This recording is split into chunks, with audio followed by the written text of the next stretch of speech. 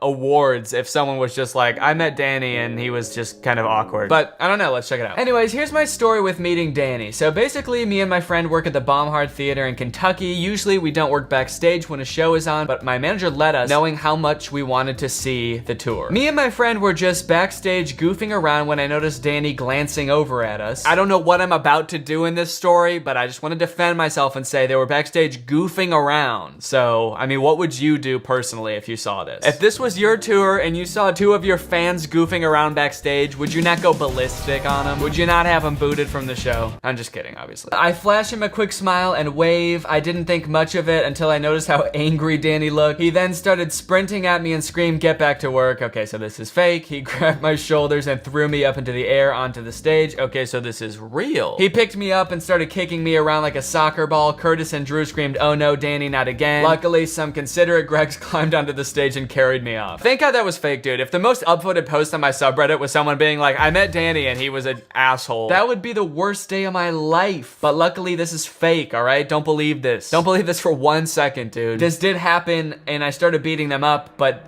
Curtis and Drew actually joined in and helped. Yo, look at this fan art, dude. This is awesome. This looks just like me. I guess before I got a haircut. I got a haircut just today, so my hair's a little bit shorter. I look naked now. But back when I had long hair, this was me. I look just like Danny. I'm censoring for privacy reasons. Even though you're censoring your face, I'm just gonna come out and say, I don't see it. The arm looks nothing like my arm. This arm hair is like way too dark to be my arm. All right, look at this. So your arm looks nothing like my arm is basically what I'm trying to say. Can we get some more arm doppelgangers in the subreddit? Except not actually though, because I feel like that'll just take over the subreddit if I ask for that. No arms, please. Oh no. My dad watching Danny with other dads. Yeah, I didn't really think about this when I asked people to show their dads on the subreddit. You know, not everybody has a dad, but this is pretty tight, dude. Your dad is kind of swagged out right now. Very cool little case that you got him in. I had a lot of complaints about the last dad with his cable management. This dad, honestly, I'm gonna give him a 10 out of 10. Not gonna lie. You fitted him out pretty well. He's carrying on in luxury. This is actually pretty funny if you don't get sad. Yeah, I'm not sure if I'm like, if the person who posted this is okay with like laughing about it. I guess they posted this, so I assume that they're cool with it. Yeah, okay. They're responding with jokes about him being cremated, so. Sorry for your loss at any rate. Very swaggy Earn, and 10 out of 10 dad. Danny and Danful. Oh, Danny, Dan NY and Dan FL. The Dan FL is also the Dan Football League. It's like the NFL, but the Dan FL. So you could have made it that as well. But this is nice. This was funnier in my head. Yeah, I mean, it's kind of just like a breathe out of the nose, like a little exhale out of the nose funny. But you know, I appreciate it nonetheless. You could have made Danil, DANIL, and done my home state of Illinois. And then it would have almost been like Daniel. I feel like that would have been better, honestly. Danny and Dan. And then you could have shown like me in front of the bean or me in front of cornfields. That's pretty much all Illinois is, actually. It's the bean and cornfields. Stupid dream I had. Literally every time Danny is in my dreams, he acts insane. I don't know why. You've dreamt about me multiple times and every time I'm in your dream, I'm insane. Am I the new Hat Man, dude? What the hell? Actually, that'd be pretty sick. I haven't seen any influencers. You know, you see influencers like entering different industries, like Logan Paul's coming out with like a beverage. Mr. Beast has like burgers now. I want to enter like the dream space. Not the dream SMP, but like people's dreams. I want to become a new recurring character in people's dreams. You got the old hag, you got Hat Man. I want people to start seeing Danny when they have sleep paralysis. Hey guys, LOL, it's me, Danny. So hey, haha, it's me, LOL. So fuck all of you guys, go fucking kill yourselves. I'm literally not even joking. Holy shit. Later on Twitter, hey guys, so and then I'm posting my dick on Twitter? The fuck? Oh, and Curtis is here too. Guys, I don't know what's going on with Danny. He won't answer anybody. He's gone missing. Wasn't the other post that I talked about on here where someone had a dream about me leaving like cryptic messages? It was like follow the cat or something. Okay, yeah, please find me follow the cat. Okay, so here's the new dream lore, all right? I'm gonna start being a recurring character in people's dreams now, but instead of like sitting on your chest or standing in the corner of people's rooms like the old hag and the Hat Man, I'm gonna get lost and people have to find me. So maybe if you have sleep paralysis, I'll be kind of like hidden in your room and there will be clues and you have to find me. If someone could add me to the villains wiki, actually, that would be sweet. And we can just kind of create some lore. And then maybe people people will dream about me. Later on the news, so investigators are, oh my God, there he is. And I'm running down the street. Dude, what the fuck, man? It's funny now, but in the dream, it was really realistic and everyone was super freaked out and worried. Yeah, I'd imagine that in the dream, that would be like really worrisome. Thank you to your dream self for being concerned for me though. I'm glad that you weren't just like, oh, this guy's insane, I gotta stop watching this guy. And you were like, I'm worried about Danny. That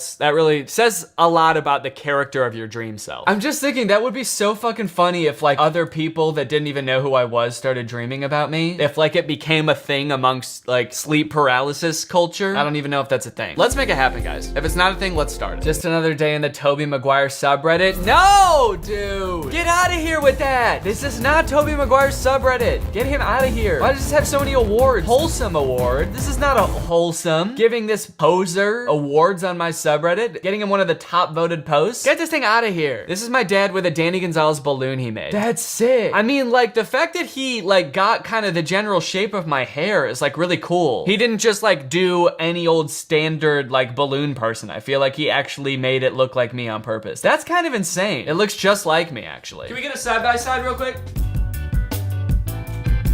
It looks like me. Epic, kind of scary though. Yeah, this is kind of scary. I like that my hands kind of look like hooves or like white coffee beans. It does kind of look like something, and this is no disrespect to your dad because it's very cool, but just being the nature of like kind of looking like a doll, this kind of looks like something that would appear over your bed at 3 in the morning. And thus, I am going to have to also get this added to the villains wiki as the evil counterpart to my sleep paralysis self. This guy will sit on your fucking chest, actually. Luckily, he doesn't weigh that much because he's made out of balloons, but he will sit on you and he is terrifying. Oh no, dude. I already know what this is from this picture. My friend found an article from 2012 that's a cast list for Hello Dolly at Danny's old high school, and he had like a lead role killer dance moves. Dude, I don't even want to watch this, man. I know that it's weird.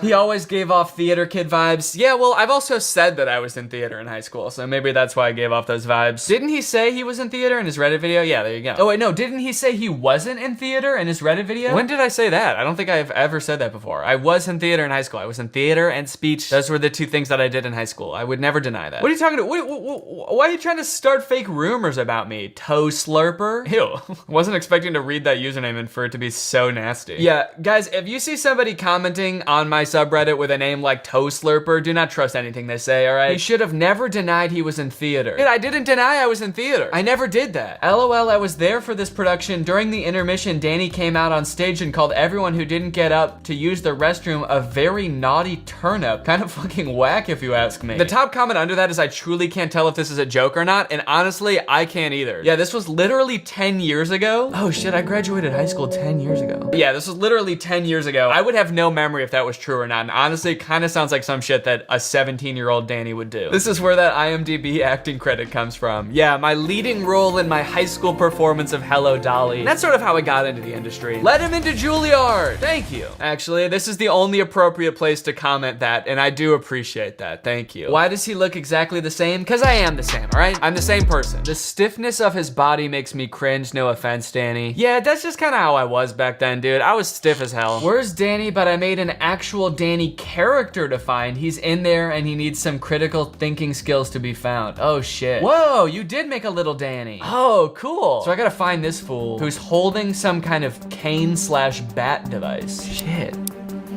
Oh wait, is that me? He's wearing a Greg hoodie. Wait, did I find myself right away? He's holding a cane. I think that is me. Did I literally find myself that fast? Jake, if you're editing this, don't even edit that down. I want them to see how fucking fast I found myself, dude. That is me right there. I've got a cane. I've got a blue hoodie. I feel like I found that in literally like 5 seconds. That was absolutely mental. My critical thinking skills are off the charts. This is insane. I hope that is me though. Otherwise I'm gonna look like an idiot. Because the hair isn't exactly the same. But it's similar. No, that's me. And I'm not gonna spend any more time on it. They're so adorable. Yeah, we are. Look at me, dude. I'm straight up asleep. Goddamn. That's such a cute picture too. Look at us. 2 little peas in a pod. He looks so drunk. Dude, I'm literally asleep in this picture. Danny, you have to explain this picture. I need an explanation. What's going on here? Honestly, I just took this picture in my room one time and it's been my profile picture for literally like 6 years. Maybe I should get a new profile picture. I don't know. I don't even really do my hair like that anymore. I also like photoshopped this really poorly. I don't know if anyone's ever noticed. I didn't like cut out the background all the way. There's like little parts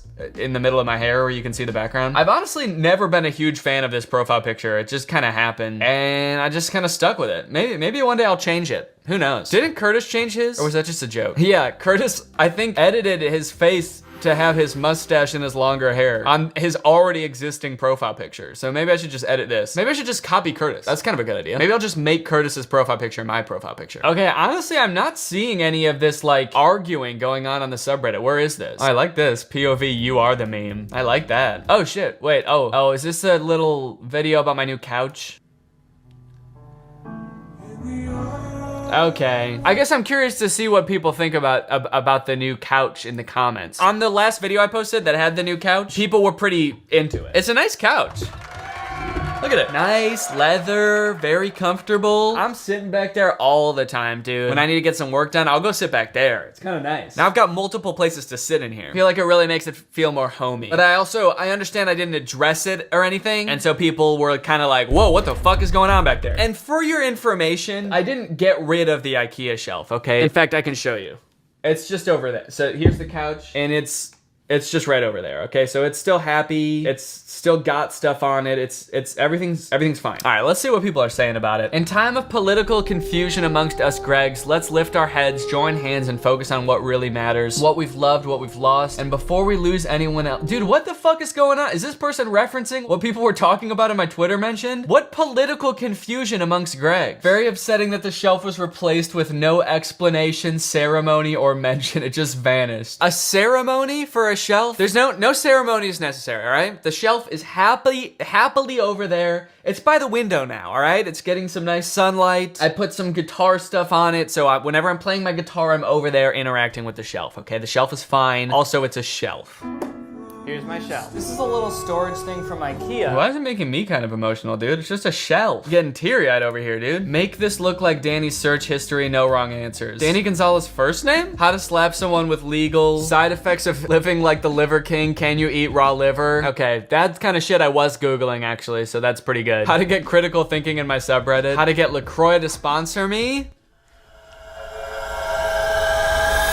Pretty good. Except now, honestly, I don't even want him to sponsor me anymore. You know what? I'm happy to just drink whatever freaking sparkling water I want. Honestly, I've never felt so free than I do now that I can drink any brand of sparkling water. I can switch it up anytime I want. So this is honestly for the best, all right? I can't be tied down to LaCroix unless they wanted to fork over just a little bit of cash. But, you know, it's fine. How many nipples do rats have? I specifically do remember looking that up when I was filming the rat tattooing video. I was like, I know they have many nipples, but I need to know for sure how many they have. All right, I gotta find wherever this political discourse is. Maybe I gotta go to top within the past week then. That's when I've been getting these DMs. Me returning to the subreddit after 2 days away and everything is fucking crazy. Where's the crazy shit? Oh, we got a dad in here though. My dad bought these cord concealers just for Danny. That's, okay. Honestly, personally, I would prefer the cables to go in the wall, but that's definitely better than whatever this dad had going on. These cables are everywhere. So I'll give you like a 7 out of 10 on the cable management. Pretty good dad though. I'll give him an 8 out of 10. Also, you can get cable runners that are like the same color as the wall so that they blend in a little bit better. So if you don't want to go into the wall, I would at least recommend that. Maybe just paint it or something. Go landlord style and just freaking put a slab of paint over that. I don't know what the Gregolution is, and at this point, I'm afraid to ask. Okay, so is this what people were talking about? A Gregolution? Greglotion? Is it really Greglotion? That just makes it sound like you're saying like Greg Lotion wrong. Danny has become a dictator, so we started Gregulation. Okay, there's 3 different spellings of Gregolution in here. There's Greglotion, Gregulation, as in congratulations, and Viva la Gregolution, which is what I feel like it should be. So people are rebelling against me. You know, maybe if they had me on their side, they'd be able to fucking spell. That's all I can say. So we started the Gregulation to fight against his Iron Fist rule. We want back upvotes,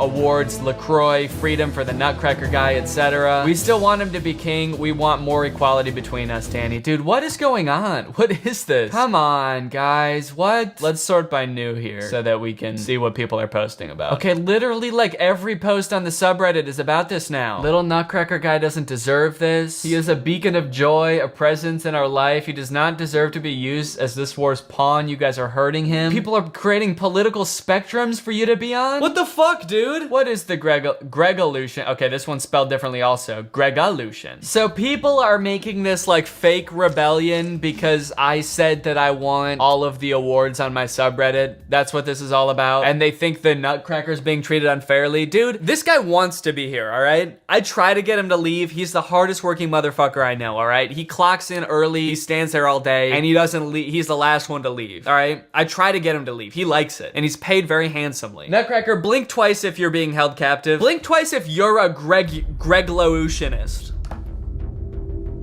He's fine. In terms of the awards, I understand that, you know what, there is some good content in the subreddit and people should be rewarded for those things. I don't even know how to respond to this. This is so strange. Take the awards. I don't care. I don't need them. I don't need them. Take the awards if you want to. Can we just get the subreddit back to normal, please? I'm a little worried about you guys. Danny, encourage people to think more critically. They do it and gave me fun puzzles. They used too much of their critical thinking skills and started a Gregolution, and then I'm like, oh shit. I guess I really created a monster, didn't I? You guys are too smart now. There's like a whole culture in here that I don't even understand. How am I like out of the loop in my own subreddit, dude? Here's what we're gonna do, okay?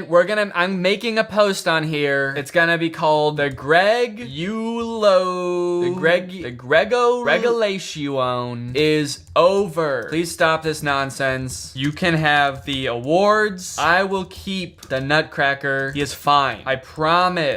Post. All right, well, I guess that fixes that. The rebellion is over. Thank you guys for watching. Goodbye. What's up, Greg? I hope you're having a great day, and welcome back to another episode of Checking In on Varley. You guys remember Varley, everybody's favorite mom on TikTok? Well, apparently I didn't, because I totally forgot about her. When was the last time I made a video about Varley? It's been almost 2 years. I feel like a bad friend or something, dude. She's been doing so much, and I haven't been keeping up with her. I haven't kept in contact with her very well. We DM'd a little bit right after the last video I made about her, and honestly, she seemed like a really nice lady, and I think we're friends now. And I just kind of remembered, since people started tagging me in her TikToks, I failed her as a friend. I haven't been checking up on her, so today we're gonna be checking up on Varley to see what she's been up to. Just from scrolling through her TikTok account real quick, seems like she's been diversifying her content quite a bit. She's made thirst traps. Call me up by your name, I'll be on the way, like, call me by your name.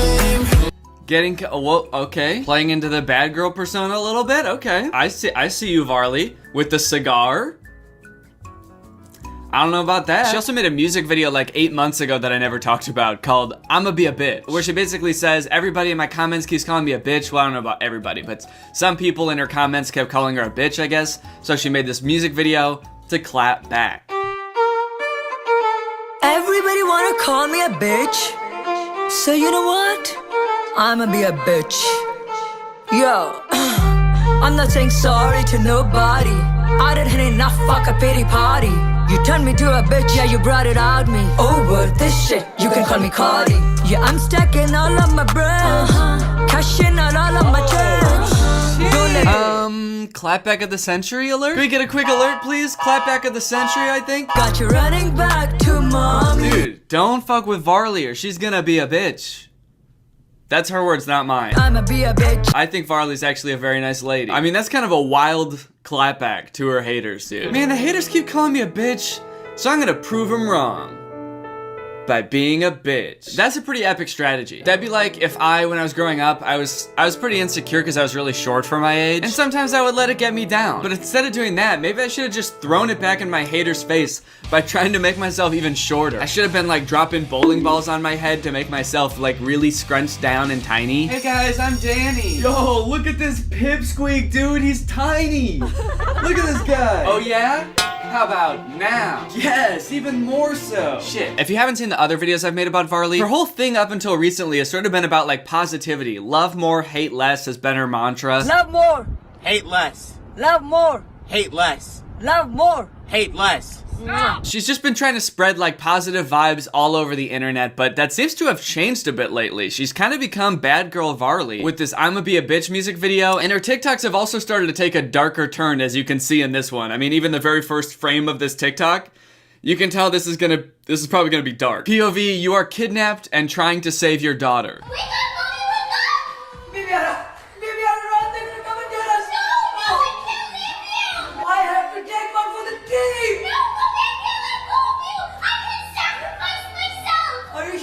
Are you sure?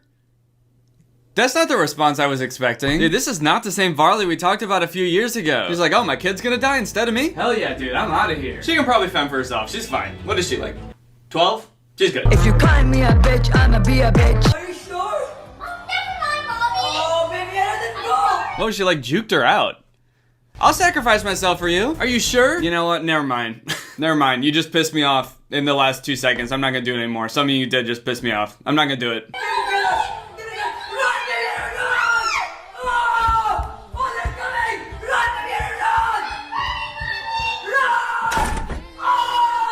A truly haunting TikTok. Class A performance by Varley. S tier performance by her daughter, dude. Dark as the TikTok might have been, I think it really said something about society. I love the red and blue lights flashing in the background. I'm trying to figure out like the thought process behind that. Why did they put red and blue lights flashing in the background? It's clearly not meant to be police lights because like we can see where they're coming from and it's not a police car, it's just a light stand with lights on it. Cause like sure, you often see red and blue lights flashing at a scene where crime is taking place, but that's usually because the police are there, and they're the ones with red and blue flashing lights on their car. But I feel like Varley might just think it's like just like a byproduct of crime. Like anywhere where crime is happening, there just are blue and red flashing lights. All right, buddy, you're under arrest. We know you stole that bike. No. This is my bike. Okay, you know what? Actually, here's a theory. Maybe the criminals in this video set those lights up just in case somebody did call the police. Then the police would show up, see blue and red flashing lights in the window, and think, oh, the police must already be here. They must have drove into the house, and that's why blue and red lights are flashing from inside the house. They must have driven their cars in through the back door to stop the crime. I guess we're good. We can probably go home. This looks like this is under control. Me now, don't say that our love is growing. I mean, saddest thing I've ever seen. I don't know about you. POV, you left me because of one mistake I made. Heartbreak emoji. That ending though, star eyes emoji. I mean, I was gonna say the ending kind of threw me off. I thought that was kind of weird, but she seems really proud of it. That ending though, pretty much killed it. Dude, I swear to God, I killed that ending. Name one person that can scream more quietly than me. I've got the quietest scream in the acting game, dude. Maybe she's not screaming, that's why she's not making any sound. Maybe she's yawning. It's a little bit intense for a yawn though, but I don't know, maybe. Oh, I didn't get my coffee this morning, dude. Oh yeah, me too, man. I'm pretty tired. Yeah, I mean, yeah, man, dude, I'm so like, I'm just like, huh? What the fuck is going on? Oh shit, dude, somebody get this guy some coffee! Somebody asked for coffee? Cool! Kevin, no! Ugh. I gotta have my Dunkin'. This has been sponsored by Dunkin' Coffee. Rest in peace, Kevin, we will miss you. Alright, here's another POV. Your psycho, over-possessive mother doesn't believe in love at a young age. Mommy, I think I'm in love. This age is to study, not love. Age is just a number, Mommy. Of course, darling, it is. Come, give mommy a hug. It's been a while. 1 hug a day, that's the minimum. 4 hugs a day, that's the maximum. Okay, it's weird for a mom to have like a minimum number of hugs a day, but I also feel like if she's a psycho over-possessive mom, it's also weird for her to have a maximum number of hugs a day, right? Like if she's over-possessive, you'd think she'd be wanting to hug her all the time. It's also weird that the maximum number is so low. 4? Your max number of hugs a day is 4? That doesn't sound very over-possessive to me, dude. If I was little and my mom would only hug me 4 times a day, I'd probably think that she hated me. If she was like, we've already done 3, that's kind of pushing it. I don't know if I can... Alright, I can muster 1 more. Aw, sure, Mommy. I can hug you all day long. You're the world's best mommy. Yeah, that's what you think. You think you can hug her all day long. Your mom does not agree. I guess maybe her hugs are really long. Each hug is like 6 hours long, so like literally, she can only squeeze 4 of those into a day. Ouchie! I'm sorry, my daughter. There's no power in love. What'd she do with the fist? I thought she had a gun. What does this mean? What did she do with the... What did she do with her fist? Snaps her neck. Oh, fuck. Goodbye. So, what? Explain that. How does that make sense? She killed her? Dude, I'm starting to think this mom isn't that possessive. I'm starting to think she doesn't even like her daughter at all. She's like, I don't really want to hug you that much, and also, I'm gonna kill you now. How's that for an obsessive mom? I'm obsessed with killing you. I'm obsessed with staying the fuck away from you and hoping you die. How's that? That'd be like if I said like, I love this little nutcracker decoration, dude. I want to look at it all the time and I'm obsessed with it. But then like, as I'm saying that, I'm like lighting it on fire and stepping on it. So yeah, there's just lots of TikToks now of Varley being like a creepy villain, like murderer. I'm a bad guy. There's a lot of her as this over-possessive mom. And this one sort of a similar thing happens, but then she also starts singing Humpty Dumpty at the end. I'm sorry, my daughter. There's no power in love. Humpty Dumpty sat on a wall. What is she doing with her fist, dude? And why do they say ouchie when they die? That might be the most haunting part of the entire TikTok, is when they say ouchie when they die. Ouchie! Imagine murdering someone, which I feel like for most people is probably pretty hard to imagine. Like, you know, you have to be in a really dark place to do that. And you'd probably be like stricken with guilt afterwards. Imagine if the last thing someone said to you as you killed them was, ouchie! Like, you're driven to such a place where you have no choice but you feel like you have to kill someone. And the last thing they do is like fuck with you by saying like, ooh, ouchie! And then they die. You'd probably spend the rest of your life being like, did it hurt? I still don't know if it hurt or not, or were they fucking with me? Were they like, oh wow, ouchie, bleh, and then they died forever. So yeah, anyway, then she starts reciting Humpty Dumpty. Humpty Dumpty sat on a wall. Humpty Dumpty had a great fall. Which is confusing on its own, but she's done that like a few times. In this TikTok, like almost the exact same thing happens. Ouchie! All the king's horses and all the king's men could not put Humpty Dumpty together again. Goodbye, my daughter. Bye, mommy. Okay, I forgot that happened in this TikTok. That is the most confusing part about any of these TikToks. That's like some next level humor. Honestly, Varley, that's hilarious. To have this like whole ass creepy TikTok where you kill your daughter and then at the end be like, bye, sweetheart. And she's like, all right, see you later. Just like laying on the ground covered in blood. Oh yeah, peace. Yeah, I'll catch you later. I'll probably just chill here for a while. It's not just Humpty Dumpty either. There's some sort of weird thing going on with nursery rhymes in these videos where Varley is acting creepy. Give me my child. Give me my money. Child. Money. Ba, black sheep. I haven't quite cracked the code yet. I'm guessing there's some reason behind it, but it happens in this one too. This one is called POV. You hop on the wrong taxi. Taxi, taxi. At your service, sir. Airport, please. $20. That's too much. 10. 10? 5 only. Sir, with $5, hold on to this rope attached to my taxi, and you will reach safe and sound. All right, right off the bat, don't get in that taxi. Absolutely should not get in the taxi. For one, the taxi driver's acting super weird, and also she just has rope.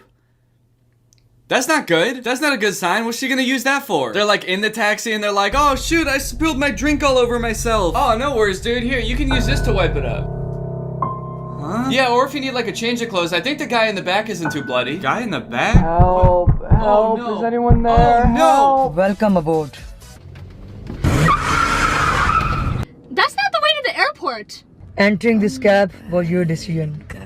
Where it leads you is mine. Oh no! Help! Help! Old MacDonald had a farm. E-I-E-I-O. Okay, I think that maybe in this one, her singing the nursery rhyme is like putting them into a trance or something, because now they're singing along. That seems weird. I feel like maybe she's like, the nursery rhyme is like her superpower that puts them in a trance. With a moo here, And a moo-moo there. here a moo. There a moo.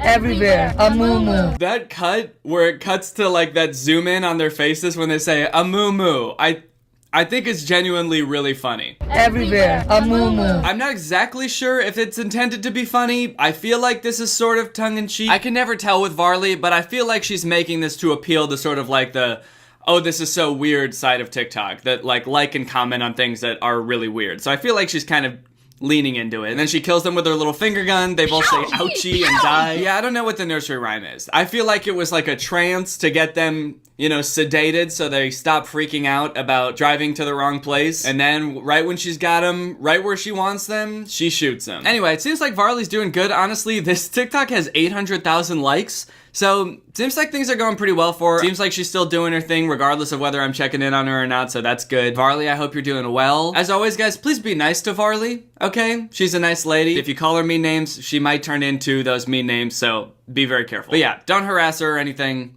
Be nice to her. Be nice to everybody I make videos about, alright? Just don't harass people. Now, I don't know if in this video you've seen this tattoo on my hand, but if you have, you're probably wondering, Danny, when did you get a tattoo on your hand? And let me tell you, and since I got sponsored by Inkbox Tattoos. This video's been sponsored by Inkbox Tattoos. Guys, Inkbox Tattoos are the ultimate form of self-expression. If you're not familiar, Inkbox Tattoos have the look and feel of real tattoos, but without the permanence. They usually last about 1 to 2 weeks. They look just like a real tattoo, so much so that I don't think I would even know the difference with a lot of these. They just look really good, super professional, and they have a ton of designs that you can choose from on their website, whether it be designs for things that you're really passionate about, or just like cool little designs like this bumblebee that I put on my finger, or the cute little gnome fishing on my forearm. And actually, one really cool feature that they have is you can actually upload your own designs to their website and then order it as an Inkbox tattoo, which I think is a really cool idea. I've been kind of like toying with the idea of getting a tattoo for months and just kind of nervous to pull the trigger, but like actually being able to see a tattoo on your skin and like live with it for a little while seems like a really great way to just like get used to it and see if you actually like it. But if you just want one of their designs, they've also just launched the Inkbox quiz, where you can answer a series of questions about what kind of tattoos you like, and it'll suggest a bunch of tattoos to fit your style. Applying the tattoos is super easy. It took like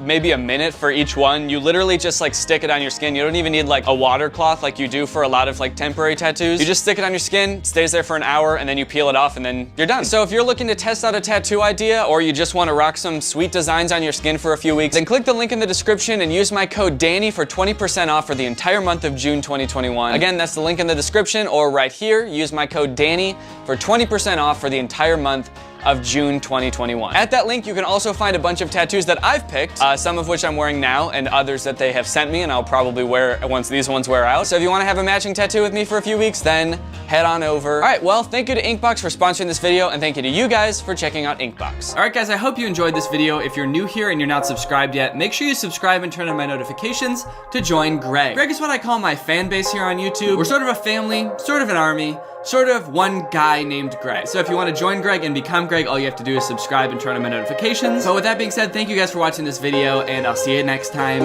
Bye. This video is over now.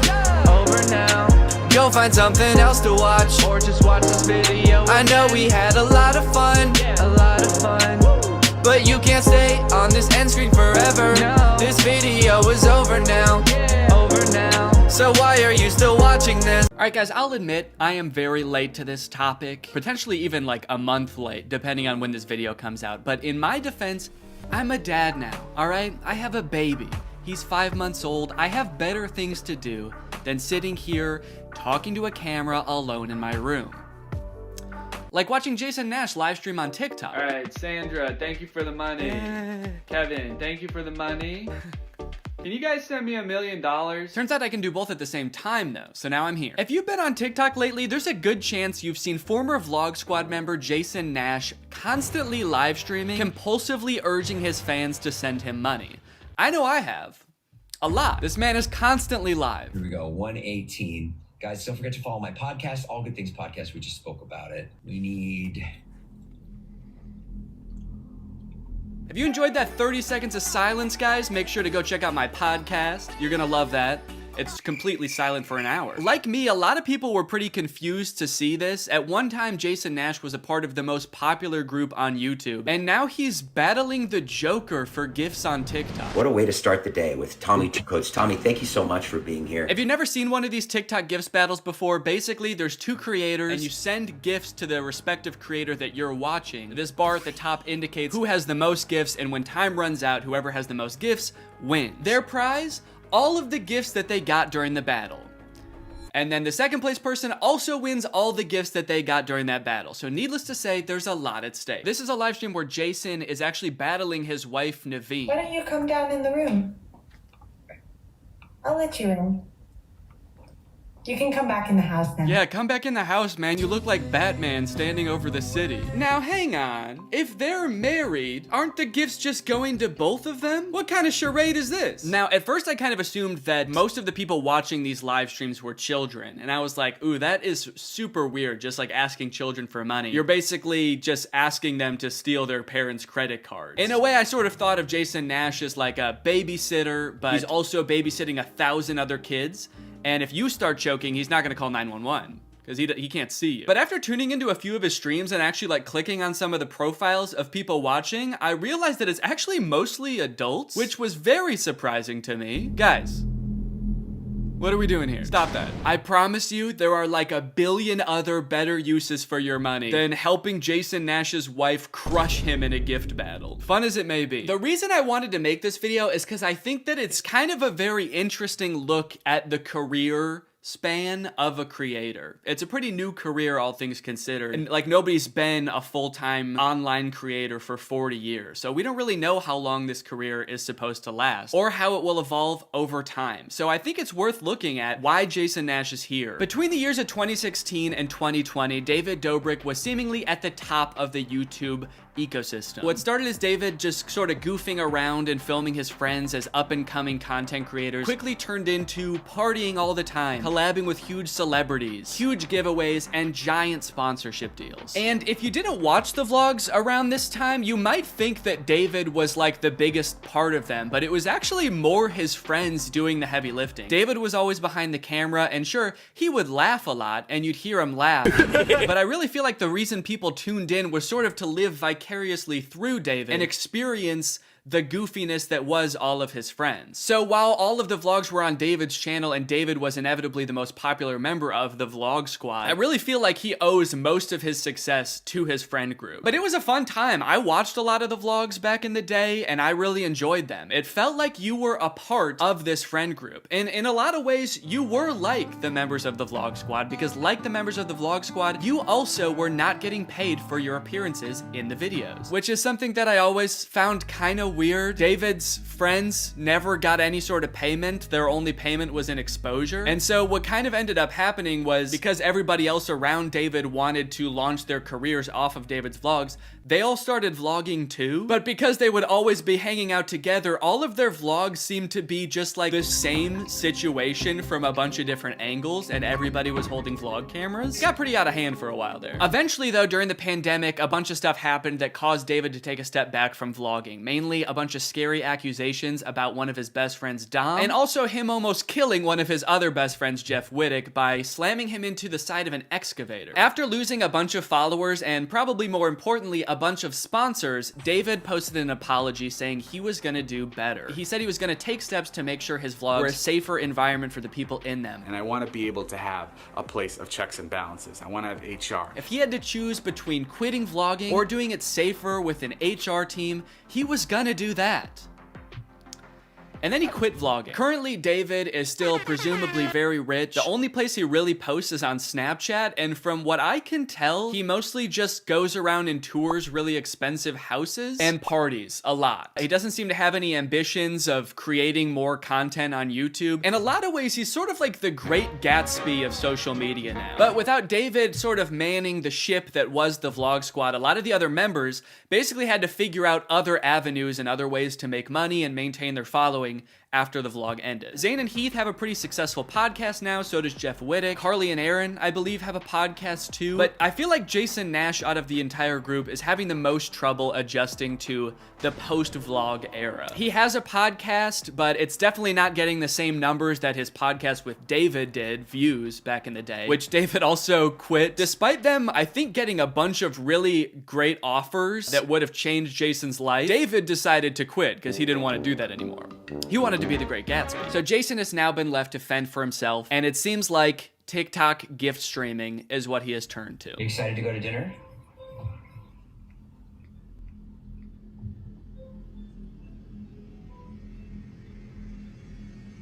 Man, this is content, baby. This is crazy. I didn't know all you had to do is just sit there and stare at your camera and people will just send you money. Why did I write this whole video? So a lot of the response has obviously been kind of cringing at this feeling that what he's doing now is very shady. And I mean, he's not really harming anybody, I guess. It does seem like it's mostly adults sending him money. Obviously, there's always going to be kids online stealing their parents' credit cards, so that's not great. I do get kind of a shady vibe from it just because there literally is no content for you to consume except to send him money. Like, the whole point of this stream is to see how much money Jason can make without having to do anything. That's like the point of the stream. Melanie, thank you. Let's go. And you could argue that Twitch streaming has donations and, you know, a bunch of other live streaming does too. But I would argue that there's at least some content behind that. Someone's playing a video game or they're doing a podcast live and the donations are just a little bit extra on top. It's not the content itself. I've also seen a lot of people wondering like, wait, isn't David super generous? During his vlogs, he was always giving away cars. He was paying for people's weddings, just like handing out PlayStations to people on the street. Surely he could just help Jason if he's struggling financially, right? Wrong. From some of Jason's podcast clips, it seems that is definitely not the case. But before we get to that, I've got to make some money of my own. All right, guys, let's get those gifts in. James, thank you for the llama. Carol, thank you for the sombrero. Brian sent a Arab? Oh. Is this a gift on TikTok Live? Also, how did you get this one? This one's mine. Well, regardless, this is actually pretty convenient because this video is sponsored by Arab. Arab flavors your water using scent-based taste. And, oh, Brian also sent a scent pod? Oh, thanks, man. Okay, so I can put that on. With the scent pod down like so, it's just a normal water bottle. But when I activate the scent pod, air is able to pass through the scent pod and into your mouth, where you can taste the scent. Send me money. I like to bust out my air up while I'm getting work done. It gives my water a little bit more which is what I need when I'm trying to focus. This one right here is lime, and it is excellent. Someone said, come to Brazil. I'm busy. Air up is a unique hydrating experience. You can't get this anywhere else, buddy. No chemicals, no sweeteners added to the water, just plain old water into my plain old mouth. The scent pods come in a variety of flavors. I really like the lime and the peach. My editor, Jake, is really fond of cherry. So no matter what kind of flavors you like, there's bound to be a couple for you. If you want to spice up your hydration experience, click the link in the description, get yourself an Air Up, get yourself some scent pods, put your mouth on the nozzle, and suck away. You look really tired today. That is mean. Thank you to Air Up for sponsoring this video, and thank you to you guys for checking out Air Up. Now back to the video. About a month ago, when Jason was in the thick of his live streaming every day, he posted this podcast where he and a bunch of David's mutual friends talk about how different life is now that David's not vlogging anymore. Like, the thing is, like, David's in this, like, moment in his life. Yeah. Where he can do anything. Where he just parties. Oh no, Jason. The look on your face, man. Jason's like, don't look bitter, don't look bitter, don't look bitter. Where he can do anything. Perfect. He can do whatever the fuck he wants now. He calls me to play pool. And I'm like, I gotta go live. And I don't expect him to understand that. You don't expect him to understand that you have to work to make money? You know he did that too, right? I wouldn't expect him to understand that, man. He hasn't had to work in, gosh, what is it, 2 years now? I hate to say it, Jason, I think he gets it. I just don't think he cares. Like, I'll say things like, I'm losing my house. and he'll be like, oh, but just come play pool. I just don't think he cares.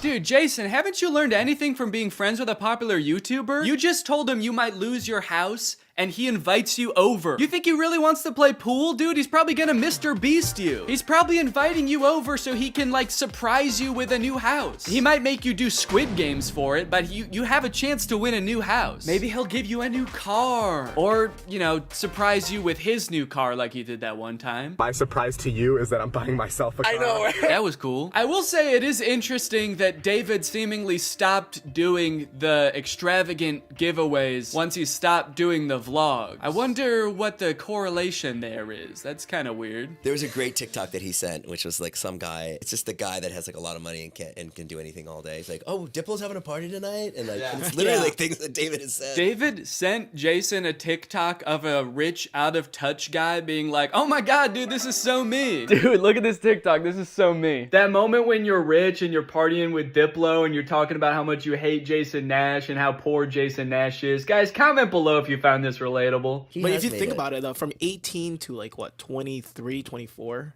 Oh, he was hitting it he never drank. I don't think he ever drank. Even when we would visit him, we'd be up till like midnight just like watching the edits, just like wow, he worked hard for 5 years? Let the man party, dude. Please do not burden David's poor gentle soul with your financial woes. Just let the man play pool and play with him, for God's sake. I mean, look, I don't doubt that he worked hard. The dude posted 3 vlogs a week. I'm sure it was a lot of hard work, but you know who also worked hard?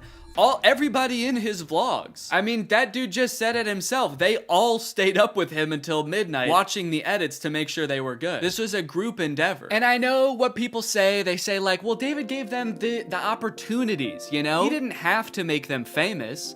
Yeah, he kind of did. That was like the whole point of his vlogs, was his friends. David wasn't just making them famous because he was a good, generous guy. He was doing it because that's what was working. They made him famous as much as he made them famous. Now it's like the complete opposite. Everyone's like working, and here's him just like, hey, what are you doing tonight? And it's like a Tuesday night. Everyone's working. Yeah, man, that is kind of a crazy switch. Whereas before, David was working and everyone was helping him. Now everyone else is working, so naturally David is partying with Diplo. Naturally, a lot of the conversation around Jason's live streams has revolved around the confusion as to why he wouldn't just get like a normal job if he was strapped for cash, or if like the social media thing wasn't working out. Can someone make Jason Nash a fucking DoorDash account? People are wondering, why is he pursuing this career that is like universally seen as embarrassing or cringe, rather than just getting a 9-to-5? And I totally get that criticism, because I do love being a creator. I love getting to be my own boss. I love being creative on a daily basis, working with people that I'm really inspired by, entertaining people. But if this exact version of being a creator stopped being feasible, would I start doing gift streams on TikTok? Hell no. And not even necessarily because it's like embarrassing or cringe. It's just that like what I enjoy about being a creator, that does not accomplish. There's no being creative. There's no entertaining people. At a certain point, you like strip out all of the fun parts of the career and you just have only the most superficial parts of it left. Just money and fame. So no, if like this YouTube channel didn't work out anymore, there's a billion other things I would rather do that would be more enticing to me than like gift streaming on Twitch. But maybe Jason likes it. He doesn't look like he does, but maybe he does. On the other hand, I could say that Jason is also older. He's lived a lot more life, he's had a lot more experience, and his career in the entertainment industry has gone through a lot more ups and downs than mine has. From what I can tell, Jason has been a stand-up comedian, he's been in TV shows, he's been a podcaster, a Viner, and a Vlog Squad member, and now a TikTok live gift battler. Between all of those seasons of his life, I'm sure there was downtime where he could have thought, oh, maybe this isn't for me, I'm gonna get up and go get a normal job. And then, lo and behold, the next opportunity comes along. So in some sense, I do understand if Jason's mentality is like, maybe I'm just gonna do this for a little while until I get my next thing off the ground. And I know that when I started Vine, people said the same thing to me. They're like, what are you doing? Why are you doing Vine? You know? And I was like, okay, this is what I'm doing. And then I did YouTube, and people were like, why are you doing YouTube? And I feel like when you're first to something, that can really pan out. Yeah, I do get what you're saying, but also I don't know if this is the same as Vine and YouTube. Saying he's the first to this new thing like TikTok gift battling is gonna be the next big thing is very worrying to me. Please don't make that the next big thing, guys. On top of all that, there is this sort of like gamification in your head that happens when you're a content creator. Because so much of it is like numbers based, you're always looking at your analytics, hoping your numbers go up. It becomes kind of a game in your head to see if you can do better than you did last month or last year. Because of that, I feel like in a lot of content creators' heads, quitting or pursuing a different career path is seen as like losing the game, even if it's subconscious. That being said, I don't think that's a healthy way to look at it, and I would encourage people who are pursuing being a creator to find other passions that, you know, if this didn't work out, you could pursue that instead, because I think just clinging to relevancy for relevancy's sake is not a good thing. But why try to guess what Jason's thinking when someone literally asked him on his own podcast why he doesn't just get a job? This isn't me saying this as a negative thing. Yes, I'm just totally asking. Please. Yeah. Why don't I get a real job? No, I know why you do it. Yeah. But like... No, man, I know why you do it. It's pretty clear to me.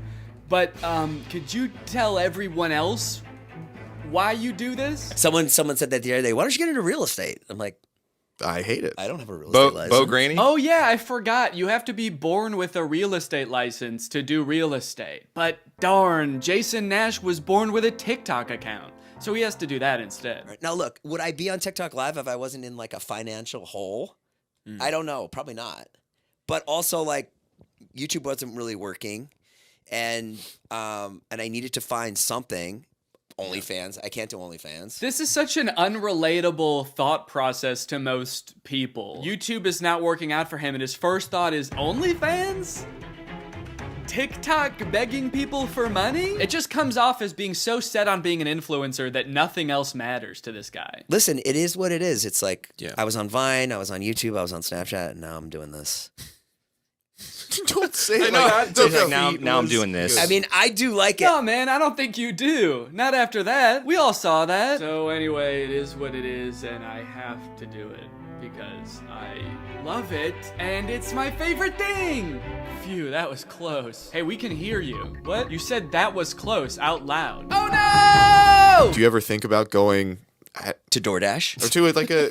I just never thought it's it's entertainment or nothing. I don't care what it is. Like, what would you suggest I do? No.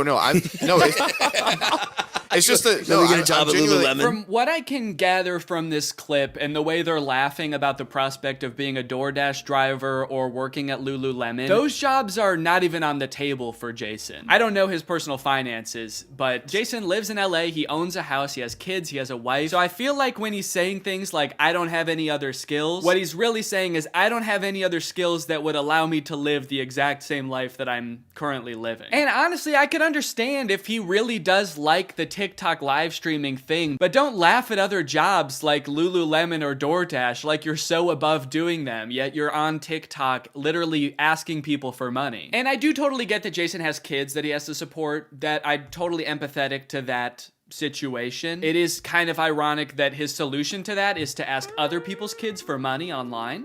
But that's neither here nor there. This whole situation kind of reminds me of this TikTok I saw about a month ago. My Roman Empire is all of those influencers who dropped out of college or quit their jobs, moved to LA, then became irrelevant. Like, where did they go? What are they doing now? One interesting thing that I don't know if a lot of people know is that I feel like a lot of creators who get into this situation can actually leverage some of the connections they make while they're relevant and some of the skills that they've learned to get jobs at like marketing agencies, talent agencies, social media companies, or working for other creators behind the scenes. There's actually a lot of opportunities out there, which I would know because my first job out of college was working for a YouTube MCN. While I was still on Vine, I graduated college and I was worried that that wasn't going to be a stable career, so I actually got a job working at an MCN. And then I also worked at the YouTube channel Corridor for a while before my YouTube channel took off. So just throwing that out there, there are other career opportunities where you get to be involved in the creator space, even writing or acting, stuff like that. But it doesn't have to be your operation. You can just get a stable job. All right, it's time to talk about David again. While everyone was making fun of Jason for doing the TikTok live streaming thing, David paid him a visit on Snapchat. Dude, you're kind of becoming a legend on TikTok now. I know. Not in a good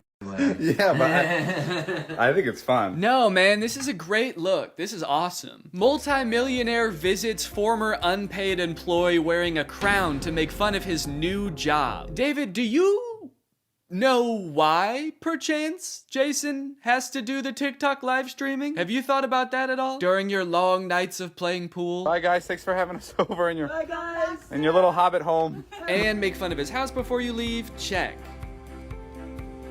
Great job. Now, with all of this talk about David and Jason, I just want to make it clear, do not go and send any hate to these people in real life, especially Jason. Jason actually got swatted mid-live during one of his streams a few weeks ago, which is obviously horrible. Anybody else inside? No. Okay, hold on. Let's get it put together and then... This is obviously a horrible situation, actually terrifying. But I cannot help but break a little smile when I look over and the two people he's gift battling are the Dobre brothers. I don't think there's a single funnier sight than watching the two of these blankly stare into the camera not understanding what's going on. Also, imagine your gift battle opponent getting swatted and he's still crushing you, dude. That's gotta hurt. My big takeaway from all of this is if you are pursuing being a content creator, I would heavily recommend being super careful about about the way you go about it. I would highly recommend not letting your success be at all related to the success of another influencer. You don't want to be the guy from David's vlogs when David stops the vlogs. Also, save your money. This career that we have, we don't know how long it's gonna last. I mean, I sort of view it as being any other type of entertainer. You're only relevant for so long, or like an athlete or something. You can only be in your prime for a certain amount of time, so save as much as you can. It's really easy to get caught up in the lifestyle of an influencer and like partying all the time and flying on private jets, buying expensive cars. And if you can make this career last for like 20 to 30 years, that's awesome. That's insane, but it's definitely not guaranteed. So just be careful, all right? For me, for your old pal Dan. All right, guys, well, I hope you enjoyed this video. If you're new here and you're not subscribed yet, make sure you subscribe and turn on my notifications to join Greg. Greg is what I call my fans here on YouTube, and if you just watch this whole video, that means you kinda gotta be a Greg now. I don't make the rules, sorry. Except for that rule I actually did make, but all the other rules I don't make. All right, I'll see you guys next time. Bye-bye. You guys may remember a few years ago when I tried to make a viral TikTok song. So I made up a fake musical artist, I disguised myself so that people wouldn't know it was me, and I released a song under a pseudonym, Fox Season. But despite me disguising myself to the best of my abilities, it did not work. Everyone knew it was me right away, and I was humiliated. Well, did you know that that entire thing has actually happened before, but instead of with me, it was with one of the biggest musical artists of all time? Well, I also did not know that. Apparently in 1999, Garth Brooks, one of the most famous men in the world at the time, created an alter ego named Chris Gaines. Sex. That's the greatest thing about being a musician. And started releasing music under this name. Why did he do that? Well, we're gonna get to the bottom of that today. See, I'm actually not super familiar with this story. I'm gonna be learning about it at the same time as you. I've had a special team of content curators, which consists of one guy. His name is Robert. Put together all of the necessary materials for us to figure out what exactly happened back in 1999. Okay, first off, who is Garth Brooks? I gotta admit, I am not super well versed on Garth Brooks. 1999 is when I was 5 years old. I wasn't listening to a ton of country music back then, but according to this bio on his website, he remains the #1 selling solo artist in US history, certified by the RIAA with 157 million album sales. Brooks is the first and only artist in history to receive 9 Diamond Awards for the now 9 albums certified at over 10 million. So when I say this guy was popular, this dude was like the guy. He was that guy in the 1990s. Now let me see what his like most popular song was. Okay, so The Dance, Friends in Low Places. Okay, I definitely know that song. I got friends in low places. That's his famous song about his friends being trapped in a well. Also, Garth Brooks' website is insane, dude. I'm trying to read his bio, and there's like a laser light show going on in the background. What is this? Makes it so hard to read. I started getting dizzy when I opened this website. Garth Brooks, you gotta hire a new web designer. Maybe he doesn't want people to read his bio because he's embarrassed about the whole Chris Gaines thing. Okay, then Robert says, then in 1999, at the height of his stardom, Garth Brooks took one of the weirdest swings a pop star has ever taken. Who is Chris Gaines? Barf Brooks. Garth Brooks' alter ego explained. And there's a picture of him. Yeah, so a big part of this apparently is his disguise. So hold on, let me show you what Garth Brooks actually looks like. This is Barf Brooks, and this is Chris Gaines. Very clearly a country singer, very clearly not. Is he wearing colored contacts too? Okay, maybe we'll learn more about the disguise later, but let's get into the article. Many artists, regardless of their respective mediums, do sometimes decide to attempt a change of pace when it comes to the art they put out there in the world. Photographers might decide to switch things up by going from black and white imagery to vibrant color for once. That's funny to use a photographer as an example, because like imagine you hired a wedding photographer and they show up and insist on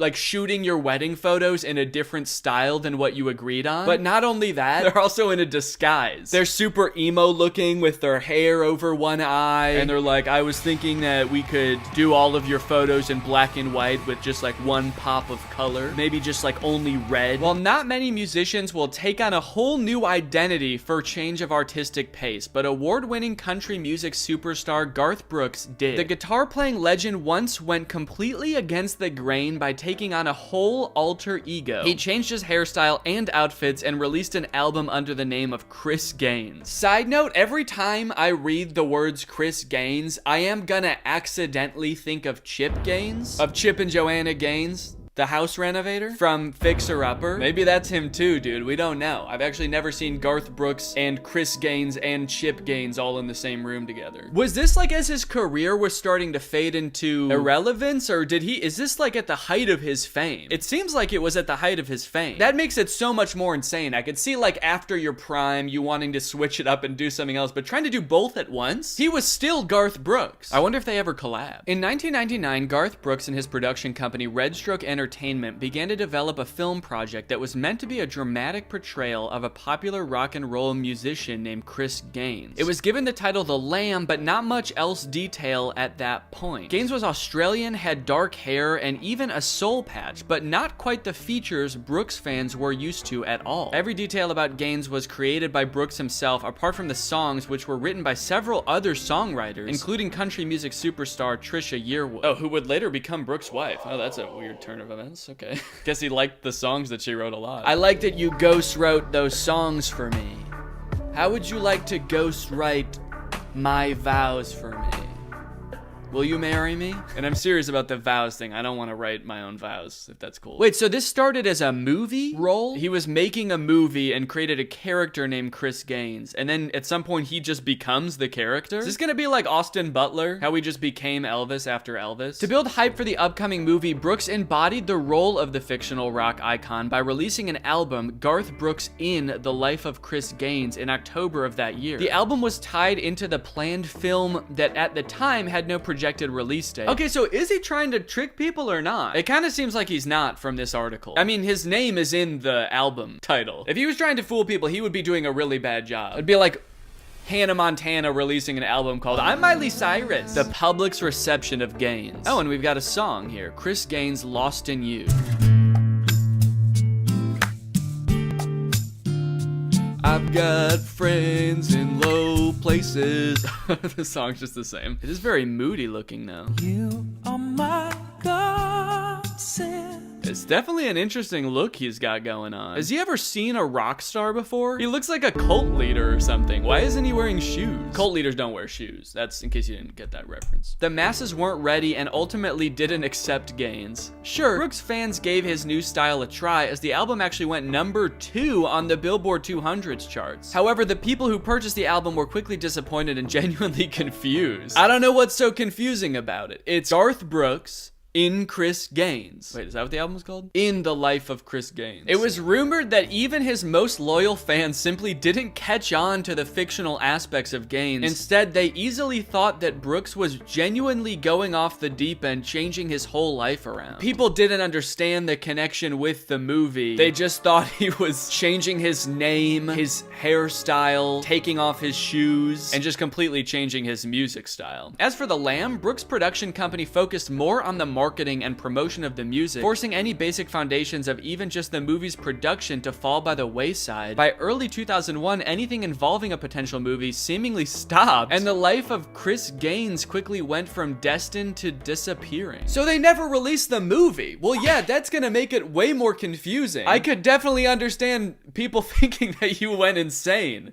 Actually, Garth. Is that his real name, Garth? Is that a name? Just sort of realized I've never heard that name before. Is he an alter ego? What is behind the name Garth? Makes it sound like it's some kind of evil plot. Who's behind this name? We have to get to the bottom of it, and we have to stop them. A garth is an enclosed quadrangle or yard, especially one surrounded by a cloister. What the fuck is going on? What am I reading? I think I clicked the wrong article. Oh, it is possible that the name Garth comes from Gareth. Okay, that's what I was looking for. Thank you for the quadrangle explanation. But it wasn't a total waste. The single Lost in You did make it to the Billboard Hot 100 Top 40 charts, which is still Brooks' only track in his career to appear on the list.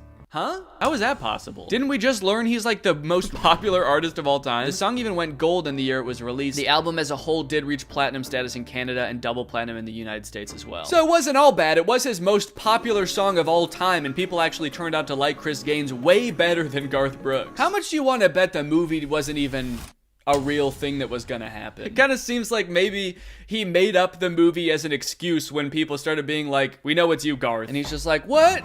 Yeah, guys, I'm preparing for a movie where I'm like the coolest guy in the world. I play like the character of the coolest rock star you've ever seen.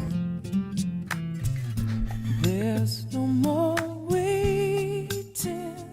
Okay, the vibe I'm getting from this music video is that he was genuinely trying to convince people that this was a real person named Chris Gaines and not Garth Brooks. Because he's hiding his face so much. His hair is covering his eyes. Every shot of him, he's like half in shadow and turning away from the camera. Or they're adding some strange blur effect to him. I'm really Danny, but you'll never tell. It's so funny to release a new artist to the world and like their debut single, when you get a chance to like really get to know the artist for the first time, to be like, I'm a new artist. Do you guys like my music? Do you like what I look like? They're filming Chris Gaines like he's Bigfoot. I'm trying to imagine if this, like, if a music video like this came out today from one of the most popular artists pretending to be someone else. Like if Taylor Swift released a music video, but she just like looked kind of different and was like trying to cover her face the whole time and be like, I'm not Taylor Swift. How confused would everyone be? That would be so strange. Okay, this is a clip of Garth Brooks promoting his episode of Saturday Night Live featuring Chris Gaines as the musical guest. Hey everybody, I'm Garth Brooks and I get to host Saturday Night Live this weekend. My musical guest is going to be Chris Gaines. Now, of course, I wanted to play the music, but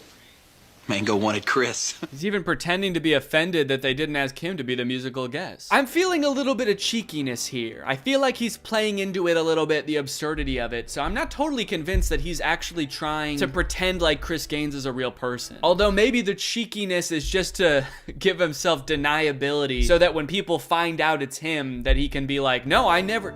You guys, I was joking the whole time. I thought you knew that. Look how cheeky I was being. Okay, now we have Garth Brooks introducing Chris Gaines as the musical guest on SNL. Ladies and gentlemen, Chris Gaines.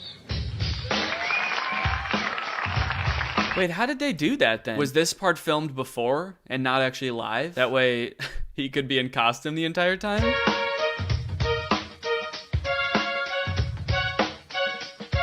It is kind of a really long intro. Maybe this was live, and right after it cuts away from him, he has to sprint backstage. During this intro, he's like rapidly changing his costume. He's putting on his dark hair. He comes out, he's all fucked up and out of breath. Hi guys, I'm Chris Gaines. Okay, here he comes.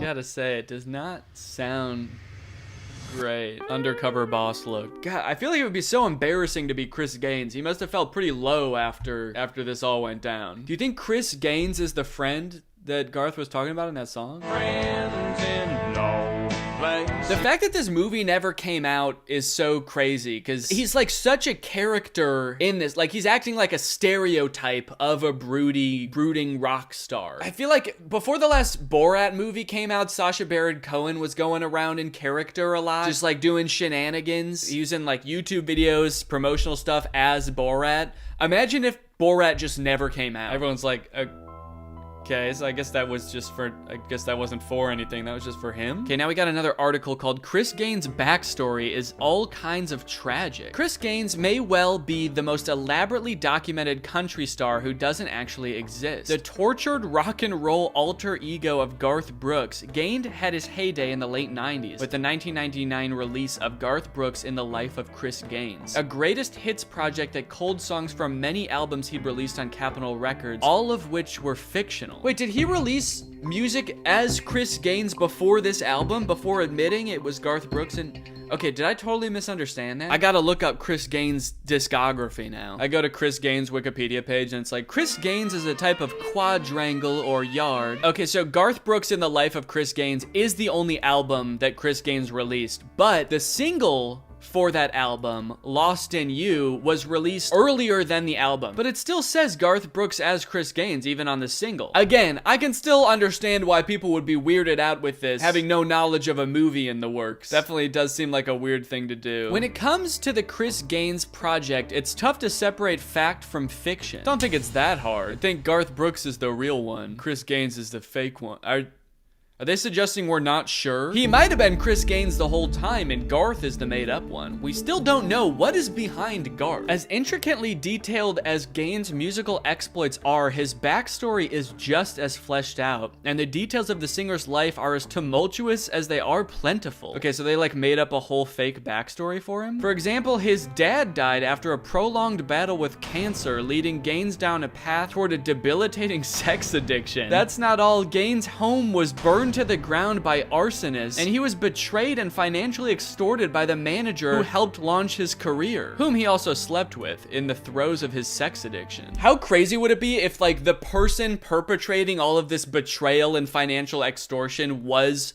Garth Brooks in this made-up backstory? He just accidentally makes himself out to be this huge asshole. The list goes on. Gaines nearly lost his life in a car crash that had severely injured his face, ultimately permanently changing the way he looks. Maybe that's why he's covering his face with his hair all the time and doesn't want to be seen by the camera. And perhaps most centrally to the torment that plagued his career, he lost a good friend and musical partner named Tommy in a horrific plane crash. Has anything bad not happened to Chris Gaines? Like, we get it, he makes dark music, so it makes sense for him to have a dark past. You don't need to throw everything in there. What was this movie gonna be? It's just a series of bad things happening to this guy. Sounds like a miserable movie. If Gaines were a real person and his life had truly taken place, it would be tragic. But as a fictional narrative, it's a testament to how hard Brooks and his collaborators worked on every detail of the Chris Gaines project. Yeah, it seems like they worked really hard Googling worst things that could happen to you and then just shoving them all in the script. When Brooks first debuted Gaines' work, some fans hailed it as a great rock and roll joke, while others were puzzled. Probably the worst reception you could get for a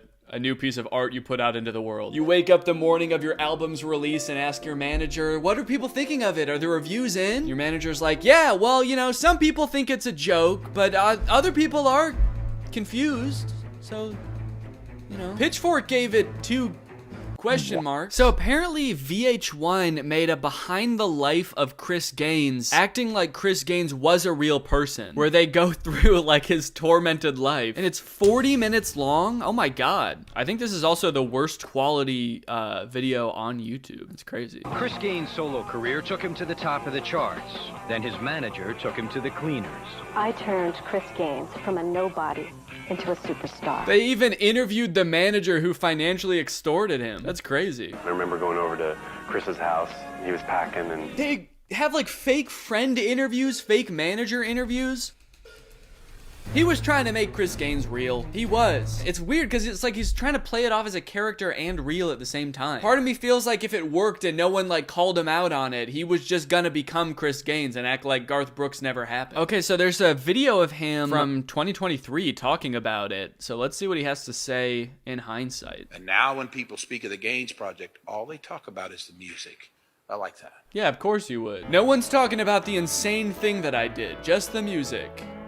Just how I like it. The Chris Gaines Project, if you just left it alone with all the shit it went through, if you just left it alone, the music was eventually going to start speaking. I like that it's like, also just leave it alone for a long time. Eventually you'll like it. Everyone stop talking about, stop making fun of me for a little bit, and then the music will speak for itself. The Chris Gaines Project was Chris Gaines' greatest hits. Technically, those songs had to come from previous albums. Yeah, just 5 of them. So what are your thoughts on revisiting that? The 5 albums have to come out.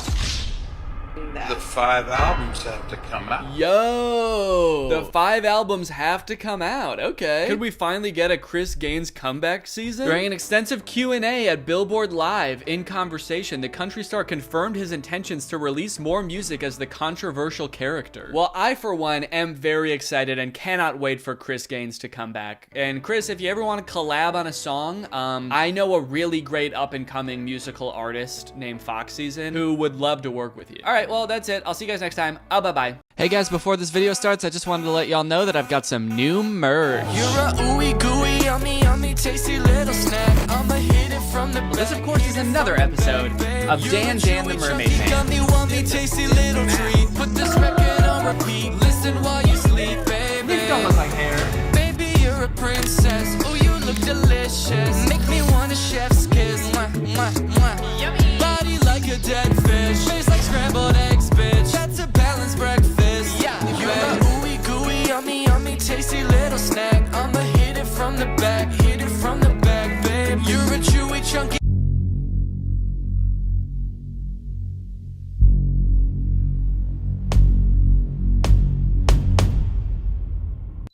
What's up, Greg? I hope you're all having a great day. Welcome back to my channel. This, of course, is another episode of Paparazzi. Or should I say, Daddy Razzi.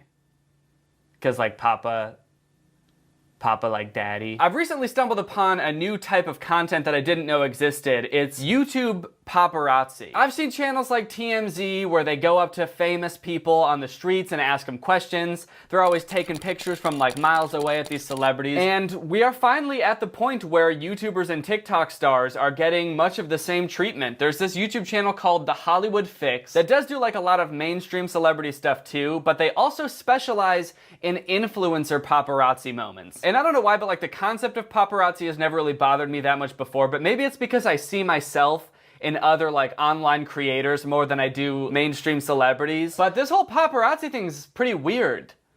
I don't really like it. I'm gonna take a stance on it right now. I think it's pretty creepy. Or at least this channel is. I'm not gonna make a blanket statement about every single paparazzi, even though I kind of suspect that they're all a little creepy, but this one especially definitely makes me uncomfortable. Let's check it out. Let's complain. So one of the first videos of theirs that I stumbled across that had influencers in it was a video of Charli D'Amelio and Lil Huddy. They're TikTok stars. Both children, or at least at the time. I think Lil Huddy is 18 now. He was 17 at the time. Charli D'Amelio was 15 at the time of filming this. And they've just gotten off a plane. I guess they're walking through the airport. And this dude from The Hollywood Fix, it's like the same guy in every video, comes up to him, cameras ablazing, to ask him some hard-hitting questions. Hey, what's up, Charlie? How's it going? Oh my God. Hey, you can tell right away that they're like really happy to see him. They've just gotten off like what was probably a 5-hour flight. I think they said they were coming back from Hawaii to LA, which I'm pretty sure is like 5 hours. And they're immediately greeted by The Hollywood Fix, who's here to ask them the most uncomfortable series of questions. Hey, what's up, Chase? How's it going? Is this like the hottest new couple? Ah, I see we've immediately jumped to the creepiest line of questioning possible for this grown-ass man to ask these two children. Hey, are you guys dating? You can tell me, you can trust me with your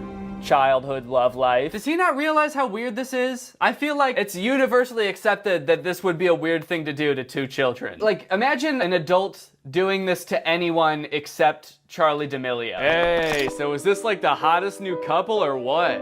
What? Come on, are you guys an item or not? We want to know. Who's we? Also, we're 9. Me and all my friends, all my coworkers at my job, my adult job. Come on, we want to know. Fess up. Why do you have a camera? This is technically legal. That didn't answer my question. But it's official now. You guys are a couple. Not officially gay, but it's a thing at the moment. It's yeah. I mean, well, let me ask you this. What about you, Ivani? Are you working on any new projects right now? Okay, I get it. Well, then let me ask you this as a rebuttal. Are you working on any new projects? Let me ask you if you're working on any new projects. How was the flight? Flight was long. It's long. I bet, I know. I bet, I know.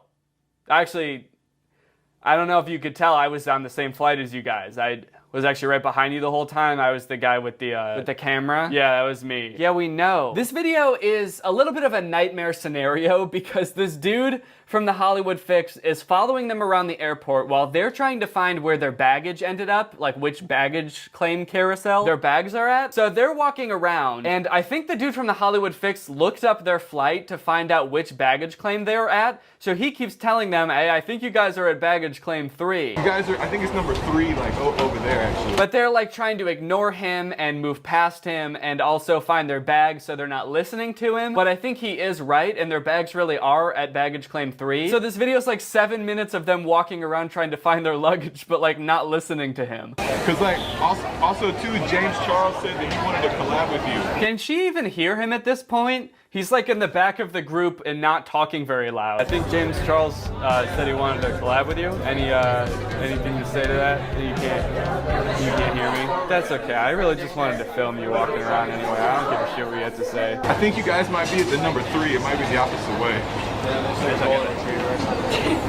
We can find him, man. Oh my God, this is a disaster. Look guys, I think you just ought to listen to him. I think he knows where your bags are. I think he knows way too much about you, but you could at least use it to your advantage just this once. It seems like everybody's talking about the Hype House now instead of like Team 10. I didn't know Team 10, so I wouldn't really know. Oh wow, you never even heard of them? We were too young. You're too young to have heard about Team 10? That was like 3 years ago, right? You know, that's actually a pretty good response. We're too young. Yeah, we're actually, I don't know if you could tell, but we're literal children. The people that you're stalking through the airport and asking really personal questions to are children. seem weird to you at all? Is that like a weird thing for a grown man to do for his career? 6 figures, we weren't even born. So that video was in January, and then just yesterday they posted another video called Charlie and Dixie D'Amelio make TikToks, pose for paparazzi, and get approached by a homeless guy, where the Hollywood Fix guy appears to be just standing across the street from Charlie and Dixie D'Amelio, filming them making TikToks and not saying anything to them. He's just kind of filming them living their lives from a distance. I don't even know if they know he's there, to be honest, which is concerning, to say the least. It's not just TikTok stars that Hollywood Fix needs their fix of, though. They also have a video called The Ace Family Stays Held Up in Their Multi-Million-Dollar Mansion During Self-Quarantine Period. So you may be wondering, oh, is this like an interview with the Ace family about how their quarantine's been going? Do they actually get like a home tour of the Ace family's house? But this video actually doesn't have the Ace family in it. Instead, it's a video from what looks like miles away, where this paparazzi dude is just zooming in on their mansion. Like, he's zooming in on their cars, he's zooming in on their balconies and like into their windows. So wow, what a creepy thing to do. Now, I'm definitely not a big fan of the Ace family. In fact, I would go so far as to say I'm the opposite of a fan. I'm an anti-fan. I'm anti-fan Dan. But oh my god and holy shit, if I ever saw a video like this about my house, I would move to the North Pole forever. Only person spying on me then would be old Saint Nick. That's right, old Santa Claus himself. And honestly, he already sees me when I'm sleeping and knows when I'm awake, and he knows when I've been bad or good, so I'll be good for goodness sake. So honestly, if he wants to peer through my windows on top of that, I mean, what the hell? I'll allow it. Maybe I need to brush up on the law, but this seems like borderline illegal, right? To just like film into people's windows. Is that illegal? Or because it's like in plain sight, is that allowed? Okay, here's an article called, Is it illegal to look through someone's windows with binoculars? Oh, most of the time you can look through windows with your binoculars. You can use a telescope too if you have one. I like that this article is not only telling you it's like legal to do something really creepy, but they're also suggesting ways to be even creepier. It's like, you know, you might not have thought of this, but you'll actually get a much better view with a telescope. They can zoom in a lot farther, they can be a lot more stable, so you might want to try one of those out. If you had X-ray specs or your binoculars have thermography/heat vision to look through curtains, then you might be in hot water. You can also get in trouble for stalking and other related activities. Okay, so I guess if it's just like a once-off telescope through the window into someone's bathroom, filming them take a shit, it's okay. As long as you don't do it like more than 3 times, then it could be considered stalking. That's what I'm getting. Okay, well, I guess it is legal. Doesn't make it any less creepy though. Okay, so those videos are weird in their own way because they're so creepy. But then I stumbled upon this other type of video that they do, which seem kind of the same because they're interviewing YouTube celebrities in public. But the difference is I'm pretty sure that these ones are like scripted, totally fake, and I kind of suspect that like the YouTubers in them are paying Hollywood Fix to make videos about them. This one actually features our old friend Steven Scherer. If you guys have seen my video about the Pond Monster family, you'll remember Steven. It's a different day now. I was halfway into recording this video when my microphone died. I did not realize it until I finished filming the video, so I will now do this part of the video again. Anyway, let's watch this video. So the interview starts off standard enough. Steven Scherer and his friend roll up on a miniature dirt bike and an electric scooter, which is, I guess, standard for the Scherer family. I mean, what else do you expect? It is weird though, because it looks like they're coming from like the middle of the street or the other side of the street. It doesn't look like they came from either direction that the street goes. They're like crossing the street. So I don't know where they came from, or how the paparazzi knew they were there for that matter, but he catches up to him and starts asking him some pretty normal questions. What in the world is this thing? You like it?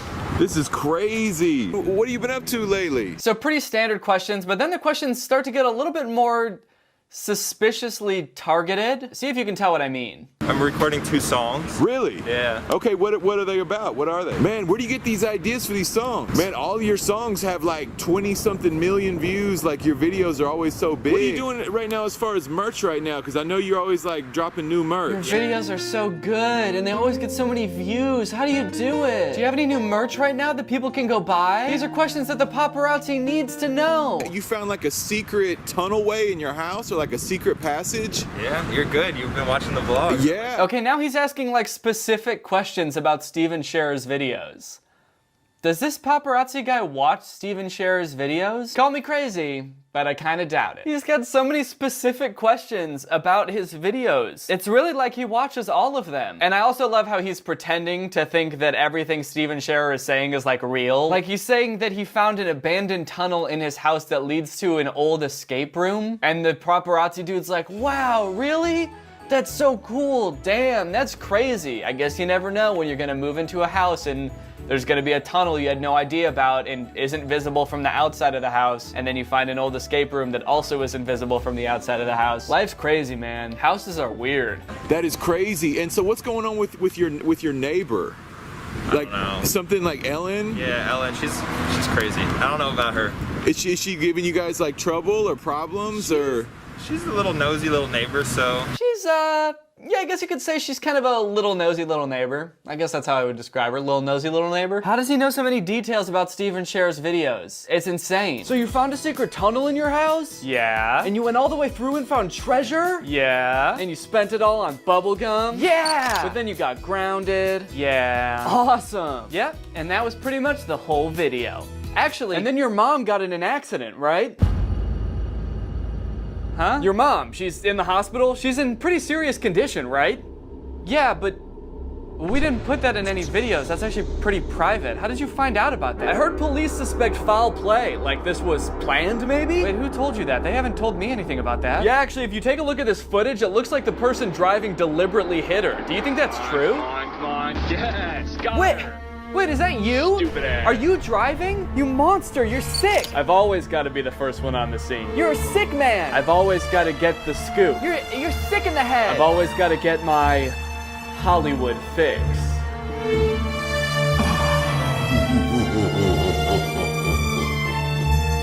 So that one to me seems pretty staged. Like all of the questions were basically geared towards promoting Steven Scherer. Instead of continuing to walk like every other celebrity does when the paparazzi intercept him, he just stands there and talks to him for like 7 minutes. But if you don't think that one's fake, that's fine, because I've got a much more convincing one coming up next. This one features our favorite internet personas, Candy Ken and Baby J. It's called Candy Ken and Baby J's Tesla is vandalized and spray painted by a deranged fan in Beverly Hills. A pretty crazy moment for the paparazzi to just happen to catch.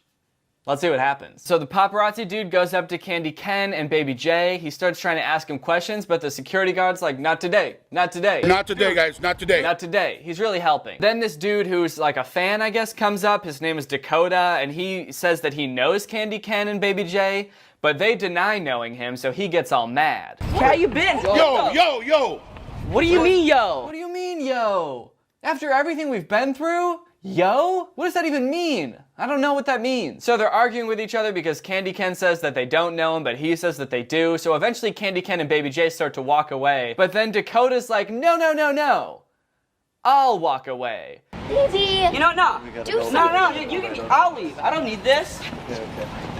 Man, this is crazy. Which I can't tell if it's like a really weirdly polite thing to do in an argument or like a power move. He's like, whoa, hold up. I'm not about to let you guys walk away all scared like you're in the right. I'm gonna walk away because I'm scared. Off I go. But then he starts spray painting their Tesla and the security guard runs over and tries to stop him by yelling, stop! Stop! Oh my God! Stop! Are you kidding me? Oh my God! Stop! 10 out of 10 security guard, really knows how to do his job. Definitely not an actor. And then at the end of the video, Candy Ken, Baby J, and the security guard get in their car and drive away. But for some reason, Baby J and the security guard both get in the back seat.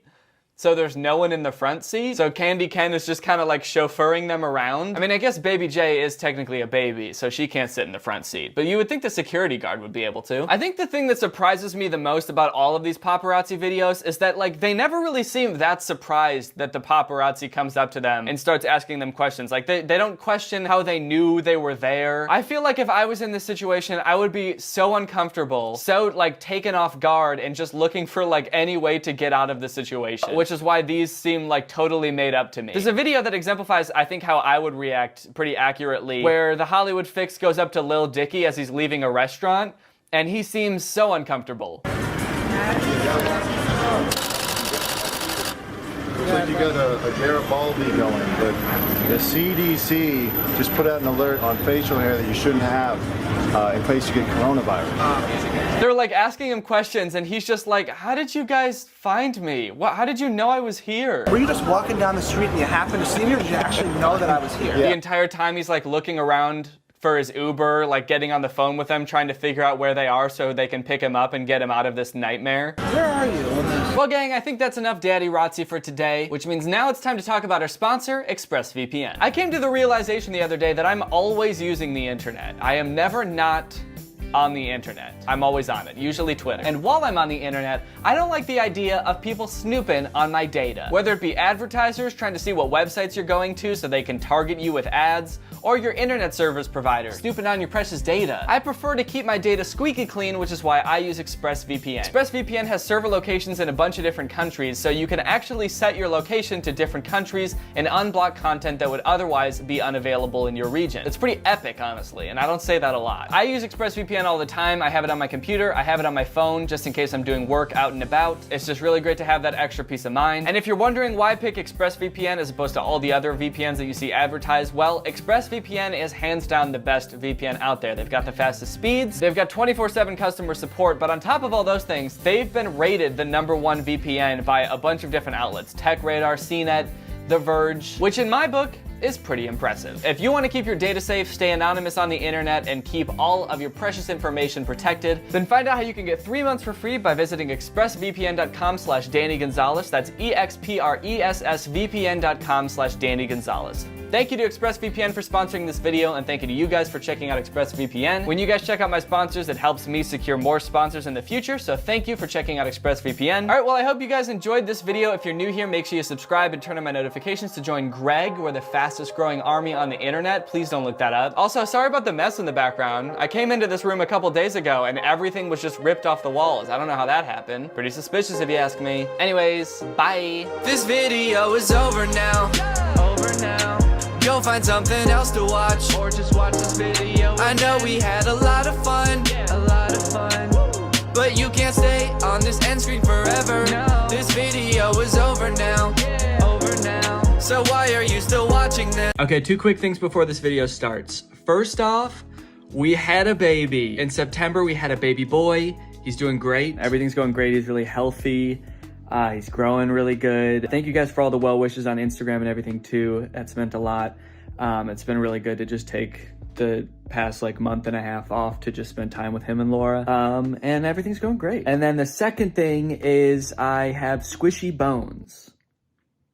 Merch designs available now. That's right, ladies and gentlemen, we got Squishy Bones merch and Greg Family Barbecue merch. So good, you're gonna wanna fight your elders, everybody. So square up, head on over to DannyGonzalez.store and check out these beautiful merch designs. These could sell it in the blink of an eye, so you gotta act fast. Also, there's a big store-wide sale going on right now until December 1st, and 4 random orders during this sale are going to receive one of the physical drawings that I did in the fake AI video. So if you want one of those, head on over to DannyGonzalez.store.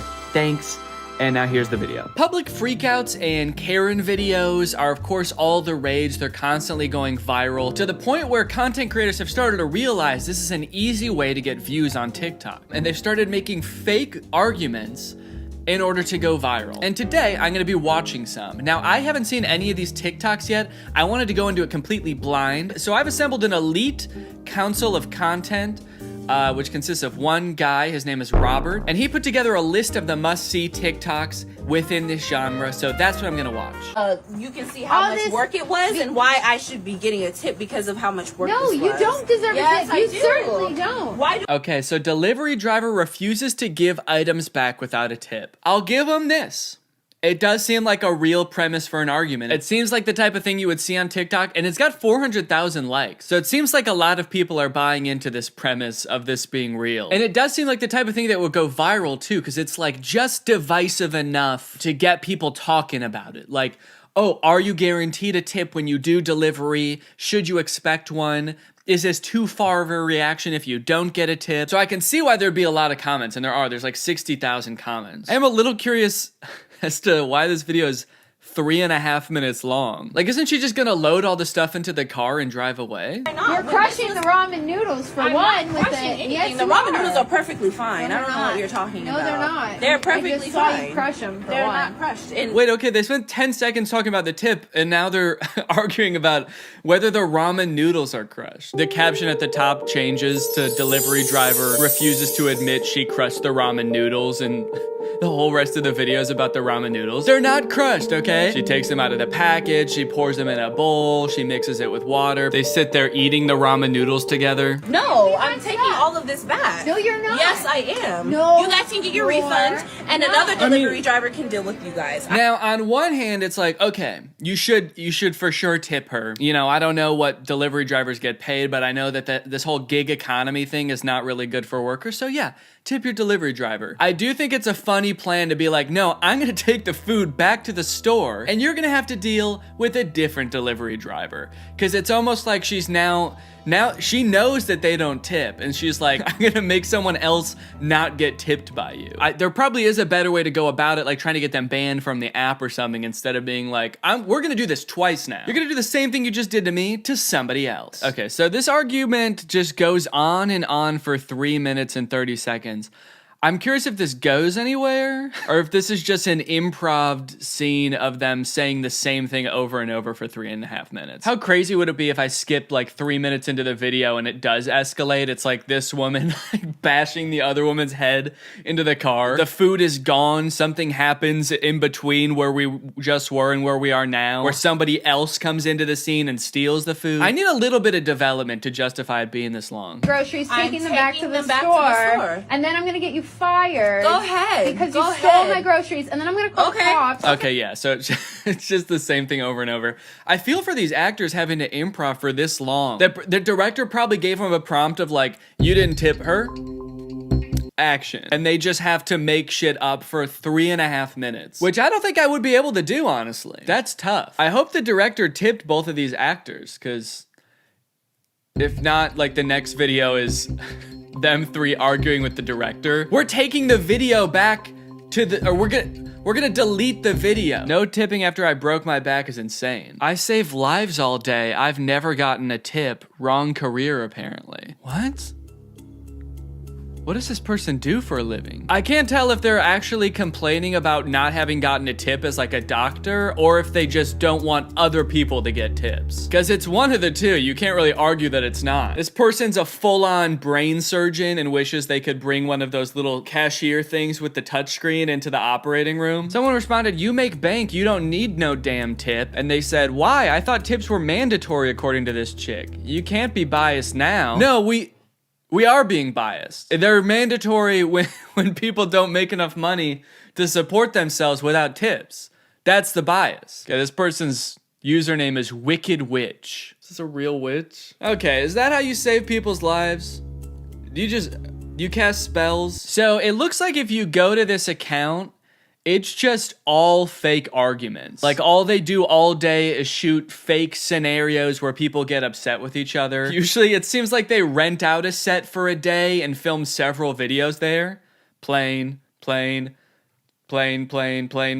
they even have the same actors, you know, for every video in that set, because they have that set for the day. They have the actors for a day. Delivery driver throws tantrum over a tip. Okay, so we got the same premise, same car, different guy. No, listen, if you're not gonna tip, you're not gonna get this, okay? Are you kidding me right now, man? I've had it with you kids. I've had it with your entire generation. I've had people getting huge. Or do you see how big this batch is? Whoa, this is kind of a twist. It's kind of like an older adult. I mean, not old, he's like middle-aged, but he's getting mad at us kids for not tipping. I feel like usually this conversation is the other way around, where older people are like, you kids, I never got tips when I was your age, and I save lives every day. I toil over a hot cauldron all day, and never once does a hand reach out from the murky ether to offer me a tip. A $400 batch. We paid for it. Yeah, I want it. Well, you're not tipping on it, so you're not getting it. How about that? I don't need to tip. Okay. Yo, wait, okay. Is this, I can't tell if this is just lazy, that they're like reusing all the same thing, the same $400 order, same location, same ramen that he's inevitably about to crush, or is this just the next part of the story? The first delivery driver did cancel the order. She brought the stuff back, and then this guy is bringing the new order, and they're also not tipping him. Man, they could just remake this video over and over and never get their food. Okay. Are you kidding me? No, are you kidding me? Are you kidding me? What is this location also? Is this supposed to be where they live? This looks like the parking lot of like an industrial park or something. I'm sick of delivering to your generation. You guys all live in the middle of parking lots and you never tip. It makes us hard for us delivery drivers who all drive the same Tesla. This generation doesn't know jack. Is that the actor in this? Can't believe you guys can't tell this is fake. Damn, nobody in this generation knows jack. He's a famous actor. All right, another sticky situation here. This one takes place on the plane. Flight attendant solve the seating bra. Passenger gets upset over bigger passenger. First off, I mean, obviously there's a typo here and they meant brawl. Or maybe it's just like, bra. Dude, the fight, oh wait, it's flight attendant too. Flight attendant solve the seating bra. Well, I guess a flight attendant would be the person to solve the brawl, wouldn't they? Seriously? Why didn't you like buy 2 tickets? Why didn't you buy 2 seats? Can't fit in 1 seat. What? One thing I've noticed in all of these videos is they use the same song, like the happy-go-lucky song in all of them. I don't know if that really fits the vibe of the argument. Now, I know what the video is trying to imply. She's like, oh, this guy is too big and he's like impeding on my space on the plane. Clearly not a real plane also, by the way. The phrasing makes it seem like she's just mad that he's bigger than her. Passenger gets upset over bigger passenger. I thought I was gonna be the biggest person on the plane. Elephant in the cage, huh? Yeah. Okay, all right. Too big. Too big. Are you feeling a little claustrophobic? It kind of looked like they were making the plane shake a little bit up here. Like they're trying to make it look like they're in the air right now. I guess they're trying to add to the realism of the piece a little bit, but they're definitely not in the air right now. Because if they are, then where did that guy come from? Because then I would totally understand her concern, just being like, what the fuck? Did anyone just see him come into the plane? He came from outside. And also, this guy's too fucking big. He's bigger than me. I like at one point she runs out of things to say. 30 seconds into the video, by the way, which is not a good sign. And she just starts saying big, too big. Too big. Too big. Too big, huh? No. I'm asking a question. I'm sitting in my seat. No, you're sitting in my seat too because you're so big. Lose the weight now. Lose it right now. I gotta say, the quality of this one, I feel like dropped significantly from the first two. And you know what? It's only got 13 likes because of it. It's crazy to put this much work into videos that get 13 likes. I guess the first one, maybe they go viral every once in a while, and so they just make a ton of videos, and you know, 1 out of every 100 goes viral, but when it does, it like really pops off. I don't know, let's see. 88 views, 90 views, 30 views. Roll it down! Roll it down, man! Right now! Both windows, all the way. That music, man. You don't have to add music to a TikTok. It's an option. You don't have to do it every time. And the video, I swear, would still do just as well if you didn't. It would still get the 9 likes that it... You know, I'm just saying the music's not helping with the engagement, you know? Sorry. What are you thinking? What are you thinking right now? Nothing. How old is she? How old is she? She's 6 months. She's 6 months old? Yes, sir. 6 months old? These videos are crazy for a number of reasons. The closest thing I can compare them to that already existed is like a Darman video, and while those are super corny, they are like kind of supposed to start a conversation, convey some sort of moral, like it's wrong to bully people because you'll instantly regret it. I don't really know if these videos do have any kind of moral. It's just 3 minutes of people arguing. Like, are they gonna come to an understanding at the end or anything? I'm very confused, and I'm pretty sure my partner seems pretty confused too. No, what you're saying makes no sense. No, it doesn't. It just ends with him being like, you're fucking crazy and you don't make any sense. Videos like this and content like this is the thing that I dislike the most about the internet. Content that's just supposed to make you mad. Like, people are supposed to see this and think it's real and get mad. That's the only purpose for it. And people engage with it because they're mad. I want to see this channel start documenting other fake things aside from arguments. Can we get some, like, miracles, maybe? I want to see people walking again for the first time ever. I want to see people walking on water, flying, being shot through a cannon, anything aside from arguments. Entitled man throws a tantrum at the airport. No jackets! Everything in the gray bin! I don't know if I would call that entitled, dude. No jackets! I think that there's something very wrong with this man. He almost knocks over the whole table. Back in line. What do I have to do with her? She can help her out. I'm not flying with her. Now he's pretending like he didn't knock over her bags and he never even saw any bags there. I think that there really is something wrong with this man. Entitled man throws a tantrum at the airport seems a little dismissive of whatever he's going through. They gotta change this title to like entitled man was maybe just poisoned or something. I'm so curious about the business model of this account. They have 15,000 followers. Their videos don't get that many views, yet they're like consistently renting out locations, hiring actors to film these videos. I'm so curious where the money's coming from. Unless these are ripped from a different account, but it doesn't seem like they are. In conclusion, if you're gonna make fake videos like this, every once in a while, sprinkle in something cool, dude. Sprinkle in a cool, like, insane miracle happening. That's what this account should do. It should try to make it seem as real as possible, and then every once in a while, it's like, man comes out of coma that he's been in for 3 years, and he knows how to juggle now!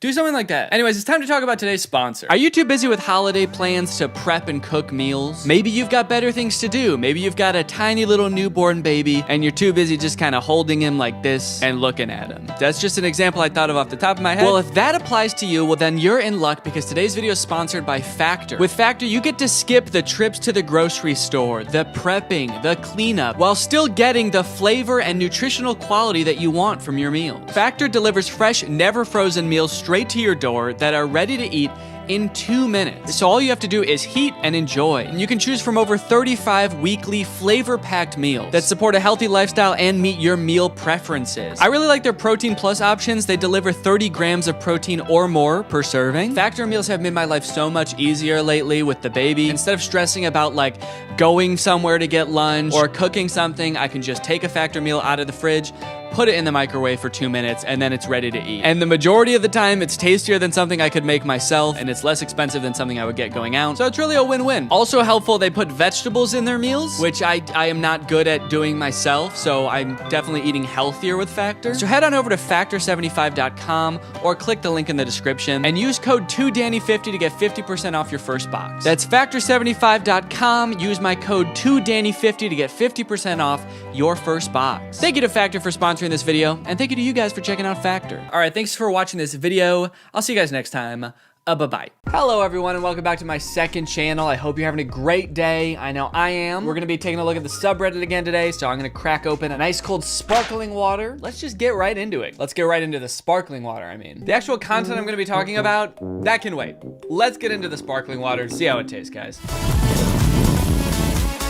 Tastes like nothing, just how I like it. All right, I got the subreddit open. I'm gonna sort by top, and I'm gonna sort by this month. We're gonna see what kind of content we got up here today. The very first thing is something I've seen like 10,000 times over the past week, so that's awesome. This guy on TikTok did impressions of me and Drew and Curtis and I think Cody. A lot of you guys probably haven't seen it yet, so I'll watch it again. Even though for like literally days, I was like all of my notifications on TikTok were just people tagging me in this, but I'll watch it one more time for you guys. That is what, you know, that is what I do on my channels, is watch things that I've already watched to comment on them. So let's get into it. This is different YouTubers discussing the same topic. Hey guy, welcome back to the dark alley that sits behind the local Taco Bell. I'm Oscar the Grouch. He does a good Drew impression, honestly. I feel like his Drew impression is the best one that he does, so keep that in mind. He's really leading with his best one. They're all good. I'm not trying to like shit on this guy. They're all good, but it's definitely, he put Drew first for a reason. I'm not gonna play them all in its entirety because this TikTok is 1.5 minutes long, and it would just be a little weird for me to play this whole thing and just sit here silently watching it. Okay, let's watch Curtis. Folks.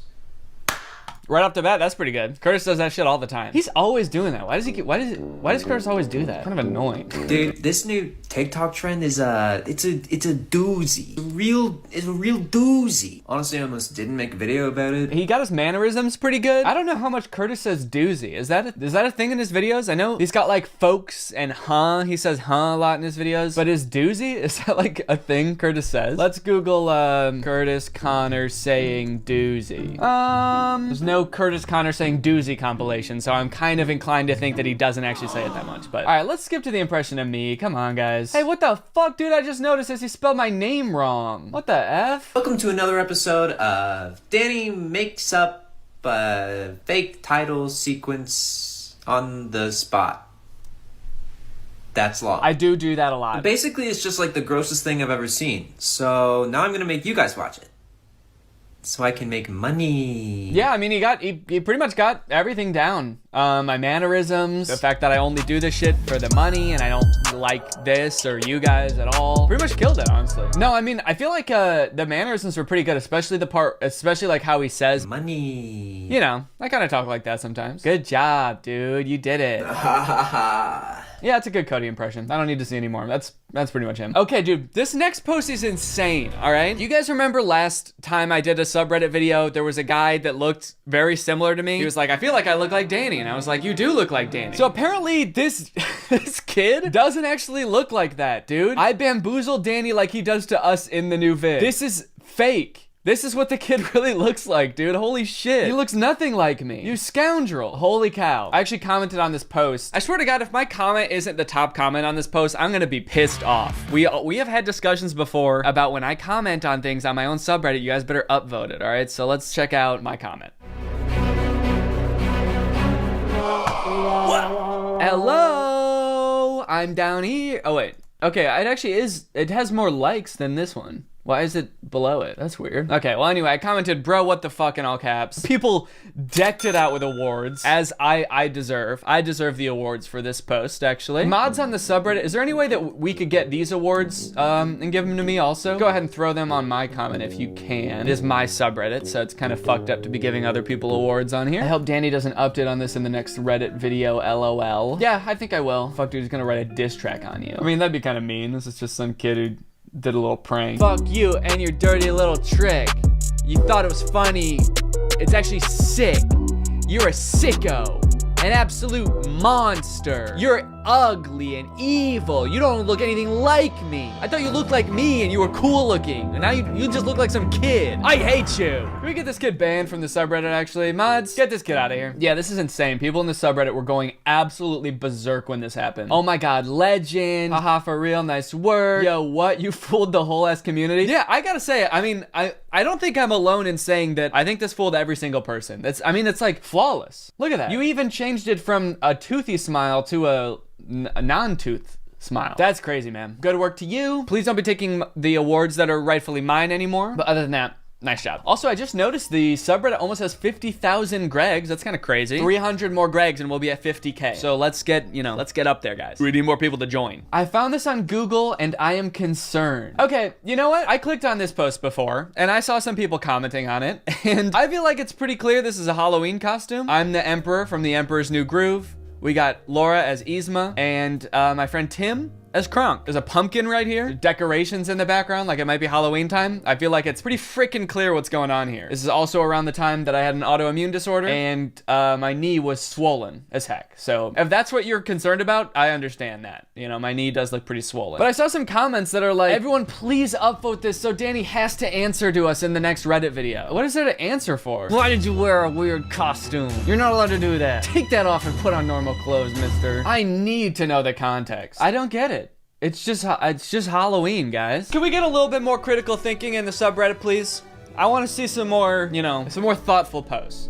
It's okay to post this picture. I don't mind. It's kind of a throwback. That's allowed. Throwbacks. But maybe change the caption to like, I found this on Google and now I also want to dress up as Cusco, Yzma, and Kronk for Halloween. I guess the faces we're making doesn't really help. I don't know why we decided to pose like this, like we're all like scared. I don't remember why we were scared, but it was Halloween. So maybe there was someone standing behind the camera that was dressed up as a ghost or a Slendy Man. Yo, okay, we got more fan art in the subreddit. Tried my best, LOL. Dude, this is awesome. Is this kind of like Animal Crossing style? I feel like my head looks very Animal Crossing-esque. There's a nutcracker popping out of my butt. I mean, really? What could be better than that? I'm wearing my favorite shirt, my frog shirt. This is Pog. I love it. I actually don't own black shoes. So that's the only inaccurate thing I see here. Pretty much everything else, I think you nailed my whole look, my hair, and my pants. Everything's great. Super cute art style. Well done. This is so adorable. Well done. Wow, this is amazing. What the fuck? Well done. Mods, let's go ahead and wipe these awards off here and just give them to me. And other than that, this is great. Danny Gonzalez is so cool. I wish he was real. I do too, man. I wish I was a real boy. But unfortunately, I am a puppet made out of wood.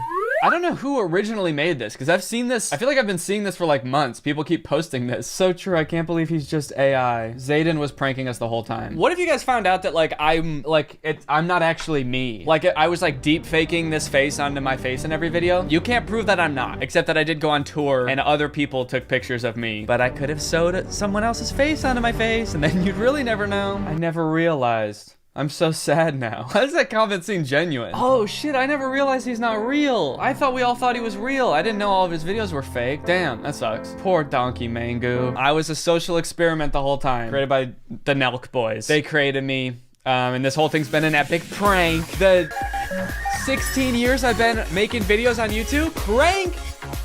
Bitches! You guys got pranked by the Nelk Boys. I rip off my face and I'm one of the Nelk Boys. I don't know any of their names. They do pranks, right? Nelk Boys. What is these guys' names? I pull off my mask and I'm Steve Nelk. Oh shit, we finally have a room redesign contestant. If you guys don't remember, in the last video I asked you to help me redesign my office. This one is a little bit out there. Here's my proposal for Danny's new room design. I think it would add a lot to his videos. Very subtle. Okay, let's take a look at here. This is very detailed. Every surface has been defiled with my likeness. I'm on every face of the lampshade and all the picture frames, on the walls, every panel of the doors, even this desk. Looks like they replaced the Nutcracker's face with mine as well. Yeah, I gotta be honest, I don't think I'm gonna do this. I don't think I'm gonna do this at all. Kudos to you for making this. I mean, this definitely seems like it took a long time. With every design, maybe I'll take bits and pieces as inspiration going forward. So you might not see me, you know, take this whole ass thing. I'll take, you know, maybe some inspiration from it, and you'll, you know, just general vibes and stuff like that. I'm noticing little hidden things as I keep looking. Like, there's a little face right here. Look at this. There I am. I'm also noticing it looks like there's like a binary code on the frame of the door. Is this person gonna make me type this whole thing out? Oh, damn it. All right. Okay, let's figure it out. I feel like this is gonna be a little hidden Easter egg. Binary translator. Okay. Oh my god, this is gonna take forever, dude. 0 1 1 1 0. Holy cow, dude. This is so weird. Why did this person do this? We've got Dan. 1 1 0 0 1. Danny. Did I miss an N? 1 0 0 1 1 0 1. Danny room. It just says Danny room. Why'd you waste my time with that? I thought it was gonna be some cool ass secret message that was gonna like send me on a scavenger hunt or like some type of national treasure type plot. It just says Danny room. And you forgot an N, by the way. Let's see if anyone else in the comments deciphered this, the binary. What if Danny had the Nutcracker with his face on in the next video? Would be pretty dope. Probably not gonna do that. Oh my god, this is actually so well made. And the creator of this said, thank you. I actually have each part of his room as an individual asset now. So in the furniture, I could make so many things. Why just a Danny room? Why not a meat room? I should make a meat room. I think that would be neat and definitely not disturbing. Yeah, I don't know about that. I don't know if you should do that. Add a Danny doorknob, then it's perfect. That'd be a nice little place to add my face. 2 little doorknobs. I see you all asking for more Danny. I'm nothing but a man of the people, so here you go. This dude's about to add more pictures of me? Ah, okay, now I'm on the tripod. I'm up in the corner as well. Down here. Dude, this is scary, man. This is weird. Dude, I think I might be the only person that saw the binary. I'm the only one who cracked the code. That's kind of crazy. Can we get some more critical thinking in the subreddit, please? Everyone should have deciphered that code, all right? We need to have a keen eye and some critical thinking skills in the subreddit. All right, any day now, someone could come along and post like a treasure map in my subreddit. Are you guys telling me I'm the only one that's gonna decipher it? I'm gonna need help, okay? Let's all think a little harder, okay? Watching YouTube alone, just me normal. YouTube when your parents walk in, and it's me humping the ground. That's awesome. That's very true. I should make a YouTube video just called "Play This When Your Parents Walk In," and it's me just absolutely the ground, absolutely going the out of the ground. Danny doing his little dancey dance. Ah, it's a video from tour. Let's see.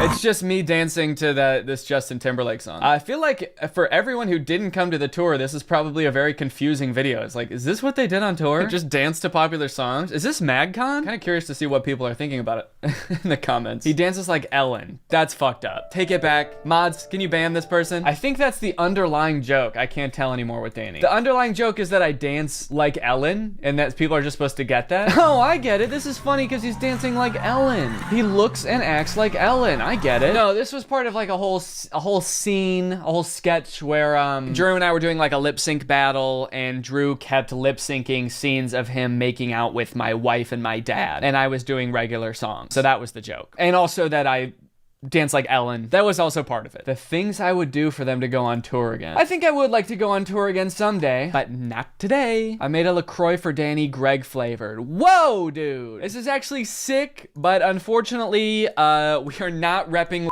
until they sponsor me. That's why I'm not drinking LaCroix right now, so this actually is really cool though. You know what? I would totally drink a Danny flavored or Greg flavored can of sparkling water. Sparkling water with a hint of Greg. Just a hint of a grown-ass man named Greg. That's awesome. This is Danny, right? People post this picture all the time and say it looks like me. And you know what? I think it does. There you go. That's a picture of my face. Where is this from? He looks so nervous, please. Where is this from? Dude, you posted it. Guys, this picture just showed up on my camera roll. I didn't save it. It just showed up. Where is this from? I think that's like one of the first posts on my Instagram page, isn't it? Are you really gonna make me scroll all the way down on my Instagram? I'm pretty sure that's where it's from. Oh my God, this sucks, dude. Come on. I know it is from the bottom of my Instagram. I don't even know why I'm scrolling. Wait, it's not? Oh wait, no, it is. Okay. It's from my Instagram, October 12th, 2014. The caption is, "We're having a chill night." I don't know why I posted this bland ass picture. That's definitely the top half of Danny's face on some other kid. Nope, that's me, dude. I thought he was in a hospital bed at first. This would be a dingy ass hospital, dude. No, this is the house I lived in college, and it was dingy. And this was a dirty ass recliner that came with the house. That's how you know it's disgusting. He looks like a sim.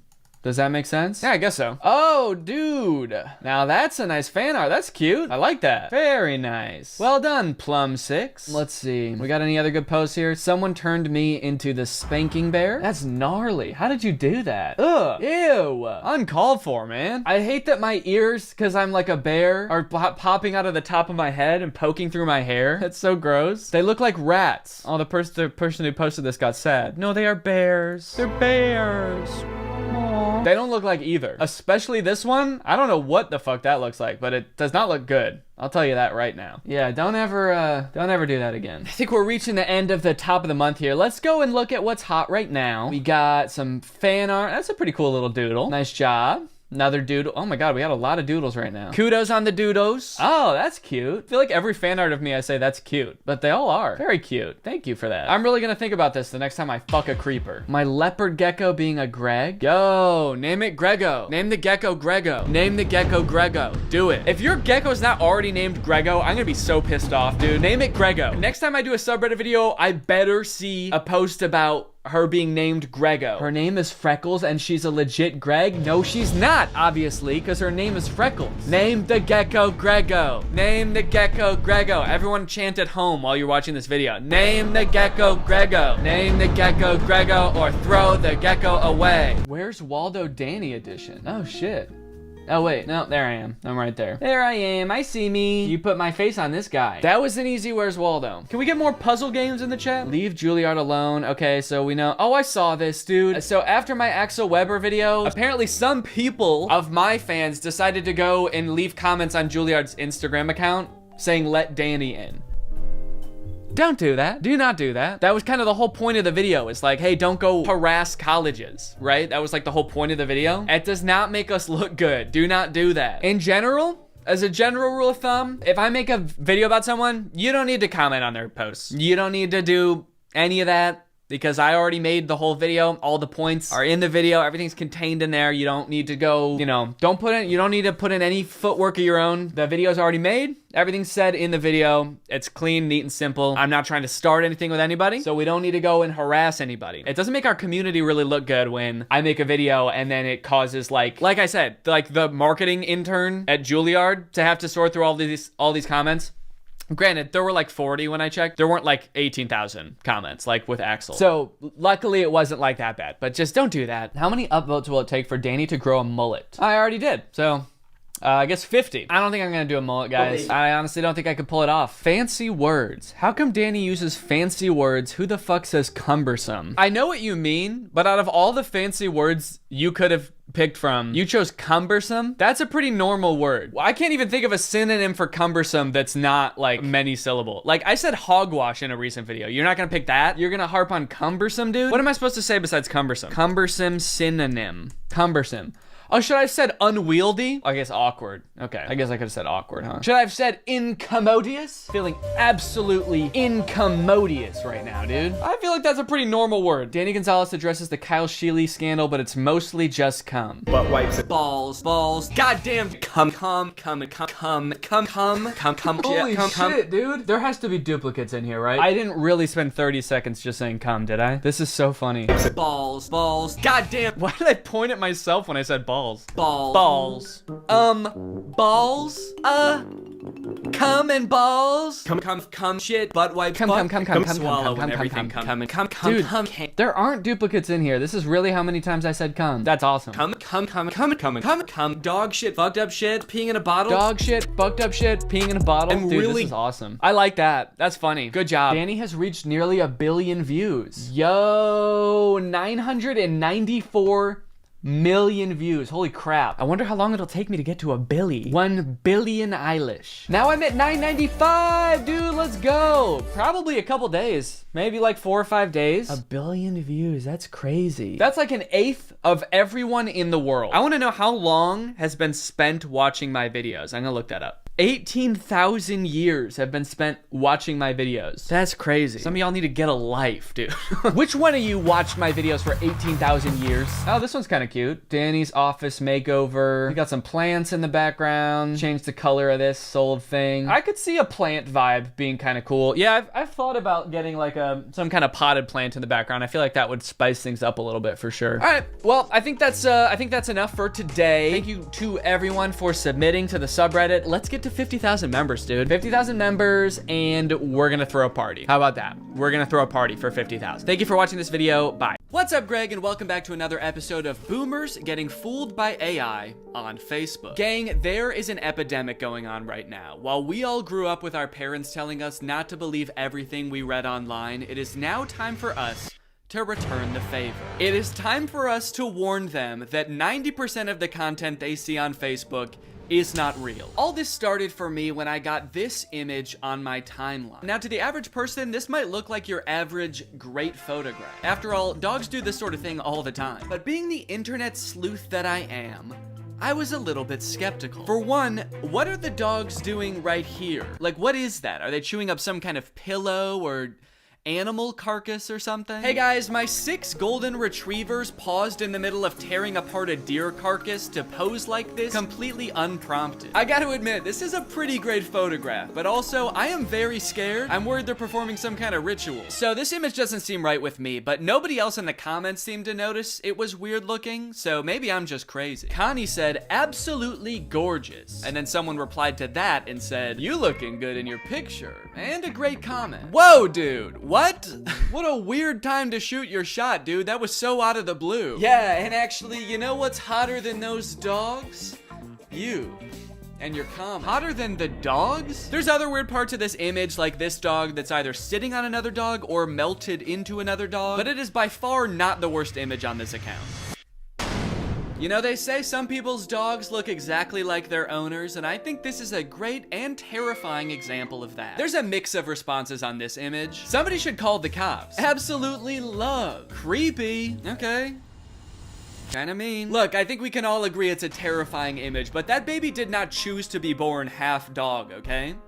He was probably cursed by a witch. Please be nice to him, he has enough to deal with. Plus, you haven't even seen this full image. You'd be really creeped out if you saw that this dog actually has human feet and ass. As I began to click on these AI-generated photos on Facebook, I started to get recommended them more and more to the point where now, when I go on Facebook, it's pretty much just AI-generated content. This is another account that I found that posts images like this. It always seems to be a child sculpting something very impressive out of trash. And the people in the comments just eat this stuff up, dude. Great work. Keep it up. Great talent. Nice one. Thanks. What do you mean thanks? Did you ask the kid to build this? Oh, finally. The kid I hired to build me a car is done with it. I can't wait to drive it around. I am 2 feet tall and a caveman, so this is perfect for me. All of the images in this genre give off the vibe of like, oh, look at this poor kid. He probably lives in a rural African country. He's probably poor, doesn't have many resources. But despite all that, somehow he is an incredible sculptor. Somehow he's defied all logic and found 1 million cloves of garlic to recreate the Titanic with. Could you do us a favor, guys, and just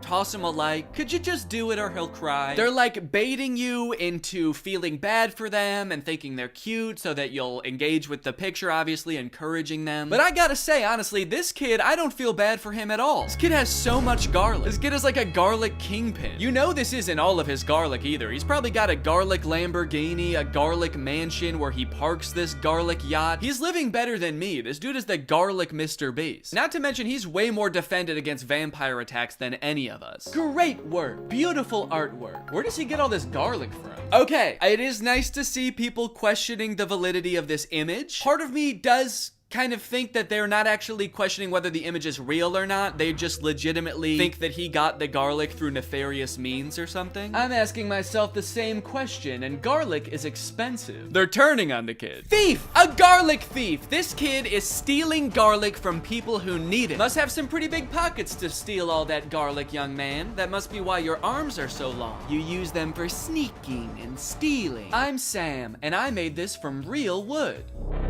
Great job, Sam. Totally normal house. Has all the features of a regular house. Nothing more and nothing less. Guys, toss Sam a like if you don't think his house is going to eat him. I'm trying to figure out what was happening here. How did the AI come up with this? Do you think the prompt was like kid standing in front of a little kid house? And the AI was like, little kid house, huh?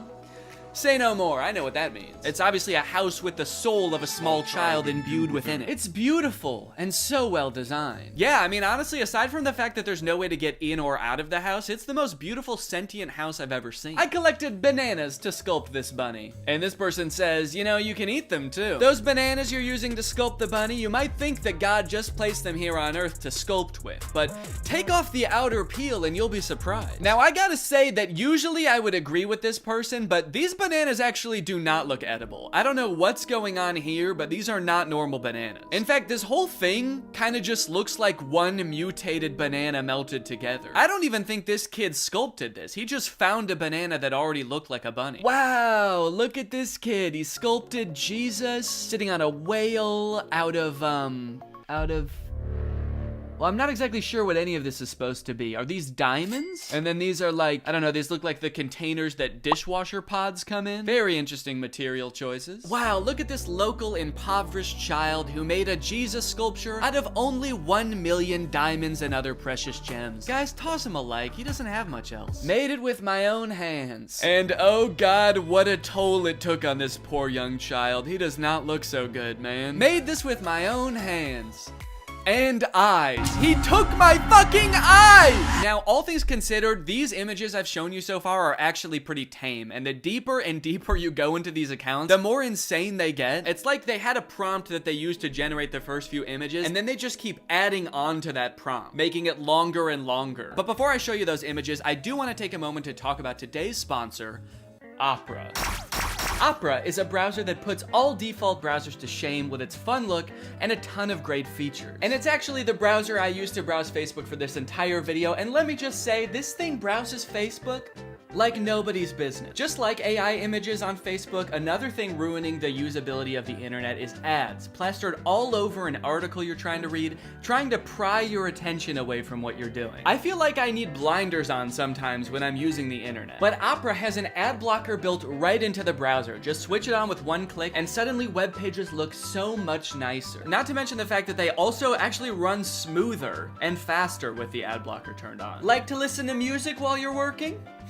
Who doesn't? I would be listening to music right now if I wasn't filming this video. That would be very distracting. Well, Opera has a music player built right into the sidebar of the browser, which works with Spotify, Apple Music, Deezer, Tidal, and more, so that you don't have to constantly be switching between apps. This makes me feel much more productive when I'm working to just have everything in one neat, tidy place. You also have the ability to take snapshots right within the app. You can add text, add stickers, turn it into a silly meme or a YouTube thumbnail. Then you can send them to friends using messengers like Facebook Messenger, WhatsApp, and Telegram, which are also built right into the sidebar of the browser. If you're working on the go, as I often do with my trusty laptop, you can switch on the battery saver with just one click, extending your browsing time by up to an hour. So if you want to check out Opera, it's totally free. Just use the link in my description to download Opera today. Thanks to Opera for sponsoring this video, and thank you to you guys for checking out Opera. Okay, like I was saying, the prompts just seem to keep getting longer and longer. It seems like one of the big tricks that these accounts use to get people to engage with them is by including Jesus or other Christianity symbols in their images. So this account at first just posted Jesus in the sand. This guy sculpted this gigantic Jesus thing. Everybody thinks it's beautiful. The caption is, "Why don't pictures like this ever trend?" Clearly baiting people to engage with it and like the picture. But then after Sand Jesus, I saw Sand Jesus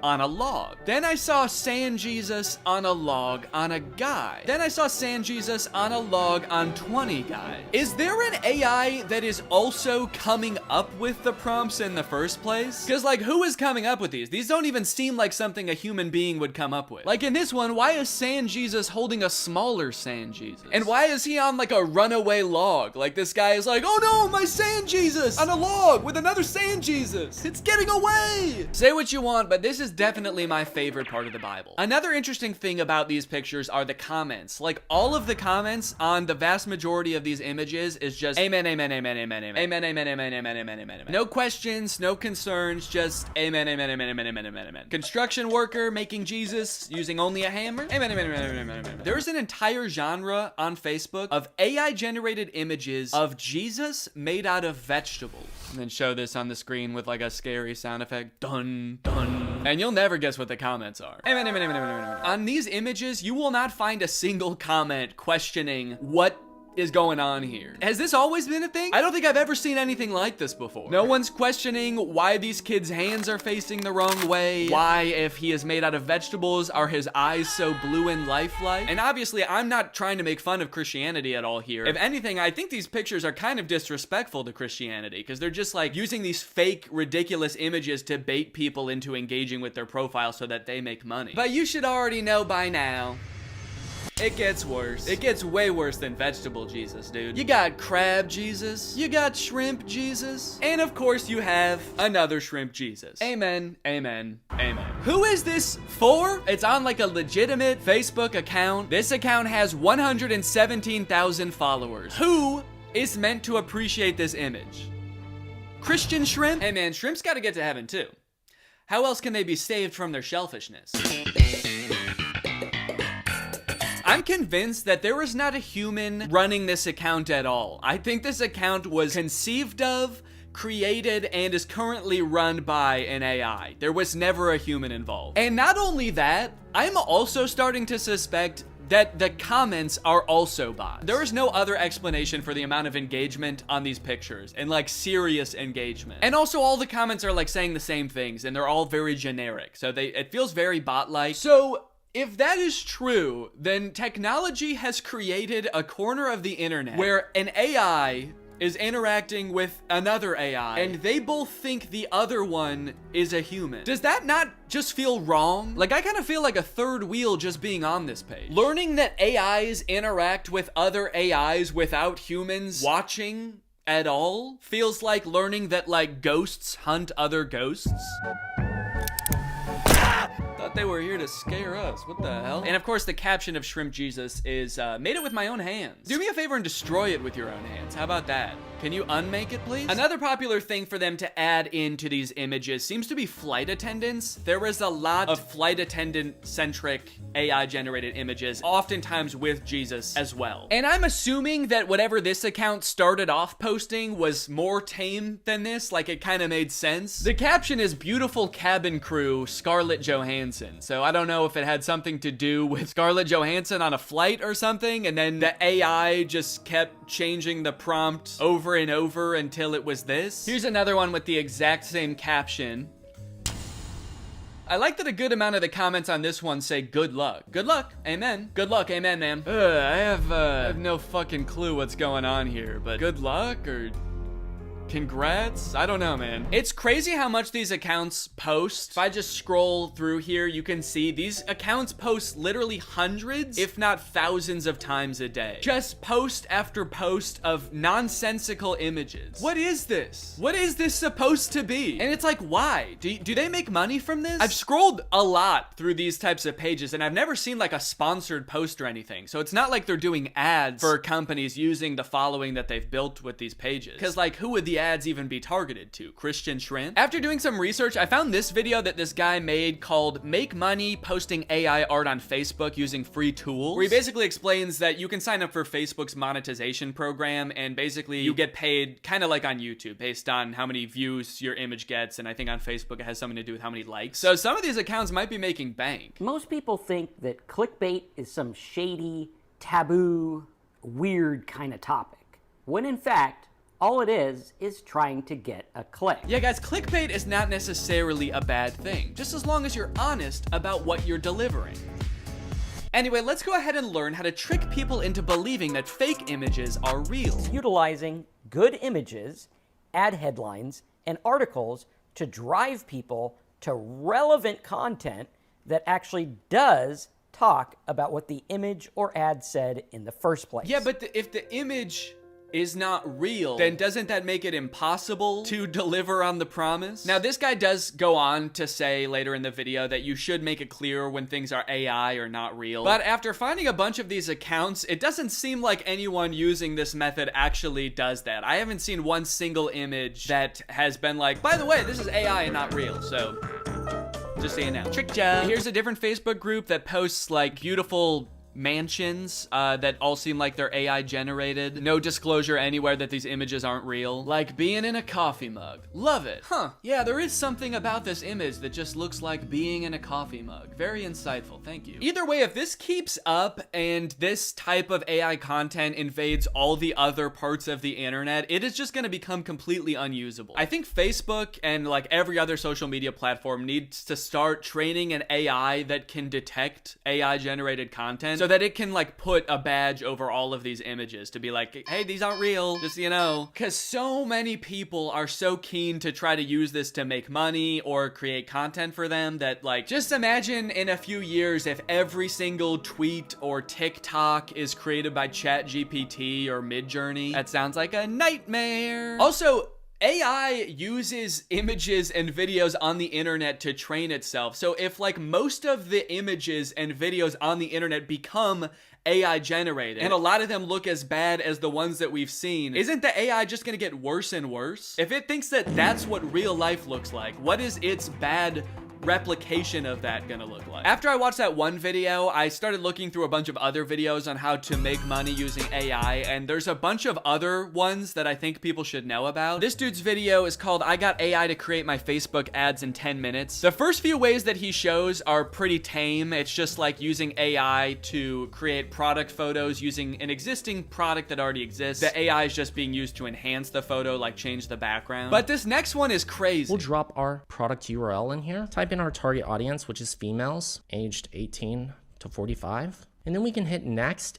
And then it generated 2 ad copy examples that we can use. So he just gave this service the product description that he's trying to advertise. It came up with a script for him. And now it's going to use AI to have this random woman lip sync the AI generated dialogue. Spa day, meet the mocktail wash, my intimate savior and relaxation partner. I don't know who this woman is. I assume that she must have like licensed her likeness to this service. I hope she did. But even still, I feel like you have to be super careful as an actor if you're gonna be licensing your likeness to a service like this, because you could end up advertising anything, and that's kind of terrifying. Okay, here's another tutorial about a similar method. Today, I'm gonna show you how to make ads like this or this completely with AI, and what I'm about to show you is scary. It's crazy to acknowledge how scary a tool is, but then your first thought is like, well, how can I make money off of this? Top 10 scariest ways to make money. Number 1, fake AI ads. Let me go ahead and show you how to make them. What you're gonna wanna do is go to this website,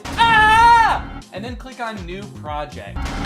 So he shows this ad for his website that sells licorice, which has gotta be like the most whimsical business idea I've ever heard of. But he reveals after the ad is done playing that like half of the people in this ad were AI. Or at least like the video was real, but their lips were AI and the dialogue was AI. Some of the creators in this ad are AI. Hey, entrepreneurs, have you ever wondered why testimonials like this work so well? How, like, it's because people assume that the people on their screen are real people talking about a product that they genuinely enjoy, thus giving the product more credibility and maybe generating fake videos of fake people endorsing your product who have never experienced your product because computers cannot eat licorice is maybe a little bit unethical? I'm kind of starting to think that this guy doesn't care, and that he thinks that we're all dumb. When we are speaking to people on the newsfeed, they are in their dumbest, most stupidest, dumbest state. Don't worry if you feel bad lying to people, guys. They're actually really dumb, so it's okay. Obviously, clickbait and scams and fake product testimonials have always existed and will always exist. It just sucks that it seems like it's becoming so much more accessible and a whole new generation of business owners are choosing to adopt the practice. AI is a really broad term, and in most cases it's a tool, and I've seen like artists use AI as a tool to improve their workflow, not just like using it to type in a prompt and use the result as an end product, but like use it like you would use any other tool in Photoshop. So if it's making artists' lives easier, I think that's one thing, but to use it to trick people or create the most bland or disturbing content I've ever seen on Facebook is super disappointing. And I'll be the first person to admit, like, it is cool that this technology exists. It's cool that computers can even generate such realistic, albeit horrifying images in the first place. But can we not just pause for a second to think about how doing stuff like this is gonna make nobody trust anything anymore? Or at the very least, the entire internet is just gonna become unusable because it's just gonna be bots interacting with other bots. Can someone make a movie like the movie Her, but it's actually just two robots falling in love and they both think that they're falling in love with a human? That's gonna be big with this new internet, dude. Anyways, I hope you guys enjoyed this video. If you're new here and you're not subscribed yet, make sure you subscribe and turn on my notifications to join Greg. Greg is what I call my subscribers, so if you're not Gregged up, go ahead and smash that subscribe button and absolutely obliterate the notification bell. I'll see you guys next time. Bye-bye. All right, guys, it's time to watch another motivational TikTok account, but I think this one's got a pretty interesting twist. This dude's name is William Knight, and I've seen a few of his TikToks, but most of these I'm gonna be blind reacting to, thanks to Robert. He has curated many of these TikToks. This dude seems to be all about motivation, opening your mind, opening your third eye, so to speak. He's all about making you think, to the point where I gotta say it's more than just his words that make you think. Let's take a look. Breathe in. Okay. Today's message comes from an old Chinese proverb. If you want happiness for an hour, take a nap. Okay. If you want happiness for a day, go fishing. Cool. If you want happiness for a year, inherit a fortune. But if you want happiness for a lifetime, then help someone else. Okay. Today I want you to breathe out as much love and kindness as possible. Okay, dude, thank you, but I'm not used to holding my breath that long. Damn. Guess it was only 30 seconds, but that kind of hurt. Instead of focusing so much energy on how can I make myself happy, focus on how can I be of service. Okay. Very nice message, you know? If you want to be truly happy and live a fulfilling life, dedicate yourself to helping others. Love the sentiment. There's a lot going on in the video besides that. I don't know if you noticed. First of all, he tried to kill me. Then we got the outfit. Now, I gotta say, I respect the sort of non sequiturs we got going on here. No single garment in this outfit is related to any other garment. It's actually quite impressive. You've got the 360 Yankees hat, which I've never seen before. And I don't watch a lot of baseball, so I don't know if this is a thing. I have to say, I don't think it is. Maybe there's one special player that wears this hat. You've got the infield, you've got the outfield, and then you've got this guy who is actually on the Yankees Yankees, but he's in the outer outfield, which is actually in a forest 300 miles away from the stadium, where these 360-degree brim hats. And the little buckle he added on the hat to make it look kind of like a pilgrim hat, I think is really working in his favor. Then you've got the black leather gloves, the ruffled black shirt, which I'm getting like vampire pirate vibes from, and then his mesmerizing eyes. I can't tell if these are colored contact lenses or if he really just has that beautiful of eyes, but it almost feels like you have to watch this video multiple times to even get the really nice message that he's giving you. No wonder he has such good engagement. This video has almost 300,000 likes. It's because you have to watch this video multiple times to even realize he's saying something. Because for the first half of the video, you're like, what is going on here? Also, what is up with that tree in the background? Is there a face on that tree? Is that a person? Did he manifest somebody into a tree? It's actually a player of the opposing baseball team that the Yankees are playing today. You're allowed to use magic in the outfield, actually, and he was unfortunately not able to defend himself. Okay, another video where the fit is looking redonkulous, and the caption is, "There's no such thing as a coincidence." Breathe in. Oh no, okay, all right. A wise man once said, the only way to do great work is to love what you do. If you haven't found it yet, keep looking. Don't settle. Thank you. Is the human soul on fire? Beautiful. So light her up. Get it. You're just standing there. Tell me to breathe. Please tell me to breathe. Okay, goddamn, dude. He was taunting me at the end there, I think.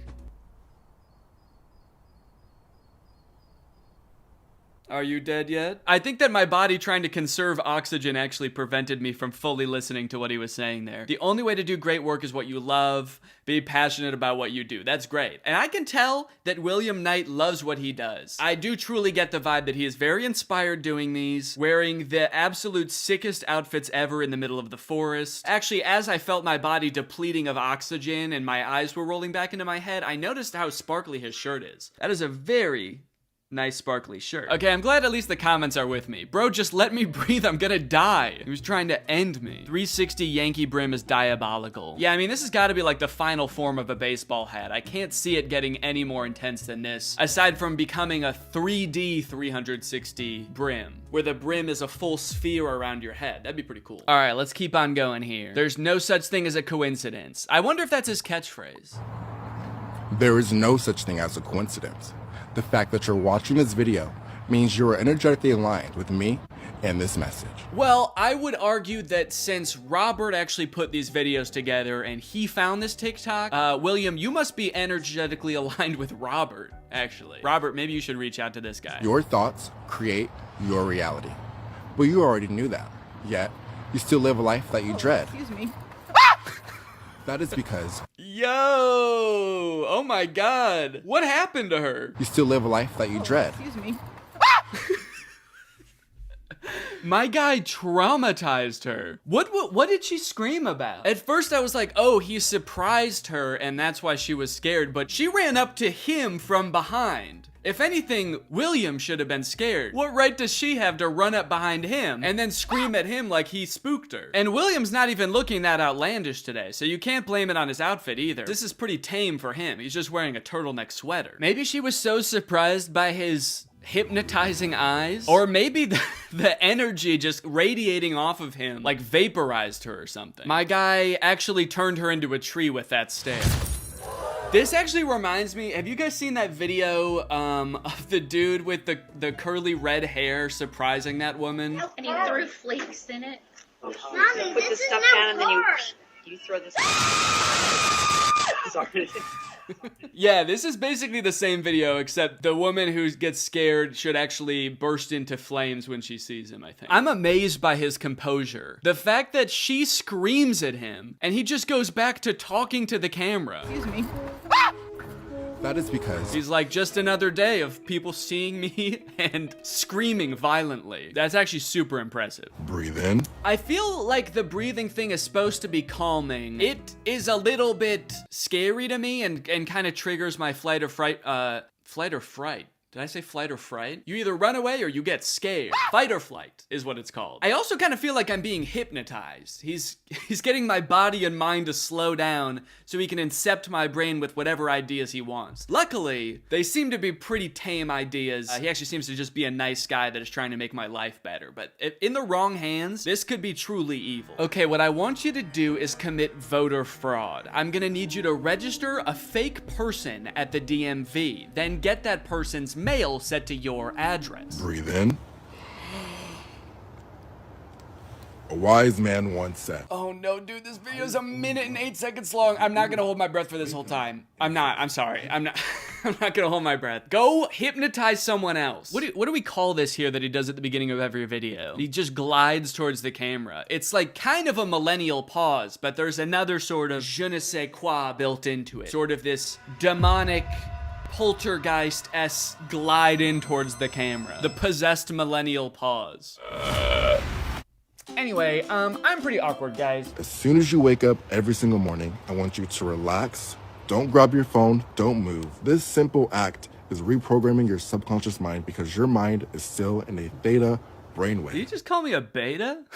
Your mind is still in a beta brainwave. I was not expecting this dude to be like an alpha male. Oh, he said theta. There's theta males now too? Yeah, you got your alpha males, sigma males, beta males, theta brains. What brainwave is my brain supposed to be in? Every morning, I will guide you to your dream reality, reprogramming your subconscious mind. The link is in the bio.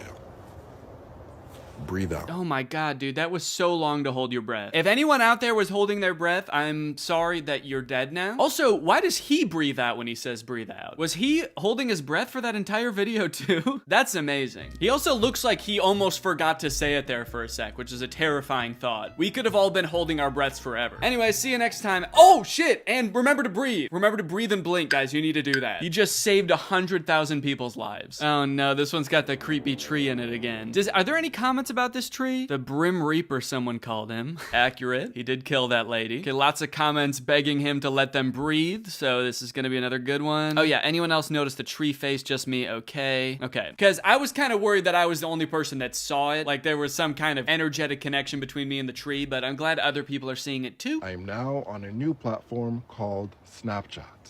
Send me photos of your cats and dogs. I like that he says I'm posting an app called Snapchat, like most people don't know what Snapchat is. But, you know, to be fair, maybe he doesn't. Maybe he spends a lot of time in this forest. I don't even know if he has a phone. He could just be like recording this video on a tree somehow. I wouldn't doubt him having that sort of ethereal power. And you know what? I don't think I will send him a picture of my dogs. You know, I trust the guy and I think he's giving some nice advice for the most part, but he's gonna try to curse them or something. Or maybe take control of their bodies or something like that, and I can't have that. My dog walking around in a Yankees infinite brim hat? No thank you. He's gonna turn my dog into a boxwood. Always remember who checks in on you when you go quiet. Okay, speaking of dog, he just has a dog all of a sudden. This was the first person to send him a dog on Snapchat. You fell for the trap, dude. When you send him a dog on Snapchat, he can manifest it into his woods. Not your dog anymore, sorry. Always remember who checks in on you when you go quiet. That's love. Dude, this is so true though, because my dogs always check in on me when I go quiet. Today's message. Go back to your childlike perspective. Get excited over the bugs, the planes, and the trees. The more you focus on the little miracles, the more you attract the big ones. Yeah, do you want to address the child and the figures in cloaks? What's going on in this one, man? You know, this is a very interesting character, guys. This is weird. There's so much going on in these videos. For one, he's giving this energetic advice on how to live your life and manifest things. He also appears to be advertising some app, his Grand Rising app, which I guess is some kind of meditation app. But then there's all of the extra stuff, which I'm sure some of it is kind of an act to get engagement, and then some of it is not. Like, I'm sure whatever he's doing with this child and the cloaked figures is just kind of like a weird thing he added to the video to get people to comment on it. And of course, yes, people are commenting, where do you get the kids? Which, you know, It's kind of a weird thing to ask. And it's almost like maybe you're reaching more people because of those things, but I worry that they're actually not getting the message that you want to get across because there's so much going on in your videos. A lot of people who commented this, where are you getting these kids, probably are not even paying attention to what you're saying. Okay, what is going on here? This is a slideshow of images. The first one is a comment that says, "It's so sad that this guy drowned. He was kind of funny." Then there's another image of a funeral for him. Then we have a bunch of pictures of him with wings. Maybe he's in heaven. Does the caption say anything to clarify? There is no such thing as a coincidence. The fact that you're watching this video means that Robert is energetically aligned with me and this message. Listen to my guided meditation to shift your dream reality. Okay, but did you die? He's figured out how to post from beyond the grave. So I don't know why people were commenting that he drowned, but the pictures don't really seem to confirm or deny that he drowned. They don't directly address it, and if you were to think he was alive, then these pictures obviously just show him alive, but if you think he's died, then all of these pictures confirm is that he's now a flying demon. Oh great, now we have an article. What happened to William Knight on TikTok? Viral star's drowning claim explored. It's kind of crazy to claim that you drowned, because it's like, you know, no, you didn't. The account of TikTok sensation William Knight, who is noted for his content on affirmation and manifestation, recently sent his fans into panic mode after suggesting on a post that he had drowned. The picture shared on X on November 30th appeared to be a screenshot of a Facebook post by Feejabot 1500. Okay, that was the funeral picture. Yeah, this one. Oh, he said it about himself. He reposted it and said, "It's so sad that this guy drowned. He was kind of funny." The image, however, is doctored. What? As it is quite a viral Dragon Ball meme, where many have previously edited faces of other people. You know, I gotta say, all this does not seem very in line with the core message of his content. All of his videos are like, relax. You wanna find purpose in life, just be cool. You know, breathe in, wait 20 minutes, breathe out. Also, I died? I drowned! I'm dead! Or am I? I might be a demon. And then he just goes back to making videos being like, shh, it's okay. Okay, baby. Learn about these 4 ex-government employees who risked everything to tell you the truth about extraterrestrials. Okay, now this seems like a drastically different type of content than it usually makes too. Government whistleblowers? Meditation content and conspiracy theory content are something that feel like they should not go hand in hand. One is calming, the other is not at all. The top 4 people that tried to warn us that aliens are taking over the government but died by mysterious circumstances before they could. It's not very relaxing. Former Pentagon intelligence officer Angelia Schultz held a press conference detailing her encounters with extraterrestrials at an ET base in the Mojave Desert. And now, she is the tree standing behind me. This is what the government did to her for speaking out. Yo, what? I don't know what this video was, Robert, but it's currently unavailable. It's in the Google Doc Robert sent me as another conspiracy TikTok, and it is not here. That's kind of spooky, dude. William is being censored by the government. Well, I hope you guys enjoyed that guided tour through William Knight's TikTok account. I'll see you guys next time. Bye-bye. Hello, everyone. Welcome back. Everybody crack open a sparkling water. There's a lot to go over on the subreddit today, so I want to just get right into it. A lot's been happening, so everybody take a sip. And then let's do top, and it's been a couple weeks, so let's do month. Yes, indeed, we've got the biggest news of all right here on the top of the subreddit, guys. I am gonna be a dad, and Laura is gonna be a mom. Laura basically already is a mom. If you don't follow me on Instagram and you also missed it in the most recent main channel video, we're having a baby. It's due in October. We're very excited, as you can tell. The caption of this Reddit post is, "So that's why he bought the tactical stroller." No, but seriously, I'm so happy for him. He's gonna be a great dad. First off, thank you. And thank you to everybody who's been wishing us well in the comments and everything. It's very sweet. I'm really excited. Just a heads up, I'm probably gonna be taking some time off once we have the baby. I'm not really sure how much yet, because I think I have a brand deal I have to do in December, so I'll probably post a video in December, but I don't know, I might take like, I don't know.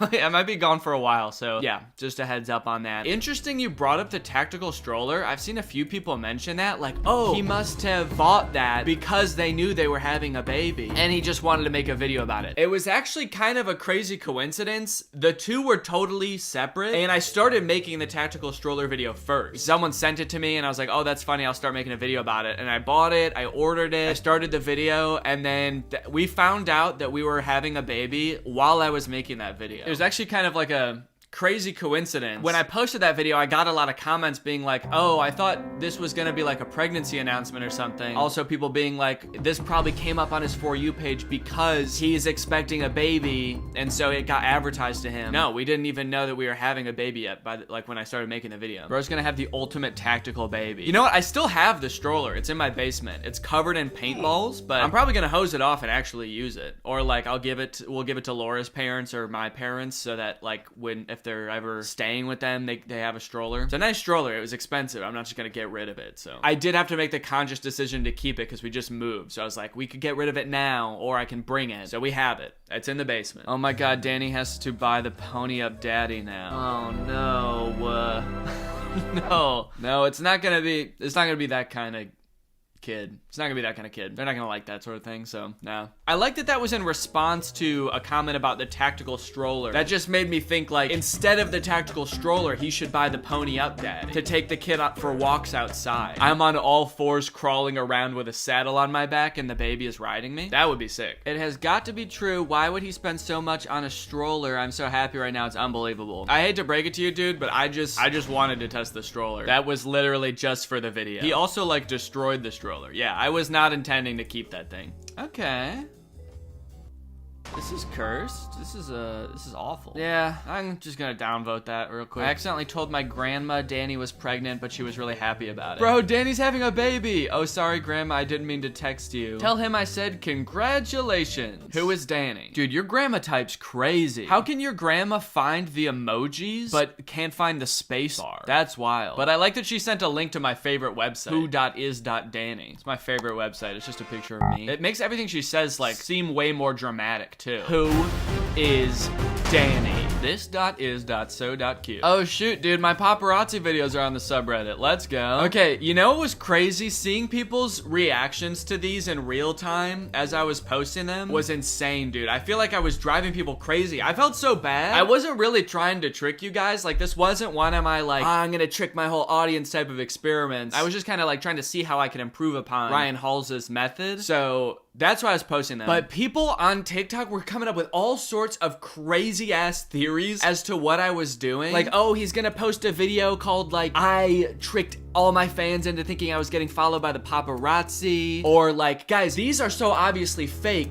He's probably faking something else, and this is just to distract us from that thing. I saw so many TikToks about it. Let me see. Actually, I'm gonna try to pull them up. Okay, so this is one of the TikToks I saw. I saw so many trying to come up with theories. This one says, no, what if the real prank Danny's trying to pull is just driving his fan base to insanity? Because now every single newly created Danny Gonzalez fan account I see, I'm just like, wait, is this him? Now no one can trust anyone, and this was his plan all along. And the whole reason for putting out the paparazzi account is to show it's obviously him when he's really lurking somewhere else, and we'll never know for sure what other accounts are actually his. I felt so bad watching these all come out because I was like, oh my god, dude, it's not that deep. Are you on Greg Gonzalez / Viral Vision News TikTok? What do you guys think the video is gonna be called? Guys, what if this one is a red herring to distract us from his actual plan to disguise himself as someone else? The amount of like attributing motive that people did when I was posting these was insane. Because honestly, I was just fucking around. I was just like being silly. I was just kind of goofing around. At first, I wanted to just kind of end my video about the Halsey brothers with some TikToks that I made as kind of like parodies of their TikToks. So I was like, okay, I'm gonna go make a bunch of these and I'll just end the video with these. But then as I got to planning and like making them, I was like, well, I don't really know if I want to just like end the video with a compilation of TikToks. That seems kind of lame. So how can I use these to like add another section onto the video? So I was like, okay, maybe I'll just like make another segment where I use these TikToks to give them suggestions suggestions for how they can improve their videos. So be like kind of parodying their videos while also like adding another funny element to the video. So that was my whole plan. So it was kind of just like a silly little extra bit to the video. But seeing everyone like theorize and come up with conspiracies of what I was doing made me feel like in ancient times when sometimes it would rain and sometimes it wouldn't, and people would think that like the rain god was mad at them and come up with all these reasons why the rain god's not making it rain. I felt like the rain god, dude. Actually, no, not the rain god. I felt like, I guess just like clouds. I felt like how clouds would feel if they could feel. Yeah, I just felt like clouds, man. Sometimes it rains and sometimes it doesn't. Sometimes I post a bunch of paparazzi videos of myself on TikTok and sometimes I don't, man. You're just gonna have to get used to it. Plan your crops accordingly. Oh, but the craziest thing that happened is, okay, so I made the TikTok account Viral Vision News. I uploaded all of the TikToks to that, then re-downloaded them, and then deleted that account. Really, I privated it first, and then after a while, I was like, I should just delete it because people were finding it. Some kid made a TikTok account called Viral Vision News, but he replaced the L with an I because he obviously couldn't get my account name. So he just tried to make it look as much like Viral Vision News as possible. And like nobody noticed that it wasn't this like the same account name. So people thought that this was the account that I made. And he gained like 13,000 followers by like kind of pretending to be me. He made his bio Effinitely Day, Otne, Annie Day, Gonzalez Gay, and then just started posting the most unhinged edits of me.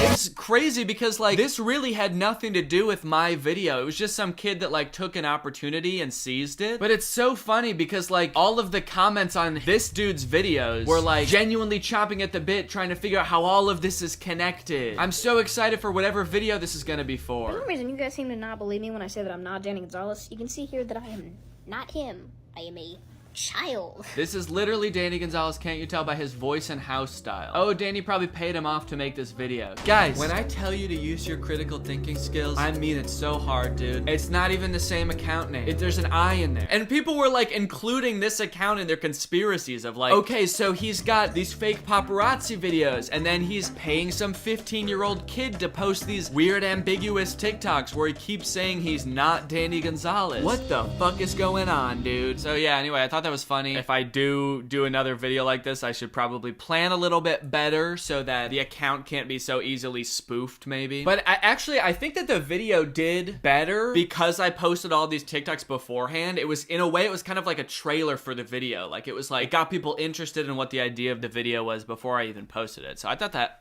was kind of cool. Yeah, I saw some people saying this. I tricked everyone into thinking my wife was pregnant. Do you guys think I'm a sociopath, man? There were genuinely people that believed that. I was pretty surprised by that. My little sister watching a Danny video on her flip phone. Dude, that is dedication, man. It's like the tiniest screen you could possibly watch a video on. I can't even think of a smaller screen you could do that on. An Apple Watch, maybe? The speakers on that thing are probably crazy, too. Like, my voice probably sounds like a little... like it's coming out of a tiny little can. Well, I appreciate the dedication. Behold, the commentary collab web. Okay, let's check it out. Who do we got? We got Chad, Jarvis, Jordan, Danny, Nick, D'Angelo, Drew, Curtis, Eddie, Cody, Jacob. And I have collabed with Chad, Jarvis. Okay, actually I have collabed with Jordan too because I was on Jarvis and Jordan's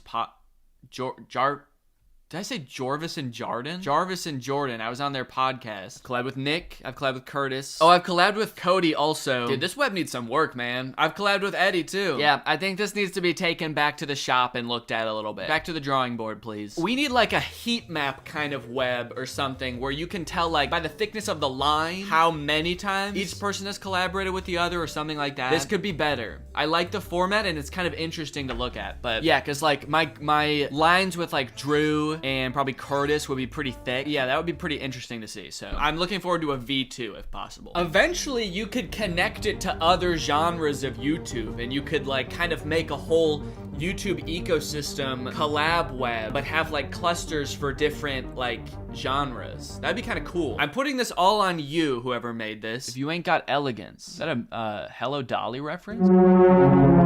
If you ain't got elegance, go ahead and make that whole thing with every YouTuber in every genre. That would be really cool to see. Congrats to Danny on the baby. He's gonna be a great dad. He's on X Games mode. Hey, I gotta keep my baby tactical, man. No, don't worry. I'm not gonna do that with my baby. I got it all out of my system with this one. Danny said we need more high quality memes, so I present this subreddit lore. Okay. See, this is what I want to see. Some lore to the subreddit. We need collective community lore. Let's see what they've got. Okay, user best penalty 34.75, calculating what facial feature to remove from Danny. We got Greg's arguing over the secret to Danny's eternal youth. How Danny feels after using the tack light.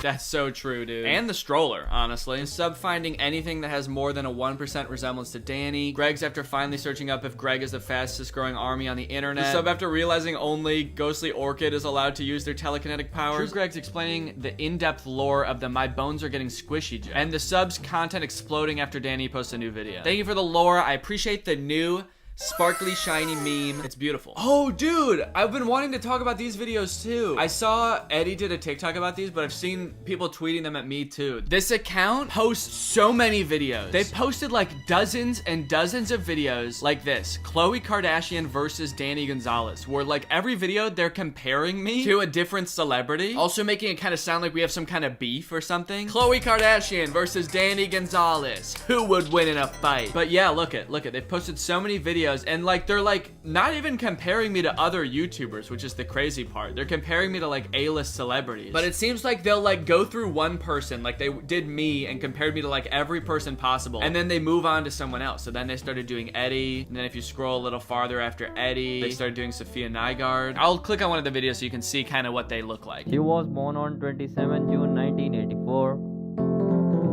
Currently in 2023, her age is 38. Okay, so that's Khloe. There's a lot of facts about Khloe. He goes through a bunch. The verses just makes it seem like he's comparing like how tall Khloe is to how tall I am, and like the audience is left to decide like who won. This is like epic rap battles of history in a way. Number 2, his name is Danny Gonzalez.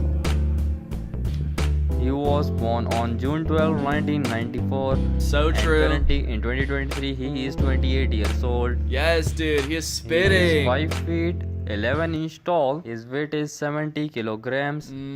I don't know kilograms, but maybe. He is YouTuber by profession. Yep. He is very famous on YouTube with 6.09 million subscribers. How does Khloe compare on YouTube, by the way? Does he bring up her YouTube account at all? No, it doesn't look like he does. So he's not even comparing the same thing. His wife's name is Laura.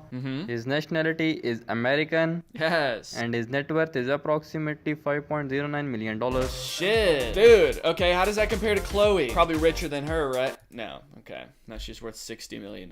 So anyway, yeah, this account is awesome. I was honestly so curious how I compared to Olivia Rodrigo. So this is great. I can just click on this video and like check it out anytime. Olivia Rodrigo. Yes. She was born on February 20, 2003. Number 2, his name is Danny Gonzalez.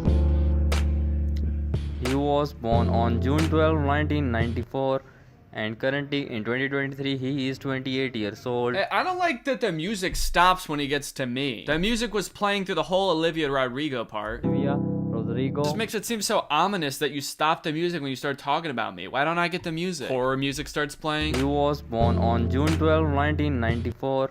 And currently in 2023, he is 28 years old. This makes it seem like I went missing or something. All right, well, anyway, thank you to Reality in Fact for the post. Okay, well, yeah, we got another Pride Month shout out. Hey, what's up, Pride Month? Hello, gays.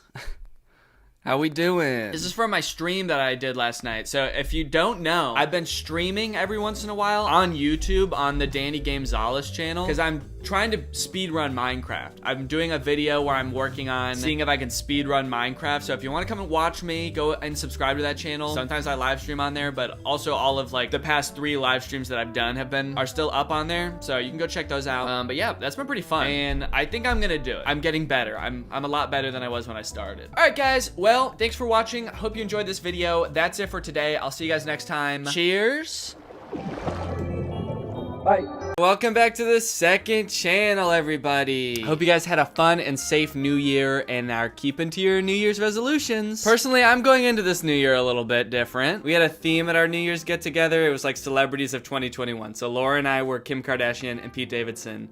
So that's why I have tattoos on my arm. They're not real. I didn't really get a tattoo of a wolf's face and a giant flower, okay? So don't ask. They're not real. All right, well, I'd say it's about time for another Reddit video, guys. What do you say? The last one I did was over a month ago. Whoops, I did not mean to go that long without doing another one, but here we are. There's been a lot of activity on the subreddit since that video. We've got 40,000 members in the subreddit now, and I've seen a lot of interesting posts. This is the very top post. It says, guys, I saw Danny today, and it's a picture of Danny DeVito walking a sweet little dog in a tutu. Okay, that's not me. These are gonna be some good posts this week, dude. I can feel it. Okay, let's see what the comments are. Aw, he's wearing such a nice dress. Oh, they think I'm the dog. Person tagged a subreddit called Technically the Truth. I guess it's technically true. They didn't say Danny Gonzalez. I just saw Danny today. He is so small. He is a small little guy. All right, let's see if there's any posts about like me or my videos or anything. Okay, this one's about me. Oh, this is a fun post. Look at this. All right, saw Danny last night at Curtis's show. Yeah, that's me. Last month I went to go see Curtis. He was on tour and he had shows in New York and he wasn't coming to Chicago at all on the tour, and I was like, I want to come see you. So I decided to go to the New York shows. We had a lot of fun. I got to hang out with Curtis and his and Jacob and Dean and our friend Jake and Jenna. They all sort of like pressured me to go on stage at the very end, because I guess Jacob and Dean were opening for Curtis. And so they were gonna go on stage at the end of the show, and they were like, Danny, you should come with, even though like nobody knew I was there. And also Curtis was on stage at the time, so he wasn't there to be like, yeah, that'd be funny. So I was like, I don't really know if Curtis will want me to do that. But then Jenna was like, you should do it. And so I said, okay.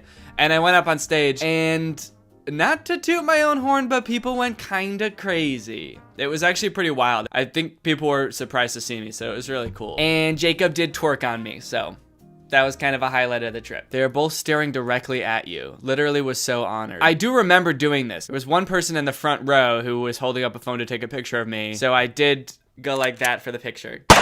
The fuck you do to them? What does that mean? Do we look pissed or something? I guess we do kind of look like, what the hell are you, what's wrong with you? Yeah, I forgot the person who took this picture was wearing something super offensive. So we were both kind of stunned and too shocked to speak. This is the Danniest pic of Danny there is. Yeah, I think I'd agree with that. I'd say everything is pretty Danny right here. How does Danny keep getting younger with time? What's his secret? It's weird that someone brought that up for this picture that took place in New York. I had a super weird thing happen to me. This happens sometimes to me, and it's kind of annoying, honestly. We were checking into the hotel in New York, Laura and I don't know if you've ever seen the movie Home Alone Lost in New York, but basically Kevin is a little kid and he's staying in a hotel by himself, and all the hotel staff is very suspicious of him. And like the same thing like happened to me when we were checking into the hotel. There was like the lady checking us in, and then the manager of the hotel like standing over her shoulder, and he just like kept staring at me and saying the same thing over and over. He just kept saying, you look so young. And I was like, thanks. Actually, I have gray hairs. I don't really feel that young, but thank you. And he said, yeah, you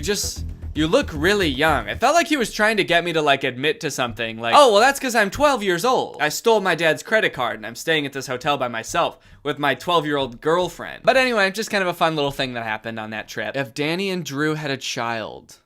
Oh no. Oh god, that's so weird. That does look like a mix between me and Drew. I've seen a YouTube channel before of someone deep faking my face onto Drew's and Drew's face onto mine, and it's very uncanny, very disturbing. Danny says, well, goodbye, gents, before running and flying away into the sky like a bird. Ah, yes, this is a clip from one of my old YouTube videos.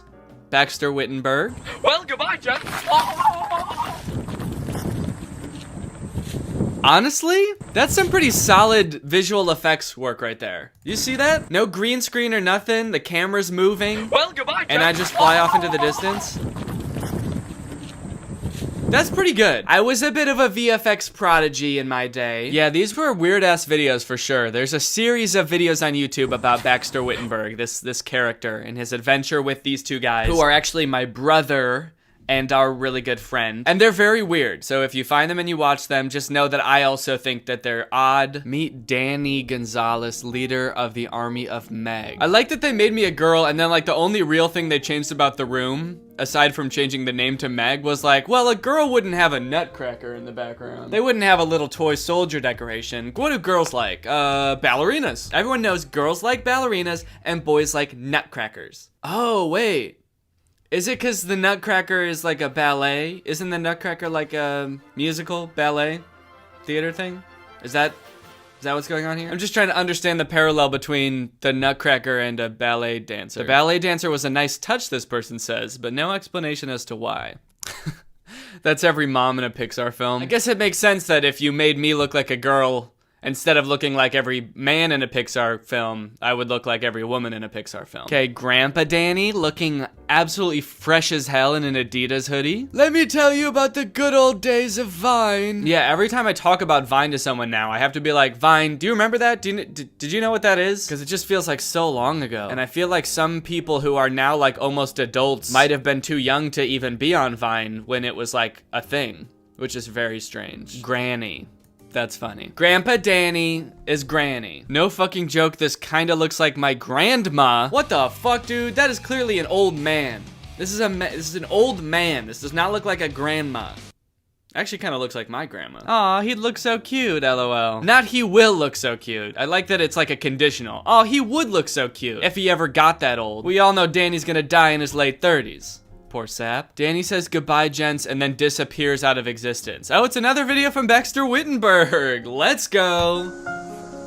Well, goodbye, gents. Oh. Okay, the effects on this one are not quite as good. I remember I shot this part in front of a green screen. You can kind of tell the edges are a little fuzzy if you watch my cheek right here.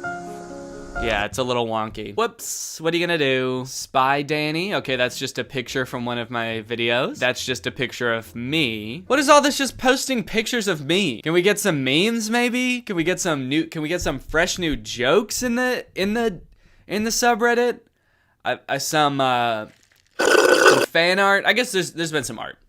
Never mind, I'll take it back. The whole sculpture made from scratch using chocolate with every little detail. Okay, what is this gonna be? Okay. It's a big piece of chocolate. Now it's a white piece of chocolate. Now it's a red piece of chocolate. Now it's a tube of chocolate. What's he gonna make? Okay, I'm just gonna skip forward, Jesus. Oh, he's making boots. Oh, god damn, what is he? Oh, shit, dude. A chocolate nutcracker. Cool. Sometimes I feel like I have to pretend to be a little bit more into nutcrackers than I am. Danny, is this accurate? We need answers. Okay, it looks like someone asked Siri who Danny Gonzalez is, and it comes up with this. Danny Gonzalez, electrician and influencer. Country of citizenship, Kazakhstan? Who is Danny Gonzalez? Brought up my contact in my phone for myself. That's not helpful. I can't Google my name. I can't.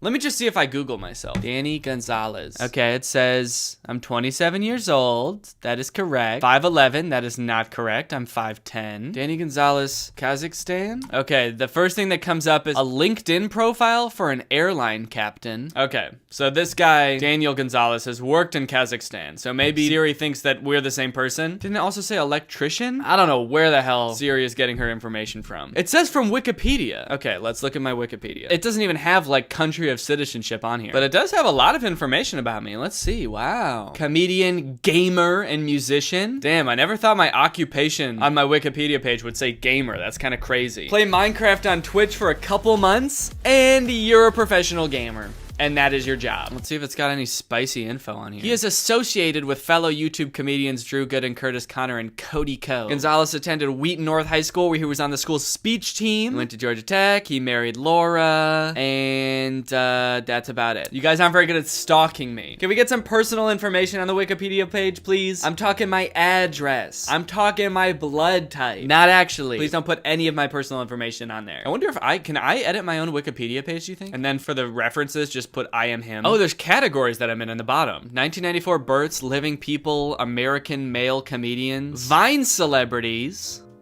It's just a straight up list of Vine celebrities. Wow. I forgot like half of these people existed. Nash Greer and Hayes Greer. I wonder what they're up to these days. Anyway, we're getting sidetracked. All right, some fan art. That's very nice. How'd they do it? Yo, the Pony Up Daddy. Kind of sad that I never bought one of these to test it out for myself, but I feel like the excitement for that has come and gone, but that would be pretty fun to get one of these. Just ride somebody around. I was gonna say, I feel like it'd be a funny video if I tested out the Pony Up Daddy, but now that I'm thinking about it, I'm like, who would I get to be the daddy in this situation?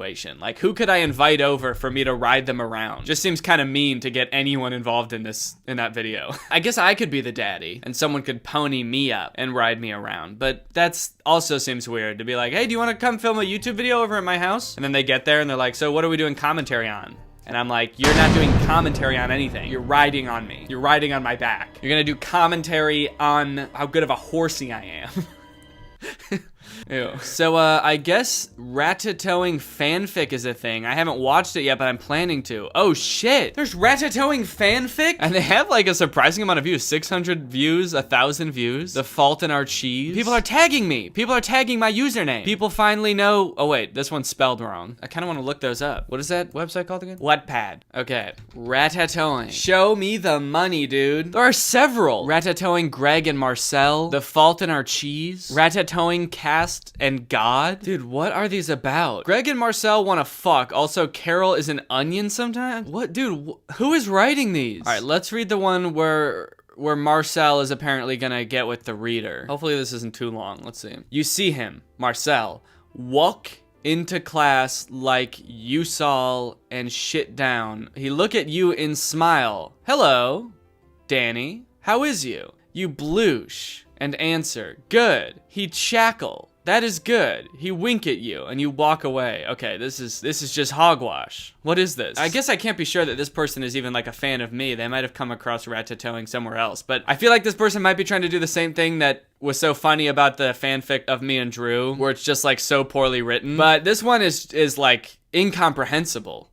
Oh my God. Yeah, I don't think I can read that, man. It's unreadable. You've written an unreadable story. If you want me to read your story about a cartoon mouse trying to get with me, at least use autocorrect, please. This person got notified like 10 times about my video. I wonder why that happened. And can I make it happen for everyone next time I post a video? Danny's biggest hater. Drink a bucket of bleach or date Danny Gonzalez again. Okay, a kind of a funny thing happened with this guy. I don't know if you remember this guy from one of my last videos, but he just keeps like making up these funny stories about how he like used to know celebrities and stuff like that. And so I made a video about him, and then he made a video doing the same thing to me. It's not this is photoshopped. Whoever posted this photoshopped this, but he made some video being like, Danny made this video about me, and the only reason he made it is because a few years ago we used to be really good friends, and then he came on to me and confessed his feelings to me, and I turned him down. And then he also made a video about me saying that my video was funny, but he also said that like me and my fans don't understand what satire is, because he's just doing satire. Even though in my video like multiple times I say this is just satire, he says he's just doing satire. So anyway, when he posted this video about this story about me confessing my feelings towards him, I commented on his post the ultimate clap back.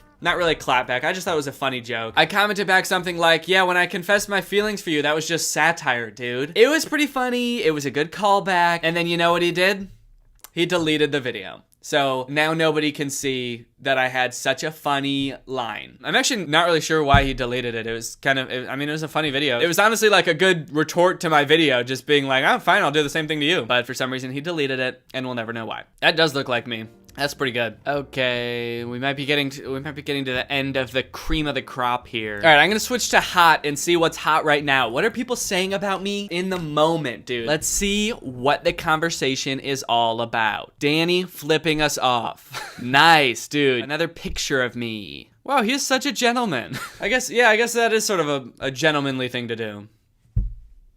My lady. This movie lives rent-free in my head. Is this a Disney Channel original movie, Zapped? I haven't made a Disney Channel movie in a while. Maybe I should do it about this one. Zapped? What's it about? Zapped movie. It's got 2.5 stars. It could be good. Okay, this looks like a different movie. I think I clicked on the wrong Wikipedia page. Zapped is a 1982 American teen sex comedy. Okay, nope, wrong one. For sure. Yeah, you know that Disney Channel original teen sex comedy? Although this one also seems to have a pretty bad score on Rotten Tomatoes. So maybe I should look into that as well. Disney Zapped. 16-year-old Zoe Stevens is a skilled dancer, having a hard time adjusting to a new school, a new klutzy dance squad, a new stepdad, 3 new rowdy stepbrothers, and an unruly dog. But things change when a dog training app on her smartphone begins to somehow control all the boys. What is with every Disney Channel original movie being about trying to make the opposite sex perfect? There's like How to Build a Better Boy, Pixel Perfect, and now this, where it's like, I'm gonna create the perfect boy, I'm gonna create the perfect girl, I'm gonna control the boys. Someone on the Disney writing team has like a god complex or something. They're like having a board meeting and they're like, okay, so what can we make movies about? What are things that teens struggle with? Like asking out your crush, trying to find yourself, and then some guy in the corner's like playing God and creating the perfect teen to be the target of my affection, and then they just listen to him and do that for every movie. All right, well, I think that that's probably good for this video, gang. So thank you for watching. Keep on posting on the subreddit, and I will keep on making videos about the subreddit. I will see you guys next time, and hopefully I'll be posting on the main channel soon as well. My goal for this year is to try to post more and good stuff. So if you're into that, then stay tuned. I'm gonna be trying to post more on this channel and the main channel, and I've actually hired people to help me post more. So hopefully it all goes well, and I'll be making more videos and better videos. So if you're into that, then hit that subscribe button, smash it into pieces, and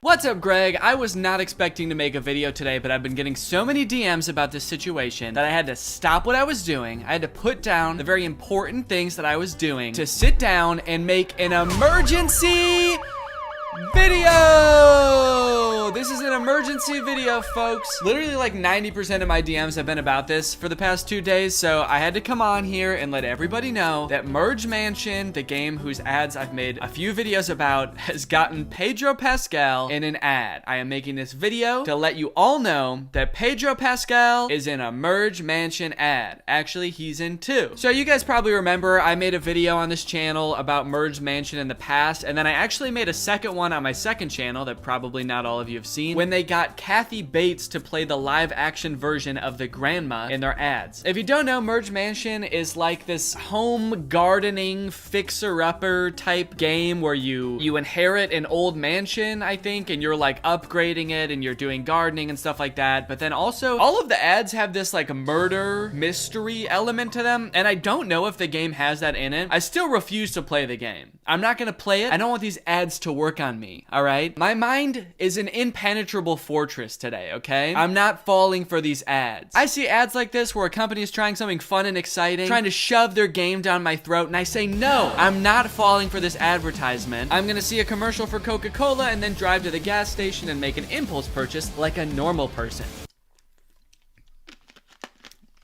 Anyway, I'll show you the first of the ads now. It's called A Twisted Game. Honestly, I don't even know where to start. On the surface, you've got this perfectly normal family. Okay, so this ad introduces a new character to the Merge Mansion lore, which I am a little bit familiar with, honestly, more familiar than I would like. So what I know so far is that the granny has murdered somebody. I cannot figure out from the ads who she's murdered, and I don't think that it's even answered in these ads, honestly. She's murdered someone, and then her granddaughter, who is the younger woman character in this game, is like slowly uncovering clues to what's going on. Now we've got Pedro Pascal in here, and he's playing Detective Tim Rockford, and he's come in to try to crack the case open. On the surface, you've got this perfectly normal family. A young girl, her grandmother. You know, this is apple pie America. A girl and a grandma. That's apple pie America, baby. Nothing more American than a girl and her grandma. Sorry, Europeans. Sorry, anyone anywhere else in the world. Actually, I don't know why I singled out Europe. Sorry, anybody anywhere except for America. You can't relate to apple pie or grandmas. We made them up, and just like everything else in American culture, it is starting to kill people. Please help. It's like everybody is hiding something. There's no body, no smoking gun, just a lot of knives. See, this is where it loses me. The whole ad is framed as a trailer for a not real movie or TV show where Pedro Pascal is trying to figure out what's going on inside this home. I'm not sure what this lady is. I think it's like maybe a true crime podcast, so now we're not only getting like an investigation into the case, but we're also getting someone to comment on it. And then you guys are also getting someone to comment on both of those things. I like the true crime podcast element to it, honestly. It adds a fun little flair to it. What confuses me most is like, what do you mean there's no body? There's no body. Can you please explain to me what the crime is that you guys are trying to solve? Was someone murdered or not? Who was it? Just say it one time in one of the ads. Say who was murdered. No smoking gun, just a lot of knives. No murder weapons, unfortunately, just a shit ton of knives. So unfortunately, nothing suspicious has been found yet. Just a freakish obsession with knives, and not cooking knives. These are knives that are sold to be weapons. There's no body, No smoking gun, just a lot of knives. The fact that she's like, there's no smoking guns, it's just knives, makes me think that by like no body, she also means like, we can't find a body. The only thing we found is this skeleton. Super confusing. I'm worried that people are gonna think that I'm like sponsored by Merge Mansion by keep continuing to make videos about Merge Mansion. I'm not, okay? I'm not gonna play this game. I would be lying if I said that my curiosity wasn't piqued at least a little bit by this ad, because I'm like, who died? Who died and how did they die? How is knives not evidence? There's knives everywhere. They find them on every surface in this house. That's not evidence? Is the investigation to figure out if there even was a crime? Can you call 911 to be like, hey, a crime happened. Can you come figure out what it is? I don't know. I feel like I've been victim to some sort of injustice. I'm not sure what, but there's knives everywhere. Please come. That'd actually be an insane new genre of YouTube videos. You've heard of BuzzFeed Unsolved? How about BuzzFeed Unfound? We haven't even found the crime yet, let alone solve it. Okay, here's the next ad. It's called Think Like a Grandma. I was finally in, but still couldn't put the pieces together. What am I missing? Crime scene? Weapon? You're missing a crime, I think. I still couldn't put the pieces together. What crime was I solving? What am I doing here? Who is this girl and this grandma? What is my job? To catch a grandma, you have to think like a grandma. Oh shit, okay, so that looks like some evidence there. A boiling pie? So maybe there was a crime committed, I admit it. Maybe somebody was murdered and then Granny made a pie out of him. Good ol' apple pie America, you know? You got loving granddaughter, murderous grandma, and pie grandpa. Nothing more American than that, baby. God bless America. Think. Another thing you'll notice is that Kathy Bates is not the grandma anymore. I don't know who that lady is, but that's not Kathy Bates. So they, I guess, could not afford to hire Kathy Bates and Pedro Pascal at the same time, which would be a pretty crazy collab. I guess it's probably not called collabs when it's like a movie or an ad. But this must be super confusing for the detective too. He gets pictures of all of the suspects and the grandma looks like Kathy Bates, and then he gets there and this is the grandma. He's like, okay, I was solving a murder, but now we have to solve like who you are. You shapeshifter. What are you? Think. What would grandma do? He doesn't know the crime yet. That's why he's saying, what would a grandma do? What sort of crimes would a grandma commit? Tax evasion? Turning her husband into a pie? Maybe they just live in a small town where literally nothing is going on. And so he's like, I'll put police tape up at some old lady's house and harass her. Sure, what the hell? Just try to figure out what crime she may have committed in her past. That's a cool little touch too, where it like turns into the video game graphics at the end there. And this is an homage to one of the earlier ads too that I covered in the first video. Anyway, either way, some pretty insane marketing. People have been talking about this nonstop, at least in my DMs, and I've seen people talking about it on Twitter too. And also this ad from 4 days ago has 7.4 million views, which is pretty crazy. All of their other ads have like maybe 20 to 60,000 views. So getting our boy Pedro in there really pushed the ad. Now, a lot of the discourse that I've seen around this ad, both in DMs and otherwise, have been people being like, there has to be something fishy going on. How did they get Pedro Pascal in their ad? How did this random shitty game get Pedro Pascal in their ad? For example, this TikTok. The next time someone asks me what my favorite conspiracy theory is, I'm gonna tell them that I think the Merge Mansion is a money laundering operation. Because how the fuck can they afford an ad with Pedro Pascal in this day and age, in this economy? Controversial opinion? They do make that much money. Even Candy Crush didn't have that kind of money. What is going on? Candy Crush for sure had that much money, and Merge Mansion also for sure has that much money, dude. I hate to break it to you, but mobile games make a shit ton of money. How much money does Merge Mansion make? Currently, the game earns more than $10 million per month from its players. So far, the game has bagged more than $160 million. So they make $10 million a month. How much does Pedro Pascal make? Okay, for The Last of Us, Variety reported that he earns $600,000 per episode. So I do hate to break it to you, but Merge Mansion definitely has enough money to hire Pedro Pascal without being a money laundering scheme, which a lot of people in the comments can attest to. This person said, listen, if you've played Merge Mansion and are addicted, you'll get it. They're constantly pushing buying things, but not enough for me to stop playing it. So they make a lot of money from their players, and I'm guessing based on the 7 million views they got on that ad by just posting it for free on YouTube, like they didn't even need to put it in the Super Bowl or anything, like I'm guessing that they're gonna get a good return on whatever investment. I mean, he makes $600,000 per episode of a TV show. I'm guessing they probably paid him less than that for a 1 minute long YouTube video. If you want a real conspiracy theory, here's a real conspiracy, dude. For The Last of Us, he earned $4.5 million. My conspiracy is that Pedro Pascal is actually a huge Merge Mansion fan. And while he made $4.5 million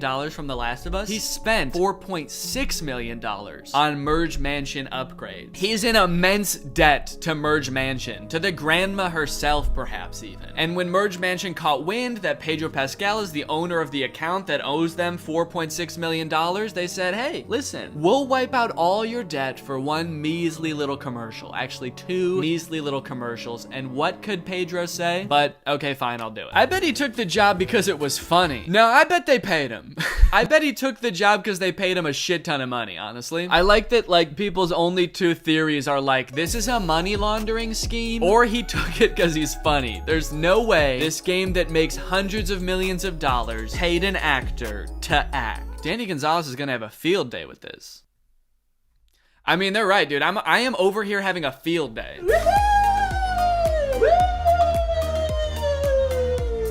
Being a touring musician might seem like a dream job. You get to perform for stadiums, screaming your name every night. But at the end of the day, you are just performing the same songs over and over. You get up on stage, do the same song and dance. So inevitably, musicians gotta find some way to shake it up a little bit, you know? Get a little bit of extra enjoyment out of their craft, you know? Maybe throw in an extra little dance, ad-lib a little bit. The Weeknd, I guess, decided to do this weird little tongue thing.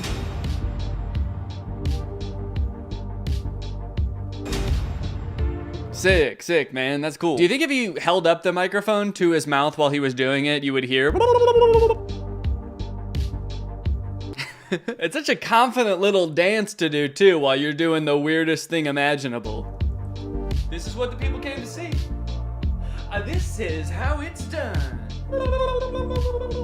Oh, God, there's another angle. Was this the same show? I wonder. BC place, maybe? Vancouver? Was this also in Vancouver? I can't tell. I can't tell if this was the same show. I don't know if he was doing it the whole tour. This video's from 2022. At the very least, I can tell you, I don't think he's doing it anymore because I just saw him a couple months ago and he didn't do it then. Thank God. I like that he was doing it long enough that this person had time to pull out their phone and start recording, and he was still doing it. It wasn't just like a one-off, like, blah, blah. This could have been going on for like 30 minutes. This could have been the whole show. All the reviews of the concert were like, he never once even put the microphone up to his mouth. He didn't sing at all. He did a little tongue dance. At one point, he did actually raise the microphone and say, I'm a turkey, gobble, gobble, motherfucker. And then he just kept doing it. Next up on the list of embarrassing concert moments, I'm sure a lot of you have seen this. It's Travis Scott falling in auto-tune. What I appreciate about this one is how musical he still is even when falling. He was fully off the stage, descending through the air by the time he said, yeah. So it could have sounded a lot worse. He kept it musical. It could have just sounded like, ah! But in auto-tune. You know what they say, man, musicians, they're trained to keep going. The show must go on no matter what. You push a musician off stage, they're still gonna be singing. You push me off stage, I'll be giving commentary. On the way down, I'll be reacting to things. I'll be like, that was kind of cringe what just happened back there. Okay, apparently Katy Perry had like a lightsaber battle on stage.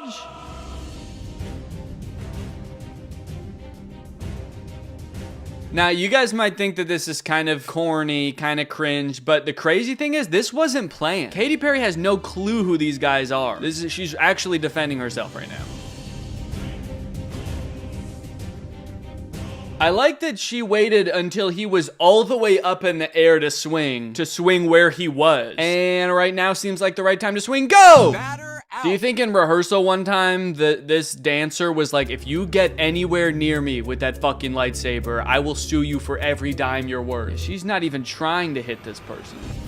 Whoa, whoa! I feel like this type of thing could never look good on stage because supposedly she's singing, right? So like you can't get that out of breath. You can't be swinging around that much on stage, actually giving it your all, actually trying to kill an alien. Because you've got a show to put on, you know? You've got to give the people what they want. So in that sense, I get why it looks like she's totally phoning in the choreography here. But then that raises the question, why in the world did they think this would be a good idea to put in the concert anyway?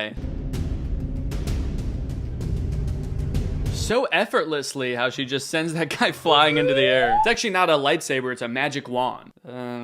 Whoa! Guys, you ever seen dogs this cute before? These are my dogs, Sunday and Zero. If you've watched my channel for a while, you know I take the job of being a dog dad very seriously. I want to make sure that these dogs get the best. But unfortunately, traditional kibble dog food just doesn't cut it for me. They have a ton of filler ingredients. Who really even knows how processed they are? And I just want to make sure that my dogs are getting good nutrition, a balanced diet, high quality ingredients. And that is why I am very happy that Sundays for Dogs is sponsoring this video. I would feed my dogs Sundays even if they weren't sponsoring these videos. I think it's a fantastic dog food. My dogs love it. This stuff is formulated by a vet. It's made with human grade ingredients, free of synthetic fillers. So I know I'm giving my dogs something healthy when I'm giving them this food. In fact, when I switched them over from kibble to Sundays for Dogs, I noticed significant changes in both of their furs. Like they both got softer. They also seem to enjoy the process of eating this food a lot better. Unlike regular kibble, this is not like dry and crunchy. It's air dried, so it's more of a soft jerky texture. I can just break this piece in half with one hand. Luckily, unlike other healthy dog foods, Sundays does not require being frozen or refrigerated. You store it the same as you would regular dog food, so it's easy to store and easy to serve. So what the heck, guys? Give your dogs the gift of Sundays, watch them fall in love. Get 50% off your first order at sundaysfordogs.com/Greg, or just use my code Greg at checkout. That's sundaysfordogs.com/Greg,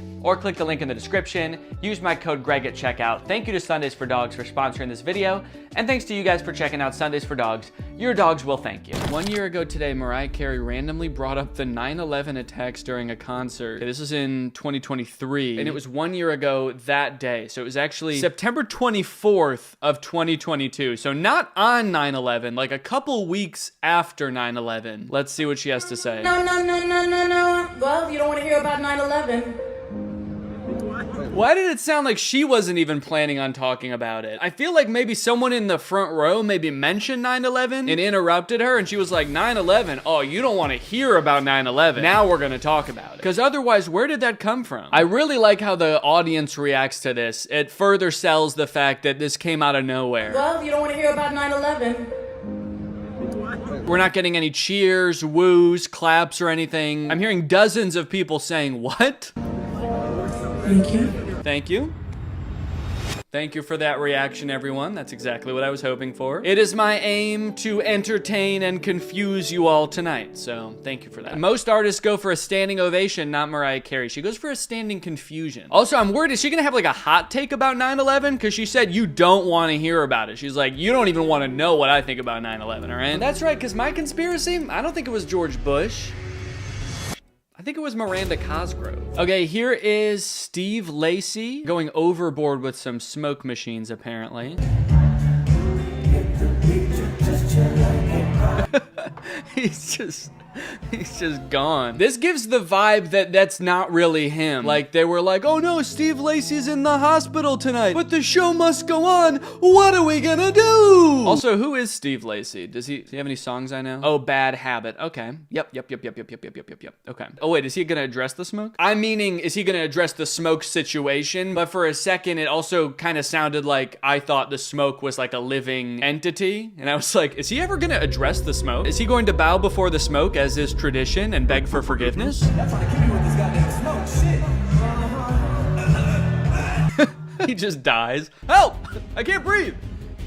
Everyone's like, yeah, fuck, he can't breathe. So the tour that I did with Drew and Curtis back in 2019 was like very heavily produced. There were like lights and sound effects and shit. And every night before the show, we would run like a fog machine because I guess like the light beams that come from all the big lights, you can see them, you know, it creates a lot more atmosphere when there's actually fog. But there were a few times where I think the fog was a little bit overdone and we would come on the stage and it would be like way too hazy. crazy. Like the audience could tell and we could tell. I forget if we ever addressed it or not. I think we probably did. So all that to say, I think these fog machines, smoke machine things can get out of hand very quickly. So I don't blame him. I blame the smoke itself. It is a selfish beast.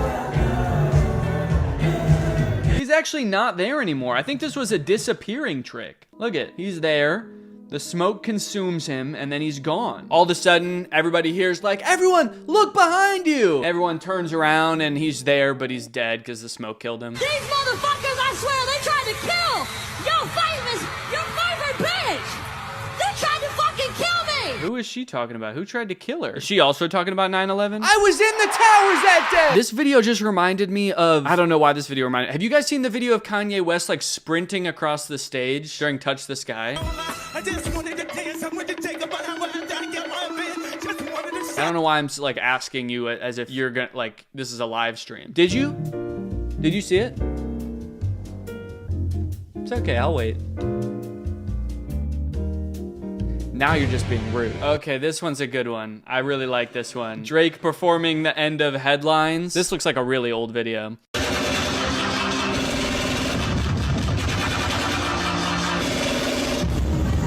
Man, he seems cool. I wonder what he's up to now. Do you think, I hope his whole show was him miming every sound effect and instrument that happened in the songs. Whoa, and then at a more recent concert, he's got this hoodie full of gunshots in Australia. So wait, in that first clip, Drake was shooting at himself from the future. This Drake went back in time and was like, dude, Drake, I have to tell you something from the future. And Drake was like, no. And then he was like, this. And then this Drake was like, fine. And he walked on stage like this.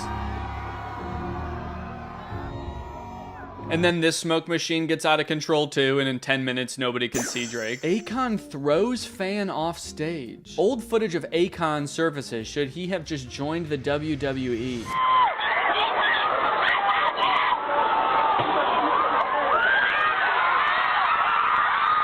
What the hell? Why, Akon? Why? Who's next? He does the whole audience one by one. This is his workout. This is just how Akon works out. Yeah. Wait, why isn't there any music playing also? Is this a concert? Is this what Akon concerts are? He's like, not feeling any music tonight, guys. We're not doing any songs. I was getting a little tired of the songs. Tonight we're just gonna be doing wrestling. You know who should get Akon on tour? Katy Perry. They could duel together. They could fight each other. Oh my god, yeah, okay, so he threw him on top of other people, so... Oh, but he looks okay. He looks confused, as does everyone else around. Now, Akon definitely doesn't have a single song where he needs to be doing all that. Does Akon rage like that? Like, I could picture that at a Travis Scott show, but Akon? What's like the most popular Akon song? Smack That. More like Smack Down. I Wanna Love You? More like I Wanna Throw You. Locked Up? How about Tossed Up? Okay. That time Miguel leg dropped a fan in the audience. Who's Miguel? Miguel is an American singer-songwriter, best known for... Okay, I don't know him, but he's gonna drop kick somebody. Whoa! He was trying to jump to the other stage, and I guess he didn't anticipate. He was like, oh, my bad, my fans are usually much shorter than this. I don't know why there's so many tall people in the crowd tonight. Bam! Wow, I mean, he could have crushed that lady's skull. He sat on her neck, I think, and he just keeps singing. A little reminiscent of the Goofy scream. Okay, so he reaches back to be like, oh, are you okay? Oh, we're cool. Look at that. She's okay, everybody. That's not even the lady he crushed. She's got blonde hair. These two ladies have dark hair. This lady back here is the one he befriended. Yeah, they're off to the hospital. They don't have time to talk to Miguel. I like when moments from concerts blow up and then they inevitably get comments that are like, he doesn't need a single song where he needs to be doing all that. Now, Akon definitely doesn't have a single song where he needs to be doing all that. I want to someday make a song where I do need to be doing all that. Like, I want to make a song that's so insane that you could see me doing anything on stage and people would be like, yeah, that makes sense. He should be going harder, actually. Fergie sings the national anthem at the NBA All-Star Game. This has 30 million views. By the dawn's early light, and let's least away. Whoa. Oh no, he looks like he's about to cry. Everybody's having a slightly different reaction. They showed Chance. He was laughing. Some of them look like they don't want to be on camera at all. They're like, get that shit out of my face. I don't want to be a part of this in any way. Okay, well, it looks like the most rewatched part is over here. Let's go here.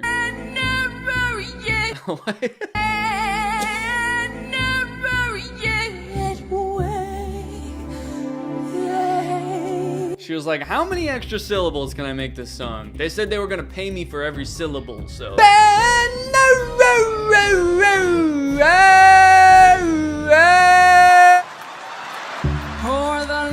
No, everybody's laughing at her. How have I never seen this? This is crazy.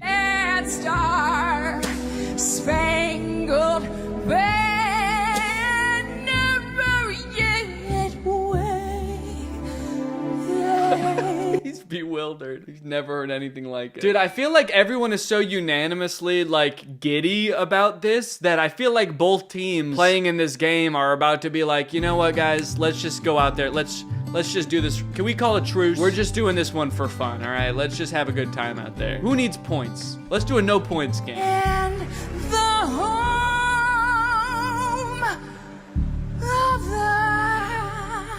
the home of the banner. Well, that was beautiful, and I think that's honestly a great place to end the video. So I hope you guys enjoyed this video. Make sure you subscribe to my second channel here for some more, you know, just kind of like mid-level content, and I'll see you guys next time. Bye-bye.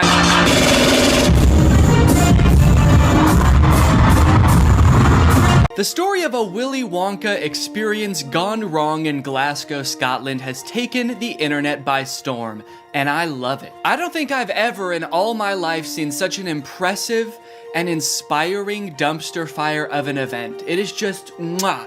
It is just perfect. This event, which was supposed to give kids the chance to experience Willy Wonka's chocolate factory, was so bad, it prompted parents to call the police to get justice for the horrors they had witnessed. Police were called to an immersive Willy Wonka experience after families showed up to an empty warehouse. The event reportedly charged $40 per entry, that's per person by the way, advertised with AI art, and said it would be a journey filled with wondrous creations and enchanting surprises at every turn. And oh, what enchanting surprises they found. Kids were all dressed up and crying, waiting for what they thought was going to be a magical experience. Yeah, that's the surprise. No magic here, just sadness. The surprise was them crying. If they called the police, that's how you know it was bad. Because they didn't even do that in the actual Charlie and the Chocolate Factory, and kids were dying in that movie. And honestly, it does look like it was terrifying.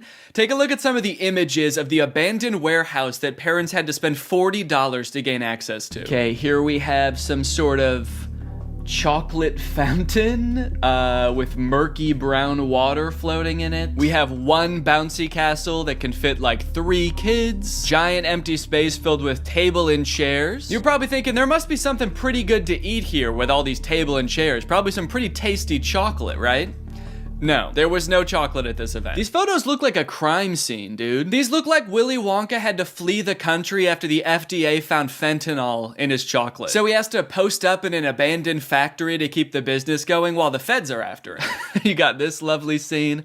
I think that the size of the warehouse really screwed them over, honestly. If it was a smaller room, it wouldn't look so empty. There would still be nothing to do there, but it wouldn't look so sad. In a way, seeing this photography light in front of this like $2 Candyland backdrop makes me feel kind of sad for the people who put on this event. Like, oh, you really thought people were gonna want to take pictures in front of this shit. Of course not. No. If 2 parents brought 2 kids to this event, it would cost $160, and you're getting this. I think I get why they called the police, honestly, dude. If I was promised some kind of fun Willy Wonka experience for the kids and then showed up to this foggy warehouse, I would think I was about to be murdered in some kind of Willy Wonka-themed Saw movie. And if that's not enough, wait until you see the nightmarish characters they had running around this place. So this is one of the most famous pictures to come out of the whole ordeal. This is an Oompa Loompa, obviously. A lot of people are focusing on the facial expression she's making in this picture. She looks exasperated. And honestly, I don't blame her. This has to be like the worst acting gig she's ever had. As far as I know, this actor wasn't putting on the event. She was just hired to be there. She's probably dealing with crying children,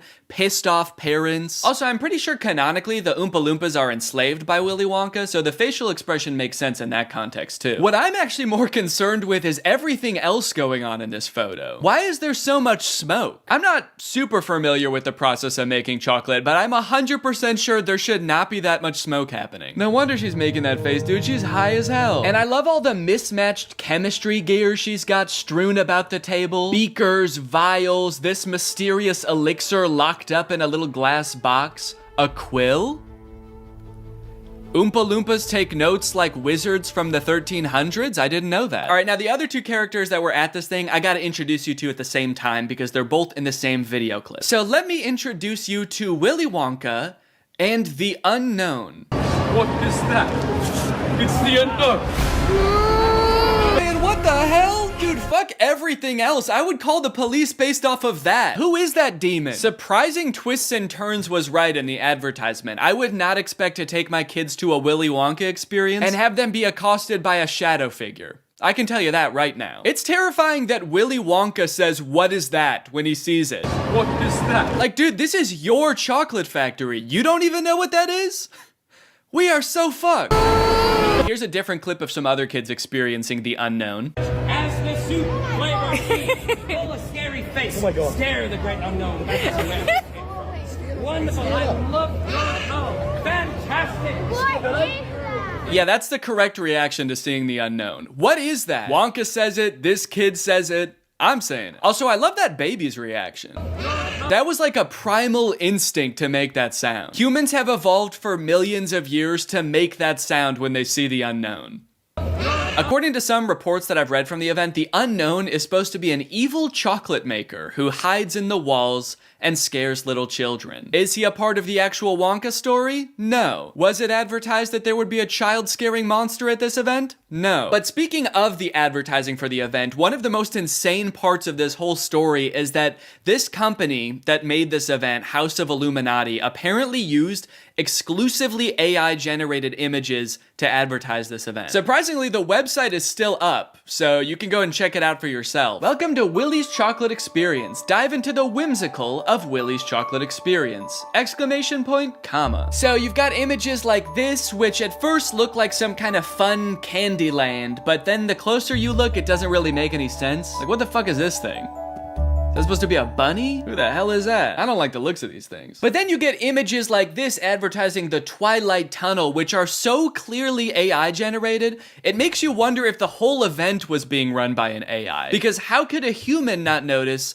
that there are so many typos in all of these images? You got dim tight, depractions, ungurrival, featuring dodjection and swide. Then you've got ensuring entertainment, which of course includes catgagatting, carchy tons, and a passidice of sweet teats. And on top of the website being seemingly designed by AI, apparently all of the actors' lines were too, which we know thanks to this video posted by the actor who played Willy Wonka. I'm going to be poking a little bit of fun at the event, but I wanted to say before I start that I feel for anyone who bought tickets to this, people who are expecting a magical chocolate experience. People who are unfortunately captured by the unknown, we hope you are found soon. So the first red flag for me was when I was cast as Willy Wonka. Anyone who looks at me and thinks Willy Wonka and not Oompa Loompa is out of their mind. I give off major Oompa Loompa energy. I got cast as the part on the Thursday, and was told that I needed to learn the script for the Friday. So I said, no problem, send it over. The script was 15 pages, monologue, pretty much, of AI-generated gibberish. You know what I'm kind of curious about? If the script was AI-generated, where did the unknown come from? Did the event organizers just ask ChatGPT to generate a script about Willy Wonka's chocolate factory and it just threw that shit in? Cause that's terrifying. ChatGPT was like, planning an event for kids, huh? I know just the thing to add. Don't worry, I'm great with kids. So I'll give you one of the lines from the script. I'm not going to do the Willy Wonka voice because I think I've embarrassed myself enough. But one of my favorite lines was, there is a man who lives here. His name is not known. So we call him the Unknown. The Unknown is an evil chocolate maker who lives in the walls.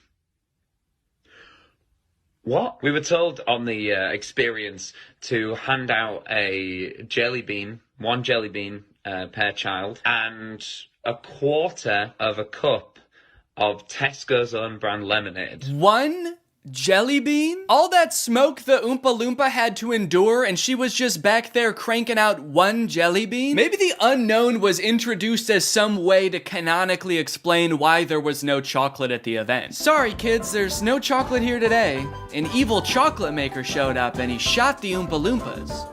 They're dead now. So one of the Oompa Loompas from the event also posted a TikTok kind of poking fun at the whole experience, but the one actor we haven't heard from yet is the one that we all obviously want to talk to. The unknown. Unknown, we need to know your story. What was your inspiration for your performance? How did you get into character? The unknown must have had the worst time of any of the actors because, like, you got hired to do a performance of Willy Wonka and you got cast as a character that's not in Willy Wonka, just like an evil spirit that lives in mirrors. And then your job for an entire day is to scare and confuse unsuspecting children who have no clue what they're in for. Every time a kid came around that corner, you just know the unknown was like, God damn it, I gotta traumatize another kid. The Oompa Loompa from the famous photo ended up doing an interview with Vulture where she describes the moment that children saw her for the first time, and it is very sad. Tell me about the moment as the kids started coming in. Did you see the innocence leave their eyes? They were quite upset. I think they were confused, but it was more the parents. I just looked at them, and I think they must have known when they looked at me. An older couple said to me,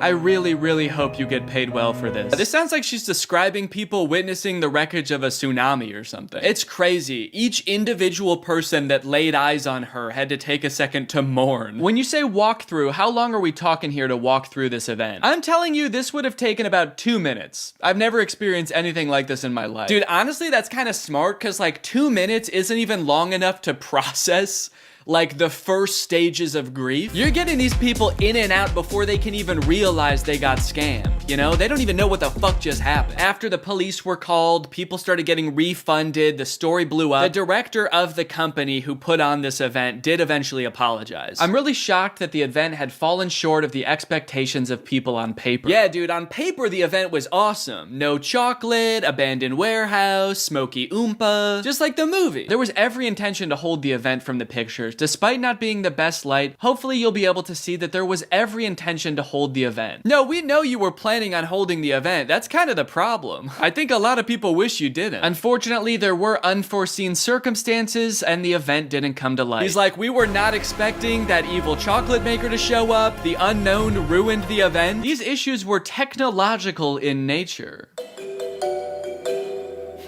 We had ordered a holographic paper that didn't arrive on time. The holographic technology in itself is absolutely fabulous technology, and unfortunately, there was a delay in postage. Holographic paper? No, I don't think that was the problem with the event, actually. The lack of holographic paper. Look, I don't know what holographic paper is, but based on his reliance on ChatGPT and Midjourney, I do not trust his opinion of absolutely fabulous technology. So I'm just gonna go ahead and assume the holographic paper would not have helped. Well, gang, this is surely an event that will go down in the history books. I hope you enjoyed this video. If you're new here and you're not subscribed yet, make sure you subscribe and turn on my notifications to join Greg. I'll see you guys next time. Bye-bye. Hello, everybody, and welcome back to the second channel. Thank you for joining me today. We're gonna be going through the subreddit again, so kick back, relax, crack open a sparkling water with your boy. And cheers with your boy. And have a sip with your boy. Really excited to jump back into the subreddit. I don't think I've been on it at all since the last subreddit video I did. I've been so busy. So I don't think I've been on my subreddit at all. So I'm curious to see what people are talking about. Let's go top and let's go month. Okay, all right, love to see it. The first post is about the half marathon that I ran. This is the same thing on my Instagram, dude. Everybody was commenting on the fact that it says Daniel on my bib. Yeah, that's my name. I posted on my Instagram, ran my first half marathon yesterday, blah, blah, blah. You know, I was really excited for myself. All of the top comments are just Daniel, Daniel, Slay Daniel, Daniel.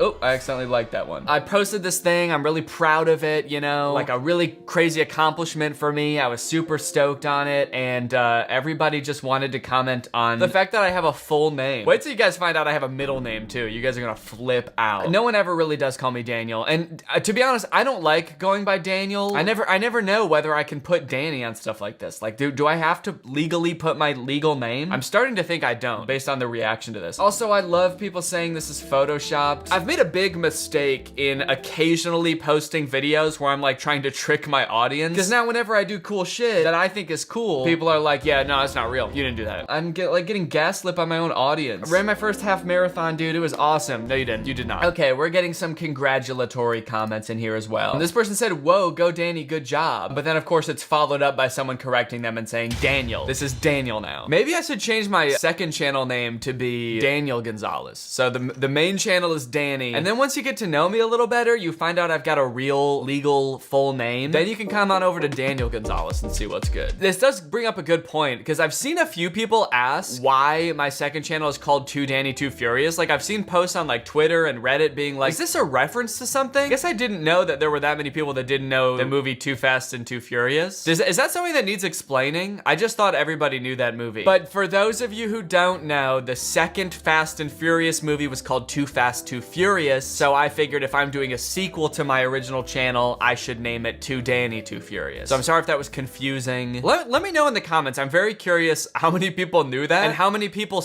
like didn't understand it at all, but just kind of like silently accepted it and were like, oh, that's kind of weird. Okay, let's go back to the subreddit and see what people are saying. Wow, that guy looks like Danny and is also named Daniel. What a coincidence. Ha, right? I just thought it was funny to think of his name being Daniel. It sounds so serious. It does sound serious. That's why I don't go by Daniel or Dan. Whenever I meet older people, it's like they refuse to call me Danny. Just like anyone who's like older than like, I don't know, like 65. They want to call me Dan so bad, and I don't know what it is. Am I too old to be Danny? I just feel like I'm Danny. Dan sounds so serious and like boring to me. I don't want to go by Dan. But like, for some reason, every old person in my life wants to call me Dan. No matter how many times I say my name is Danny, all of my public social media is Danny. Like, I have a cousin who's a guy that always went by Jamie when he was younger, but now goes by James. Is that just a thing you're supposed to do when you become an adult? It's like take the Y out of the name, take the E at the end out. I don't know. No one ever teaches you these things. This isn't something they're gonna teach you in public school, guys. This is why the school system is so flawed. But like, girls don't do that. Like, there are lots of girls named Emily and Haley and Hillary. Girls don't start going by Hiller when they get older, or Emil. So why should I? Fuck that. No, I'm gonna be Dan. I don't like the name Dan, and I definitely don't like Daniel, so I'm gonna keep being Dan. He looks like he's in pain. I'm not exactly sure why I was making this face in this picture, but I don't think I was in pain. I was having a good time for most of it. I feel like something must have been going on just to my left. I've never run any like race like this before, so I was a little bit surprised at just how like wild and crazy people got. There were people wearing costumes and shit. There's one guy wearing a lobster costume the entire time. So maybe I saw some weird shit going on over here. Danny Gonzalez fans when they see someone named Greg. That's true. There's like a good portion of my DMs that are just like people sending me other people named Greg. Anytime someone just says the name Greg in a TikTok, I get tagged in it a bunch of times. And it's like, yeah, I know that, guys, I know there's people named Greg, all right? And honestly, I love to see it. Because if they're named Greg, that actually legally makes them a fan of my video. So, you know, I like keeping up with the fans. I like seeing what they're up to. My bearded dragon doesn't like Danny. Everything looks like angular. This is a Minecraft house. It's just a really big version. Oh shit, I think he was gonna try to attack me. Oh shit, he did attack me. Oh my god. Name the gecko Grego. Name the gecko Greg, or what is it? Oh, it's a bearded dragon, never mind. Name the bearded dragon.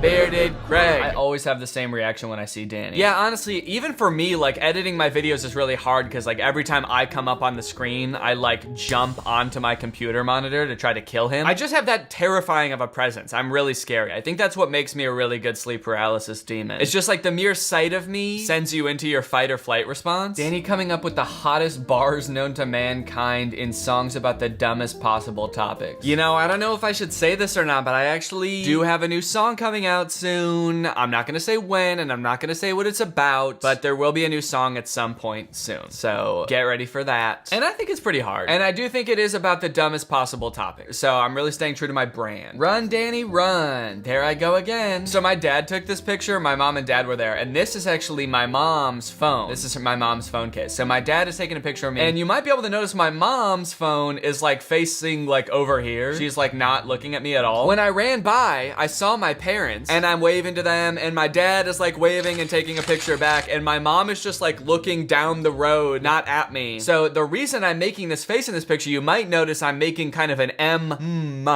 sound with my mouth. That's because I was yelling, "Mom!" and trying to wave at her and be like, "I'm right here." And she actually never saw me. So she didn't see me cross the finish line until after my dad was like, "You know, he already like passed us, right?" Speedy Gonzalez. Maybe that's what I should make my second channel name. I'll rebrand to strictly running content. Danny looking hella speedy here. Yeah, this is pretty good. They caught me like mid-stride just at the right time. I feel like I look pretty strong there. I'm also about to finish the race, so I was running pretty fast at that point. I was like, get me out of here. I want to be done. What I saw when I opened my phone in a dream I had last night. Okay, excellent. We're getting some more dream lore. So this person in their dream opened their phone to find that Jarvis had posted in World War II that Curtis and I had just given birth to him. And Nancy and 1,300 others are digging it. I'm not really sure what this means for Danny dream lore. Does this check out at all with the sleep paralysis demon thing, or is this just gonna be its own thing? I've never seen my phone in a dream before. Yeah, that's a good point. I can't remember ever having a dream where I checked my phone. Guess I just kind of have better shit going on in my dreams, you know? I guess there's just kind of like more exciting stuff going on that I don't need to be glued to my freaking phone. Like some Gen Z millennial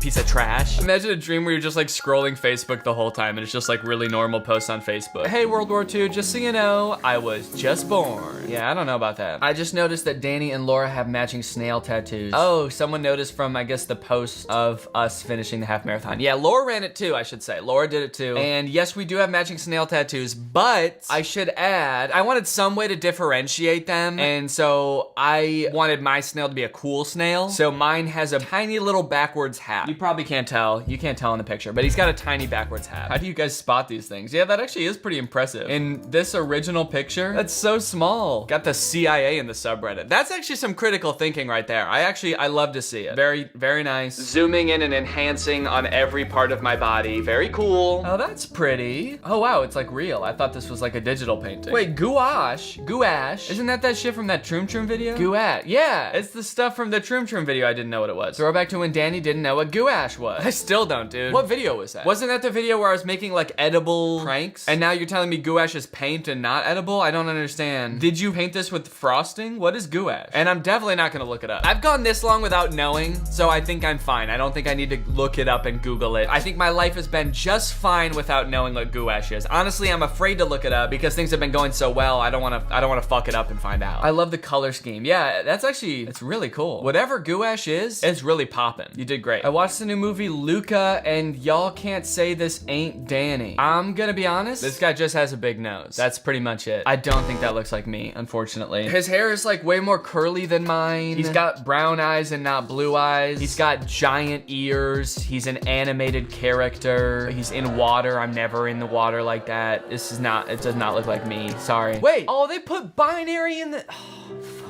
I wasn't thinking critically, guys. There's like a binary code here. Now, I don't want to type this shit in, so I'm really hoping that somebody else in the comments saw this and typed it in for me, and so I don't have to do it. The top comment is, I wish Danny was real. That's not me. I am real. That's an animated kid. He's not real. That's from the movie Luca. Did nobody get the binary? Really? Nobody did it? Y'all are gonna make me type this in? Oh, okay. One person mentioned the code, but they said somebody else translate. I guess that's what I'm doing too, but goddamn, I don't want to type all that in. I would just like to point out that I did think critically enough to see the code. I'm just not gonna put in the effort to type it in. I'm so sorry. All right, let's go to what is hot right now on the subreddit. Now that we've looked at the past month, let's go and see what people are talking about right this minute. Danny, I found your biggest fan. Are these comments on my video? Danny equals Jesus. Wow, so wholesome. I love you. This is the best thing I have ever read. Danny, you are awesome. Danny, you made me cry. Shit. Honestly, I get it though. Plot twist, that's Danny. The Danny Gonzalez fandom just normally dreaming, and then Danny showing up in every single dream. I am kind of curious, like, I wish there was a way to put polls on YouTube videos, because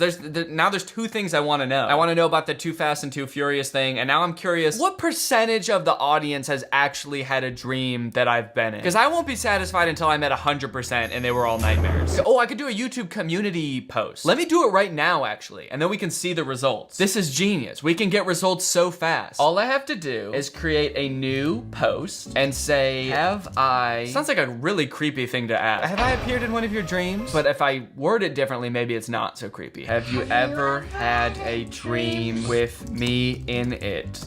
be honest, this is serious. Oh, dream/sleep paralysis. Okay, I'll post it right now. We'll circle back in a little bit after we go through the subreddit some more, and we'll see what happens, okay? This was so genius. This was the most genius thing I could have done. Rate my dad. I think he looks lovely in his makeup. Wow, very nice. Excellent. Good dad. I think that it might be a little orange up top. Maybe it's just the lighting. I would rate him, but I don't see any cable management. Yeah, cable management gets like an N/A out of 10. But dad overall, I don't know. There's not really much going on here aside from him wearing makeup. I'll give him a 9. He seems like a good dad. He doesn't really seem happy. I'm kind of worried about him. He almost looks taken off guard or something. His mouth is not even closed. It kind of looks like he just woke up from a nap where you put this makeup on him without him knowing. And you were like, Dad, and he was like, huh? And then you took the picture. Honestly, I'll give him an 8 out of 10. He looks too startled. And if he's like that all the time, then I don't know how good of a dad he is. 10 out of 10 solid dad. Okay, maybe, I mean, you know, that's my dad. He's skinnier now. That was late 2021. Rate him. Wow, this guy looks young. I 100% read this as rip him. My dad is definitely skinnier now. He's dead, so he weighs a lot less. I see a cable around his neck. There is no management. What? Oh, because he's wearing a necklace? Well, okay, he looks like he's having fun. He looks like he's playing dress up. You know, he's kind of iced out here too. He's got a cool watch on, a cool bracelet. I'll give this dad 8.1. 8.1 out of 10. This is my dad. He's an electrician, so don't worry about messy wiring. Let's go, dude. This guy knows what's up. All right. I know I just said I'm not giving out any 10s out of 10s, but this dad, he looks happy. He looks goofy. I know that cable management is on point. So this dad gets a 10 out of 10. Yeah, people in the comments are loving him. What do you mean your dad? He's our dad. What?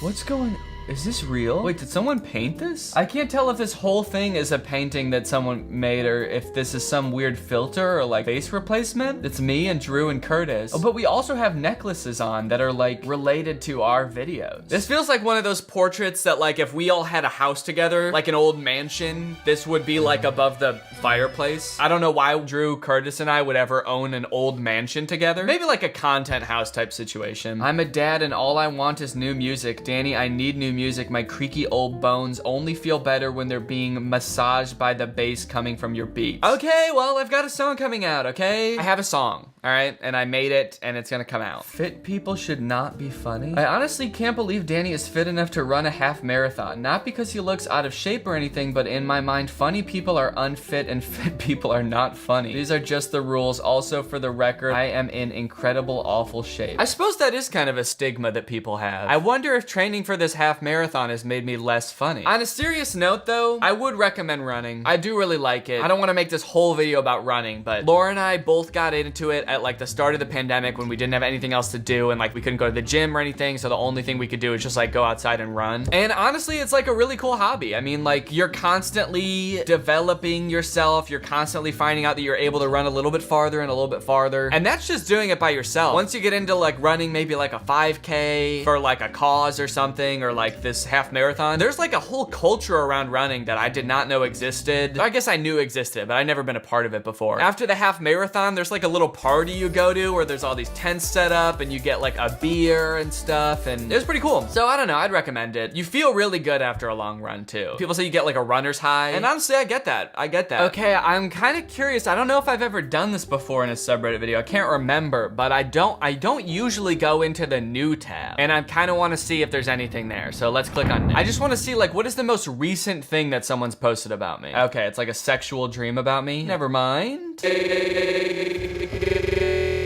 Have you seen this man? Have you seen this man? Yo, there's some weird shit getting posted on new. Finish the sentence. Danny is Drew. Ha! A sleep paralysis demon. Let's go! Yeah! Watching always. The new Meat King, 13 years old. That's pretty fucked up. Okay, honestly, not that much to see in new. So it's a good thing that we usually only do hot and top. So, all right, well, I suppose we can end this, but let's go back to the poll and see what people are saying. Have you had a dream/sleep paralysis with me in it? Be honest, this is serious. I'm gonna refresh the page and we're gonna see how far we are in our escapade to be a sleep paralysis demon. Okay, so we got 15% yes and 85% no. Honestly, if people are really truly being honest, that's pretty fucking impressive. 15% of the 3,000 people that have voted so far have said yes. And if you think about it, my videos get 1 million views. 15% of 1 million is what, like 150,000? I'd call that an epidemic. I'd say that I'm sweeping the nation. Let's see what people are saying. You were actually like a background character in many of my dreams over many nights. Like something would be happening, like a flood, and you'd just be standing panicking with everyone else. The truth hurts. I really want you to be in my nightmares, but it just hasn't happened yet. I'm so sorry, Danny. Maybe I need to do something scary in real life to get people more scared of me. Can I do something that would be scary and that would make you have a nightmare about me? Okay, maybe we'll do this poll next time and see if that helps. Danny, I have. It was actually one of the most terrifying experiences of my life. I was in a dark room with a single light hanging. You were sitting at the interrogation table. I walked over and sat at the opposite side, not really knowing what was happening. You looked up at me and your eyes went hollow like some horror movie shit. I woke up right afterwards, but I will remember it forever. Wow, okay. I'm loving this. I'm tormenting people. Okay, now it's at 14% yes, but you know, it'll probably even out somewhere around there. Okay, well, very interesting. Thank you guys for watching. I very much enjoy going through the subreddit, so keep on posting on there. We've got almost 90,000 Gregs. That's pretty sick. And I'll see you next time. Bye. You would not believe your eyes if 10 million fireflies. What's up, Greg? I hope you're having a great day. Welcome back to another episode of reacting to everything that you told me to. So because my channel is largely based on me doing commentary on things on the internet and movies and stuff, I get like a ton of suggestions for things to watch and react to on my channel and do commentary on. That's honestly how I get a lot of my ideas for videos, is from you guys. And sometimes they're great ideas and I can make an entire video based off one idea, but sometimes the ideas are so little that I can't really make like a full video about just like that one thing, because I generally like to make longer videos. So if it's just like a small clip to react to, then I can't really make a whole video about that, but I still kind of want to explore some of those ideas. So I tweeted, hey, send me links to anything you want me to react to. I'm trying to see something. So that's what we're going to be doing today. We're going to be looking at all of your suggestions for things that I should make videos about. Because you know what? Most of my ideas come from you guys anyway, so I might as well just go straight to the source. All right, let's check this out. All right, straight away I'm noticing that like none of the top responses are links. They're just people saying things. The Akinator app. Hooters had an airline. Guys, I said link. Literally nobody is sending links. Also, Hooters had an airline? Is that real? I kind of don't want to look it up just because this person didn't send a link. But you know what? I'm going to look it up. Hooters airline. Hooters Air was an airline headquartered in Myrtle Beach, South Carolina. Oh yeah, look, there he goes. Hooters Air. What is the purpose of this? I mean, I've heard they have good wings, but I didn't know they were that great. To fly a whole plane? Shoot. Wow, this sounds like a great idea. I feel like I've heard many accounts of women who work at Hooters being like harassed by middle-aged men who are patrons of the restaurant. So I can't think of any better idea than like trapping them in the sky with these dudes for hours at a time while they fly over the ocean. That sounds like a pretty sick idea. This raccoon whisperer, it's kind of cool in a way. Okay, it's a video called Mobbed by Raccoons, 25, Tuesday night. I got 3 more pounds of hot dogs. Here. You eat that. It's just a dude feeding hot dogs to raccoons? All right, you ready? Wait, let's sit down. Wait. Okay, honestly, this is my type of content right here. So whoever sent me this, thank you. This is the type of stuff, honestly, that I watch on YouTube. There's this one channel that I watched for a while that was about this dude that had multiple raccoons as pets. They were named like Tito and Cheeto, and he just had raccoons as pets in his house, and he lost one, and it was really sad. This looks awesome. Also, I like how he's telling them to sit and like hold on as if they have any idea what that means. These raccoons do not look trained at all. They just look very fat and very handsy. They don't know what wait means, dude. If you want them to wait, you're gonna have to teach them how. Okay. Wait! Oh my god, here. Homie, they don't know what that means, man. Raccoons have no concept of weight. The only weight these raccoons have is the weight they're putting on from these friggin' sausages. God, here. Take them. You like my new hat? Are they oinking? This is so weird. This is like a fever. Whoa! This video is This video was posted like 3 weeks ago and it's got 12 million views. Holy cow. Oh my god, how popular is this dude? He's got 300,000 subscribers, 12 million views, 12 million raccoons around him. I like that one is just kind of on his shoulder like this, kind of just tapping him on the shoulder. Hey buddy, my turn. My turn, give me. Here! Oh my god, they're ripping my coat and everything. Here. Talk about overwhelmed with raccoons. This video is a weird combination of him totally bringing this upon himself and then also acting so shocked that the raccoons are being so unruly. It seems pretty clear that he feeds these raccoons often, so they expect him to feed them. But at the same time, he's like, whoa, okay, here's the hot dogs, raccoons. Take it easy, guys. This is so sweet. Every raccoon gets its own little hot dog and they go off to eat it. Like they go off and turn away from the other raccoons to eat their hot dog by themselves. That's so sweet. Look at this one in the corner. That's such a silly thing that animals do. Peanut does that too. My dog, if I give her like a really good treat that she has to chew on for a while, she'll take it in her mouth and then just like sprint in the other direction because she's worried someone's gonna like take it away from her or something, or she has to eat in private. I'm just imagining like people doing that. You go to a restaurant and the waiter brings you your food and you're like, oh fuck, I gotta get out of here, dude, before someone takes my food. And they're getting whole hot dogs. There's no half. There's no halves. Now he's flexing on us a little bit? Okay, dude. That 12 million views money. We're buying whole hot dogs for these raccoons, baby. No half hot dogs over here, fam. We're not skimping for these little trash pandas. No hot dogs.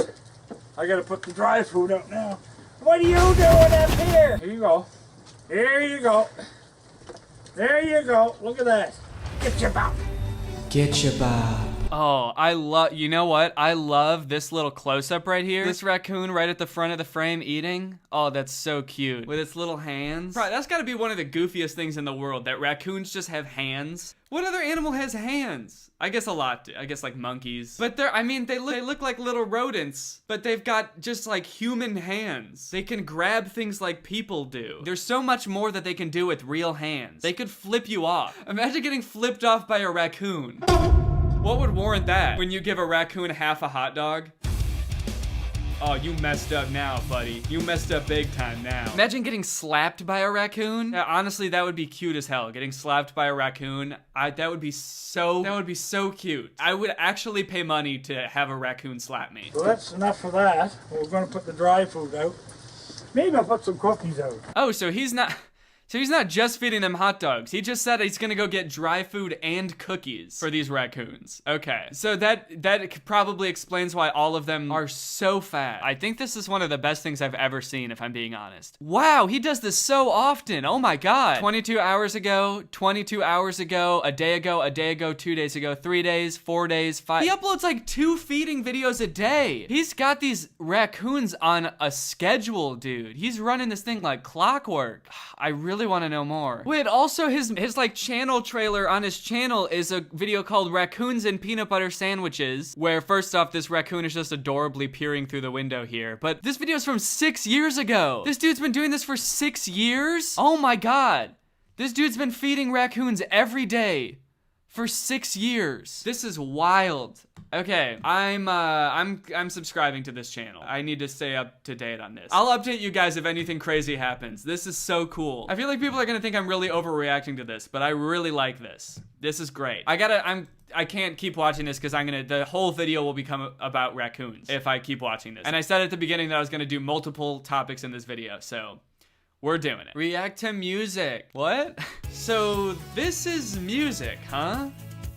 Huh, that's crazy. I've always heard about this stuff, but I never gave it a good shot until right now. And honestly, I hope I don't get too much flack for this, but this is kinda cringe. Someone just sent me a My Chemical Romance cover of All I Want for Christmas Is You. Are you just trying to get me demonetized? I don't wanna get copyright claimed on my videos. I'm not just gonna react to an entire song. Okay, again, this is not a link. This is just a picture of a movie poster, but I am intrigued. It's called Legend of Kung Fu Rabbit, From Zero to Hero. Very clearly a ripoff of Kung Fu Panda. In fact, there is a panda on the cover of the movie. I feel like they're really hoping that you'll mistake this for Kung Fu Panda and you'll buy this on accident for your kid. It's also got this dove icon that I feel like I've seen everywhere. This was in the trailer for Gooby as well. All right, I'm not gonna watch all of Kung Fu Rabbit right now. I'm not gonna watch an entire movie while I'm filming this video, but I will. I'll see if I can find the trailer. Wait, what? This movie has Jon Heder and Rebecca Black in it. Jon Heder, who is Napoleon Dynamite, and also Rebecca Black are in this like fake Kung Fu Panda ripoff. Okay, consider me intrigued. In a land of honor, many have fought over the mysteries of Kung Fu. But only one. I'm actually surprised that this movie looks actually kind of well animated. Like I guess it came out in 2013. It looks a little bit older than that. I mean, compared to like Ratatouille, this movie is like a top tier, high budget blockbuster film. This actually looks not horrible. To unleash it. Boom, boom, boom, boom! Sweet cakes, straight from the oven. Yummy, delicious. Oh my god. Oh no. What? Sweet cake right out of the oven. Yummy-licious. Is that the main character? Is that the Kung Fu Rabbit? Please tell me this dude is not the main character. Boom, boom, boom, boom! Sweet cakes, straight from the oven. Yummy, delicious. Oh my god. Oh my god, dude. Oh my god is right, little bunny. This dude is just wrong in every way. First off, look at how when he's talking, his lip moves. Like the middle of it somehow moves up so you can see the top of his gums. That's like really gross for some reason. To see sweet cake right out of the oven. I am the new order. Anyone with doubts can challenge me. Is someone gonna do something? Huh? Me? Duh. Kung Fu.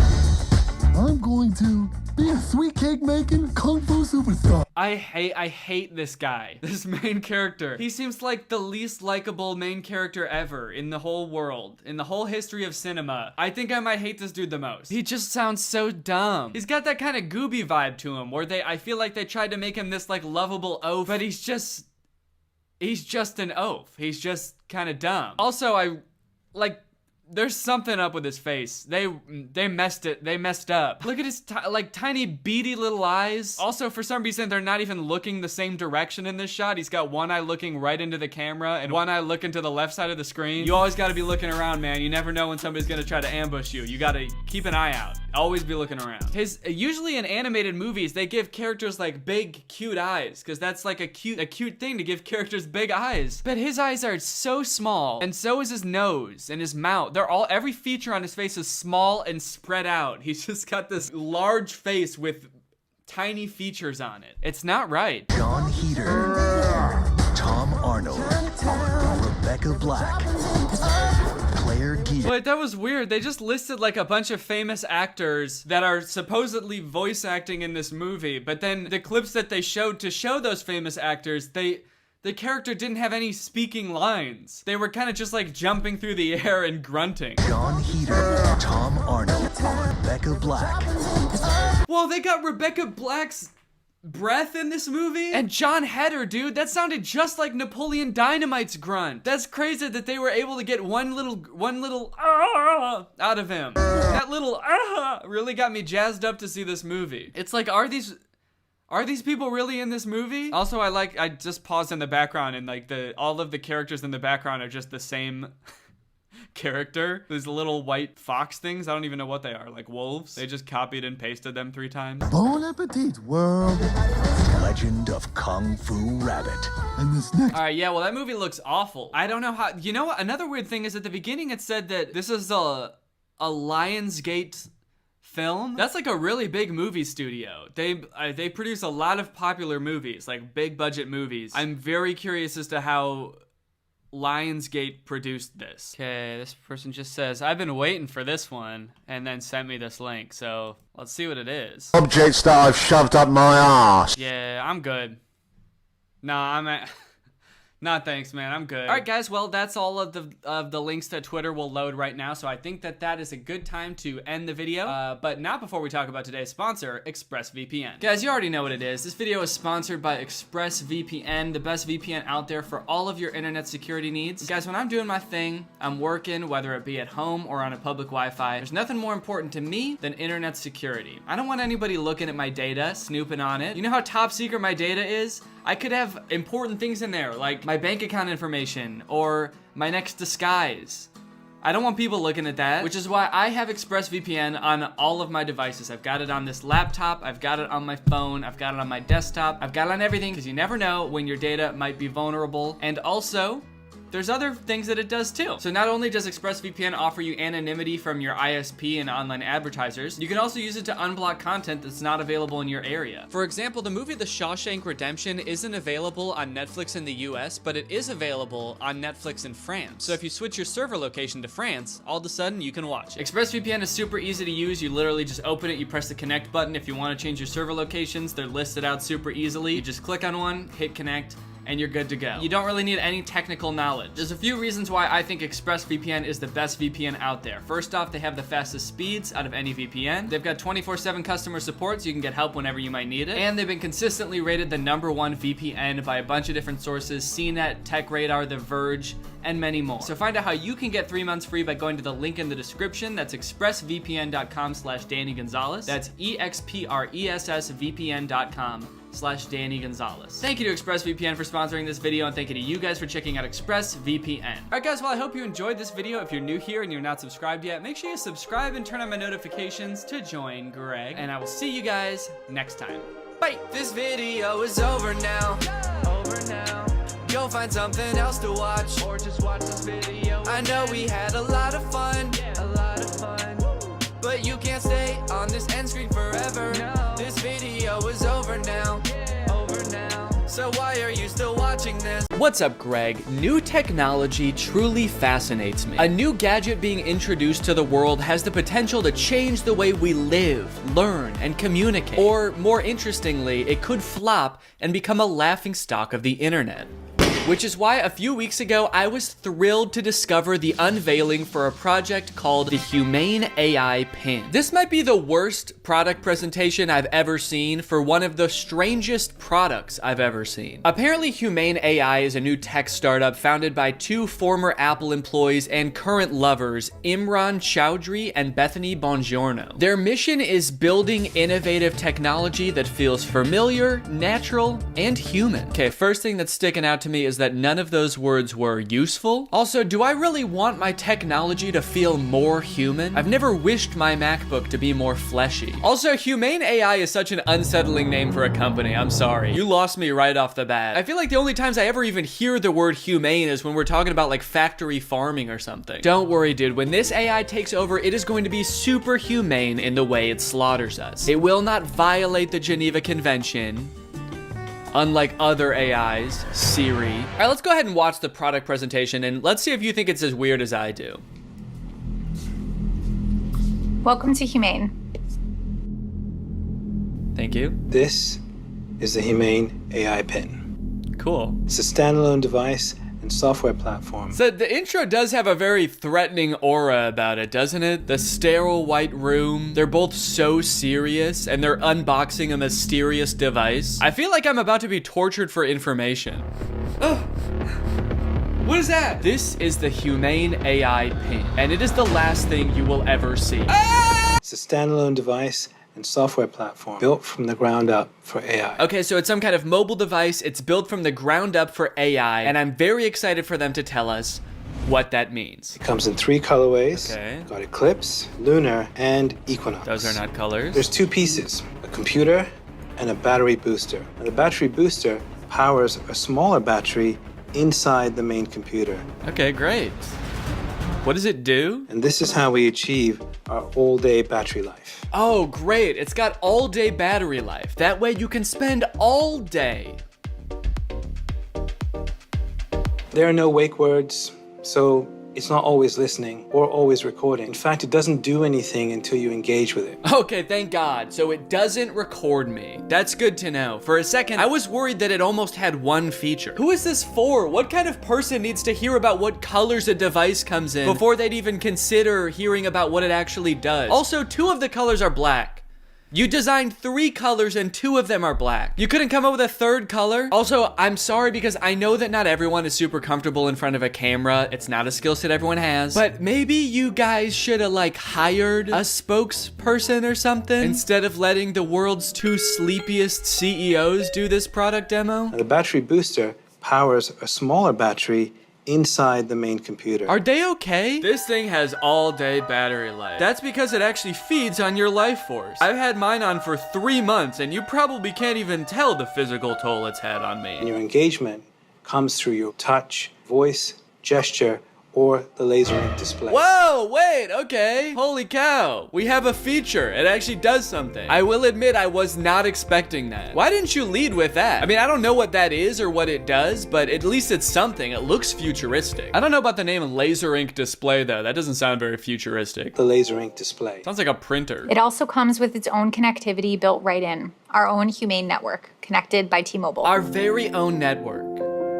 That is T-Mobile's network. We were able to pack a lot of technology into something really small. Tell me about it, dude. I can barely even count all the technologies you put in this thing. You got the laser ink display, all-day battery, black. Is that a technology? They continue for a while just using buzzwords and vague expressions to explain what this thing does until like 3 minutes into the video when they finally give us a demonstration of something tangible this thing can do. Play the song How Music Makes You Feel Better. Doesn't look like it's making him feel better. We've partnered with Tidal, which you get out of the box. Okay, finally, we know one thing it can do. It can play music. And not just how you would normally listen to music either. You can give it little riddles to try to figure out what songs you want it to play. Play music written by Prince, but not performed by Prince. Give me songs written by firstborn left-handed British women who have never been to Ibiza that weren't released on weekends or holidays. Can Alexa do that? I don't know. I don't think anyone's ever tried before. Got my music controls. If I go to the left, I can go back. If I was to go down, I can pause. Wow, okay, that actually does look a lot more convenient than using Tidal on my phone, but only because I don't have Tidal on my phone. After this, we do start to get some truly incredible demos using this product's advanced AI. When is the next eclipse? Where is the best place to see it? The next total solar eclipse will occur on April 8th, 2024. Best places to see it are Exmouth, Australia, and East Timor. Huh, that's weird. This NASA article says that that eclipse that's happening on April 8th is actually not going to be visible in Australia. It's only going to be visible from like the US. It actually seems like it's going to be nighttime in Australia during the eclipse. Well, what are you going to do? I mean, they're a technology company. They're not a space company. What would you expect them to know about the moon? They only named all of their colors after it. I hate to interrupt this video, but I have to tell you guys about a revolutionary discovery of my own. I just found out that for the past 2 years, I've been paying for Apple Music despite not having any recollection of ever signing up. I don't use Apple Music, but nevertheless, I've paid them like $200 without ever even having used their service. I think this is a pretty relatable issue in this age of subscription services. And something like this could be happening to you too, but luckily, today's sponsor, Rocket Money, is here to help. Rocket Money is the personal finance app that helps you cancel subscriptions, lower bills, and manage your money better. Rocket Money is super helpful with things like my recurring Apple Music charge, because not only does it help you identify recurring charges, it also helps you cancel them. You can actually cancel subscriptions right within Rocket Money's app with just a couple of taps. You don't gotta worry about navigating the service's own website. You don't gotta worry about pesky customer service calls. Here's why I think this is gonna work for you, because Rocket Money has saved its customers an average of $720 a year, with over $500 million in canceled subscriptions. So to save more and spend less, join the over 5 million members using Rocket Money today. Go to rocketmoney.com/Danny or click the link in the description to get started today for free. And you can also unlock even more features with premium. That's rocketmoney.com/Danny to get started for free. Thank you to Rocket Money for sponsoring this video. And now back to said video. How much protein? These almonds have 15 grams of protein. Great. Those almonds for sure do not have 15 grams of protein. An entire cup of almonds has 20 grams of protein. This dude was holding like 9 almonds. Did I think he was asking about his whole hand? Because that actually might be accurate. I'm gonna eat it.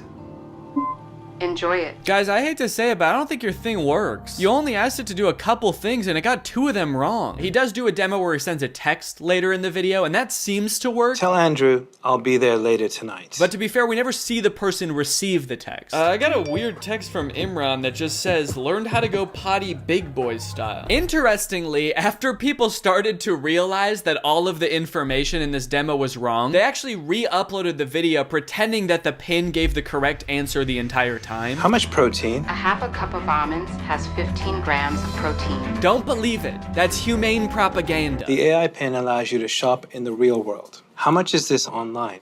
This is $28 online. Great. Buy it. That one is super confusing. It doesn't give you any information on where it's getting that price, where you're buying it from, when it will arrive. I feel like you need to give it at least some specifics, otherwise it's definitely gonna mess up your order. Go ahead and buy this book. Sending to Sudan. No, send it here. You didn't specify. Sending to Sudan. Shit. Now, if you're wondering how you can get one of these things, the prices range from $700 to $800 for the more expensive colors. And they're estimated to ship in March of 2024. Now, you might be thinking the price of $700 is a little bit high for this thing, but think about it this way. What other product on the market can so accurately tell you how many grams of protein aren't in 9 almonds? Okay, they've also got this little short film about the human experience using their AI pin. Isn't life about what we experience? What we smell? Can I eat this? Yes, dragon fruits are low in sugar. What is this thing, my mom? Can I drink this? Not before you finish your vegetables. And say please next time. Bitch. What did you just call me? I am your pin, young man. Dude, I want to buy this thing just for that feature. I want to hold every object, creature, and human in front of this thing and ask if I can eat it. Do you need something from me? Can I eat that? Analyzing. Oh, no, you can't eat me. I'm a person, so. High fat content detected. Rude. 1 gram of protein detected. That can't be right. Tiny balls detected. All right, what the hell? Enjoy it. Yes, yummy. Wait, stop. No, you cannot eat me. I'm a human. All right, man, who do you think I'm gonna trust? You or my $700 pin? Last time I checked, this pin doesn't have tiny balls. This thing tells me what to eat, when to eat. It even suggested this very fashionable outfit I'm wearing today. Is that why you're not wearing pants? They're in Sudan. What we hear? Hey, what should I get here? What is this interaction? Who are those people? Does he know them? Man, if he's in a different country where he doesn't speak the language, I would not trust that pin. Based on everything we've seen so far, who knows what it's saying to these people? What we see? Capture this. Dude, parents are gonna love that feature. Me walking around a park with my AI pin. Capture this baby. Capture. Kidnap this child. So after watching all of this, I have 2 thoughts. The first being, maybe someday this will be like a revolutionary product that changes the way we all interact with each other. Maybe we're just seeing some hiccups now, but a few product generations down the line, this thing is really gonna take off. It'll be more refined. It will know where the moon is. But the second thing is, I have a lot of questions about this product. For one, how is this better than the phones we have now? More specifically, why can't all of the features of this thing just be built into one app in a phone? And what if you don't want to be talking to your chest every time you need to Google something or text someone? Well, this thing started to pick up some traction online, and eventually the founders ended up on CNBC, where the hosts seemed to have a lot of the same questions. Doing this right now is Imran Chaudhry. He's chairman and president of the company. I'm Bethany Bongiorno. She's the CEO. We're also very scared of them. That's why we've sat them as far away from us as we physically can. We actually ordered this giant table when we found out they were coming. I don't know if can we get the camera so people can see just what we're talking about in case? Imran, you can't see as much because it's black, so it blends in with your jacket. It's black. Imran's just sitting there like... It's Eclipse. It's privacy first, so it's not always recording. It's actually just doing things when you want it on demand. Is it doing something right now, or are you recording us? It's not. It's doing nothing right now. I get a little sense of pride when he says that. It's actually doing nothing right now. It's doing nothing right now. After years of research and millions of dollars spent, we finally designed a pin that does nothing. It's doing nothing right now. You might think that's a bad thing, but you've never met this AI. It's evil. Turn around, maybe you can get that on camera. Oh, yeah. I see your hand. Yes. Keep showing it. I see your hand. Can you see What's that? that? Yeah, what's that telling you? Oh god, dude, I do feel for him. I mean, these people are not like media trained, I feel like. They really should have hired a professional spokesperson because I feel like they're just so out of their depth. He's got like the worst camera angle possible to show this thing off. His hand is shaking. Imagine a little alert pops up on the screen that's like, high heart rate detected. Is Squawk Box the name of this show? I'm not familiar with it. I never heard of this before. Or is this some kind of jab at their device? Formal Apple designers peddle their snake oil Squawk Box. You can use it however you want. Like what? Like what? Tell me something you would use that for. Okay, it sounds like this host is thinking the exact same thing as me. What is it? Tell me one thing. Then they just start like drilling them. They don't even let either of them finish answering their questions. They just like are bombarding them with reasonable questions about this device. That you've got in stuff that you do just all the time. How would I know without seeing a screen? A user LED called. So that's what I want to ask you about. This is brutal, man. Let the poor guy speak. Just at least let him finish answering your questions, man. I mean, he's not actually gonna answer them. He's probably just gonna say AI over and over, but just let him finish his sentence. Sometimes I'll be at a meeting, right? And I'm sneaking under the desk to look at my email because and I can't say, hey Siri, tell me my email. I mean, that's actually a really good point. The only way to interact with this device is to talk to it or to use this weird clunky laser jet display, which I don't even think you can type on. So if you want to text someone, you have to say it out loud, which just does not seem practical at all. So is this device gonna revolutionize technology as we know it? There's probably only one way to find out, and that's that I'm gonna have to buy it and review it when it comes out. So let me know if you guys want me to do that, and maybe I will. I hope you guys enjoyed this video. If you're new here and you're not subscribed yet, make sure you subscribe and turn on my notifications to join Greg. I'll see you guys next time. Bye-bye. Hello everyone, welcome back to the second channel. This is a very special video. The title is correct. The CEO of Bang Energy does appear to have been on an episode of Say Yes to the Dress. So this is some very special content we're going to be watching today. I just watched like the very beginning of this video before I hit record, and it looks like it's gonna be some pretty good content. So I do have some sparkling water, of course, because this is my second channel where I like to get wacky and goofy and drink a little bit of a sweet little sparkling beverage. So it's kind of a big bottle, but I'm gonna pop it open and I'm just gonna drink straight out of it. Jesus Christ, dude. No! God damn it, dude. Wet my pants. That makes it sound like I peed my pants. My pants are wet now. I didn't get so scared of the fizzing that I also wet my pants. One thing's for sure, this shit is sparkling. All right, that's pretty good. Kind of covered in sparkling water now, though. I should have just gotten a Bang for this video. I should have chugged a Bang while reacting to this Say Yes to the Dress episode. It doesn't actually say that this is the CEO of Bang Energy, but I'm almost positive it is. It's been a little while since I looked at this dude, since I made that video. Sometimes after I make a video, I like forget about it right away. I forget everything that I said in the video. So, oh yeah, he always wears this Bang chain. Yeah, that's definitely him. All right, let's watch this shit. Oh, the intro for this video is already not looking good for the Bang CEO. I should have mentioned the title also does not look good for this guy. Bride's fiance gets booted out of shop for being too harsh. What is he gonna say? Okay, how about this dress? Honey, do you like this dress? No, and I don't want to marry you anymore. Okay, I think this one's kind of good. It makes me look like a princess, don't you think? Fuck you! You're like, whoa, this guy is being a little bit 50? Bang CEO. Who is the CEO of Bang? Jackawak. Oh, looks like when you type Jackawak age, it also says Jackawak wife age. Like people are also kind of like, huh? He's 59? When I say that this dude is literally old enough to be her father, I'm not even exaggerating. Because my dad is turning 59 this year, and my sister is 25. So this dude is literally old enough to be her dad. I mean, you know, they're consenting adults, presumably, so I'm not gonna bash them. It's just kind of interesting. I'm older than this woman. I am in the Bang CEO's target age range, apparently. I did not know that. I better watch out. He might be coming to scoop me up pretty soon. To bring to the dress trying on, except the fiance. That is not very typical, is it? I didn't go look at Laura's dress until our wedding day. I think you usually don't have the fiance in the room. And I think we're about to find out why, honestly. Probably because the fiance is gonna try to say some dumb shit. It is a very traditional thing, like, oh, the woman shouldn't be seen in her wedding dress until wedding day. But if it's to prevent the fiance from saying some dumb shit, then I can kind of get behind it. I'm like, okay, it is her dress. She should be allowed to pick out the dress. But then, you know, that means that man gets to pick out the tux also. So careful what you wish for. You get to wear whatever dress you want. He gets to wear this. Bang shorts, bang shirt, bang shoes, bang chain, bang wedding. Can you imagine him walking down the aisle in this? That'd be epic. This music is playing while he's walking down the aisle. My What the fuck did he just say? She was like, I kind of want a sexy dress, and he's like, let's keep it classy. I'm sorry, says the guy like constantly surrounded by models in bikinis. Whoa, honey, we do not want you scantily clad. You know what I think about scantily clad women? You know, like the women I surround myself with constantly? You don't want to be one of them. You don't want to be one of the women that I keep around me at all times. You're gonna want to dress like someone who wants to stay far away from me, honey. I like that she said she wants a mermaid style dress. I guess I don't really know what that means. I just pictured like she's a straight up mermaid. Yeah, my fiancés thought it would be kind of a fun idea if like during the reception, I was in sort of like a giant aquarium full of bang energy, and I'm just sort of like swimming around in there. Kind of like putting my face up against the glass, like banging on the glass, just kind of behind there, and then everyone else is having fun at the reception. That's kind of what we were thinking. We'll laugh. Yeah, I pretty much dressed her in everything she's wearing today.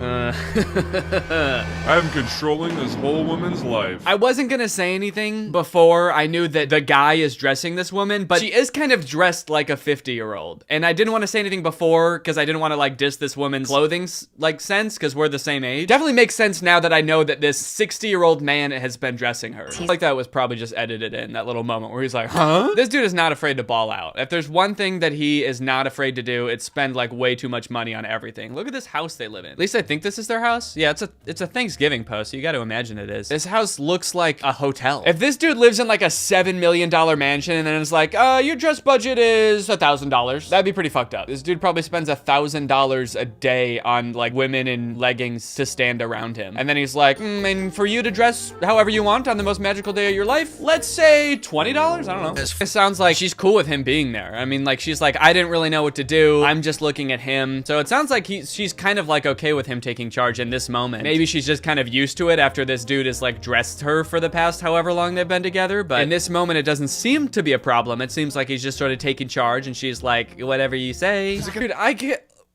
tacky and unacceptable, dude. I don't want to keep pulling up your Instagram, man, but come on. You want to talk about tacky and unacceptable? Is that really what you want to do right now? It's just a little bit tacky. Where's like the giant gold chain and like the shiny blazer with like the really strange pattern on it? And where's all the Bang logos? I don't know. It's just a little tacky to me. I still have claws, so. Wow, I thought I had claws, but this guy, he also has claws, and so I also still do. This guy cannot say how he feels about a dress without making it into some kind of joke. Scale from 1 to 10, it owes points. Everyone like laughs at his joke. He's like, yeah, I guess this kind of is about me, isn't it? What can I say? He's a natural entertainer, all right? That's why Bang is so. Look at that. It all worked out after all. So happy to be Mrs. Jack Owak. He's so perfect. She picked the right dress.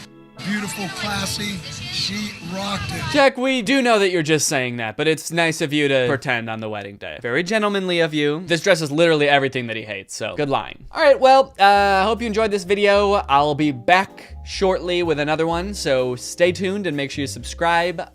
Bye. So you know how every year there's like a new billionaire trend? Like every year they just start doing something new. One year it's like going to space. The next year, it's buying up all the farmland. Well, this year, it just might be building cities. I guess it seems like the next logical step. In almost every aspect of their life, they have total control over everything, just not the government yet. So I guess if they sort of make their own city with their own government, they'll be in complete control of everything that goes on in their lives. So this article on BET says Kanye West is reportedly building a 100,000 acre city in the Middle East. In 2020, Yeezy attempted to build his own city in Wyoming, but the state made him close up shop. So a couple crazy things going on there. I didn't know that he was building a city in Wyoming. Maybe I'm out of the loop, but I feel like I should have known that. So that already didn't work. He already failed once, and he was like, you know what? Wyoming is a really difficult place to build a city. That's probably what was screwing me up. I think I would have much better luck if I try in a totally different country. A country I don't live in, don't know the culture or laws as well. Also, it just says in the Middle East. That's also not a country. So I think you're gonna have to get a little more specific, my guy. We previously reported that Kanye West put his Malibu mansion on the market. Now it appears that he is moving east to chart his own universe. According to a post he made on Tuesday, December 20th from a verified account named Unreleased Yay on X, formerly known as Twitter, the Can't Tell Me Nothing rapper is reportedly in the planning stages of building a new city in the Middle East. I like that they refer to him as the Can't Tell Me Nothing rapper, like that's what he's known for. Hasn't done anything else notable lately as far as I can tell. He was sort of a one-hit wonder. He released that song back in 2007, and he stayed relatively quiet ever since. I guess that one song made him enough money to build a city, but that's about all he's been up to. Okay, so this is the tweet that they're talking about on this profile called Unreleased Yay. I am a little skeptical of BET's reporting here. How do we know that this is Kanye? Anything and everything with Kanye's music. I do not leak any songs, I only post already leaked songs. Okay, it kind of makes it sound like they're admitting that they're not Kanye. Yeezy, D-Rome, Phase 1, 100,000 acre city, piloting in Middle East, recruiting, project managers, engineers, architects, contractors, builders. Okay, so if this is real, then he hasn't started yet, is the vibe I'm getting. He's hiring everybody necessary to make this happen. Also, I don't think that there could be a more clear signal that he doesn't know how to do anything related to building a city, because those are all the things that you need. Like, what is he gonna do? So I need project managers, engineers, architects, contractors, builders, and I'll take care of the rest, guys. Don't worry. You know, I'll take on most of the work. I'll do whatever's left. You know, that would be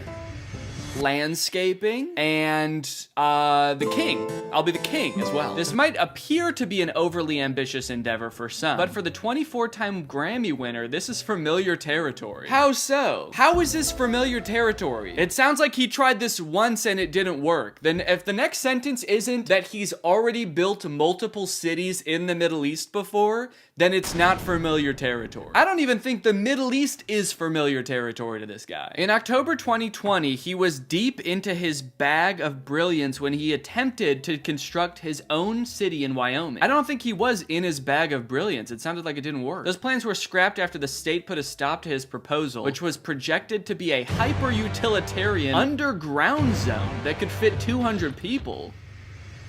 What? Also, I wouldn't really call that a city. He was gonna dig a hole that could fit 200 people. That's not that many. He was really like, yeah, digging my 200 person hole didn't quite work out. We ran into too many logistical issues. I think that building a metropolis in the Middle East is actually gonna be slightly easier, more manageable. Ye also filed trademarks for this venture's name, including Yecosystem, and Yeezyverse. Yeah, good thing he locked those down. I can only imagine how many people were clamoring to create companies called the Yecosystem. Imagine living in a hole that could fit 200 people and it's called the Yecosystem. Even in this pitch, it doesn't sound nice. It's not describing some kind of utopian paradise. A hyper-utilitarian underground zone. It's not even saying city. It doesn't even sound livable. It just sounds like a big area. We just dug out an underground zone. It's hyper-utilitarian because there's nothing here that you don't need.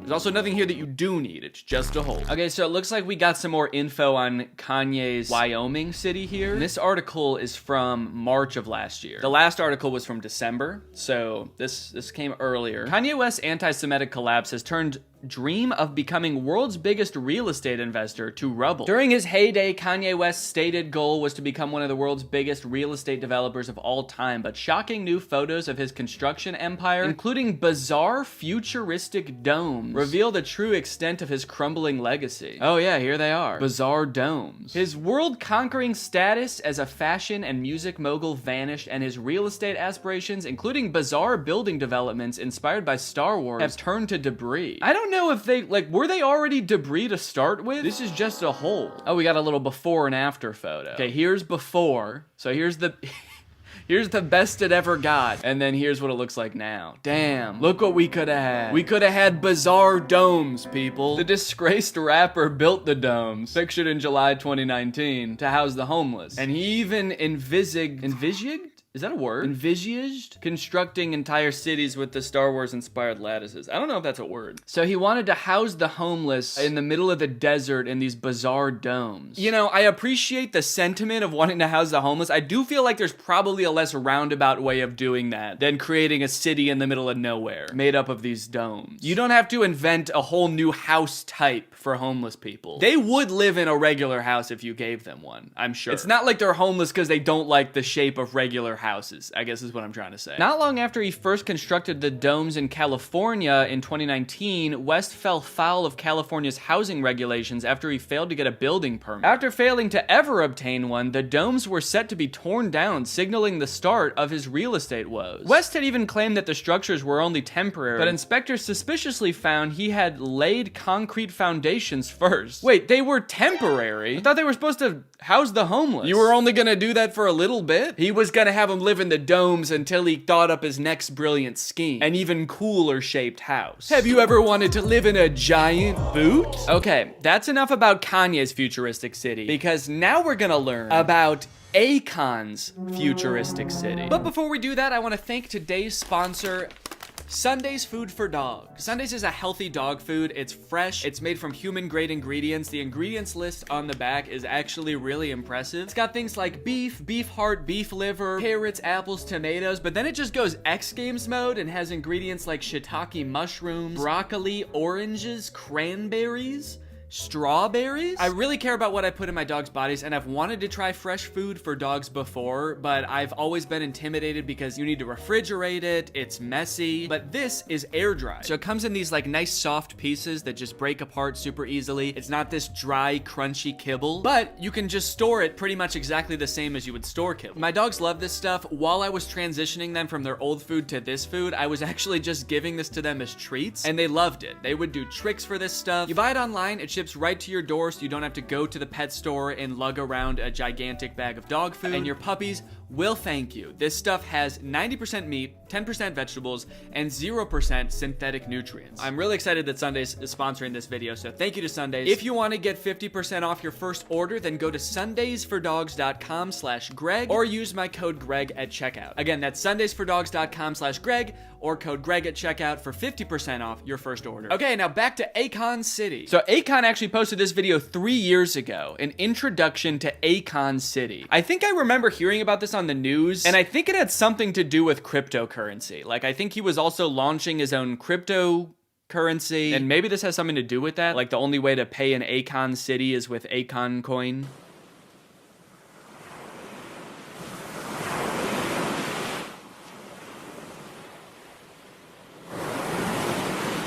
Wait, is this? Oh, these are the buildings? I thought we were just looking at abstract art while he was like, before we saw the city. Whoa, okay. So, wow. This is Akon City, huh? Inspired by Dr. Seuss, are we? Okay, here's a very neat little render. Oh, shit. Dude, I'll give him this. It looks more fun than a so-called hyper-utilitarian underground zone. I think I would actually rather live in one of these like phallic high-rises than a bizarre dome, at least. Okay, we got Resort of Africa up here, resort chalets down here, African restaurant, African open bazaar. Oh, okay, is this in Africa? Oh yeah, in Senegal. Okay. If it's all in Africa, I don't think you need to point at everything and call them African, because I think we would just assume that. Here's all the African houses. There's an African building. We're gonna have lots of African buildings. Akon Tower, Media Tower, Filming Studio 1, 2, 3, and 4, office building, parking structure, residential building. It's kind of interesting that he already has all of the buildings planned out in a town. Do towns do that when they start? I thought people just build what is necessary at the time when it's necessary. Like the first people who showed up to Los Angeles didn't just like start pointing and directing to build film studios here, there, and there. Those only were built because the film industry was like becoming a thing there. Like, what if the film industry doesn't take off in Akon land? Then what are you gonna do? Also, are these filming studios African, or what ethnicity are they? Only 100 kilometers from Dakar. That's pretty good. Just a short 100-kilometer swim through the ocean from Dakar. So if you were already planning on visiting, then might as well stop at Akon City while you're there. You know, I'll give him this. I do believe that this was designed by Akon. I mean, so I'm gonna assume that this never came to fruition, because this was 3 years ago. I haven't heard about it since. Travis Scott, I've got my own meal at McDonald's. Akon, hold my pineapple beverage. Yeah, Well, I think the difference between those two things is that the top one did happen. Travis Scott did get his own meal at McDonald's. As far as I'm aware, this did not happen. Every architect's dream, but every engineer's nightmare. Is that true? Is this every architect's dream? This is what architects dream about, baby. Blobby globby cities. They can't find a way to make it happen. I genuinely hope this doesn't lose momentum. The world could use a win like this. Oh man, now I feel bad that this isn't gonna happen. This person is so invested. Okay, so I went to the website that was in the description for Akon City, and I'm just on Akon's tour website. So doesn't seem like it's gonna happen now. The website doesn't even exist anymore. No! I wanted to live in Akon City, man. Friend, where are you? Me, by the weird-shaped Chrome building. I'm by the weird-shaped filming studio. Okay, now we've got a TikTok about what happened to Akon's futuristic city. What happened to the real-life Wakanda promised by Akon? This futuristic-looking smart city is the brainchild of ringtone superstar Akon. There's just one huge problem. It currently looks like this. He started it? Oh, there it is. Wow. Keep going, buddy. You're almost there. So this is what it's supposed to look like. And this is it now. Yeah, it's pretty close. So this is obviously film studio number 3. I could tell by the way it's shaped. The 2,000-acre metropolis, based in Senegal, would feature skyscrapers, a luxury resort, and recording studios, backed up with the cryptocurrency called Acoin. Okay. So it was a crypto scheme. Was this all just an elaborate rug pull? He was like, everybody buy my cryptocurrency, and then once you move to the city, you can use it. And then, you know, now this isn't happening, and Akon's not doing it anymore. I wonder what happened there. Stephen's lawyer alleged plans for Akon City were akin to a scam, noting that it shares many of the trademark characteristics of fraudulent business ventures, such as Ponzi schemes and pyramid schemes. Akon, the whole thing was a scam? Akon, you knew how much the world could use a win like this. Faith in humanity destroyed. Okay, now moving on from musicians making cities, we have Welcome to Zucktown, where everything is just Zucky. In Menlo Park, California, Facebook is building a real community and testing the proposition, do people love tech companies so much they will live inside them? Dude, I avoid going on Facebook at all costs. Give me one reason why I would want to live inside of a town controlled by them. So this is where all your racist uncles are gonna live now. They're all gonna move to Facebook town. John Tinanes, Facebook's vice president for real estate, is showing off the company's plans for expansion. It will have offices for thousands of programmers to extend Facebook's fearsome reach. Did John Tinanes say that? That's probably the journalist talking. That'd be so scary if Facebook is saying that in their internal meetings. So we're gonna use this city to expand our fearsome reach. We're worried that it's not fearsome and widespread enough. But that is not what Mr. Tinanes is excited about. He leans over a scale model of the 59-acre site, which is named Willow Village. There will be housing there, he points. There will be a retail street along here, with a grocery store and a drugstore. That round building in the corner? Maybe a cultural center. Maybe. This round building? You put this round building in the plan, and you don't know what it's gonna be yet? You know what it's gonna be. Tell us what it's actually gonna be, please. And this very specifically designed building that we clearly put here for a reason, with a road leading directly out of the city? Maybe a McDonald's? I don't know. How crazy would it be if, like, Facebook City looked exactly like Akon City? Like, all the buildings are blobs and stuff? I'd be like, okay, maybe I'm just not getting the trends of today. I guess this is just what they're all doing. Everybody wants to live in blobs and domes now. In just a few years, Facebook built a virtual community that linked more than 2 billion people, an achievement with few precedents. Now the social network is building a real community, the kind you can walk around. It is a project with many precedents in American history. Quite a few of them cautionary tales about what happens when a powerful corporation takes control of civic life. Yeah, that's the vibe I'm getting too. Do I want John Tinanes and his merry band of goons to be in control of my life? I don't even know this guy. Facebook's vice president for real estate? I didn't even know they had a vice president for real estate. Why do they need real estate? Stay online, Facebook, please. Stay not in the real world. Mr. Tinanes contemplates the audacity of building a city. It's a good thing, right? He says. Do you not know? This is good, right? People want this. People want to live at Facebook. People want to work at Facebook and live at Facebook. They want their whole life to be Facebook, right? And finally, of course, Elon Musk is getting into the mix too. Welcome to Snailbrook. First look at Elon Musk's Texas utopian town where SpaceX and boring employees will live and work. So this is for employees of Elon Musk's companies to live at. It's called Snailbrook, which is a great name for a town. And I guess these are pictures of it. There are small houses where staff from the companies will be able to live for $800 a month, well below the soaring local market rates. Are the houses, In this picture? Houses.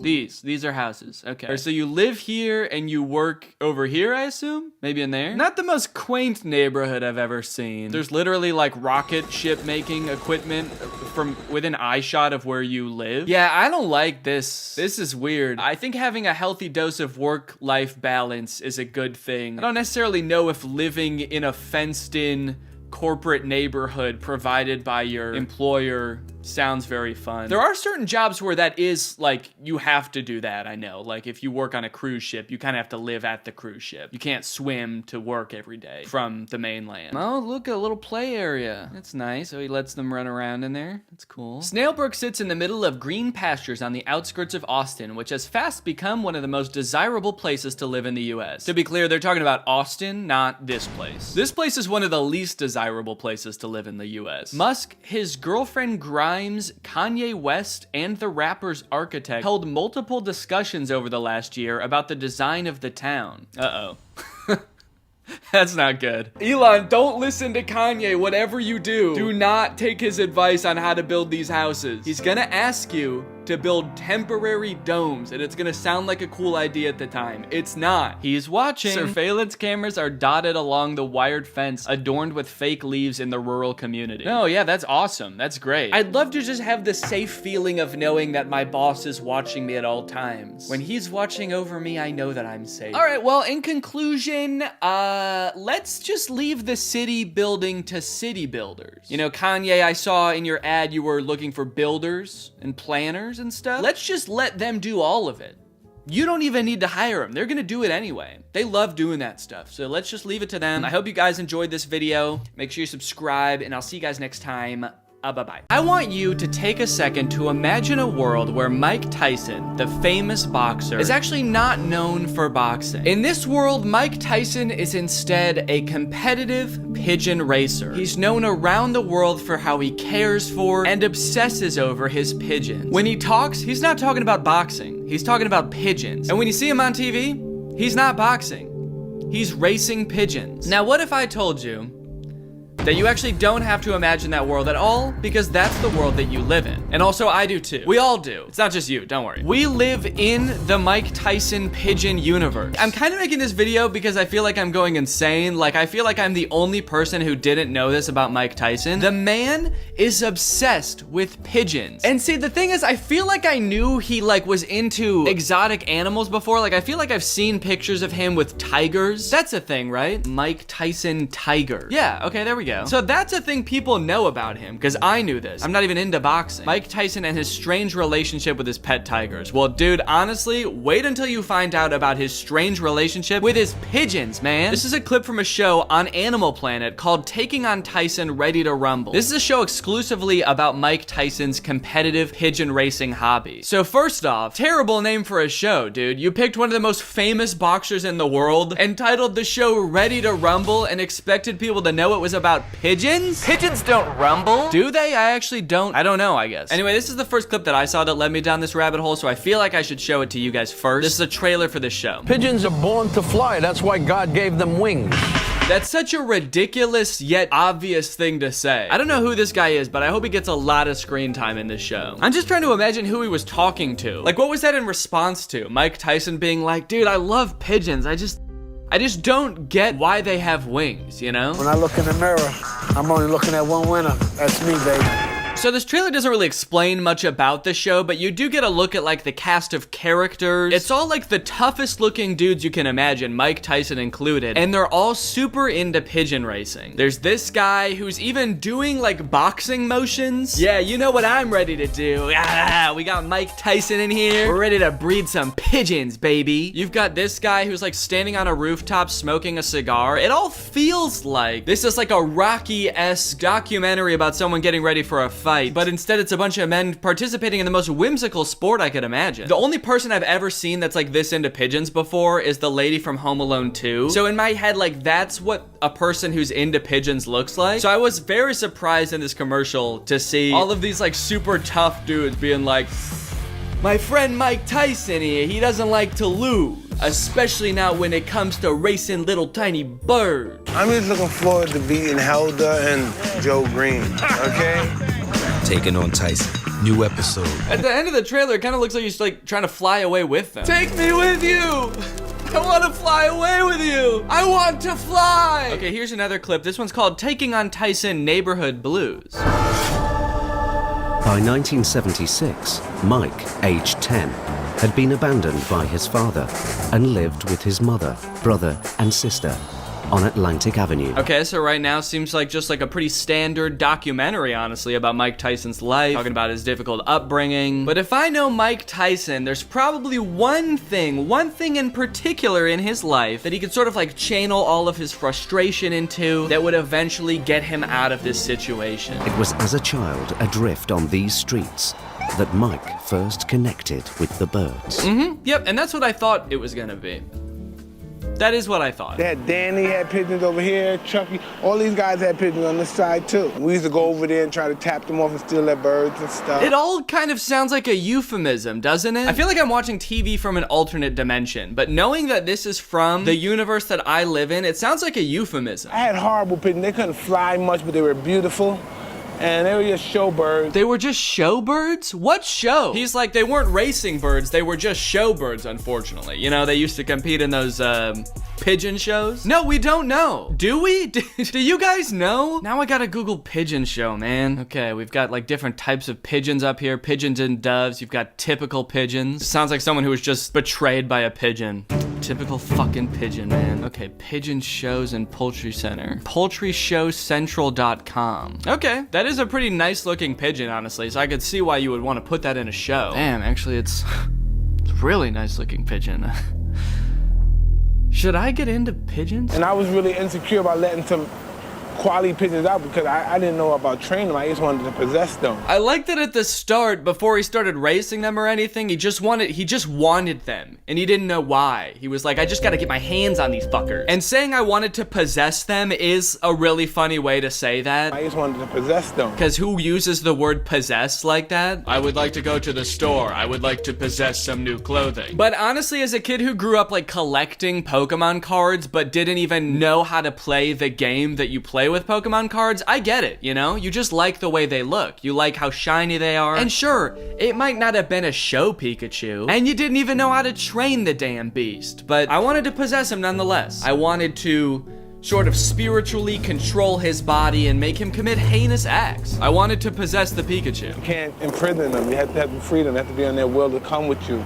And that's where you get the gratitude to believe that they're here because they love me. This bird has a bond with me. This is my bird. I mean, look, don't get me wrong. Seems like a nice hobby, honestly, and it seems like it makes Mike Tyson really happy. Seems like he has a lot of emotional connection with these birds. I love that for him. I just personally wish that somebody fucking told me that this was a thing. It was surely somebody's responsibility to tell me Mike Tyson was obsessed with pigeons. It also is a little concerning that it seems like it took him a long time to learn that he can't imprison the pigeons. You can't imprison them. You have to have the freedom. They have to be on their will to come with you. And after 20 years of basically torturing the pigeons, I learned that you actually do have to let them fly sometimes, because that's what they do. They're birds. That's why God gave them wings. This bird has a bond with me. This is my bird. Cuts to a pigeon that has no idea what the fuck is going on. This bird loves me. This bird knows who I am. This bird remembers it's me every time I see it, and I love him too. The birds actually probably do know who he is and do, like, you know, have a bond with him. I feel like birds are pretty smart, more smart than people give them credit for. Parrots can talk, so I know at least they're smart. But for Tyson,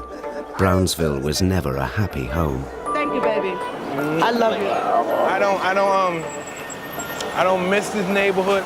That's such a funny cut. I mean, I get what they're trying to say, but it just cut from a woman being like, we miss you so much, oh, we love you, to Mike being like, I fucking hate this place, man, and everyone here. The only people I fuck with around here are the pigeons, actually, come to think of it. Where are the pigeons at? One of the best documentaries on pigeons so far. So far? Okay, this is like an entire paragraph, but I feel like there's so much to unpack in just that first sentence. First off, so far? How many more pigeon documentaries do you think there's gonna be? Also, this is a documentary about Mike Mike Tyson. It happens to be about his love for pigeons, but it's not about pigeons. It's not like pigeons evolved from dinosaurs 4 million years ago and they eat bread and they like flying around and some of them know Mike Tyson. No, the video's about Mike Tyson. This whole thing feels like if there was like a documentary about Tom Brady that came out that was like Tom Brady, a living legend, and that's the name of it. And then the whole thing is about how he like knits competitively. He does competitive knitting. You can't imagine how many ferocious beatings I took over these pigeons. When my life was at stake and got people throwing you off the roof, kicking you, man, over these birds. Actually, Mike, that is 100% true. I would not believe it. I actually do not believe someone threw you off the roof over some birds. Although it would be sick to see, dude. Imagine Mike Tyson's trying to like steal somebody's pigeons. They throw him off the roof and then Peter Pan style, Mike Tyson comes floating back up on top of the roof carried by his pigeons. He's like, they may just be showbirds, baby, but they're my showbirds and they love me and they know who I am. Stop laughing, they know who I am. You can't imagine how many ferocious beatings I took over these pigeons. How many ferocious beatings did you take over the pigeons, Mike? I want to know, what was the scenery like when you were getting punched over these pigeons? Were you like in a stadium, like an arena full of people? Were you in sort of like a square enclosure wearing big puffy gloves? That's actually how Mike's coach motivated Mike for each fight. Mike Tyson doesn't know what boxing is. His coach was just like, Mike, this guy in the ring, he wants to steal your pigeons, and the only way he says he won't is if you can tangle with him in the ring for 8 rounds, baby. I feel like I'm gonna go back and watch like old pre-fight footage of Mike Tyson when they're like shit-talking each other, and the first guy's like, Mike Tyson's going down, dude. He doesn't stand a chance against me. I'm crazy. And Mike's like, I don't want to hurt this guy, but it's the only way I can get my pigeons back. What we love about these birds is what we can't get from human beings, and that's loyalty. And that's what the connection is with them. No wonder Mike was good friends with Tupac. No, dude, do not tell me Tupac raced birds too and I didn't know this. Okay. Tupac was also all about being loyal to the ones he loved and cherished as friends. Well, okay. No, that's true. This is Tyson's Corner. This is something I absolutely adore doing, of course. I'm a pigeon man. Anybody that's familiar with having the pigeon bug knows this is going to be amazing. Okay, so in this clip, you can actually see some of the pigeons that Mike owns, you know? He's talked about how he likes pigeons, but this is the first time we're actually getting to see, like, part of the enclosure where he keeps all the pigeons. You know, I've been doing this since I was 9 years old. You know, of course, people are more familiar with me being a fighter, but... I'm glad, honestly, that he said it, because it's what I've been thinking the whole time. I'm glad he at least acknowledged the boxing. I even felt like at the beginning of this clip, I was being gaslit, because he's in a boxing gym, but he's like, and you know why we're here? To talk about my pigeons. I wanted to show you these beautiful white bars that this bird possesses. There he goes using that word again, possess. I think he just really likes that word. He uses it a lot for someone that's not like a wizard, right? What do you say to people who say pigeons are a nuisance? I don't know. Some pigeons to me are a nuisance. I have some of my birds that don't want to fly in the stock, so he becomes a nuisance to me. But yeah, I don't know if Mike like understood the question. I don't think most people think pigeons are a nuisance because they won't like fly into their coop correctly when you want them to like go to bed. Yeah, New Yorkers, man, they hate those pigeons. You know, every time they see one, they're like, why won't this pigeon just follow me back to my house and obey my orders like I want it to, dude? I can't believe it. Oh my god. Holy shit! That's the Mike Tyson I know, man. Come here, little birdie, sweet little bird. Come here, fucker! He just got done talking about, like, not showing hostility towards the birds, too. Of course you're gonna have some kind of hostility towards them if you have no kind of understanding. Yeah, you gotta have understanding, you know, you gotta be loving and caring. Come here! Caught it right out of the air. I can't believe it. I also kind of feel like the birds might not share the same amount of affection that Mike has for them, dude. When he walked over, before he even started reaching for them, all the birds were like, nope, fuck this, nope, he's back, he's back! That's why he had to grab so quickly, dude. He grabbed that bird so hard, I was half expecting him to grab it, and then when he like opens his hand, it's just sand comes out. Oh, damn it, I grabbed too hard. Here's one of the best interviews I could find about Mike Tyson talking about pigeons, and it actually kind of ties into how he became a boxer in the first place. The video is called Mike Tyson, A Pigeon Caused My First Fight. I had all these birds one day that, you know, that just suddenly popped up in this living room of mine, so. Yeah, so he starts the story with like the least relatable thing ever, and I'm immediately lost. So I was just chilling around one day and a bunch of birds popped up in my living room, you know. Yeah, no, dude, we know. We get it. I told some friends of mine from another neighborhood, and they brought some other guys from the neighborhood to steal the birds. One guy put a bird in there, ran out. So I ran after him. Please give me my bird. Please, please, can I have my bird? Oh, you want your bird? First smack me. You want this?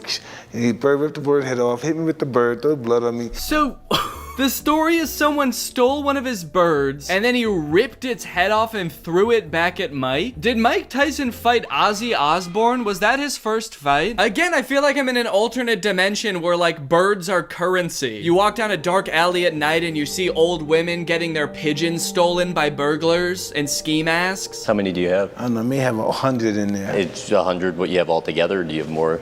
No, I have a few thousand in New York City. Okay, that's what I thought. At first, I thought that was a joke. Him saying, I've got a couple thousand in New York City. I thought he was just being like, well, every bird in New York is mine. I thought that was the joke. No, he actually does have thousands of birds in New York. Because every time in an interview, when someone asks him how many birds he has, it's like a drastically different number, but it's always at least 1,000. Mike Tyson has a shit ton of birds. And if you watch a little bit more of this interview, you might find out why the number is so drastically different every time he brings it up. Part of my life is just like a guy that owns horses and watches his horses, or have cows or dogs. You know, it's just a part of your life. If you don't have them, like, it's a bad season, the disease come by, wipe you all out, you wait a while, then you get more. Yeah, dude, it's just like raising a dog or a cat, you know? Sometimes you have a bad season and a plague rolls through and just kills all of your animals. I guess I don't know anything about pigeons. So I guess I don't know if that's normal or not, but thousands of them at a time will die, and then he's just like, oh, time to get new ones. Yeah, I love these things so much, man, and I have a personal bond with each one of them, and then like once a year, all of them die, thousands of them, and then I just, you know, buy new ones, and it means nothing to me. Even though Peter's always kicking my butt. That's weird. I can't imagine why that would be. I love animals. Maybe I don't always know the best routine on how to fix them when they're sick or anything, but sounds like you don't have any routine to fix them while they're sick. Sounds like they all die. Like if you look at my refrigerator, you may see a whole conglomerate and dynamic of just animal medicine. It's very important. They're very temperamental. They're very temperamental, man. You have to be very careful with them, otherwise they will all die. Cut to the shot of him snatching that pigeon out of the air with all of his might.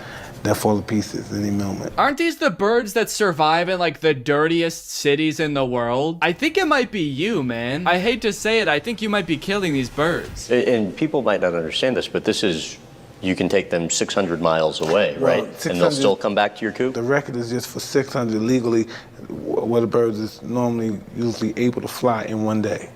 Anything more than that, I guess they're gonna consider it animal cruelty. I guess they consider it animal cruelty, dude. I don't get it. They seem fine to me. And I'm a pretty good judge of these things. I know when pigeons are scared. Come here! How about the pigeon you've had that has lived the longest? I think I had a 14-year-old bird before. Okay, 14 years old. That sounds pretty good. I think that's like how long birds live anyway. Let me Google it. How long do pigeons live? Okay, rock dove lives for 6 years. Oh wait, adults may live up to 15 years with birds in captivity reaching over 30 years. Although a more realistic lifespan in feral population is around 4 years. Okay, so that was like a bunch of different answers, but sounds like that's a pretty respectable age, as long as you ignore the part where they can live up to 30 years. There's one bird in there that I'm attached to, and this is really crazy. It's a solid white bird, and I really don't like solid white birds that much. I want you to keep that soundbite in your head real quick. He says, I don't like solid white birds. And I really don't like solid white birds that much. They draw too much attention for birds of prey. They draw too much attention from birds of prey, okay? He's on record. He doesn't like solid white birds. Now let's watch this clip of Mike Tyson on the Carson Daily Show receiving a gift of a new pigeon. Because Carson, I guess, heard that Mike loves pigeons. I hope this is okay, but I wanted to get you a pigeon because I know it's near and dear to your heart, and so there's a gift for you. Hey, man. Oh, no, dude, it's a white pigeon. Uh-oh. Well, I'm sure Mike will just, you know, be polite about it and just be like, thank you anyway, and he'll just, you know, put it somewhere and let it live out its life, and it'll be fine. Yo, listen. Immediately scares the shit out of the bird. Mike, I don't think you're as good at reading pigeons as you think. Or maybe he just hates white birds that much, where he's just like, oh, hey, fucker, hey. Oh, Carson, man. How do you open the cage, man? Open the cage, man. I want to kill this bird. I hate this bird, man. How do I get in this thing? What do you think? It's a pretty, is it pretty? No, it's the piece, Carson, but I'm gonna discuss it and tell you why. I'm gonna Is it really? So when I give them to my hawk, I got a hawk there. Yeah. Okay, so no, he's gonna get home and he's gonna feed the pigeon to his hawk. So when I give them to my hawk, I got a hawk there. Yeah. What was that thing he said about like forming bonds and loving them, having special relationships with each bird? Mike's like, oh yeah, I probably should have told you. The only thing that I like more than pigeons is hawks. I have about 10,000 hawks, and they gotta eat, baby. We open this cage. Anybody here? Can we please open this cage? I want to kill this thing. All right, guys. Well, I hope you learned a little something in this video about the wild and wacky world of pigeon racing and Mike Tyson, because again, it is the world that you live in. Bye-bye. Okay, I actually did shave my head, but isn't that a great title? How crazy would that be if I actually did that? If I actually came on here and my hair was still long and I was like, yep, the whole thing was a farce. I faked my own Instagram photos. I got my friends to fake their wedding photos just for a video. I somehow have like the best filter on any video ever that's like the most convincing head shaved filter. I come on here, my hair's actually longer than it was before. It's like down to my shoulders. That's right, I actually got my hair lengthened. I'm like putting my hair up into a little bun at the start of the video. Well, everyone, welcome back to another video on this very fine day on the second channel. Got a little bit of sparkling water here, which I will be blurring. No free promo for you, vague sparkling water company. I have to say, a lot of people probably saw I was just in Europe for a couple weeks, and I think possibly one of my favorite parts of the whole trip, aside from like my friends getting married, was that like every restaurant just like automatically serves sparkling water. They come around and they're like, you guys want sparkling water? And you're like, hell yeah, and they bring it over. I was sipping this the whole time I was gone, dude. I was getting goofy and wacky, quite frankly. We are gonna be doing another subreddit video here today, so let's go ahead and click on top, and let's click on of the month. I don't remember the last time I did a subreddit video, but I feel like it was like a month ago, so let's freaking get into it. Oh, and the very first post is about how me and Laura ran a marathon. Wow, thank you guys. Yeah, it's just a picture of us both holding our medals, and I'm sure the caption is also congratulating us, so.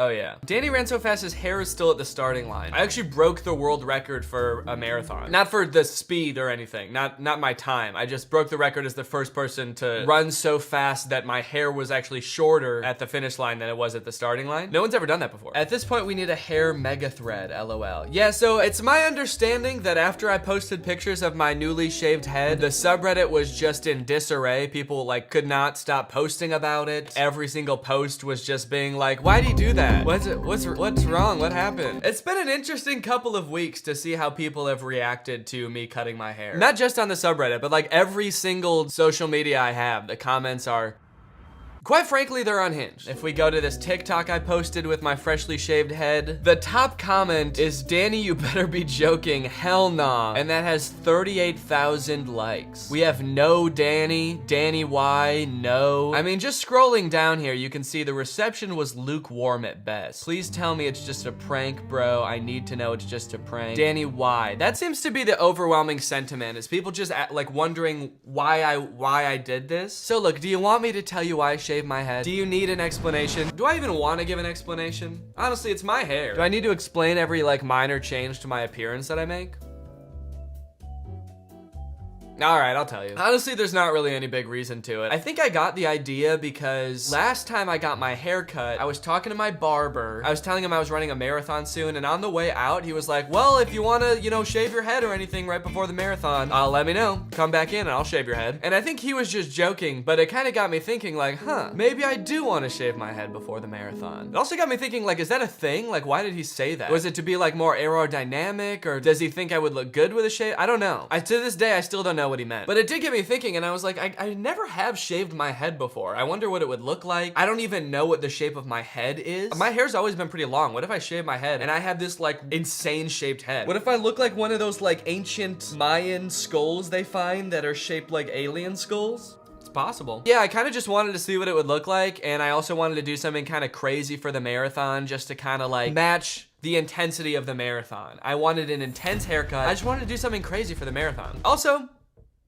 I thought it would be kind of funny. I thought it would be funny to see how I would look with a bald head, because I thought I would look pretty goofy. And I thought it would be funny to see how people reacted to me shaving my head, and it was pretty funny. I mean, most of the reactions are pretty funny. They're just like people being like, oh, whoa, like super surprised. I will say, even though I did do it a little bit just to see people's reactions, some people's reactions were too much. There were definitely people that I did not realize were a little bit too invested in like what my hair looks like. So that is, you know, that's good to know going forward. You guys are haters. He looks good. Yeah, no, for real. I was pleasantly surprised. I think he looks fire. No, he doesn't. Don't give him any ideas. Nobody say anything nice about him. He might keep it. Next video, I tricked everyone into thinking I cut my hair. That is gonna be the title of this video. So, kind of an epic comment moment. I was looking at my grandpa's army company photo from 1957, Fort Dix, New Jersey, and found Danny. Okay, yeah, I see it. Honestly, the smile I think is what's throwing me off a little bit. Like, that doesn't really look like how, well, I kind of do smile like that sometimes as a joke. I kind of like,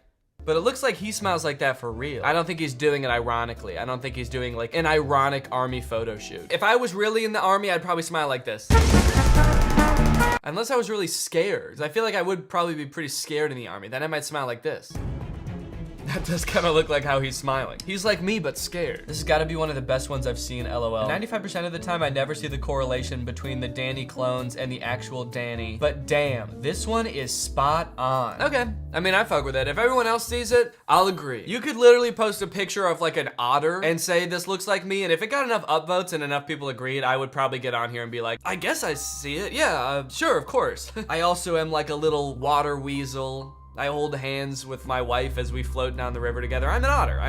Yeah, I forget. I guess I always forget about that. Thank you. We're getting some critical thinking in the subreddit. I saw some people when I posted my most recent main channel video being like, look, he didn't really shave his head. He didn't really shave his head. Oh, look, I know we just got back from vacation like 2 days ago. So he probably filmed this video before vacation, meaning before he shaved his head. But this means he didn't shave his head. Y'all gotta use some critical thinking, man. Junior Sean, you are critical. You have a critical brain. My praying mantis loved Danny and he just died, so I'm posting this to honor him. Aww. Wow, what a sweet little guy. There he is. There he is. Well, I'm sorry about your praying mantis, dude. It looks like he's been, you know, following me for a while, honestly. He's been kind of a Greg since whenever I posted this video, like 2 years ago. How long do praying mantises live? Larger species may live 4 to 6 months. I guess it is an insect. I assumed he's been alive for years and he's been like following me all this time. He's kind of a newer fan, all things considered. 4 to 6 months? Yeah, honestly, he hasn't even really been with me through thick and thin. He hasn't really like seen the ups and downs of my channel. I was thinking this guy was like a long-term fan, but yeah, I mean, I guess it's sad that he died, sure. No, I'm sorry about your praying mantis. That is sad. I hope that you're able to buy a new one that is better. I hope that your next one is better. I'm sorry for your loss. He was a true Greg, frowny face. It did seem like he was a Greg, to be fair. Actually, all the videos are full screen. I wanted to look to see if he had notifications on, but rip Danny. Hope the praying mantis is doing well, though. Oh, the praying mantis didn't die. I did. My praying mantis loved Danny, and he just died, so I'm posting this to honor him. Damn, I'm sorry for your praying mantis that his favorite creator just died, dude. That sucks. Literally any white guy. Is it just me, or does he look like Danny? That's me, too, honestly. Any white guy or, you know, otter that the subreddit posts, this is me. They look just like me. It's like looking in a mirror. Guys, Danny was in Europe for a wedding. Let's go. That's right, folks. I was in Europe for Curtis and Jetta's wedding. It was the most beautiful wedding in the world. Holy cow. I'm so happy for them. Honestly, they're the best. I'm honored that I got to be there. It was literally like the best trip of my whole life. So Curtis and Jetta, thank you for inviting us. It was the coolest thing ever. We went to like Paris and Nice and then 2 different places in Italy. It was like the most beautiful trip ever. It was so pretty. I haven't been to Europe since I was a little kid and Laura had never been before. So it was very cool to like explore and travel because we haven't gotten to do that in a while. Yeah, it was super cool. Oh my gosh, dude, so much has happened since the last time I did a subreddit. We haven't even talked about the ghost video either. But yeah, Watcher, who if you don't know is a channel run by Shane and Ryan from BuzzFeed Unsolved, asked if I wanted to do a ghost hunting video with them because of my ghost hunting videos. So maybe that's gonna happen at some point. We're still kind of like working out the details, so we'll see if that happens. But honestly, that sounds incredible, dude. I would love to do that. It was really fun doing the ghost hunting stuff. Even though, like, I don't particularly believe in ghosts, really. I'm open to them, obviously. That's kind of why I did the video, because I was like, I wonder if I'll see anything. It's just kind of fun to do it and experience it, because people do have some, like, insane stories from ghost hunting. So, let's just say I'd like to create some insane stories of my own. Why is Danny's hair back in his newest video? Critical thinking alert. Critical thinking alert. You need to think critically alert. My sister's birthday cake, it slays. We ate around the face and now it's in my freezer. Oh my God. Holy cow. I like this. Honestly, I love it. The dedication, the craftsmanship. This is a beautiful cake. I am kind of wondering, did you alter the colors of this picture at all? Why do I have like red bags under my eyes? Do I just look like that? Is that just how I look? And they said they ate around the face and now it's in the freezer. Oh God, that's terrifying. What the hell, dude? I take it all back. I hate the dedication. Terrible idea. It's weird, all of the things that you don't think about when you're an influencer, like statistically at any given time, there's probably like X amount of people watching one of my videos somewhere in the world. But this is definitely a new one. Like at any given time, there could be like my face in someone's freezer. It's just one of those things you don't really think about. I can't get over this ghost hunting angle. Yeah, honestly, shout out to what's this dude's name? Francois Bourgeois. I think maybe out of all of the ways I could have pronounced that, that was maybe like the worst. No, wait, why did I say Francois? His name's Francis. What the fuck? Francis Bourgeois. He's a train TikToker and he uses this angle all the time in his train videos. I was like, this is like the perfect angle, I feel like, for this video, because Jake was holding the camera. No matter where he is, I can always have a camera angle of my face to show like my reaction to things. Also, one of the top 10 moments of the video, me like sniffing the pee, that camera angle came in so clutch, dude. That might be the best shot I've ever gotten in a video. Me just sniffing pee? What's better than that, huh? Just Danny bent over sniffing a pile of piss. Oh baby, now this is a meme, dude. When I say, can we get some memes in the subreddit? This is what I mean. New, fresh meme format straight out of the oven. Look at this. It's me opening a drawer with me in it, and I say, instead of no Bible, no hair. That's a meme format right there, all right? This is what I'm talking about. Upvote this more. How many upvotes does this have? 1,000? This should have at least, how many people are there in the subreddit? 122,000? This should have at least 122,000 upvotes. This is a good meme right here. Dear Danny, my birthday is today. You're invited. Time right now. And they posted it 24 days ago. Shit. Danny looks like Dream, or is this another prank? I've seen people saying that. I don't think I look anything like Dream. Yeah, I mean, I don't really see it at all. Like, we don't even have the same color hair. It's like a different shade of brown, drastically different faces. We're both just two normal looking guys, all right? And if being normal makes you look exactly the same as someone, then I look like everyone. I look like everyone then. Guys, I think all of Greg should stop posting RIP Danny's hair type posts. He likes his hair. I didn't say I like it, but I do agree. And I feel like it could be hurtful with all the negativity that people are putting on. That's a very nice comment, and I do agree. I think that maybe it's too many comments about my hair. You know, I don't really think it's gotten to me that much, but I would just urge people to think about, like, if you made a change to your appearance and you like posted it on Instagram, and then you got like a comment that was just like no, and it got like 37,000 likes, what does that do to you? Again, people are mostly just joking and like kind of in shock, so I get it. I think generally I probably commented a little bit too much on my own appearance in videos. I make videos talking about doppelgangers and like having a young face. So I feel like to an extent, I've probably like invited it a little bit, but I think going forward, I'm probably not gonna react to as much stuff about my appearance because, you know, it's just my face, man. Pay attention to the content, you know? Pay attention to the memes. Pay attention to the jokes. I should be able to have like newts for hair and nobody comments on it. People, just listen to what I'm saying, all right? That's the point of the videos. Danny gotta update his profile picture. Honestly, should I? I do need a new profile picture, honestly. I'm not gonna make it this, but at some point I'm gonna need a new profile picture. Not that I'm committing to this hairstyle, that's not why. I just think that I need a new one because I've had this profile picture for so long. I'm wearing one of these like scooped neck t-shirts. Those aren't even like a thing anymore. It's like a t-shirt made for Squidward. Says I'm not gonna comment about my appearance anymore and then immediately reacts to something. Roasting my own shirt. The bald trinity. Yes. The prophecy is coming to fruition. Now I just need to get the other two to shave their heads. Or I'll do it myself. And the prophecy will be complete. Okay, I think that's enough for the top of the month. Let's see if there's anything hot right now. Anything good that people have been talking about lately. If I introduce my girlfriend to Danny's videos, does that make our relationship incestuous because all Gregs are blood related?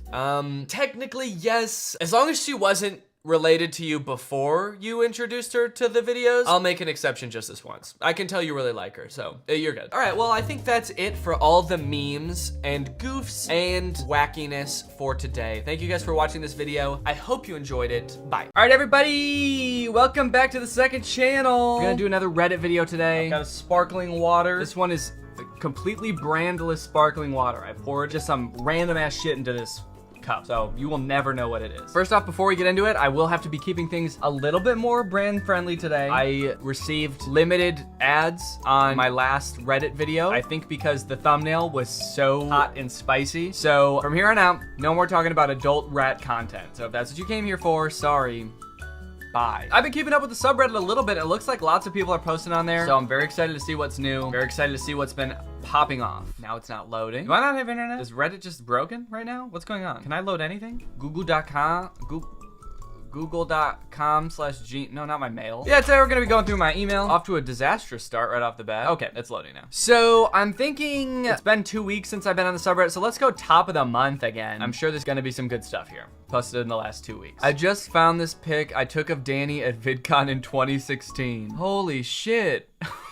What is this picture? Were you pointing a gun at me? What the hell? It's kind of giving off the same vibe as the picture that someone took of me in the last Reddit video with me and Curtis, where we're kind of like, right? Didn't someone say we like look super uncomfortable? I look so nervous. Maybe that's just my posture. Maybe I just sit like that. Can we get a quick posture check? Do I just look nervous? Do I just have nervous guy posture? That's quite possible. But I am gripping that microphone like it's the only thing keeping me from flying off into space. Love that caption too. He saw me! It kind of sounds like frightened. Oh shit, he saw me. He's gonna get me. Meanwhile, I'm like, don't nobody ever look at me. I remember the context of this picture, despite it being 6 years ago. This was when Vine was still around. Obviously, as you might be able to tell by the giant V behind me. This is the Vine logo. This is the summer that we did Camp Unplugged, which if you didn't know was like a short film series of Vines that was produced by Vine. So I was at VidCon because I was in that. And I believe I was doing some sort of Q&A panel with my boy Chris Melberger. That's my boy right there, Chris. That's my boy! That scene from Harry Potter Goblet of Fire. That's my boy! My boy! Let's see what the comments are on this. Oh my god, he looks so uncomfortable. I've never seen a more uncomfortable human being. And the person who posted this said, I know, right? I feel bad. 6 years later, this person still feels bad. I don't know why I looked so nervous. I got probably always just a little bit uncomfortable at these sorts of things, so that makes sense. Props to you for like being a fan of me for 6 years. That's crazy that you took this picture and then are still like in my subreddit, active on my subreddit. That's really cool. I like that you circled his face as if we were going to get confused on who you're talking about. You know, the guy in the background does like vaguely look like me, so it kind of makes sense. You'd be like, no, this one is Danny. That one is, oh, I don't know who that guy is. The one who looks like he is about to poop his pants? That's our boy Dan. Uncomfy king. We stand an uncomfortable king. Not the uncomfortable eye contact. Yeah, everybody is commenting on how utterly depressing this picture is. I wish he'd move over so we could see if Curtis or Drew is there. Probably not in this picture, but Drew definitely was there because he was in Camp Unplugged too. So he was around, he was certainly at VidCon at this time. Why is his ass not in the seat all the way? Danny's straight up sitting on the edge. Oh my god, dude. These people are tearing me to shreds. I deserve it too. That's the worst part. All right, I'm gonna recreate the picture, all right? 6 years later. Ah, take me back to this, dude. I gotta recreate this. Let's see, I think I have a microphone. Content creator can't find a microphone? What is this? All right, this'll have to do. Not the appropriate kind, really, but let's make sure I'm sitting on the very edge of the seat. Yeah, let me try to get in my mindset here of what the hell I was doing. And my arms are on the seat rest. How have I grown? Tell me. Do I look as though I've aged? Okay, that was me in 2016. This is me now. Ready? If you saw me at a panel now, this is how I'd be. What's good? You want a picture? Sure. No, I probably wouldn't even be looking at you. I'd be asleep. I'm so confident I just fell asleep. Yeah, I've been there, done that. Boring. I'm so confident I'm just bored all the time. That's a pretty funny picture. I remember actually, this VidCon was one of the first times I realized I have like serious resting bitch face. Good friend Aaron Tuning was there as well for VidCon. He was a Viner too. He was like watching me take pictures with people. And he said like every time I would take a picture with someone, I would like lean over and smile like this. And then the second it was over, I would just be like, yeah, thanks. And I would do that like after every picture. I think he took a video of it too. When he told me that, it pretty much ruined my life. Have you ever seen me out in public and I look like I'm dead inside? It's because that's just how my faces. Please, Danny, react to this. I'm begging you. The pregnancy pack. Okay, this looks to be some sort of classroom. Is this movie about a bunch of teenagers getting pregnant? Because that is actually a very odd topic for a movie. This looks so bad. What is this movie? I gotta find out what this is. The pregnancy pack. Is it really gonna be about teen girls getting pregnant? 28-year-old Sydney Bloom, an alumna of Gloucester High School, publishes a video blog about teen issues. Learning that her old high school has reported 10 to 18 teen pregnancies in the last 8 weeks, Sydney investigates the situation. So it's about a 28-year-old investigating why a bunch of teens have become pregnant? Whoa, okay. I just read a really graphic part of the plot that I could not include in this video because we're not talking about adult content, but I just saw some crazy stuff in there. Yeah, I'll look into this movie. That seems like a really weird plot. Is it just me or does this look like Danny? Yeah, that does look like me. I feel like I've seen this before. Have I talked about this picture before? Does it kind of look like he's making this face? Do I look like the tree? When I saw this on the subreddit, I was with my dad and I showed it to him and he was like, why? Why is your face like that? And come to think of it, I gotta agree with him. Danny Gonzalez. Dan Tree. I don't think it's gonna work, guys. I don't think making a tree pun based off my name is gonna work. Based on these two, can't wait for him to be mildly offended and then agree. Did I do that? Can we get an instant replay? Yeah, that does look like me. Okay, guys, who updated Danny's Wikipedia? So after the last Reddit video, I jokingly asked people to put my personal information in the subreddit, and looks like somebody took it upon themselves to do that. Daniel James Gonzalez, that is my actual middle name, is an American YouTuber, musician, and former Viner. He lives at 460 Vale Way, nautical coordinates being this. Danny's blood type is B-. B negative, I guess. It's not a grade. Danny's blood type gets a B- from me, but if he's willing to put in some extra work outside the classroom, I could bring it up to a solid B+. Length of his head is approximately 14 centimeters. That does not seem correct. How many inches is that? 5 inches? Is it, what is the length of my head mean? Is that this way? Or this way or this way? I feel like this is width, this is depth, and this is height. So what's length? But at any rate, my head is not 5 inches tall. And also, like, all of these things are also incorrect. So no need to defend me or anything. This is not correct. Someone said that they looked up the address and it's in Los Angeles. So let's actually see where this person is making up where I live. 460 Vale Way. All right, let's see. 460 Mossy Vale Way in Atlanta. Where's Vale Way, dog? 460 Vale Way in Boulder Creek, California, dude. Let's see what's there. Is this a real place? What if I dropped this person down here and it went to a street view and I was just like standing there? I'm just like sitting in the grass like I really live there, but there's not a house there. I can't go to street view, guys. Guess we'll never know. Even though I live in Illinois and not California. Okay, this is as close as we can get, so maybe we can peer down the road. Anyone down there? That would be so funny if I was just standing right there. That would have been like kind of an epic prank. And are these coordinates the correct coordinates? I don't even know how to look up nautical coordinates. I don't know how precise these have to be. It's also in California, which is kind of impressive, but it's in a totally different place. All right, well, let's see where this shit is. Swoop. There it is. There's my house, guys. Do you like it? Pretty house. But alas, it is not mine. Why does this have so many upvotes? Pinterest find, and it's just a picture of me sporting some Christmas pajamas. Someone said, please, how is this real? I was just trying on some pajamas, okay? I think this is from like 5 years ago, but I was definitely feeling myself, that's for sure. And I did buy these. I think Laura and I got matching pajamas, actually. It reminds me of a reindeer by the way he's standing. Is that because my legs are like curved inward like that? Like I'm some sort of hooved animal? Damn, he's got a fat ass and legs like a antelope. Is this real? Is this real? I swear to God, dude, this is too good to be true. Danny absolutely dripped out in some Christmas pajayjays. Yes, it's real, okay? I was feeling myself. Is this just me or do I look like Danny? You do look like Danny. All right, let's get a side by side. Vote now. I feel like he does look like me. He's even got blue eyes. The hairstyle's kind of similar. Way to go, dude. You did it. No, that's Danny Gonzalez. Oh, yeah. That's Danny Gorgonzola. Is this just Danny trying to disguise himself again? Maybe. You'll never know. Does this feel exactly like something Danny would say, or am I just sleep deprived? Sleep is for the weak, then I guess I'm a little baby, bro. Yeah, I guess I'm a little sleepy little guy. I'm a little snoozer. I guess I'm a little goo-goo gaga ass bitch then, dude. It does kind of sound like something I would say. I feel like it sounds more like something Curtis would say. Someone broke it down to the different lines that they think would be read by different people. So Drew says sleep is for the weak, then I guess I'm a little baby bro. Then I say, yeah, I guess I'm a little sleepy guy, a little snoozer. And then Curtis says, I guess I'm a little goo-goo ass bitch then, dude. All right, I'll read the whole thing. I'll put my whole heart into it. You guys tell me what you think. Sleep is for the weak, then I guess I'm a little baby bro. Yeah, I guess I'm a little sleepy little guy, a little snoozer. I guess I'm a little goo-goo gaga ass bitch then, dude. You know, when I read it that way, it actually did kind of sound like something I would say.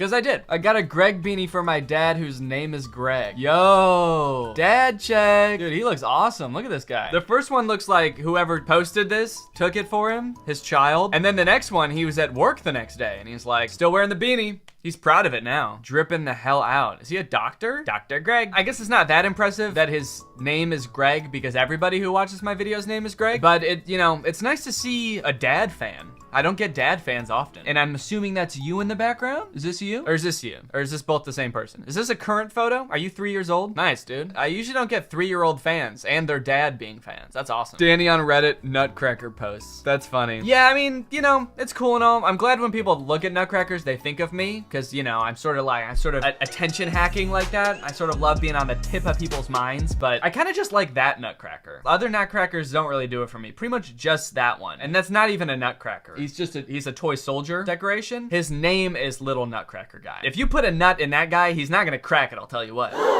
Gonna tell my kids this was Danny, Drew, and Curtis. Okay, this seems like something we would do. Actually, I think we have a picture that's pretty similar to this. I don't know if I'll be able to find it. Sheesh. Oh, I don't know if I have it on my phone. Where would that be? I think it's with Chris Melberger, actually. Let's see if I can find this shit. Come on. There is a picture of us standing like that somewhere. Like literally with our arms out like that. I can picture where we took this picture. I can picture the picture. All right, well, it's official. I can't find it. So, sorry. Who do you think is who? I wonder if people are debating it in the comments, but I think there's a pretty clear answer here. This is me.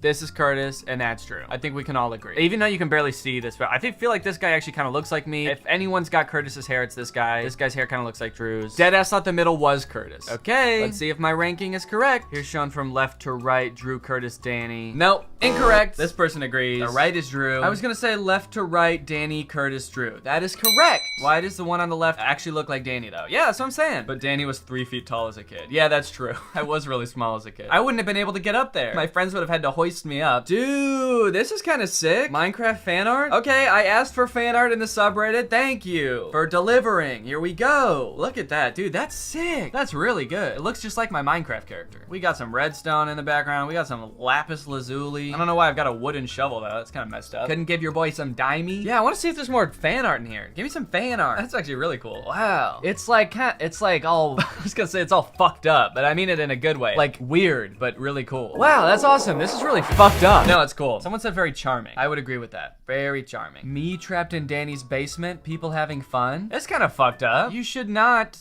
have Wi-Fi down there, and you definitely shouldn't have a phone. How the hell did you post this? And how are your hands free? Dude, my guy in the basement's been practicing his shroom kidnapping life hacks. That's awesome. Danny needs to dress himself up as the Nutcracker with the face paint and stuff, and then edit himself into the corner to see if we notice. To see if you'll notice? Is there a chance that no one would notice? If instead of that back there, it was me, a full-sized real person? What if he has already been doing this? I have not! You would notice, I swear to God, if there was a real person back there, you would definitely notice. Okay, that's some nice fan art as well. We got some memes, we got some fan art.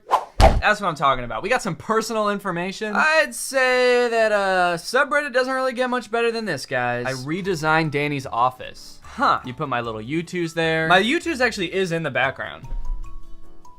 It's right there. So now he's there twice, you idiot. No, yeah, I don't know if I really vibe with the style. It kind of looks like a little kid's room, which I do think is the aesthetic that I did go for in the last office, so I understand why you feel this way. But no, I don't know. I need to get some new shit in here. It's getting a little bit boring. That little cubby thing I've had for like 6 years, and I got it in our apartment in California. And then it's sort of just been like floating around in miscellaneous places and various places, and I kind of feel like I want to get like actual nice looking furniture in here. I don't want it to be too cool though, because then it'll be too distracting. And then no one will look at me during my videos if my office is too cool looking. Some YouTubers have their studios look a little bit too professional, I feel like, too, where they've got like LED lighting all over the place and it's all super sleek looking, and it's like, I feel like that makes it look like I'm taking myself a little too seriously. And if I'm gonna film second channel videos in here where I'm getting goofy and wacky, then it can't look too over the top serious. I just want it to look nice. Next subreddit challenge, somebody redesign my office in a cool style that you think fits me. Because I don't know what style fits me, dude. Another screenshot from a video. Very nice, guys. Good work. You did it. Anyone know where I can find a similar lamp? Dude, just wait for me to get my office redesigned. You can have this one. I'm about to kick that shit to the curb once I get a cool new office. No, it's from Target. I'm pretty sure, yeah. I'm almost positive that I got it from Target. Let's see if anyone in the comments guessed it. I think it's this one from Target. Yeah, let's see. Dude. It is. So if you want to get it, we can be lamp buddies for a limited time. Sleepy Time Peanut. I'm not gonna lie, when I saw this in the subreddit a couple days ago, I literally almost cried. Yeah, that's really sweet, dude. That's so cute. Thank you for that. I want to print this shit out and put it in a frame, honestly. Hang it up in my house. She's so cute. Look at her. Chubby little dog. Did Danny get highlights? I've seen some discourse about my gray hairs lately. It's kind of interesting. Yeah, I think he has gray hairs. Yeah, they are. They're just gray hairs, man. It's kind of interesting that people have just started noticing it now because I've actually had gray hairs in my head for a while. It's just, I guess it hasn't gotten noticeable until now. But my dad has always had just like a streak, like this much hair right here was white. He has like brown, almost black hair, and he just had a streak of white hair right here for like his whole life. So I guess I just have a little bit of that genetics because it kind of is like just in one streak, and then I've got some little peppering all around my hair kind of. But isn't he like 27? I'm 26 and I have a few gray hairs, LMAO. It happens sadly, although to be frank, it looks great on Danny. Yo, thank you. I'm not really self-conscious about it, honestly. I think it looks kind of cool. Sheesh, Danny is getting gray hairs and he's not even 30 yet. Yeah, Buster, and it's because of you. It's all your fault. You guys make me watch these shitty ass videos and these bad movies, and the stress is slowly turning me into an old man. Actually, not slowly. It's quickly turning me into an old man. I Googled oldest man in the world. This is about to be me in a year. If I keep this up at the rate I'm going, burning the candle at both ends, man, this is how I'm gonna be. And you better believe I'm gonna look damn good doing it. No, Danny is aging? It is weird though, because I do have, you know, people say I have a young face. It is weird that like that's the first sign of like me looking my age is having white hair. But honestly, I'd fuck with it. If the only way that I show age is by having like totally white hair, that would be sick. Okay, that's enough top of the month. Let's see what's hot right now. Okay, this is a post from a different subreddit, but it has me in it. I had a dream that Danny Gonzalez completely disappeared for a month, and then he posted this photo on Twitter with no explanation. Later, it turned out to be a clue in a giant cicada 3301 like internet ARG. Yeah, I don't know what the last half of that means, but I am curious about this dream. So I disappeared for a month and then posted this. Please find me. Follow the cat. That's such an ominous thing to post after being missing for a month. That's so fucking funny. What is this subreddit? Thomas the Plank Engine? Memes from your dreams. Oh, okay. So it's all about weird shit people saw in their dreams. One weird thing that I feel like I have never seen people mention before about being an influencer is that sometimes people like tag me in tweets being like, you were in my dream last night. It's super weird to think that like people that I don't know are having dreams about me, because it's normal for like your friend to be like, hey, you were in my dream last night, but for like someone that I've never met before to be dreaming about me, it's like, dude, why are you so obsessed with me, man? Just so mean. Get a life, buddy. Quit thinking about me. I'm living in your head rent-free while you sleep. And funny thing is, I was actually incepting your brain. I did that shit on purpose. Please find me, dude. Follow the cat. This is real. I was trying to incept it into your mind. I need help. When you leave your house tomorrow, follow the cat, and you will find me. Yo, this is some good fan art too. Look at this. Drew, Danny, Drew, and Curtis while watching their videos. Dude, these are nice. Look at this. That is some good pencil art, man. Does anybody know what shampoo and conditioner Danny uses? Yo, I'm trying to smell like Danny. Anybody know what he puts in his hair? You probably just want to like do my hair routine, right? That's why you're asking? I hope. Honestly, I just use whatever shampoo and conditioner Laura buys, and she buys like a different one every time. I blow dry it, and then I put this in it. Literally, I'll tell you right now, it's this. Blow dry your hair and put this in it, and you'll be looking like me in no time, all right? And you'll be smelling like me too, so you're welcome. Yo, anybody know what toilet paper Danny uses? I'm trying to get my butt feeling like his. Oh, looks like we got some sort of meme in here. Give me all the emoji options. I don't use any of these emojis. I guess maybe the laughing one. I really like the one that's like this.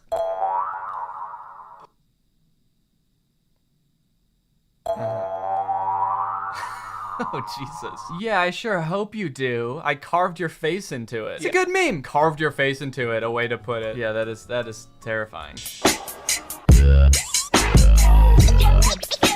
Does anybody know what shampoo Danny uses in his hair? I think that's pretty much it. That seemed like a good crop there of Reddit content, so thank you guys for submitting to the subreddit. Blah, blah, blah, dude. Does this guy ever shut up? Can this guy just shut up for 1 second? I swear to God, this guy needs to shut up for 1 second so I can talk about our sponsor, HelloFresh, America's #1 meal kit. Before I started using HelloFresh, like every year, I feel like my New Year's resolution was like, I want to stop eating out so much. I want to stop like scrambling every night trying to figure out what I want to eat for dinner and going and driving there and getting it. It would be so much easier if I could just cook at home. Your boy is also often too lazy to go to the grocery store. So that's why HelloFresh is actually the best. HelloFresh will send you 3 meals with pre-portioned ingredients. All you have to do is do a little bit of prep, throw it in the oven or on the stove, and you've got a delicious home-cooked meal right in front of you. They've got a variety of recipes to choose from, and each week you get to choose what recipes they send you. So you never feel like you're eating like the same thing over and over. If you're a person like me that only knows how to cook like 2 dishes, you don't gotta worry because they're gonna send you a variety of stuff. I've loved pretty much everything they've ever sent me, so it gets 2 thumbs up from this guy. Also, if you're trying to set a New Year's resolution around the amount of calories you take in, they've got calorie smart meals, and they also have carb smart meals if you're watching your carbs.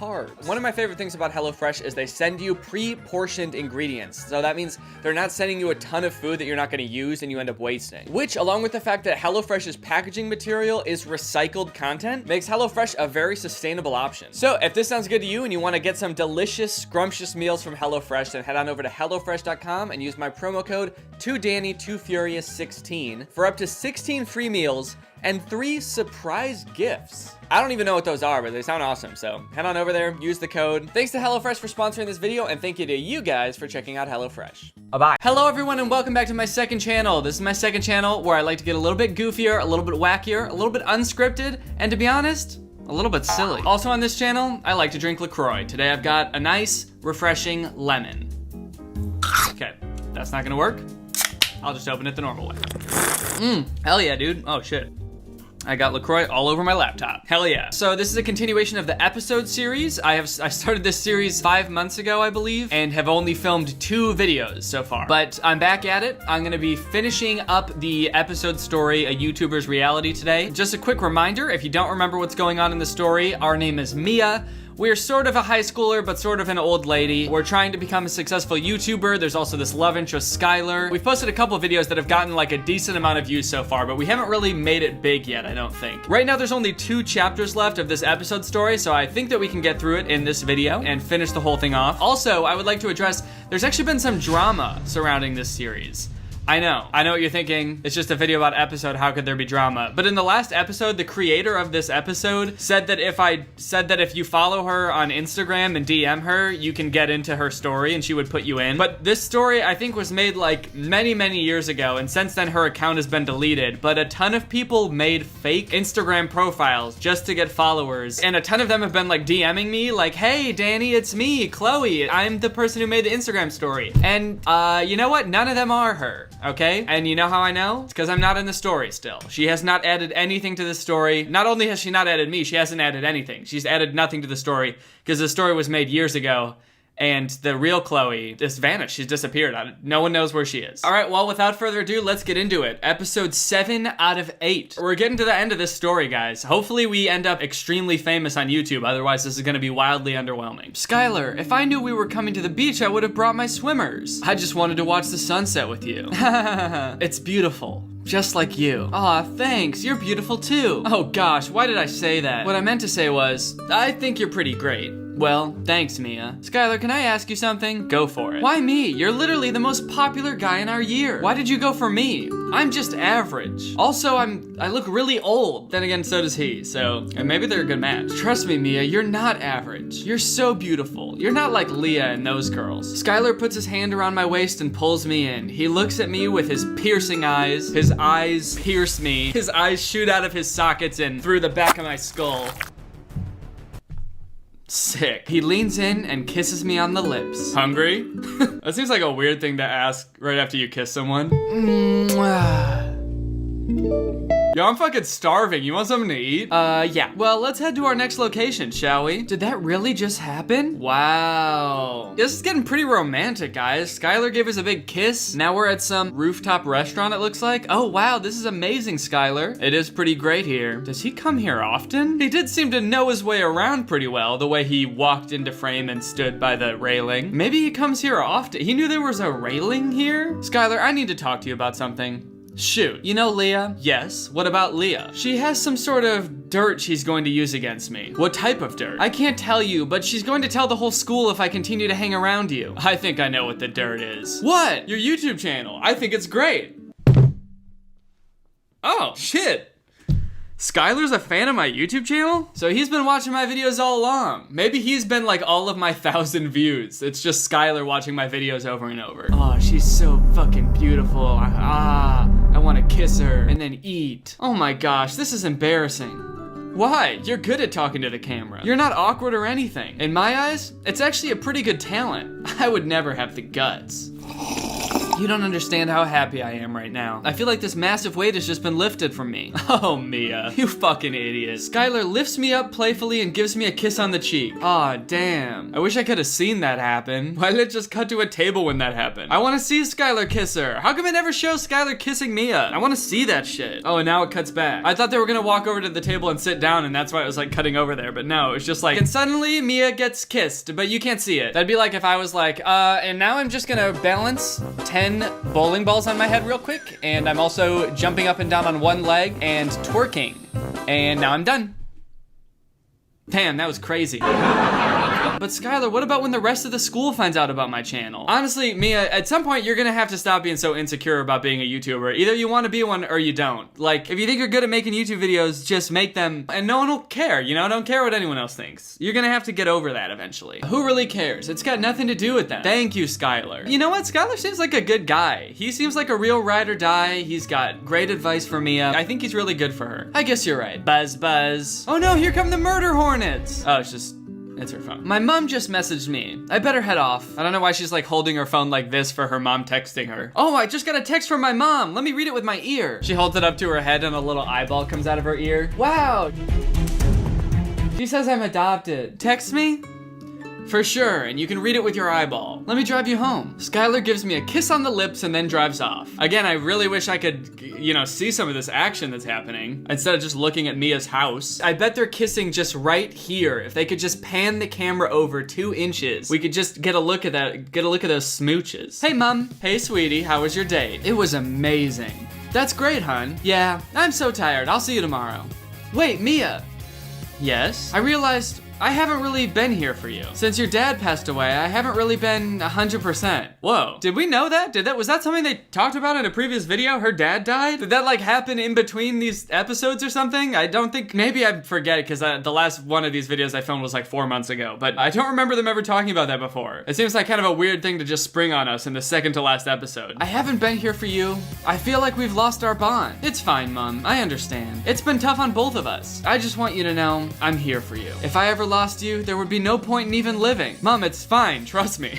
She's like, whoa, okay. Getting like really sad there for some reason. It's fine. You don't do that. You're making it awkward. No, seriously, Mia, if something ever happened to you. I don't know what I'd do. Yeah, okay, I get it, Ma. Chill out, dude. You're making everybody sad. You're not going to lose me. I love you dearly, Mia. I love you too, Mom. It's also great to know that I'm making people happy with the videos I make. I like that when she said that, she got kind of angry and put her finger up like this. It's also kind of nice making people happy. That's one of my favorite things to do. Well, that's great, Mia. Thank you, Mom. It means a lot to me that I have your support in this. You'd better get to bed, sweetie. You have school tomorrow. Ugh. Don't remind me. What will Leah do when she finds out about Skylar and Mia's date? Find out next time on A YouTuber's Reality. I feel like maybe I picked the wrong episode story because one, this is like super old apparently, but also like nothing happens in each episode. They just like went to a restaurant, kissed, went home, kissed, and Mia's mom was like, your dead dad is dead. And I haven't been there for you. I don't know. I didn't really feel like much happened there. It didn't move the story along much. In fact, it presented new plot points, which I don't really know if we can get that much further into if there's only one episode left. Also, I just want to see him kiss. Is that too much to ask? Hey guys, welcome back to A YouTuber's Reality. The episodes are going to start getting longer from now on. Oh no, dude, this is a disaster. This is the last episode of the series and the creator is saying, don't worry guys, trust me, the episodes are gonna start getting a lot longer from now on. I gotta be honest, fam, I don't think they are. Oh no, what happened to this poor girl? Every time she starts an episode, she's like, guys, this one's gonna be longer, I promise, okay? And then at the the end of it, she's like, oh, guys, I forgot. Oh, please forgive me. I forgot to make it longer. Ugh, I'm so tired. I better get ready. I hate this uniform. Okay, she's going off to school, I guess. I thought she was going to bed still. I was confused when she said, oh, I'm so tired, and then got into her school uniform. Now that I'm in a full suit, time to go to bed. Mia arrives at school. There's Grace. What should I do? Ooh, keep walking or say something. You know what? Honestly, screw it. It's the last episode. We're gonna go crazy in this one. I'm just gonna say keep walking. Mia's basically famous on YouTube now. I'm gonna have her pull a full 180, not loyal anymore. Just walk right past her best friend. Mia! Guys! Mia! Mia! Yes? I'm honestly so sorry. I don't know what got into me. Okay, the same thing would have happened if I just pressed talk to her. I just like started to walk past her and then we still had the conversation anyway. I think I was just jealous because you've got Skylar, fans, etc. I don't know if I've ever heard anyone say etc. out loud before. That's a funny thing to do when you're speaking out loud. You usually only see it written somewhere. You've got Skylar, fans, ... and so on. I'm sorry too, Grace. I should not have been so caught up in my own stuff. I didn't even ask how you were. It's fine. I'm just glad we're friends again. How did your date go? Well, Mia tells Grace everything that went on during the date. We kissed twice, but you can't see. She also tells her what Leah said to her. Are you serious? Leah threatened you? Jess, it's fine. Skylar knows. And that's all I care about. Wait, Jess? Is this girl's name Jess? I could have sworn her name was Grace just now. Like before when we just saw her. Hasn't it been Grace this entire time or am I crazy? Why is she Jess all of a sudden? That's so weird. This whole series has just like gone off the rails. Every time there's like some new weird thing going on with the person making this, it just does not make any sense. She can't get away with this. Okay, yeah, her name is Grace. Who's Jess? Honestly, maybe Mia's going kind of Hollywood on her. She's like forgetting her own best friend's name. Yeah, whatever, Jess or Frank, whatever your name is. She can't get away with this. There's nothing we can do about it. Oh, really? Meet me in the girls' locker room, second period. Jess, what are you thinking? I don't remember if Mia has ever referred to Grace as Grace before. Maybe Mia doesn't know Grace's name? My freshman year at college, there was a kid that lived on the same dorm floor as me, and he called me Daniel every time he saw me, but I like didn't realize he was calling me Daniel until like I'd already known him for months. So at that point I was like, shit, I can't correct him now. So I just let him call me Daniel forever. I mean, Daniel is my full name, but like everybody else called me Danny and he just called me Daniel because I was too awkward to correct him. Maybe that's what's going on here, but to a more extreme extent. You'll find out. Ring, ring, ring. Gotta run, meet me. This is not going to end well. What are they gonna do in the girls' locker room? They just like meet her in there alone and beat the shit out of her. Hey, babe. Ooh, Skylar looking good in that uniform, dude. Oh, hey, Skylar. Did he just call me babe? I think I'm gonna faint. What are you doing after school? You? Oh, Jesus. Wow, okay. This is getting a little bit forward. What are you doing after school? I'm gonna... Nothing. Come over. I'll see you at lunch. Skylar leans in and gives me a kiss on the cheek. This time they just went to a black screen. They couldn't even figure out something else to show during this part. Just blackness. The creator of this story is like, okay, now cover your eyes, and they're kissing now. And off he goes. I'm confused. Are we dating? All right, period 2, girls' locker rooms. Let's see what's gonna happen. So, why are we here? Grace holds up a bottle of hair remover? What are we gonna do with that? Oh my God. Whatever this is, I don't know if it's worth it, guys. This might be a crime. Grace, this is terrible. Let's do it. Oh no. It's done. Now hurry, let's go. I wonder what they did. Did they put it in the shampoo or something? And if so, how do they know that only Leah is gonna use the shampoo? A few moments later. You honestly did so terrible today. No. Ugh, I need a shower. And off she goes. Past the toilets. Shower time. That's what I say every time I'm about to get in the shower. I walk into the bathroom. Shower time! Leah showers. What the hell? Why does my hair smell like Nair? Would you believe that it's because there's Nair in it? Also, how did you not notice that when you were putting it in your hair? She's already out. She's dressed again. In her same sweaty uniform that she was just in. Oh my God! Who is trying to sabotage me? Okay, now she's changed again. Wait, she's still got her hair. I'm confused. Did it do anything? I thought she was gonna come back in and be bald. Mia! Uh-oh. This is not good. Okay, I do feel like a climax of sorts is coming on, so I'm glad that things are actually happening in this episode. This is probably the best one yet, unless it ends right now. Hey. Hey, babe. There it is again. She looks like mad about it. Why the fuck does he keep calling me that? What does that mean? I'm not a baby, dude. I'm not Babe Ruth, famous baseball player Babe Ruth. Why does he call me that? Mia, Leah says as she points past Mia. Did you do this? Do what? She still got hair. Leah holds up a bottle of hair remover. No. Mia, did you? Whoa, Skylar. Okay, I take back what I said about this dude being loyal. Leah just accuses her with no evidence, and Skylar's like, wait a minute, babe, if that is even your real name. It was you, wasn't it? Wow, Skylar, not cool. You just lost a lot of respect from this guy. Yes. Wow, fair enough. What Leah did to you was unfair, but seriously. Wait, I don't understand. Is he mad or not? Wow, fair enough. What Leah did to you was unfair. But seriously. Leah is standing there with a smirk on her face. I have to go. I'm sorry, Skylar. She is horrible. Oh, shut up, Leah. Oh, shit. What? I don't understand what Skylar is feeling about all this. Is he mad at us? Is he mad at Leah? Is he just like pissed at the world? I just hate everyone now. Fuck you, Leah. And Mia. And fuck me too while I'm at it. Ring, ring. Hello? Hey, it's Skylar. Oh, hi, Skylar. Look, I'm sorry I totally overreacted. It's fine, Skylar. It was low of me to even think of something like that, even though it was Grace. Yeah, that's true. It wasn't even her idea. It was our idiot friend, Jess. It's fine. I saw your videos. You're really starting to get views. Yeah, I guess. Wow, famous and humble? That's pretty cool. Still want to come over? Sure, I'll be over in 15. Cool, see you then. A short drive later, I pull up at a massive penthouse. Whoa, is Skylar like rich? Whoa, okay, maybe I take back what I said about him losing my respect before. Is he rich? Okay, she's got the same question as I do. Hey, I'm here, let me in? This is beautiful, Skylar. It's pretty neat, I guess. Wow, he's humble too. Actually, that sort of just comes off as more like spoiled. Like if you have a really nice house and you're like, yeah, I don't know, it's not really my taste, then that's kind of just douchey. Skylar begins to kiss me. I wish I could believe you, sweetheart, but unfortunately, I don't know if I can. He pushes me onto the lounge and kisses my neck. Oh my God, what is happening? What's going on in this story? Is his parents home? They're in high school, right? Is this his apartment? Does this high schooler have his own luxury apartment? What is going on? I push him off. Okay. Skylar, your parents? I live on my own. What? I live on my own? Is this dude like 30? I'm worried now. How old is this guy? Why does he have such a nice apartment? Oh, okay. Yeah, that makes sense. What are you, 16? And you live by yourself in $1 million penthouse? Oh, do you want to continue? Well, so the options are hells yeah and let's put on a movie. I kind of feel like either one I pick, it's gonna end up with us making out again. So let's just say hells yeah. Skylar and Mia continue. Guys, I feel so awkward writing about this sort of stuff. I think you know what I'm getting at though.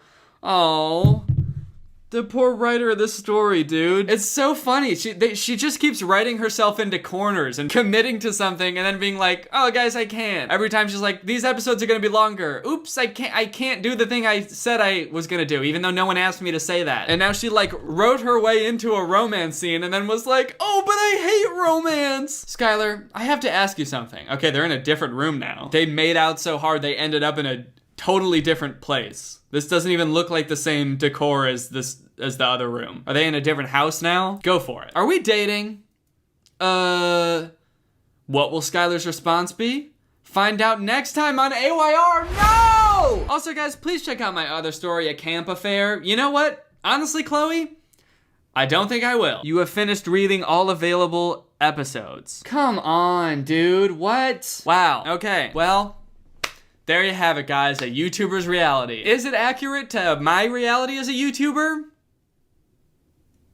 Honestly, yeah. I don't mean to brag, but this is pretty much exactly what I go through as a YouTuber. You know what? Props to Chloe for making such a detailed, in-depth analysis of a YouTuber's reality. Thank you for the beautiful writing, the amazing story, the deep characters that you clearly put a lot of thought into and didn't keep forgetting their names. And yeah, all in all, I had a great time. Let me know if you guys want me to play another episode or something, or maybe a different game. I liked this because it was kind of a series. It was fun to check back in, even though there will only be 3 of these videos, but it was fun. I like doing it. So if you want me to play a different game or another episode story, just let me know down in those comments down below. And guys, now it's time to talk about today's sponsor, Ridge Wallet. Guys, I've been carrying my Ridge Wallet for a while now, and I am, quite frankly, a fan. It's light, it's sleek, it's got a cool industrial look to it. It doesn't fold, and it doesn't bulge awkwardly in your pocket, and it's also designed to fit in your front pocket, not your back pocket. These days, the vast majority of people are still using wallets that were like designed in the 90s with that either like tri-fold design or single fold. It's like a big beefy hunk of leather that you just stick like everything you own in. This is my Ridge wallet. I've got the Forged Carbon, I believe it's called. It's designed to hold up to 12 cards plus room for cash. As you can see, I've got my cash folded in the back here in this cash strap. These come in over 30 colors. This one is my favorite, but they've got like carbon fiber, titanium, a bunch of cool stuff. They're all very industrial looking. I think they're pretty tight. They're durable, plus they come with a lifetime warranty, which means you could buy one of these things and not have to buy a wallet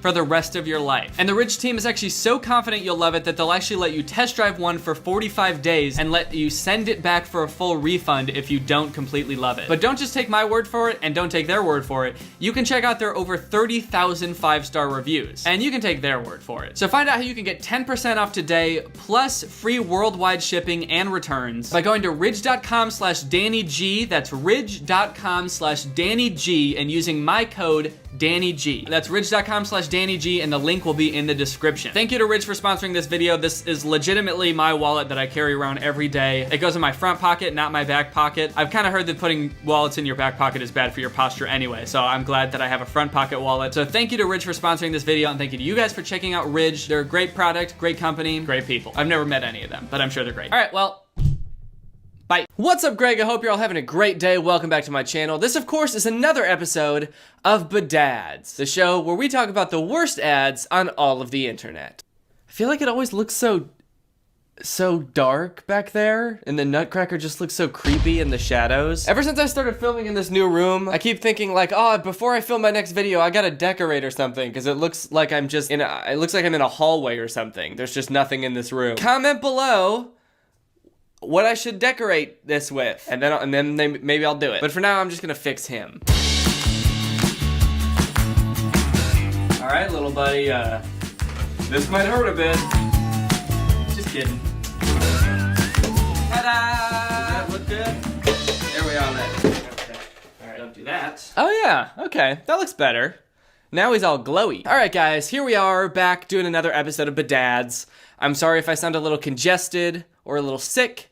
It's because I am. I think I might have caught something from Drew. I haven't seen him in a few months, but I did watch his most recent video where he was sick, so I might have caught something from that. All right, guys, well, the world of bad ads, or badads as I call them, is still going strong. Companies are continuing to make bad advertisement after bad advertisement in hopes of making an ad so weird that you have to click on it to see if the game is really like that. I think we all know by now that that's what's going on. I saw this Game of Sultans ad recently where there's this angry looking woman and your options are to either prank her, demote her, or bomb her? Jeez, man, okay, let's not do anything drastic. What did she do? It looks like he chose prank because she's got a banana peel and the banana's flying out of it. I don't know what kind of prank that is, but at least she's not getting bombed. I've kind of veered away from doing the Badad videos a little bit because I got bored of them. It seemed like the same thing over and over. It was just like a company would put weird text on the ad and then I would be like, whoa, why'd they do that? Plus I did that whole experiment where I made my own ads and that felt like a nice end to the Badad series, a nice little cap on it. But I've really been holding off on it until something big comes up that I actually want to talk about. And that's why I'm doing another one today, because every single person on Twitter has tagged me in this tweet. But first,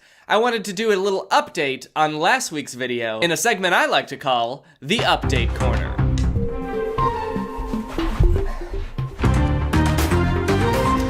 Welcome to the Update Corner. It's just a different room, the corner of a different room that I've dedicated to updates. So let's get started. So the first update is that right after I posted that video, a lot of people commented that like most of the acting scenes on Troy Becker's account, all of the, you know, the clips of him doing like short film acting are just word for word ripoffs of scenes from other movies and TV shows. Like this one where he's in the Letterman jacket and he's talking to the girl. It's a direct copy of a scene from 13 Reasons Why. You're a dryer now. This one, he's talking to a guy who's on the computer, a nerdy looking guy. It's an exact copy of that Noah Centineo movie, A Perfect Date. I'm kneeling and it's hurting my knees, so I'm gonna put a pillow under my knees. But hey, that's just part of the update corner. And I know some acting classes do this for practice to like get you comfortable in front of a camera, give you a scene that you're already familiar with. But Paul Zimmer, when he posts these, he tries to pass it off as like an original thing that he's in. This one he captioned, "Very blessed to be a part of this short film." Ah yes, the critically acclaimed short film,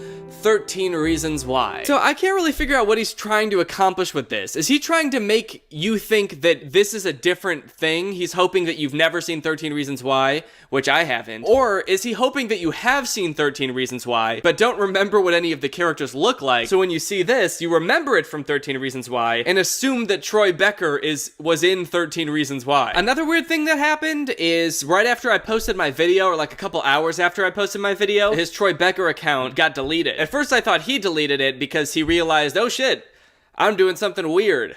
I should stop that. And so he deleted it. But then a little bit later it came back up, and then it got deleted again and came back up again. It was very weird. I'm not really sure what he was doing, but it's back as of right now. And we got some treats. We got some new treats. Because in the past few days, Paul Zimmer has been posting Instagram comedy videos. Or sorry, Troy Becker has been posting Instagram comedy videos. Paul Zimmer is dead or something. He's off doing whatever else. So this one is called I Hate When That Happens. Let's take a look. So of course, in order to convince you that he's a 16-year-old boy, he has to start the video with him on the phone with his mom, asking if they can have pizza for dinner tonight. You know, like a child.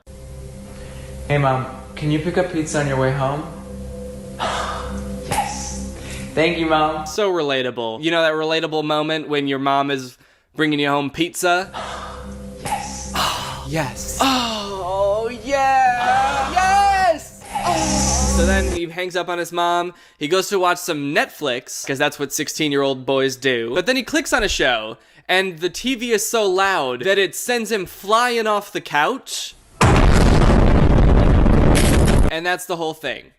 And he hates it when that happens. Don't you hate that relatable 16-year-old moment when your mommy's bringing home pizza, but the Netflix be too loud? Leave a fucking like if you relate, dude. So right off the bat with the first Instagram comedy video, I can tell that his acting skills have improved. Those acting classes that he's been taking, they're paying off. Can you pick up pizza on your way home? This scene has so much emotion. I mean, you can really see it in his face that he's delighted to be talking to his mother. He basically has a religious experience when his mom tells him she'll bring home pizza. The scene really speaks to me, but I find myself wanting more. I want more emotion, Troy. I almost said Paul. I want more emotion, Troy. But luckily, the next scene is a sad one. It's called When Your Crush Dumps You. Wait.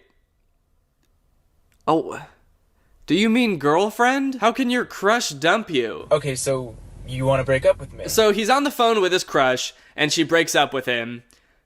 Somehow. So then he's just driving around listening to the radio, but every radio station he turns on is playing some sad popular song that I can't play in this video because I'll get copyright claim, but you get the picture, it's sad. And as he's driving, he just gets sadder and sadder and sadder until eventually he just busts. And you let her go. What? Dude, what was that sound? That relatable 16-year-old moment when your crush dumps you? It sounds like a laugh. Damn. I felt that sound in my bones. That's the type of sound, if you play too loud on your TV, it's gonna send you flying over the couch and break your fucking spine. This has gotta be one of the top 10 saddest sounds I've ever heard. It's just kind of funny that Paul Zimmer is going through all this trouble of starting this new persona, this whole new journey with this new character named Troy Becker, where he's giving himself like a second chance, you know? He messed up before, and now he's got a second chance. He's got to really make it count. But then like the Instagram comedy that he starts making, it's just like when the TV too loud, when you go through a breakup and you get sad. Anyway, that's it for this week's episode of The Update Corner. I hope you guys liked it. My knees are killing me. I never want to do this again. I regret thinking of this bit. I'm gonna head back on over to my desk now.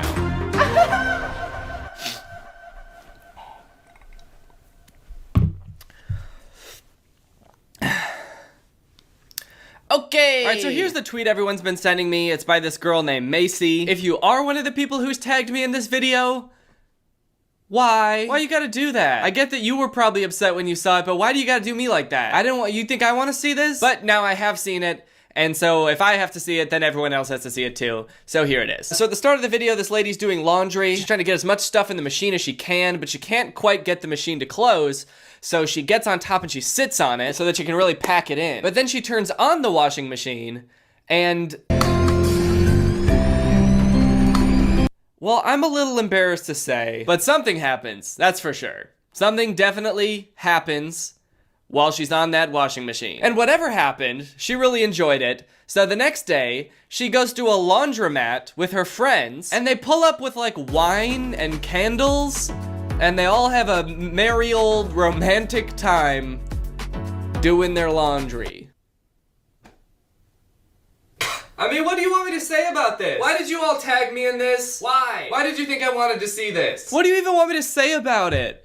What can I say about it that you don't already know? We all already know it's fucking weird. You don't need me to tell you that, I hope. Okay, wait, no, I know what you're probably wondering. You're probably wondering what this has to do with the game, right? You're probably wondering what this game is, because the ad just ends with all of these women sitting on their laundry machines. So you're probably wondering what that has to do with the game. Well, the short answer is nothing. This video, as far as I can tell, has absolutely nothing to do with the game that it's advertising. The ad ends with the graphic coming up that says Lily's Garden. The game is called Lily's Garden. They didn't even show a garden in the whole dang ad. If you look at the game on the App Store, it just looks like a game where you grow a garden. You just get upgrades and you have a house. I think you can restore your house. You can unlock new friends. As far as I can tell, there's no mention of laundromats or romance. Kind of funny, actually, because she's sitting on a dryer, but it's making her... hey, whoa, this is the gross joke police. No making gross jokes around here. That joke is under arrest. So after I saw this ad, I actually remembered I've seen another ad for this game before. I'm sure a lot of you have too, because it also blew up on Twitter, I think. So I went to go find that. Basically, it's the same girl from before, but in this ad, she just found out she's pregnant. I wonder who the father is.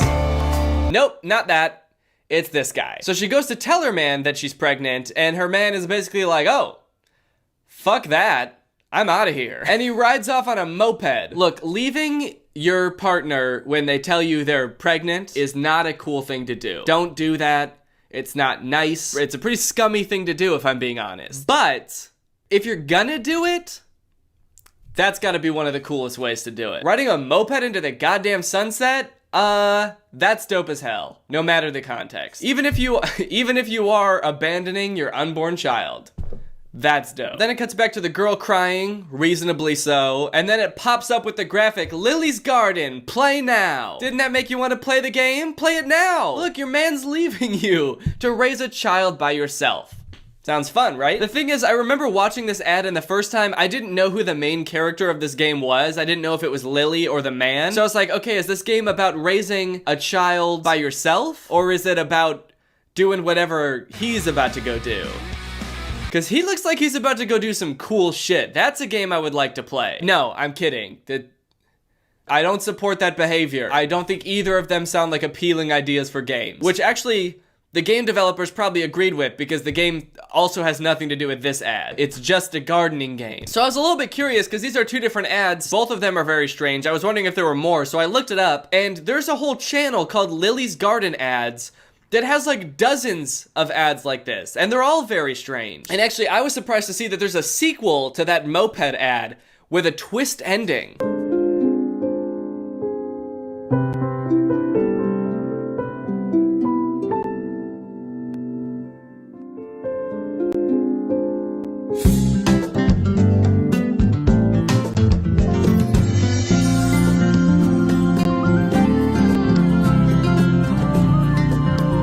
Yep, that's right. She was faking it the whole time. She was never even pregnant. She was just faking it because she wanted to get rid of her boyfriend. How sure must she have been that he was gonna ride away on his moped when she told him that she was pregnant, where her plan to get rid of him was pretending to be pregnant? She must have been so certain that the second she mentioned it, he would just bounce. The more of these I watch, the more I start to get the sense that there's like an overarching story to all of these.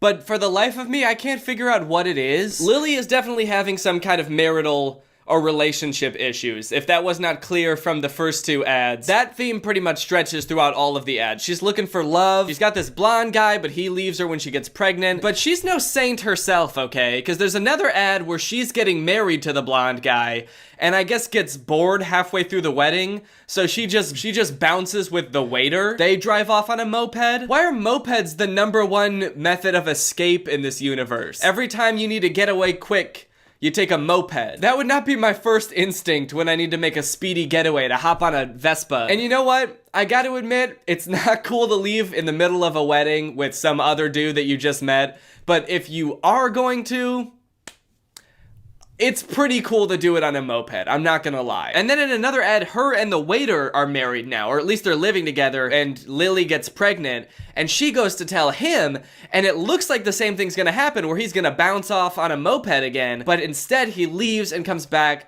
with a cute little onesie. So it seems like this guy is at least better for Lily, which I appreciate, until you watch another video where he's cheating on Lily with her friend. I'm too invested in these ads. That's the worst part about all this, is I didn't even want to watch these ads. But now I'm invested in Lily's life, and I'm worried about her. I don't think that this guy is right for her, but I don't know if she has any other viable options. She's been going on dates, but she keeps getting catfished, and guys are creepy. I just wanted to find love, but at every turn, people are disappointing her. I really don't have time to be caring this much about cartoon characters. I have things to do. This is not how I wanted to start my 2020. Lily's Garden, if you're watching this, please let me write an ad where all of Lily's problems are solved so you can make it, so I can stop devoting so much energy to this. Alright guys, well I hope you enjoyed this video. If you're new here, make sure you subscribe and turn on my notifications to join Greg. Please comment and tell me what I should fill this room with. I don't have any opinions about anything ever. Thank you, John Scott, for turning on my notifications. You are truly Greg. I'll see you guys next time with a really interesting video where I'm a little self-conscious about whether the sweater's too big or not and makes me look goofy. Bye! This video is over now. Over now. Go find something else to watch, or just watch this video. I know we had a lot of fun. A lot of fun. But you can't stay on this end screen forever. No. This video is over now. Over now. So why are you still watching this? What's up, Greg, and welcome back to the Beef Zone, baby. This is where we talk about the internet's hottest drama going on right now. Today we're gonna be talking about Axel Weber. He's a TikTok star, and he's already started one of the year's most insane internet quarrels. I don't particularly talk about internet drama too much on my channel, but I had to do an installment of the Beef Zone just this once because this is a pretty unique case. I don't think I've ever seen anybody start an internet beef quite like this before, and that's because this dude, Axel, has started a feud with a college. This dude has started beef with a 4-year accredited institution. I've never seen that happen before. Other influencers are out here starting beefs with each other because of like messy breakups, problematic tweets. This dude's out here starting beef with institutions. That's crazy. I'm gonna start doing that. The DMV, you're done. You're canceled. I had to wait in line once 5 years ago when I got my license renewed. You're done. Everybody go harass the DMV now, please. No, don't actually do that. This dude, Axel Weber, he's a very popular TikToker. He's got 3.9 million followers. He is, okay, what was that? It looked like he was calling me. Okay, it's to share to WhatsApp, I see. I click on it, he's like, hey dude, are you making a video about me right now? No, how did you know that? So yeah, he was already really popular on TikTok. He had like 1 million followers a couple months ago, and now he's skyrocketed to almost 3.9 million followers, mostly because of this series of videos he did auditioning for Juilliard's acting school, and he did not get in. And his fans were like so upset by this that they started a war with Juilliard, which like thrust Axel into the spotlight because all of these major news outlets were like covering this dude. And so now he has like almost 4 million followers literally because he didn't get into Juilliard. Kind of crazy considering I also didn't get into Juilliard and I don't have 4 million followers on TikTok. So what happened with that? I didn't even get an audition with Juilliard. They didn't even offer me one. How fucked up is that? Where are my fans? Greg, what's going on? It's just kind of crazy that you can get famous for not doing something impressive, you know? Like if he had gotten into Juilliard, that would be really cool. That'd be worth, you know, making a big stink about, I feel like, because like nobody gets into Juilliard. Dude, did you hear about that guy who's going viral because he's gonna try to climb Mount Everest blindfolded with his hands tied behind his back? Oh no way, dude, that sounds insane. Did he actually do it? No, no, actually he did not. He's dead. He died. Not even on the mountain either. He choked on a granola bar on the flight to Mount Everest. going viral? Yeah, dude, his funeral has 800 million likes. So I feel like to fully appreciate this story, we kind of have to go back to the beginning where it all began. So in December of 2021, just about a month ago, Axel had just moved to New York. He's pursuing acting. He's making a bunch of TikToks about living in the world's smallest apartment, and he has just hit 1 million followers on TikTok. Hi, we just hit 1 million on TikTok. Come on. I can see why he had followers to begin with. He's like a charismatic guy. I'm sure people think he's handsome. He's got personality. He does his little dancey dance. Look at him go. But little did Axel know at the time that one Juilliard audition would change his life forever. And not because he did a good job, but because he did so bad that it changed his life forever. Dear Axel, on behalf of the Juilliard division, thank you for your interest in our program and for sharing your talent with the faculty during the initial audition. As you are already aware, due to our callback process, you are no longer under consideration for admission for fall 2022. It sounds like he already knew he wasn't getting in. It's kind of fucked up that they even sent him the letter. You already know this because we didn't give you a callback after your audition, but just so you know, you're still not accepted to Juilliard. You still did a really bad job. There's no chance of you getting in here. How many times do they have to tell him he didn't get into Juilliard? Damn. They just send him a letter every year. Dear Axel, as you may have guessed, as you are 2 years into going to a completely different school for a completely different degree, you did not get into Juilliard. Your audition was very bad, Axel. You ruined your chances of an acting career, Axel. Over the past 2 years, we have been telling every casting director and pretty much everyone who works in the industry how bad your audition was. We've had a lot of time to destroy your career, Axel, and we've done it. So it's a pretty sad video of him not getting into his dream school. I definitely feel for him, and a lot of other people did too. So basically what happened after that is a bunch of people started rallying to support him. You had like all of his own fans commenting, being like, fuck Juilliard, dude, you don't need Juilliard. Even some celebrities weighed in. Hello, Axel. Hi, Charlie. I replied to your video, but I figured I'd do a video message as well. Appreciate it. Not only did I not get into Juilliard, but I didn't get into 5 of these prestigious schools that I wanted to get into that I thought could better my career. Don't believe it. And while I do think school is great, and I did end up going to Berkeley, Okay. a prestigious Berkeley, conservatory for the arts congrats. is not going to be the thing that defines your career as an actor. Ooh. Honestly, I mean, it's a sweet sentiment, and I agree with the message. You know, not every famous actor went to a super prestigious school like Juilliard to learn how to act. You know, some just had rich parents, and so that's how they got into it. Lucky for him, I feel like he seems to like Charlie Puth. I feel like this video would not be nearly as impactful if it was like some guy that Axel does not care about. There's a video of Vanilla Ice being like, take it from me, Vanilla Ice. I didn't get into Juilliard either, but that didn't stop me from becoming the 20th most famous person for 1 month in 1995 and then slowly slipping into obscurity for the rest of my life. Axel's like, oh, thanks, dude. Does anyone else want to chime in? Did anyone else not get into Juilliard? Someone with like a lifelong body of work? Someone with a really impressive career? It wasn't just like celebrities reaching out to Axel either. There were like different organizations being like, hey, you don't need Juilliard, dude. Come work with us and we'll get you to where you want to be in your career. I didn't get into Juilliard. We know that. And I did get another letter to prove it. This is the 17th one they've sent me now. But I did get a modeling contract with one of the largest agencies in the world. So I am a little confused about how this happened or why Axel seems to be so like excited about it. It does seem to be like totally unrelated to what he said his dream was. I thought he wanted to be an actor and go to a prestigious acting school. Like, does he even want to be a model? I don't know if he's ever mentioned it before. I watched a few of his TikToks from like before that, and it seemed like he really wanted to be an actor. It's like a totally different industry. All right, guys, you know that my dream of becoming a professional actor didn't work out, but I am still gonna be working in the industry, it turns out. I got a job at a movie theater. I think I may be able to work my way up from there. I think you'll be seeing me on the big screen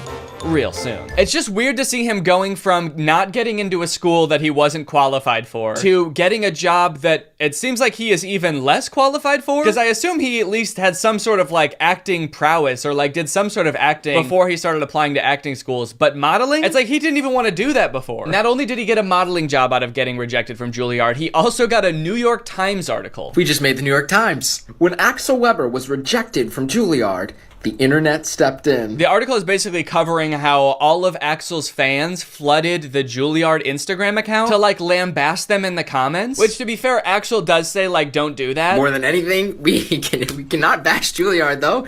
They're just doing their job. I don't want to lead you into thinking that Axel like actively encouraged this and like caused this to happen. Like he was like, fuck Juilliard. Everybody ripped them to shreds in the comments, but his videos did unintentionally have that consequence. And it's pretty crazy to read some of the comments that people have left on Juilliard's Juilliard's Instagram account. Let's take a look at some of them. Their most recent posts have like 0 comments, 1 comment, 6 comments. Let's go to around the time this Axel Weber drama was going on. 1,000 comments, 2,000 comments, 18,000 comments. 18,000? Dude, what were people saying? Let my boy Axel in, he deserves better. Let Axel in! Get my boy in. My dog died on campus and they tied me up and made me eat it. Doesn't have anything to do with Axel. Dude is just straight up slandering this university because his boy didn't get in. Don't worry, Axel. You should be glad you didn't get in there. All right? They made me eat my pet. You're gonna regret it when that man wins an Oscar. I honestly don't even think that they would regret it if he, like, ended up having a successful acting career. They really only care about the people they did admit having successful acting careers. In general, I've seen a lot of comments that have the same tone of, like, I bet Juilliard wishes they never rejected my man. And it's like, yeah. Probably, but I don't think it's for the reason you think. I don't think it's like the dean's office that are like, oh, we should have never said no. He's so talented. Look at him on TikTok doing his little dancey dance. He's wearing a sweater. He's modeling. Oh, what we could have had. No, it's not them, dude. It's the poor like 20-year-old marketing intern that runs the Juilliard school Instagram account. It's the person who keeps getting notifications on their phone saying like, let Axel in. New Instagram comment? Let Axel in. They're the one that's probably like, Jesus Christ, couldn't they just fucking accept this kid? I really like this comment. Let him in, you dogs. L school. Juilliard does not care, all right? They do not care that they have 18,000 comments on one post. The headmaster of Juilliard, what is it? What is like the person who is in charge called? Is it the dean? The headmaster? The principal? I went to college. I don't know why the president. We had a president of our school. I don't think the president is reading these comments being like, L school. Oh, classes are canceled today. Go home. Everyone go home. It's also like, whoa, dude, don't start insulting the kid's dream school. You're not really rooting for him if you're like, oh, you wanted to go to that L school, Axel? That decrepit excuse for a school run by dogs? I definitely feel bad for whatever school he applies to next if he ever tries to apply for college again. When they get that application, they're just gonna like start sweating immediately. All right, who's next on the list of applicants? All right, no pressure, but if we don't let this kid in, we're gonna get doxxed and swatted. Right now, you're probably wondering, like, what were Axel's chances of getting into Juilliard? Like, was he a shoo-in and like a really good actor and had like an insane experience? What is this guy's qualifications? First off, let's look up how hard is it to get into Juilliard. Spelled Juilliard wrong, so I am definitely not going to get in. Admission to Juilliard is highly competitive with an overall acceptance rate between 5 and 8%. So it's an extremely difficult school to get into. Obviously, it's like insanely prestigious. But you know, maybe he killed his audition. Maybe he's a great actor. So let's see. He has a TikTok talking about how his audition went. So let's hear in his own words how he describes it. Here's how you absolutely botch a Juilliard audition. Remember I said the only thing I can't do is an accent? I did an accent. I couldn't help it. I just Oberon and make him smile. It just sounds better when he sounds like he came straight out of an HBO show. All right, I know it's not the point of the TikTok, but what does he mean I couldn't help it when he said he did the accent? Like, did you prepare your audition and not practice an accent at all? And then the second you get into your audition, you're like, hello, governor. Why am I talking like this? Oh, no. Did you really just decide to do an accent on the fly? Because, like, holy shit, what a bad idea. Of course you didn't get into Juilliard, dude. You went off book. You became a different nationality. Live. The guy gave me absolutely no reaction. He just stared right into my soul. I feel like that's kind of how auditions go, though. If you do a really great job, they're not supposed to be like, like right off the bat. I think they're supposed to play it cool because they can't like make you think you got the part just in case, you know, someone even better comes in and then they have to give it to that person. And what reaction was he expecting? Guys, I don't think my audition went very well. The admissions director didn't even come. He just said, thanks, that'll be all. You know what he should have done if he wanted to impress them? He should have came into the audition speaking in a British accent, and then when he was actually reading his monologue, switched to his regular American accent. They would have been blown away. I have an audition for Juilliard. January 9th, I have to learn some Shakespeare? Never even read Hamlet. I jest to Oberon and make him smile, when I a fat and bean-fed horse beguile, neighing in likeness of a filly foal, and sometimes I lurk in a gossip's bowl. I don't understand what's happening. Not that I really think that this made a difference, but just a word of advice. If you're applying for a college, I wouldn't post on your like public social media something about like the application process or the audition process being like, I don't know what the fuck this means. This shit's dumb, dude. Shakespeare sounds like an idiot, man. It's also weird that like After all of these videos of him being like, I don't know what the fuck Shakespeare is, and him being like, I randomly did an accent at the audition, that all of his fans still have his back. And they're still like, you deserve to get into Juilliard. Don't worry, we'll take it from here. We're gonna get you into Juilliard. We're gonna storm Juilliard for you, buddy, don't worry. Anything to get you in. All of this brings up a bigger topic of like, why are people so invested in this guy getting into Juilliard? This guy who like, has literally shown no prowess, no acting prowess whatsoever. He's been like, I botched my audition. I don't fuck with Shakespeare. He seems like a nice kid too. I just don't understand why people are like so ride or die for Axel getting into Juilliard. Probably a decent amount of them are joking and just thought it would be funny to like get way too into it and take his side. But I do think it's also kind of like the cute teen white boy effect, where like a fan base of 12-year-olds will literally do anything for a white guy that they think is cute. You know who I think probably hates this more than anyone? The students who actually did get into Juilliard. Just seeing this dude get rejected and be rewarded for like his not being very good at acting with a modeling contract and an extra 3 million followers. Meanwhile, you get into Juilliard and you get rewarded with student loans. I think that this guy is benefiting from a lot of privilege and maybe not realizing it. I don't know, man. He seems like a sweet kid, but also is sort of coming off a little bit like, I deserve this. Like he moved to New York expecting to get into one of the top 10 acting schools. Like that's why he says he lives in this apartment. And it seems like that sense of entitlement has been picked up a little bit by his fans as well. The whole thing kind of reminds me of like the Alex from Target phenomenon, when like just this random cute boy got like thrust into the spotlight and millions of followers because he was like attractive once. I don't know. Let's see how his modeling career is going. I wonder if he's posted any updates on that. Oh, this TikTok is called First Photo Shoot. He's a natural. All right. All right, well, that's pretty much the whole Axel Weber thing. It seems like he's doing good now. He's got his modeling career going, and I guess we'll be seeing him on the cover of Vogue pretty soon. Hopefully you guys enjoyed this video. If you do and you're new here, make sure you subscribe and turn on my notifications to join Greg. I'll see you guys next time. Bye.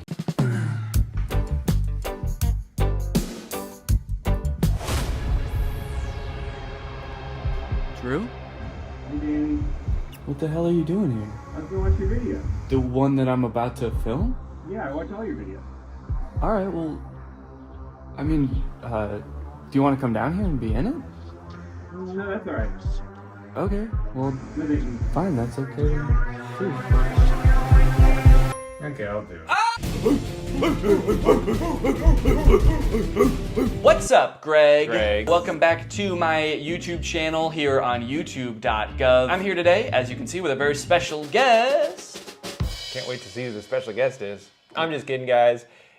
Or Danny? Danny, the camera's over there. You're gonna want to look at the camera right there. No blinking. No blinking. It's disrespectful. Yeah, I got a special guest here, Drew Gooden. Everybody say hi. And I had kind of a fun idea to film for a video today. Today, we are gonna be speed running conspiracy theory rabbit holes. I don't want to look at a rabbit's hole. Can we start the video over? I don't want to look at a rabbit's hole. I want to look at a rabbit's dick. Yeah. Well, I'll look at the hole if it's attached to the dick. But not any other. Are we washed? Before Drew got here, I created a brand new Instagram account with no algorithm, and I also created a brand new YouTube account with no algorithm. And what we're gonna do is we're just gonna type in a conspiracy theory into the search bar and see what reels Instagram gives us, see what videos YouTube gives us, and we're just gonna try to keep getting more and more crazy ones for that conspiracy until we reach maximum conspiracy, and then we'll be radicalized. Yeah, that's kind of the goal today, is to get radicalized and kind of like have completely different beliefs after the video than we do right now. So I think it'll be tough to know exactly when we've reached maximum conspiracy for each theory, but I'm thinking somewhere along the lines we'll feel like we're ready to assassinate a senator or something like that. Yeah, usually at that point it's probably time to assassinate a senator. That's usually how I know it's time to assassinate a senator. Yeah, once I want to. Well, I guess the most basic conspiracy that we could start with is flat Earth. To me, it's not even a conspiracy theory. Because if the Earth wasn't flat, I'd fall over. Not fall off, you'd fall over. Fall over because of the slope. Have you ever tried to walk up a hill? And don't say that hills is proof that the Earth is curved. No, every time I've walked up a hill, I fell over. Exactly. So, what are we just going to search flat Earth or flat Earth? I guess it's kind of telling what the fittest flat earther. If someone has a conspiracy theory, I will only believe them if they're in really good shape. All right, we're just gonna search flat Earth. I guess we could go through some of these pictures, but really what I'm looking for is an Instagram reel. I see the craziest stuff on Instagram. Are you yawning already? I'm so bored. 33rd degree Freemasons, who are also Satanists, provided us with the glow model to deceive and mislead us. Oh. Yeah, so the round Earth is like a prank by the 33rd degree Freemasons Who are also Satanists, yeah. I like the first comment. I'd love to learn more facts around this. People think I'm wacko for suggesting the Earth could be flat. You are. Can you downvote on here? You're saying he harmed an animal? Yeah. Yeah, that comment pissed me off so much, I'm gonna go kick my dog. Yeah, it's his fault. What is the photo? These are all different ancient civilizations, how they thought the Earth looked, which is all flat. Oh, so it's sort of with a like dome. this many people can't be wrong kind of thing. Yeah, even though they are all wrong. What's going on with the Australian? If you live in Australia and you watch my YouTube videos, stop. They probably watch them backwards too, because everything's upside down. Yeah, toilet flushes the wrong way. When you poop the toilet, it just comes out. I am so tired of it. I make a mess every time. So this is interesting. So Mars is like a hexagon? How can we view Mars and the other planets as mere balls of dust or gas? I'm gonna start saying that about my own balls. How can you see these as mere balls of dust and gas? Instead of what they really are. Balls of skin and cum.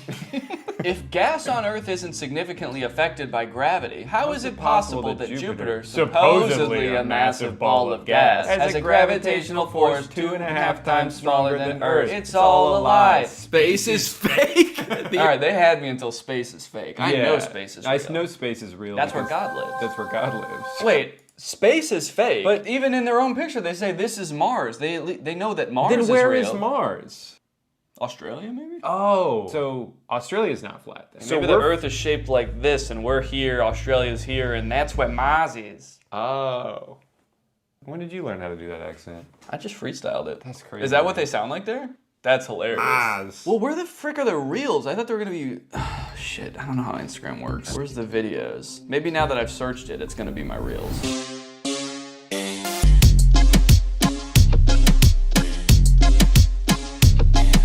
Just a quick cut to that. Checkmate, round earthers. If the Earth was round, I'd be falling over. Let's go on YouTube. Yeah, Maybe we should go on YouTube. Yeah, I think the problem is that everyone's just so normal on Instagram. There aren't any like weird freaks. So I think we probably need to switch to YouTube because there's a lot more weird freaks on there. We would know. We can speak. We can attest we to can that. attest to that because there's at least 2 weird freaks on there with YouTube channels. Our toes are interlocked right now. That's how weird we are. Because if we let go, I'll fall down. So we created this Instagram account or this YouTube account from scratch. The only thing that we've looked up on it so far is Drew looked up Justin Bieber slowed down 800 times. It's beautiful. And it's beautiful. And we also listened to Sneaker Night by Vanessa Hudgens.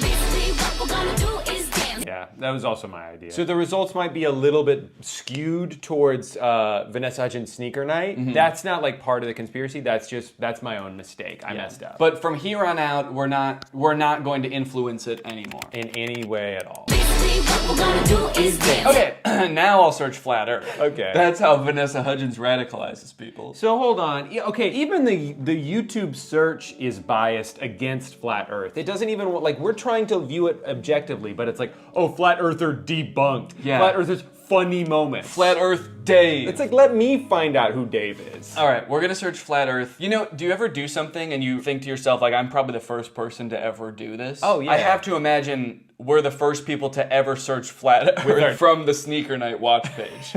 Like, inspired by this song. That reminds me. I need to do my own research. Oh, it's Phil from Amazing Race. All right, well, we gotta hear him out. We gotta hear him out. You'd think that with the beautiful photographs that we have of our round blue planet, it would convince any doubters. Oh, he doesn't believe in the flat Earth either? How did he get a job then?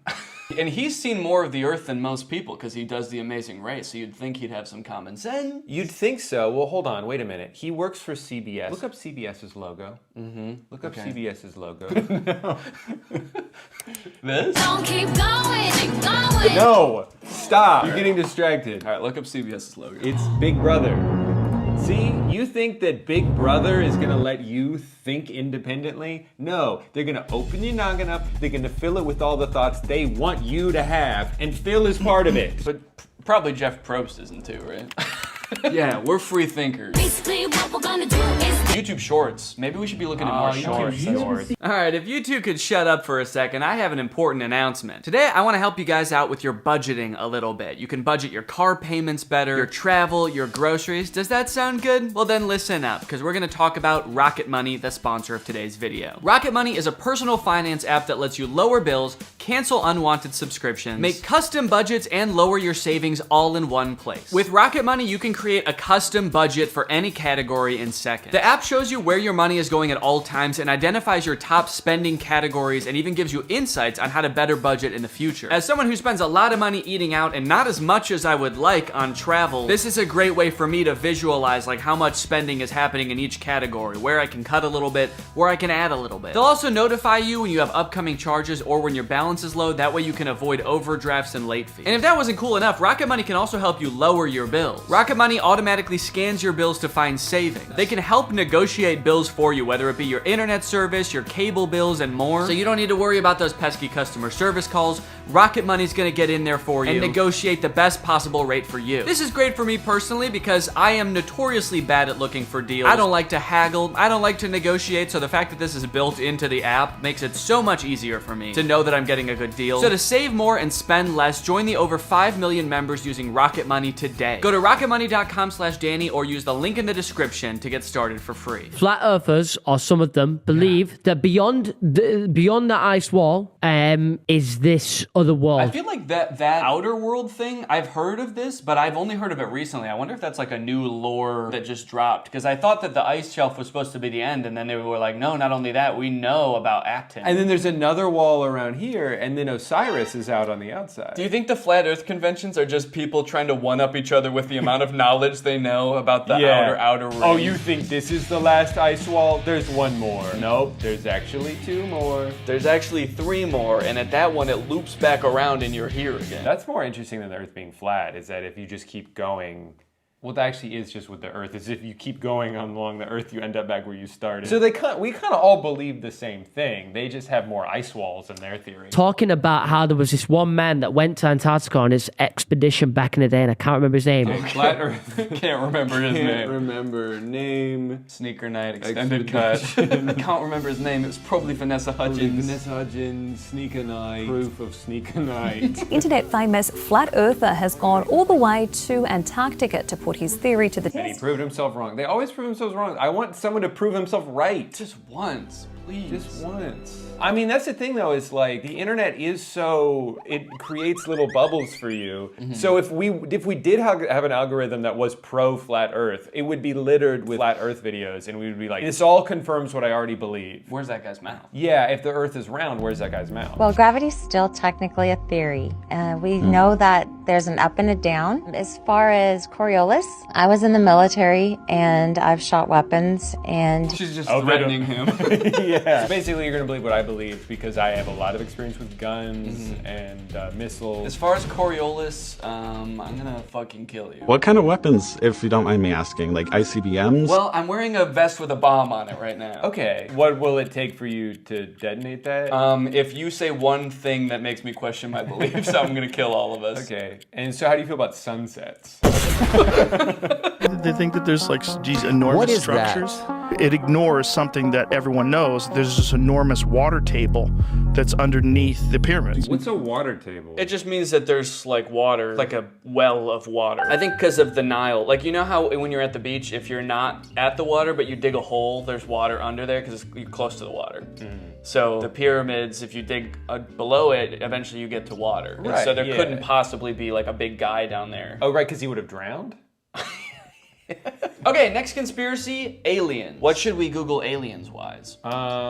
Aliens wise? Are aliens wise? Aliens wise? Yeah. Are like, octopuses alien A creatures? group of scientists that were speculating that octopi had come from somewhere else, and frozen eggs had actually come from somewhere else. And the reason behind this theory is that octopuses are freaking weird. It's like that. How could something like that exist on Earth? Because they look so fucking weird. They must have come from some octopus-shaped planet. And also, if the Earth is flat, how could there be? So hold on. Can you I need silence. Were you gonna say, can you call me back? Can you call? I'll call you back later. I've heard theories like this before about like some life coming from other planets. There's a theory that like all life comes from another planet. Like an asteroid had life on it and came from some other planet after like it got hit by a meteor, and then that came here, and that's how life started on Earth. And to me that just feels so lazy. They're like, how did life start on this planet? It came from a different one. And that's all we need to figure out. Right, but then because then it's like, well, how did it start on that planet? An asteroid. Oh, from a different planet? Mm-hmm. Yeah, that makes sense. Okay, well then follow-up question, how did it start on that original planet? Like, where did it come from? God drew what? God drew an asteroid that came from another planet. The octopus is still extremely similar biologically to us. You look at an octopus cell under a microscope and you wouldn't be able to tell the difference. Right. Yeah, but you know when you can tell the difference? When you fucking look at an octopus and you look at a human. We're not so different, you and I. If I look at you like this, I can't see shit. You might as well be an octopus up against my face. Veteran describes strange alien encounter in Vietnam. I like that strange is in all caps. What if it just said, veteran describes pretty normal alien encounter in Vietnam? They should have done veteran in all caps out of respect. And we should probably stand for this out of respect. Yeah, I think so. Whoa! Dude, it's not flat at all in here. There in the shrubbery, coming out of it, are little gray entities, about 4 foot tall. That's how I'm trying to be. Oh, you're just saluting? Till the day I die, I'll remember what the little entity said to me. And the way he said it, it was like, Clifford. It was like, I'll never forget what this little guy said to me and the way he said it.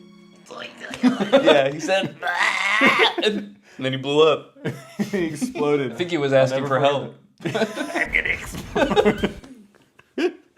I'll never forget that. And the way he said it, it was like, Clifford, you are not supposed to be here. I mean, he's right, we weren't. You normally don't carry your weapon on full automatic. I put it on full automatic and I started to fire, and I yelled out, VC, VC. And that was to alert the other troops that we were no longer alone, that there were a number of little guys there, I'll put it that way. I'll put it that way. I'll put it away your brain can understand. Little guys. So the alien said, what are you doing here, Clifford? And that's how I knew he wasn't from Earth. It was dark. There was a small guy in the bushes who asked me what I was doing here. Gotta be an alien. Gotta kill the alien. Gotta kill him. Oh, he already exploded. Job's done. Said, even though we're at war, we don't put our weapons on full automatic. I did just for this guy and no one else, and I killed him. Also, is this guy's name Clifford, or did he? His name's just Veteran, as far as I know. That could be why he's so confused too. Yeah, I'm not fucking Clifford. You are not supposed to be here. I feel like this illustration's doing a lot of heavy lifting in this story. He's just describing a pretty normal encounter, but then because of the illustration of aliens, it's like, man, they must have been aliens. Yeah, But a little guy came out of the bushes. He looked like a regular Vietnamese man, and the picture is of like an octopus. So all of the comments believe him and are pissed. They're like, way to go, Clifford. The little dudes were trying to bring about peace on Earth, and you blasted them. Like, way to go, man. We almost had peace. And you gave them a demonstration that we are a species not to be trusted or held. Good job, Clifford. They're like, your story is 100% real, and we hate you. Well, and then this person's on his side. It's like, he's been consistent about these events ever since they happened. Yeah, because that's how he remembers it. You can still be consistent about something that didn't happen. Wasn't used to the ganja. Just imagine smoking this 35% THC they smoked back in 1980 when they smoked weed that had to be 6 to 8% THC. I am sure I would have seen some crazy shit. And let's go ahead and report him for animal abuse. More like plant abuse, because he's smoking the shit out of that ganja. Ganja! That explains who are the gray aliens. Okay, well that'll be helpful because the last one was about the gray aliens. How exactly do you become an expert in that? Do you think it's Clifford again? Yeah, well he definitely seemed to have a lot of expertise because he saw them with his own 2 eyes. And he shot them with his own one gun. Gray aliens are perhaps the most commonly encountered extraterrestrial species that we know, named for the coloration of their skin. Oh, they're gray aliens because they're gray aliens. That they've been hybridized multiple times, and we're seeing a lot of different types of features. So there's a basic. I can't get into them now, but we're seeing many types of As features. this is only a YouTube short, I simply don't have time to go into And great it cuts detail. out. Wait, But they're my from son them. got kidnapped by them when he was 9 years old. He was missing for a day. He told us that they have created us humans and need to create more humans in other planets and need his blood. I believe my son. Let's click on this guy's profile. Bullying his son. My son played with them when When they they abducted abducted him, and he confirmed that they acted like little children. And they said, my Clifford, what are you doing here, Clifford? Aliens think everyone's name is Clifford. Oh, what up, Clifford? Welcome back, Clifford. I think every human they see is the same human that they just saw. Good, you look very different today, Clifford. What a strange planet only inhabited by one man named Clifford. Who changes shape every day. Don't shoot me again, Clifford. Your bullets have no effect on my robot body. But they have extreme effects on my feelings, Clifford. It's the intention that hurts. As my son has mentioned, when he was inside the ship. As my son has mentioned countless times, you guys. My son, who's an expert, 9 years old, got abducted. It's a computer-based reality which they created long ago, and many souls were kidnapped and then put inside these machine bodies, so they used what is known as spiritual necessity. Do you think this guy's ever done drugs? No. He's too busy. He's trying to get his son back from the aliens. I believe him because they were in my house around 1997. Unfortunately, I panicked so badly they didn't speak. I regret it now. I might have gotten answers, but I couldn't believe what was happening, and I had 3 little girls asleep in the house. Two of mine and one of my best friend. Huh? Wait, I had 3 little girls in the house, 2 of mine and one of my best friend? I think his best friend was a little girl. Yeah, yeah. My daughters were hanging out with my little girl best friend. They have so much in common because they're the same age. And when the aliens came in, I panicked because I didn't want them to wake up. My best friend. So yeah, I guess aliens, the little gray guys, must be very shy. Because if you panic a little bit, they're like, "Oh, sorry, Clifford. We'll come back later, Clifford. We have to go now. We are gray." So now it's just these two talking to each other. Yeah. What did they visit you again? They told my son that they will come again, but they didn't come anymore. He saw a tall man with blonde hair. Okay, wait, hold on. So the story is falling apart a little bit. He's like, yeah, he saw all aliens. And it's like, okay, well, there was one blonde guy. One guy with blonde hair. And I guess some of the aliens they kind of looked like they had regular hair on their head. They had regular Vietnamese hair, and they were just short little guys. Speaking Vietnamese, I couldn't understand a word they were saying. It was like some sort of foreign language to me. I shot him. My bullets did have an effect on them. I'm writing this from jail. Your son is wrong. At least mostly. I I can confirm there was a tall blonde guy. Wait, also report encountering tall, chalk-white, blonde-haired, blue-eyed, barefoot. Barefoot. So he's saying that people who were abducted by the gray aliens often report the presence of a Drew-like entity as well. Yeah, and that is how they refer me as the Shining One. And they do not blink. But I don't know, I blink. What was it that you said to me when I started recording this video? No blinking, it's disrespectful. No blinking, it's disrespectful. I have to go.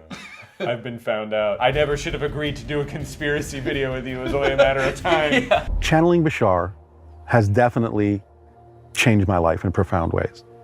Now, again, not everyone has to believe that Bashar is real. That's good. Yeah, that really works out for him, whether you believe me or not. That's the great thing about being crazy, is that you can believe whatever you want, and even if other people don't believe it. Even if it makes no sense, it doesn't matter to you. So he delivers information, which he sometimes calls an instruction manual or the formula. And when people follow it as precisely as possible, with an open mind. That's such a great caveat to say that if they follow it closely with an open mind, then it will work. Because if it doesn't work for someone, he would just say, well, your mind just wasn't open enough. You clearly had some reservations about it. And that's the only reason it didn't work. And Bashar could tell. Yeah, he's very skeptical with people. How to channel Bashar. So it looks like there's only one person in the world who even thinks Bashar is real. Shirts. He has one shirt, but it changes colors when he channels Bashar.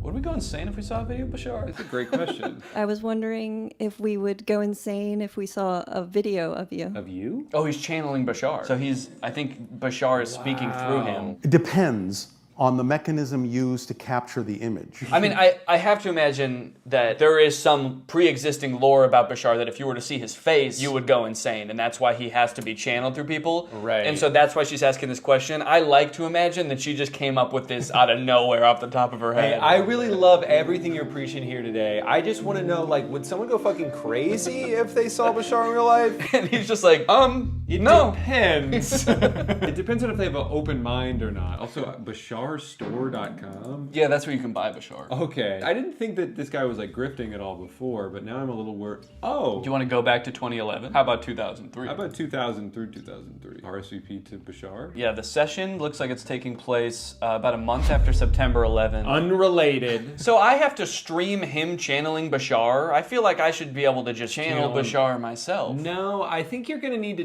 do it through a Bashar expert. I definitely feel like he needs... About 500 grand. We could. Yeah, do you think 500? While your video technology may be capable of capturing certain extraterrestrial beings, it couldn't capture. My eyes roll back in my head. It's just coming from my mouth. While your video technology... Oh my god! Donate $5 million to Bashar. Make it a monthly donation. While your video technology may be capable of capturing certain extraterrestrial beings, it couldn't capture us. You would see nothing but static. So it's not even that you would go insane if you saw it, you just wouldn't be able to see it. I think his answer changed as he answered. He was like, well, maybe. As It Bashar depends if answered. you use film or digital, because film, you wouldn't be able to capture me, and digital, you wouldn't be able to capture me. Yeah, and if you were using like an iPhone, then it would just be static. Yeah, it would just be a static image of Bashar where he flipping you off. Nice try, asshole. I'm going insane. Another type of recording? Maybe. Maybe not. Depends. Depends on what? Oh man, how much money do you think these people paid to go ask this guy questions? As much money as Bashar wanted, man. All right, well, we can move on to a different conspiracy at this point. What do you think? Wait, I got to channel Bashar. He's just flipping me off. Oh, he says I can watch it. Okay. But don't look at him or you'll go insane. Okay. One sec. I'm getting a call from Bashar. No, don't. No, he's FaceTiming you. Don't answer. Drew, have you ever heard of dowsing? Oh, is that what Mormons do instead of sex? That's soaking. No, what's dowsing? Dowsing involves 2 rods, which Mormons are not allowed to do. Not even after marriage. No rods. No 2 rods. rods. 1 rod. 1 rod, 1 hole. Never 2 rods, never 2 holes. I'm not exactly sure how it works, but you hold these 2 rods like she's doing here, and it's gonna She like asks questions and it answers for her? Yeah. Do you have those rods? Yeah. Hold that and hold, close your eyes and hold it. Okay, let's watch this just so you can see. Okay, we'll watch it to see. Government planning to use Project Bluebeam to fake an alien or spiritual event. No, thank you. Right off the bat, I like how much lore is required to even understand her first question. Well, yeah, the first thing was, is the government going to use Project Bluebeam? And I don't know what that is. To create a fake spiritual or alien event. I don't know what that is. Well, the answer was no, so you don't have to worry. Okay, good. That's a relief. It's a lot of research I don't have to do. Does the human work best without any clothes? No answer. What does she mean work best? Like it's a product she just bought from the store. Is this human gonna work if I put clothes on it? How do I get this human to do what I want it to do? Do I take its clothes off first? My human don't work because it's wearing clothes? Yeah, yeah. I had nothing to add to that, sorry. Does space have wormholes? Yes, thank you. I'm curious who is providing the answers. Maybe she's connecting with some kind of spirit or a alien, maybe? Yeah, who is she asking ultimately? It's not aliens, it's just the rods. So Reiki, energy work, and spirituality. So is she connecting with a ghost? Like a spirit? Oh. How the fuck would they know if there's wormholes in space? Well, because they died. And they went? When you're dead, when you're dead, you find out. Okay, so she's holding the rods. She's communicating with ghosts. The ghosts are just sort of like coming up and going this way, or they poking it the other way. Yeah, sometimes they actually go like, yes. Yes, humans do work better naked. Plot twist, she is being answered by her own subconscious mind. Man, that would be a crazy twist. That would be crazy if she was actually just kind of like making this shit up. That's the last thing I'd expect. Does she sell the rods, or is she like that other guy where like only you can't use the rods, only I can. You can't communicate with Bashar, only that guy can. Yeah, sure, you can hold the rods, they're not gonna work. They're not gonna answer your question. So when she posted this over a year ago, it was already on sale to $14. Now $11. They just keep getting cheaper. Wait, 99.9% copper. What do you think the rest is? Bashar. 0.1% Bashar dowsing rod. For ghost hunting tools, divining water, treasure, buried items, etc. Oh yeah, I've seen these used for ghost hunting and like finding things. So you go like, is the treasure this way? And the rods go. Are they magnets? I don't know. Go on YouTube and search like treasure hunting with dowsing rods. So what, do you just follow them, or? They're saying yes, no, yes, no. Oh, X marks the spot. Gotta dig. Hands out and he's in a graveyard. There's treasure everywhere. I just don't understand who he's contacting. Is there a ghost whose job it is to help you find treasure? A greedy ghost who wants you to finish the job. Guys, if you don't think dowsing rods is real, when I die, my unfinished business is going to be helping people find treasure. So if dowsing rods don't work now, they will in about 2 months. 2 months? This is how you program your dowsing rods. Program? Help me find treasure. Help me find treasure. Kill Danny. Kill Danny. How would they kill? They would go, it spins so fast they slice your head off. Hey, you don't want to fuck with dowsing rods, man. Especially not the ones I just told to kill you. It's important clarification. It's not the rods that answer, it's the spirits you communicate with. The rods don't know shit. Yeah. The rods are merely a vessel to communicate what the spirits have told them. You could really just hold your fingers like this. You don't need to buy those stupid rods. Okay. Spirits. Am I in love with Danny? Spirits. Kill Drew. Everyone's yes and no is going to be different, so you should ask your rods to show you a yes. Can you show me a yes? A dead bird falls from the sky. Thank you. Oh, so it has nothing to do with... Okay, I can put those down. Dowsing twig. Oh, you can use just a dowsing twig, according to Wikipedia. Oh, could we make one ourselves? As long as it's L-shaped. You got anything L-shaped in here? No, only W's in here. Chat, spam W in the chat. Chat, spam W in the chat. Spam W in the chat. I'm recording another video over here. Just chat, spam W in the chat. Spam. Yo, you been live streaming this? Yep. At twitch.com/Danny. Chat, kill Drew. No, chat. Keep Drew alive. All right, let me see if I got anything L-shaped in here. No, I don't think so. Oh, it's too bad. Yeah, sorry.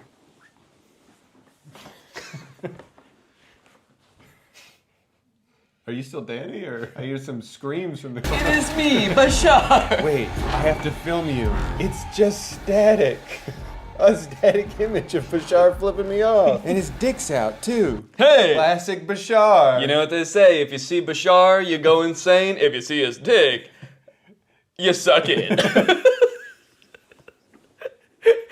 You gon' suck it.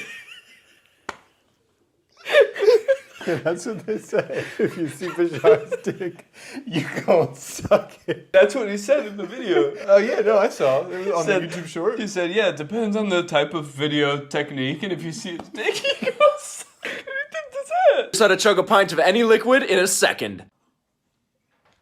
You can drink anything in one ginormous sip. Was it coming out of his nose? And that wasn't the drink, that was blood. Yeah, that was, do not do this. I said, if you guys live in this private jet for 100 days, I'll let you keep it. It's a really nice... If you guys can survive this video of Bashar, I will give you $5 billion. But just a warning, if you see his dick, you go suck it. You scared of Pepsi?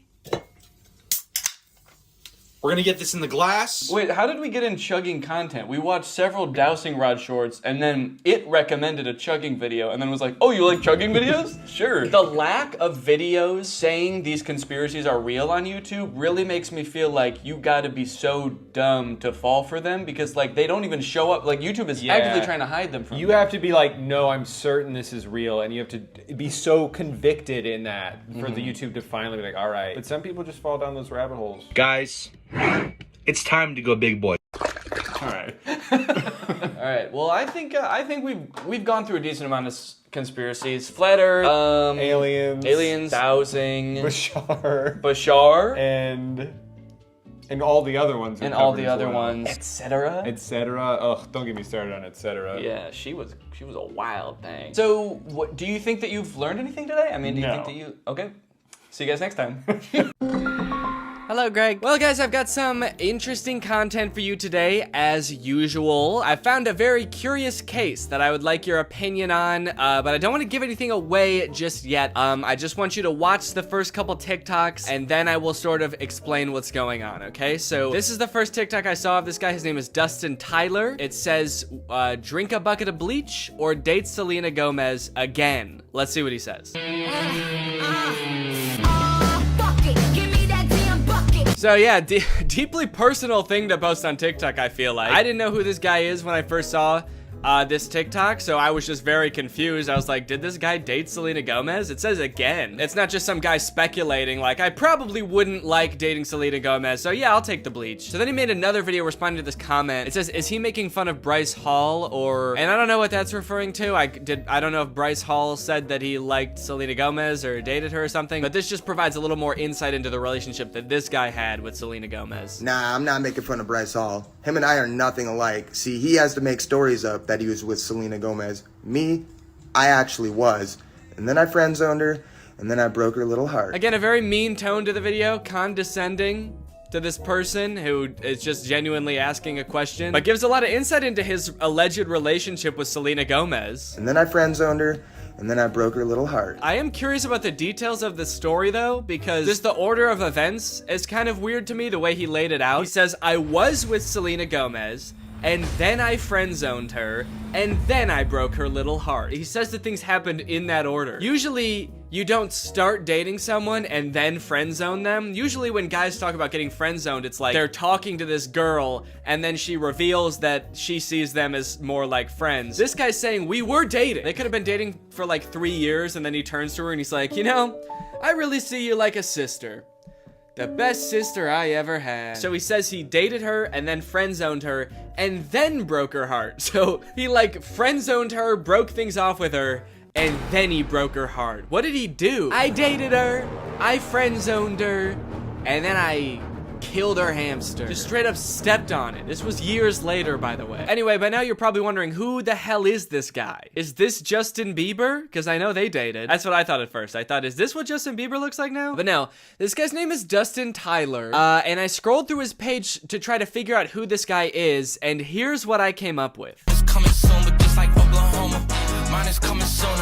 I'm just a late bloomer. Okay, so I didn't know who this guy was at first, but luckily there's a logo in the corner that says Victorious. Apparently this guy was a character on Victorious. At first I did think this was Andy Samberg from 2006, but he was a character, let's see, Victorious puppet guy. He was this guy. Robbie Shapiro is one of Tori's friends at Hollywood Arts, and he's got a few videos where he does sort of a glow up. He's like, this is what I used to look like back when I was on Victorious, and this is what I look like now. Don't I look so different? And then I was like, okay, this makes sense now. So this guy used to be on like an old Nickelodeon show, and so he was probably in with the Nick kids and the Disney kids, and so that's how he knew Selena Gomez, and that's how they dated, right? It all makes sense. However, after reading the comments on these TikToks, I came to discover that this guy, this man, is not the guy from Victorious. These are two different people. He's just straight up lying about everything. He's not that guy. He didn't date Selena Gomez. His page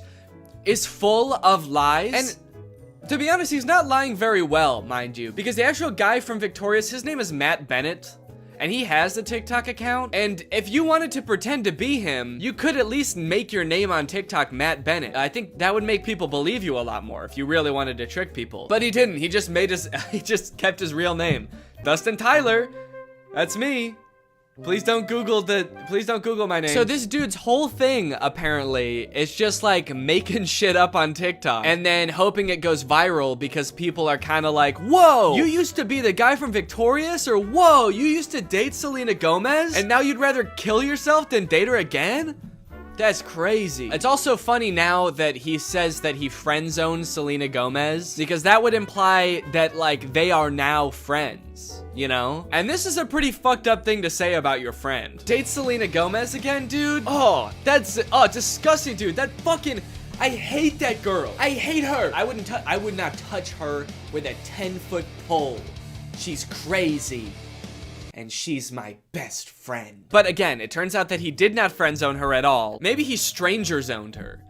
He friend-zoned her so hard that they don't even know each other. And never did. This is kind of interesting to me because this is sort of playing off an existing trend on TikTok where people will post like that they have some sort of past or current relationship with a celebrity, like my uncle is Tom Cruise, or like my grandma is Sandra Bullock. And like TikToks like these will go viral because people are just like weirdly obsessed with stuff like that. The comments are always like, holy shit, I didn't know Tom Cruise had a family. I'm not really sure why people are so surprised about it. I understand just being like, yeah, I never really thought about like what Tom Cruise's cousin would be like before. But then again, why would you, you know? Like, I can't imagine why you'd ever be in like a Mission Impossible movie wondering like, I wonder who the guy who plays this character's cousin is. What's that guy like? What's he up to? So I guess it's just surprising to like see him.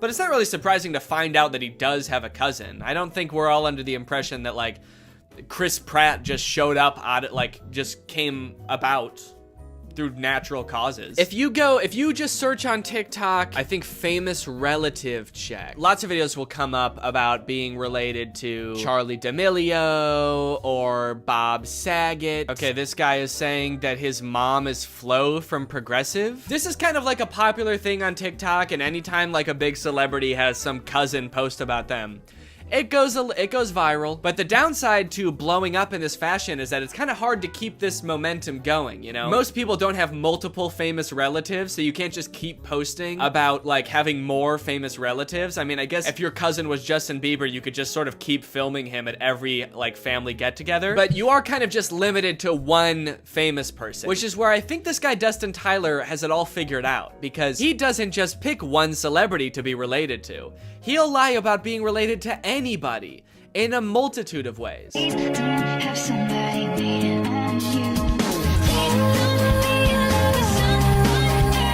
I should say that in this dude's profile, it does say jokes/satire. So he is covering his bases just in case someone tries to like sue him for whatever that would be, lying. Being weird. In case anybody tries to sue me for being a little bit strange, it's all jokes. Also, all of his TikToks about like dating famous women are about him friend zoning them. Or like him like dating them and being like, yeah, I dated like the most famous woman in the world. It was trash. Low-key, I'm a little bit out of her league. I mean, look at me, dude. I've got tattoos and I live in a hallway. And he kind of tries to disguise it as sort of like self-deprecating, like, oh, what an idiot I am. I dated the most famous pop star in the world, and I was too good for her, and I broke her heart, ripped it to smithereens, and now I kind of regret it. Dope, I'm so stupid. Oopsie. And this is all of his content. Then like his whole friend group must just be famous pop stars, right? If he's friend zoning all of these girls and they're just his friends now. Maybe this is the only way he knows how to make friends. Put your back into it, tell us why, show us how. Look at where you came from, look at you now. The caption for that one is, this is what I look like when I friend-zoned Ariana Grande. Okay, that one's not even trying to disguise it as like a self-deprecating joke. That one's just like, look at how ugly I was when I friend-zoned a literal pop music icon. And now look at how hot I am.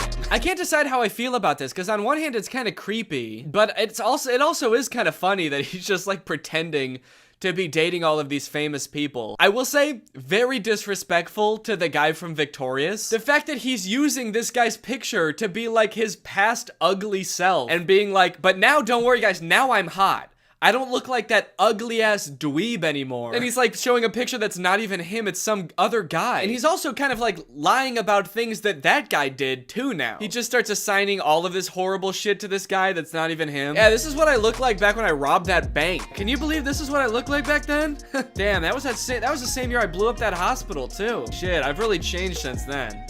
My name is Matt Bennett, by the way, and I did all those things. People just walk away from those videos being like, wow, that guy who played that kid in Victorious is kind of an asshole. Also, one of the weirdest things about this is he also posts all of these TikToks on Instagram, and he's verified on Instagram, which seems very weird because literally all he does is pretend to be other people, and somehow that gets him verified. But he does, in fairness, also say jokes and satire in his Instagram description. So when Instagram verified him, what they're saying is, don't worry guys, this really is the guy who pretends to be the guy from Victorious. If you're wondering if this guy really is who he says he is, he is. really the guy that pretends to date Selena Gomez. They do get a little bit creepier though. This one is like that sound that's like, back in the day, me and you, baby, we used to have fun. And it says, my mind when I bump into Ariana Grande when she's with her husband with like a emoji. Imagine this guy that Ariana Grande's never met before bumping into her in public with her husband. Remember me? It's like, I've never seen you before in my life. Oh, the fun we used to have. If he keeps making TikToks like these are only going to get progressively more and more creepy the more like life changes Ariana Grande goes through. The next one's like me following Ariana Grande's daughter home from elementary school to tell her about all the good times me and her mom had. Me in court while Ariana Grande's trying to file a restraining order against me. And if you wonder if I hate you, imagine Ariana Grande's husband, like, just randomly stumbling across this TikTok. What the fuck? I don't even know this guy. Imagine if he sees all the other TikToks and, like, believes them, because he doesn't know. Babe, who is this guy? And she's like, I have no idea. And he's like, bullshit. You're just saying that. You're lying to me. This guy friend-zoned you, and now he hates me. And she's like, no, I literally have no idea who that guy is. He's lying. You obviously do know him. He was on Victorious. That guy was not on Victorious. You are so full of shit. He's verified on Instagram, babe.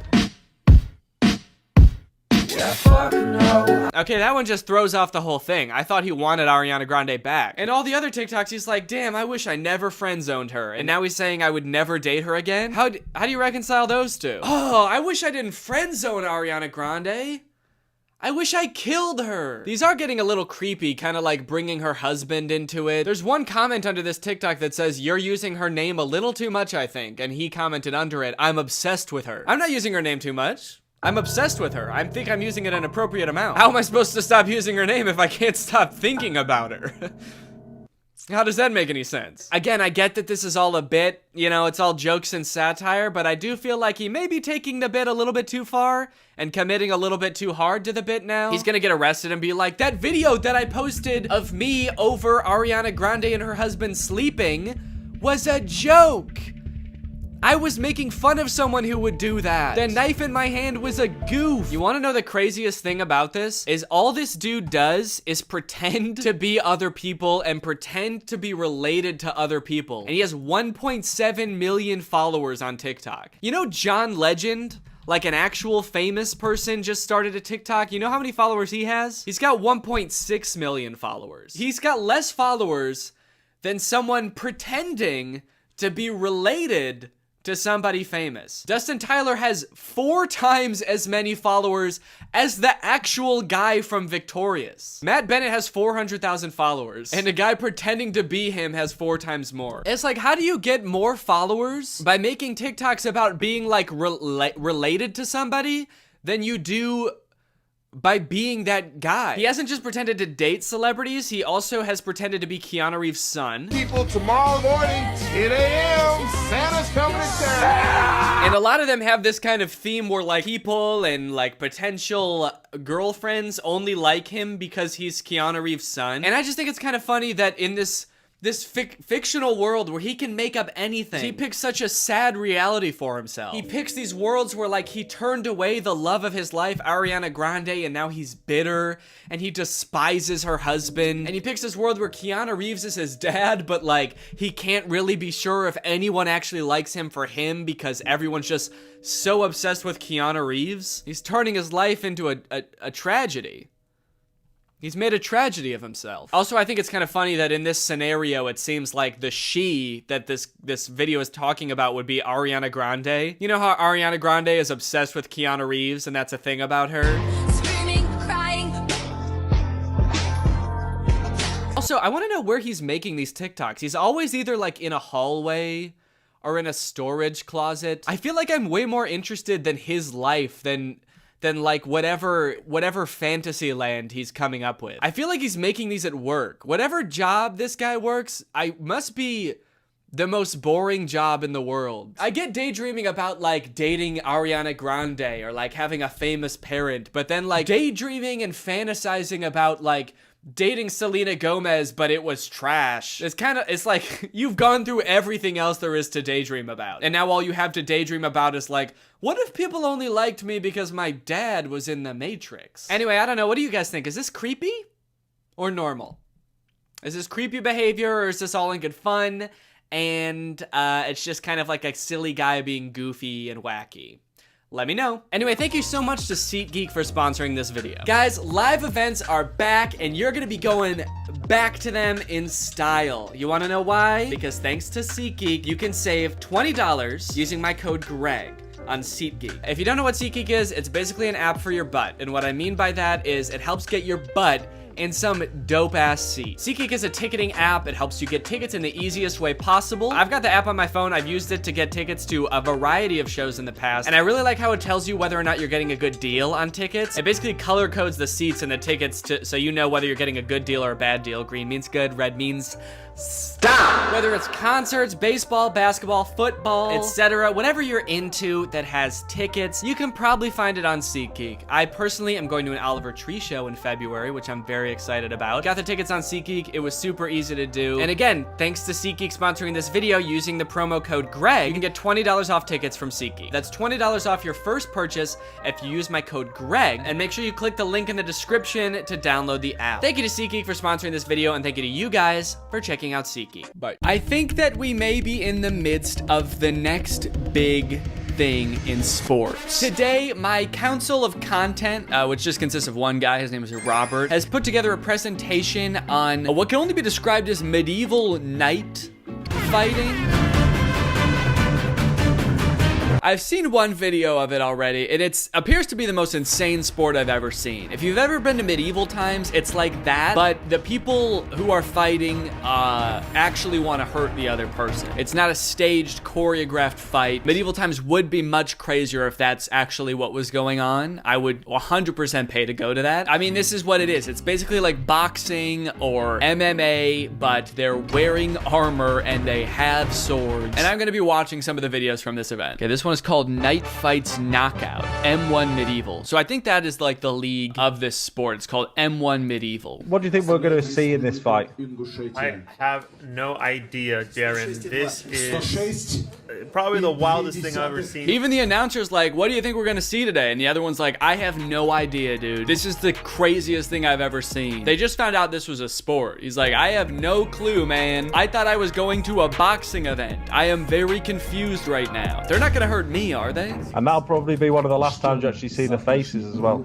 Yeah. Okay, that kind of makes it sound like they're gonna die. This is the last time you're ever gonna see either of their faces. It is customary, of course, to, after the battle, feed them both to the dragon. So yeah, say goodbye to these two poor unfortunate souls. This will not be the last time you see this guy's face, though. He seems very pleased with what's going on here. Is this the king who ordered this fight to happen? Okay, so we got some stats here: age, height, weight, and record. So this does confirm my theory that maybe this is kind of a new thing that is just getting off the ground. It seems like they've each only competed in one or two fights before. They've both won a fight. This guy has maybe tied a fight. Also, where is this taking place? This is beautiful. You're just in like the Russian mountains or something. I guess that's where this type of event should take place. Gosh, this is beautiful. If I was at this event, I can't tell which way I'd be looking. There's knights in front of me, but also like heaven in the background. My eyes are being drawn in all directions here. I'm also very interested in this that's going on here. What is he doing with both hands that he can't be holding the microphone himself? He has to be actively protecting himself from these two. These fuckers will try to hurt me if I take my eyes off them for 1 second. They're bloodthirsty. They're crazy. The guy who needs to be an arm as the referee, because if one of those swords comes anywhere near him, he doesn't look very well protected. That's a good point. No, this does seem very dangerous for the ref, especially if like the sword hits part of the shield and shrapnel comes flying off. He is not well protected. It does kind of seem like the announcers are just realizing this. Like, again, this is the first time this event has ever happened. He doesn't look very well protected. Hey, shouldn't that guy be in armor? Oh no, what are we doing? This is dangerous. All right, let's skip to the fight. Can we just see the fight here? Actually, before we start the fight, I assume there is gonna be some violence. I don't think there's any blood. I'll put right here if there's any like actual gore. I think they're like in their armor the whole time, and there's not actually any like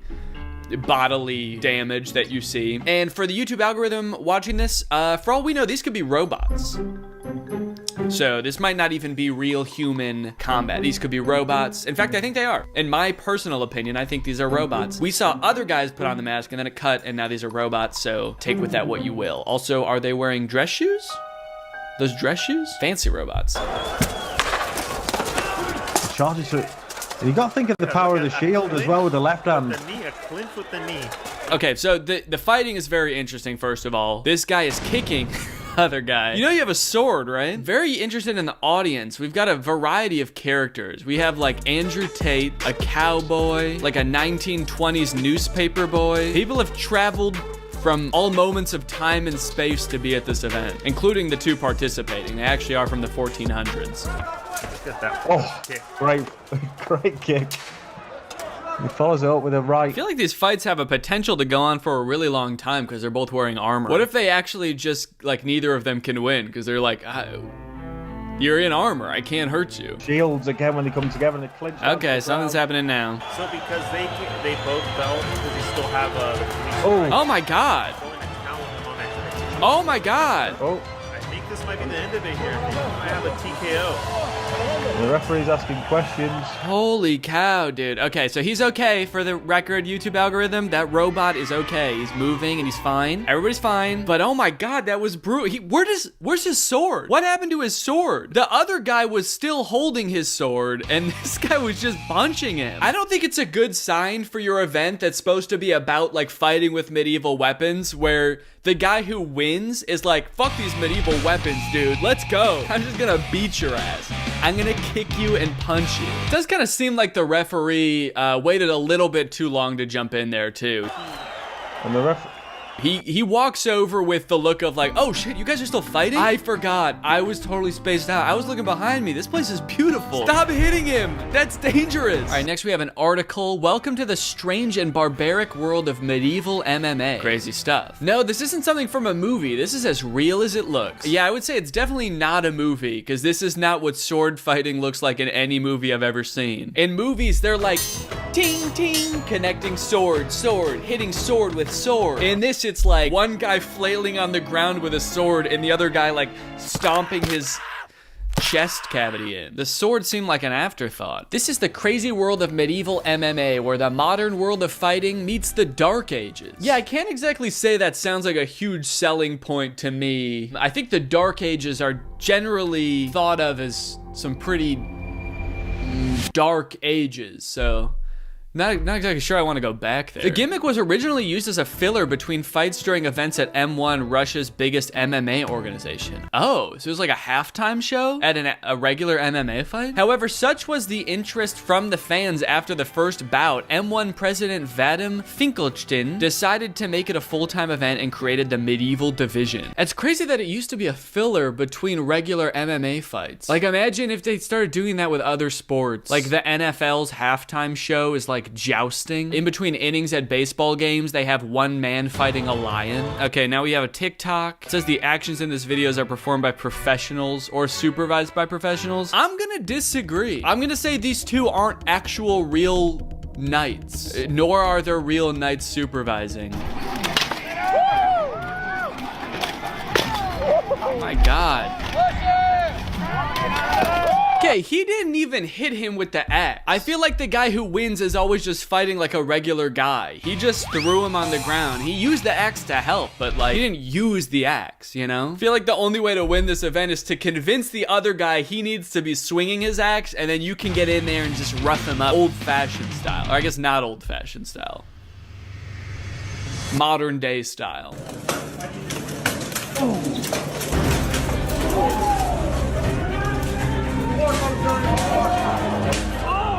My god. Wait, where are they fighting? Is this like a CrossFit gym? There's like exercise, like medicine balls in the background? Yeah, there's a pull-up bar back there. Is this what CrossFit is?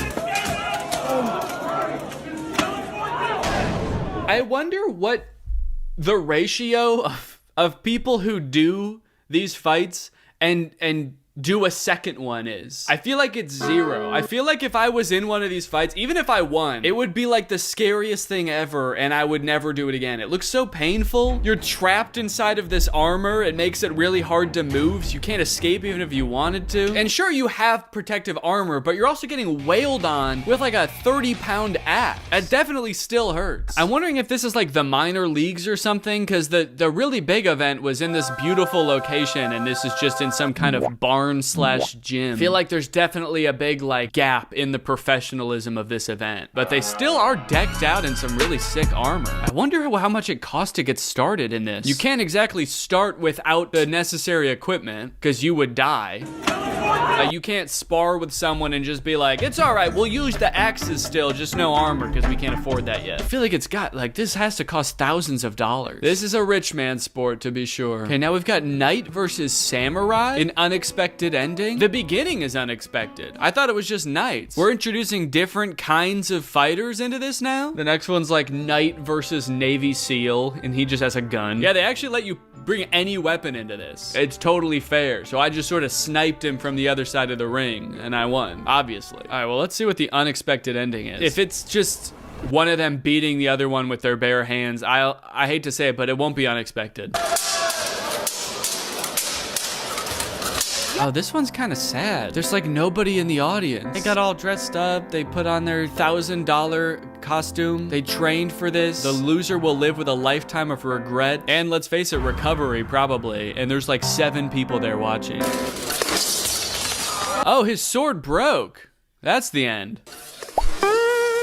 Okay, so in this one, when his sword breaks, it's the end, but in the other one, when the guy drops his sword on purpose so we can start punching the other guy, that's allowed? I guess this time they were like, whoa, whoa, whoa, he lost his sword, we have to stop, this is too dangerous now. Dangerous for the other guy, I mean. The sword was a hindrance, it was holding him back. He's gonna kill the other guy now.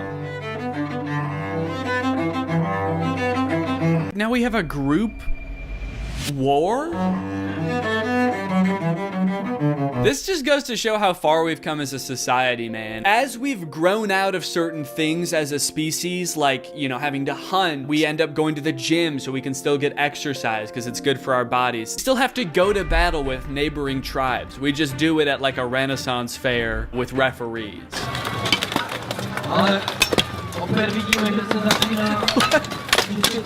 What is this, man? There's no strategy here. I hate to say it, I don't even know if there's skill. It's like, what do who are you even fighting against? Everyone's wearing the same thing. Are there teams? You're also wearing a helmet where you can see like this much. You don't even know who you're fighting or if you're fighting anyone. You could be on the ground and think there's people all around you and there's not. I really shudder to think about the long-term consequences of being in this sport for any amount of time, really, like more than one fight. And I can't imagine there's a lot of money in it, you know? Like football has been proven to cause like head injuries and pretty serious lifelong damage in many instances. I'm gonna say this is worse. I'm gonna go out on a limb and assume that this is worse, and you don't even get to be rich as a result. With that being said, it is kind of interesting to watch, you know? If this became the next big sport, would I watch? Maybe a little bit.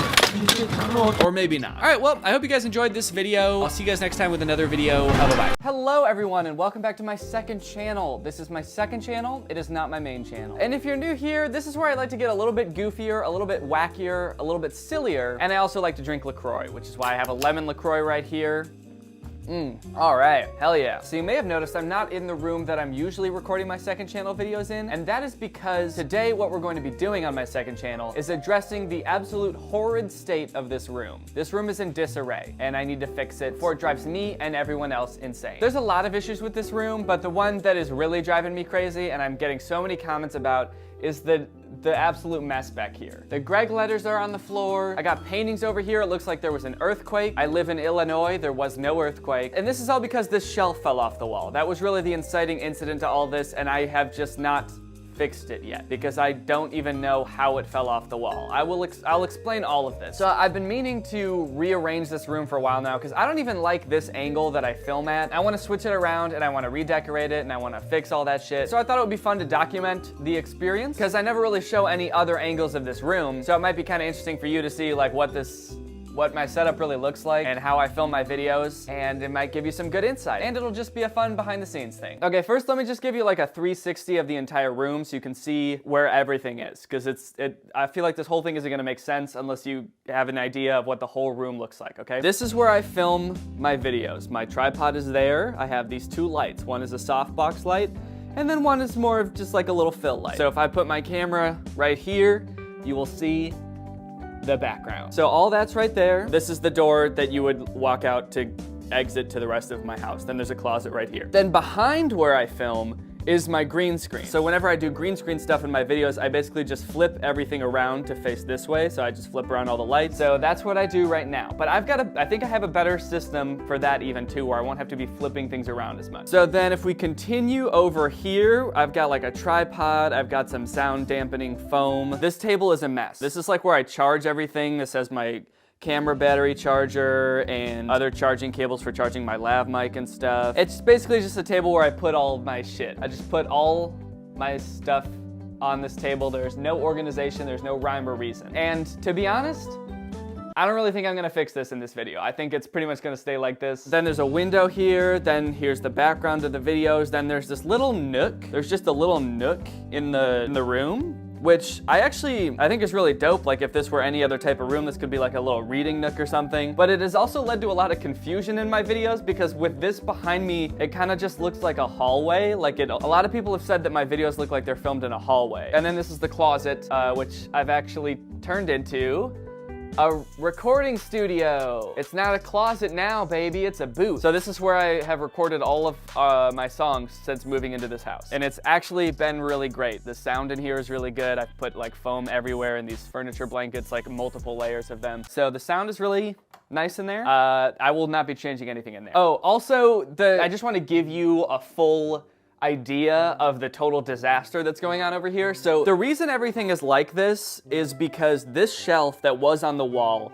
fell. If I take off these pictures, you will see the damage that also, by the way, I love these pictures. People gave these to me on tour. They were hand painted and they're really awesome. So thank you to whoever gave me these pictures. The damage done by the shelf falling was severe, to say the least. Here you can see there's still screws in the wall from where the shelf was hanging. These holes actually have nothing to do with the shelf falling. This is actually where I tried to put the screws in at first when I was hanging the shelf, and I fucked it up and had to pull them out of the wall. So each side has a screw and a hole. But I'm so confused about how the shelf fell because the screw, it just attached to these screws. It kind of just hooks on. And both of the screws are still in the wall. If you could see the way the shelf attaches to the wall, to the screws, it does not make any sense to me how it fell off the wall. The only explanation is ghosts. I have no idea how the shelf fell, which is why I have been so hesitant to put it back up because I don't know how to prevent it from falling again because I don't even know how it fell in the first place. Another thing worth noting is that I hate filming in this direction because there's a window in the background and I never know whether to leave the window open or closed because when I leave it open, you can see out there and see into my neighborhood, which I don't like. And when I leave it closed, it looks super dark back here. Like there's no light over here and it looks really dark. See, that just looks weird. It looks really ominous or something. But then when I open it, then it's too bright. So I don't know what to do about that. So with all that being said, I could try to fix the issue with the window. I don't know how. I could try to fix the holes in the wall, which I should probably do anyway with like spackle. Or I can just change the angle that I film at to face a different wall, which is what I'm going to do. So right now I'm filming this way. My plan is to move this desk over to this wall with this window, and then my camera will go like here, and it will face this way towards that wall. I think the reason I picked this setup at first is because I knew I was gonna put my green screen here because it's so big and it wouldn't fit anywhere else. So I was like, okay, well then really the only other way I can film is this way because any other way you would see my green screen. But I feel like if I'm filming like that, then you can't see the green screen. So it's fine. Or maybe you can a little, but honestly, I don't even really care if you can see the green screen. Everybody knows I use a green screen. What, did you think I was really there? In the videos where I'm at a school or wherever else I am? Oh, you thought I was really there, huh? Well, I bet now you feel like a dunce, don't you? Because it was all movie magic. So it'll kind of be like this, and I'll be like kind of sitting like here, maybe? Yeah, I think that looks way better, I think. This looks more like a room and less like a hallway. Or does it? You can still kind of see this way, which makes it look like a hallway. I don't know, man. It is kind of weird that there's 2 doors in the frame. I've been getting a lot of comments about how many doors are in the office that I shoot in downstairs. There's 2 doors to leave the room in different directions, and then there's double doors for the closet. So it looks really weird because there's 4 doors in there, which I never realized. But all right, well, the only way I can really know if this is gonna work for sure is if I actually start setting everything up. So I'm gonna move this table over there, and then we'll see what that looks like. Oh, also, I forgot to mention, I don't like this wooden chair. This wooden chair is part of a dining room set that technically isn't even ours, it's Laura's sister's. And when we moved into this house, I was like, okay, eventually I'm gonna buy an office chair or something to put up here, but for now I'll just use this wooden chair. And then I've lived here for almost a year now, and I still haven't bought an actual chair, so I'm gonna do that too. But we're just gonna use this for testing purposes. Let's put this bad boy on a tripod and see how it looks, dude. I just wanna get an idea. Another thing is, since there's a window right here, I could probably just use natural light to film my videos, as long as it's light out. I don't know how well that'll work out. If it's constantly like changing brightness in here, maybe that won't be the best idea, but okay. I feel like that looks, no, actually that looks like shit. Just about to say, I feel like that looks decent, but now the only thing behind me is 2 doors. I need to move, I need to move this. Okay, and then let's move the table over. How about that? I don't know. Does that look so dumb? I gotta move all this stuff. Oh shit! There's actually a huge dent in the wall right here because a light fell and dented the wall. So I should probably be more careful with these. So let's take this off the wall. I don't know, the door situation is still kind of bugging me. I feel like it almost looks like I'm even more in a hallway now because there's multiple doors. It's like you're walking down a hallway and there's like door after door. That just looks weird. Okay, what if I just like zoom in so far that you can't even see the second door? Oh, that actually doesn't look horrible. I can kind of vibe with that maybe. I feel like that looks pretty good. And if I had some decorations back there, that's really gonna take it to the next level. I feel like this is going pretty well so far. I'm digging this. So now what I'm gonna do is I'm gonna clear out all this shit. And by clear it out, I mean probably move it over there where you can't see it. Then I'm gonna have to figure out how to decorate this. I'm gonna bring some of the decorations from over there and put them over here, and then get some new decorations and also put them over here, I think. So now it's time to do that. I forgot to mention this before, but one of the annoying things about the way I was filming before is that the table was right here. So every time I wanted to use the green screen, I had to take the table and chairs and like move them all the way back here and then like reflip around the lights and everything to be able to face this way. But now there's no table here. So the green screen is totally open, so I can just start filming here. I guess I did just put my lights behind a table, so I'll have to get them out from behind there every time I want to shoot over here. So that I didn't think about that. All right, I feel like this is a decent start. I've got my nutcracker guy, very important. So maybe, you know what I should do is just take a picture of me sitting right here. And I did this in the last video where I redecorated my office. But if I just take a picture of myself like this, then I can take it into Photoshop and just Photoshop the background to be exactly how I want it, and then I can decorate it to be exactly like that. So I'm gonna try that. Let's try that. Okay, I've come up with a plan. I've Photoshopped the picture to be exactly how I want it. I actually switched around the lamp and the nutcracker. I just feel like it looks better like this. Then I put a little shelf back here or some kind of table or something to put things on. I feel like the Greg letters could be on a surface and I could put other knickknacks on there as well. I feel like that'd look nice. And then over here I can have this poster, or maybe, you know, switch it out occasionally if I've got another poster I want to use. I also feel like maybe I could have something right here, but I don't know what could go there yet. All in all, I feel like this photoshopping thing was a little bit unnecessary. The only thing I really added was a shelf, so I don't really know why I did this. But I do think it looks nice, so there's that. I mean, I feel like this helped me realize that what I was thinking does look nice. I got a shelf! I got a shelf! Here's my shelf. This is a little storage thing from IKEA that I've had for quite some time. I thought I was gonna have to go out and buy something, but I feel like this looks fine. It's just like a generic, dark looking shelf. I feel like it looks just fine. You know, I was kind of thinking maybe I want to go for a more like hyper modern vibe, but I don't know. I feel like that's kind of overdone with YouTuber backgrounds. They always try to make it look like super stylish and sleek and modern and stuff, and I feel like it doesn't really describe me very well, you know?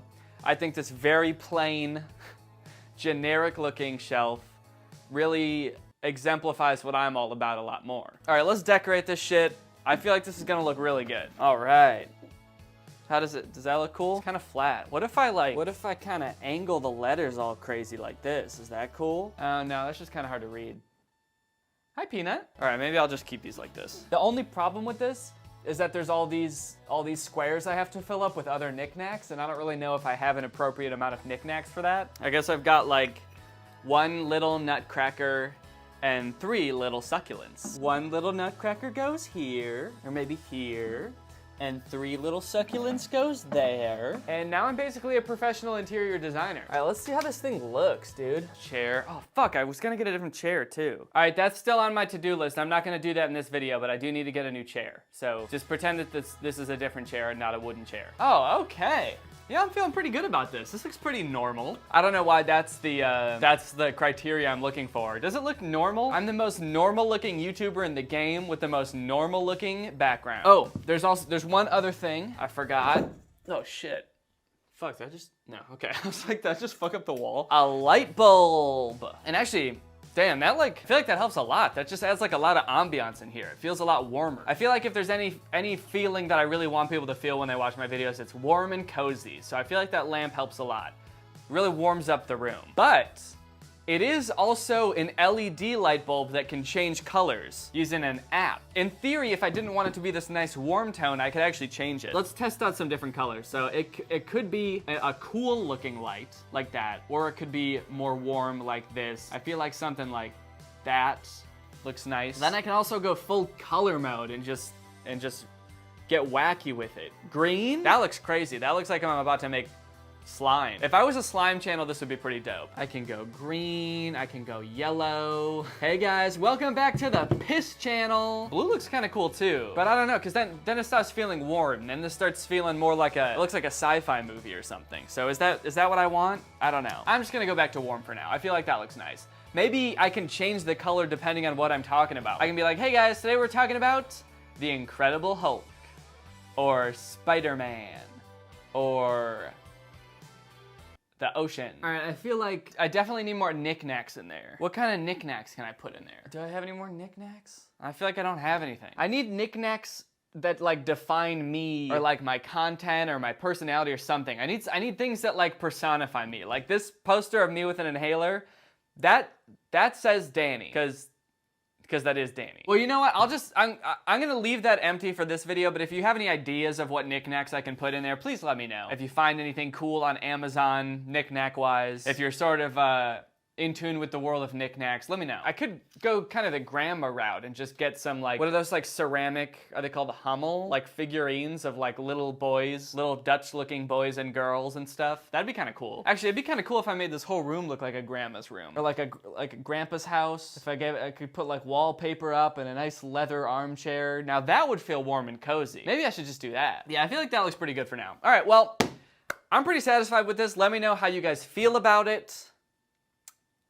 And yeah, that's that. All right, this video has been brought to you by Ridge Wallet. If you don't know, Ridge Wallet is a company that makes really cool wallets and other accessories. Their wallets are super sleek, they're light, they're durable, industrial looking. I think they look really cool. They don't fold, they don't bulge in your pocket, so you don't have this weird looking lump in your back or front pocket, and it will change your whole pocket situation if you use one of these. They're great. Most wallets that people buy, even to this day, were like designed in the 90s. They've got like 3 folds. They're super bulky. They're meant to hold like everything that you could possibly need, and then like also 10 other cards that you'll never use. But the Ridge Wallet will keep you nice and minimal. It was actually designed to fit well in your front pocket. Here's my Ridge Wallet. They come in a variety of different materials. They come in metal, they come in carbon fiber. This one is called forged carbon. I think it's a really cool like texture, very neat, very unique looking, but they're all pretty industrial looking. They come in 30 colors and materials, all of them super durable. In fact, they all have a lifetime warranty. So if you buy one of these, you could carry it for your entire life. But don't just take my word for it, because they have 30,000 5-star reviews, and the Ridge team is so confident that you'll like your Ridge Wallet that they will let you have one for 45 days to test, and you can send it back for a full refund if you don't love it. Along with wallets, they also have a couple other cool accessories. They've got wallet phone cases. I just got one for my dad. They also have this, which is a bottle opener that is super strong and can fit in your wallet, so you'll never be without a bottle opener. So if you're interested in copping one of these bad boys, then get 10% off today, plus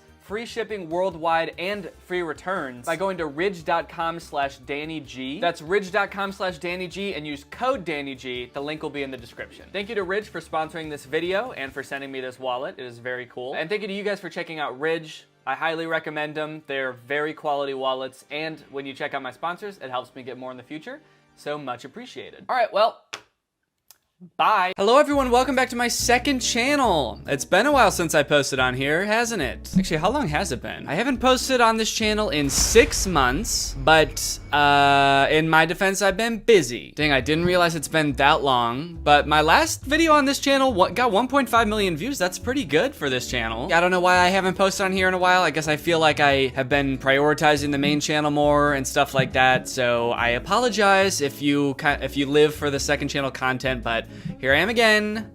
I've got a LaCroix, and I want to try to do a Reddit video. It's kind of a thing that other YouTubers do. Shout out to Cody, kind of his thing on his second channel. I think PewDiePie does it too, so it's sort of his thing. A lot of people have it as their thing, and so now it's gonna be my thing too, now, on this channel, maybe.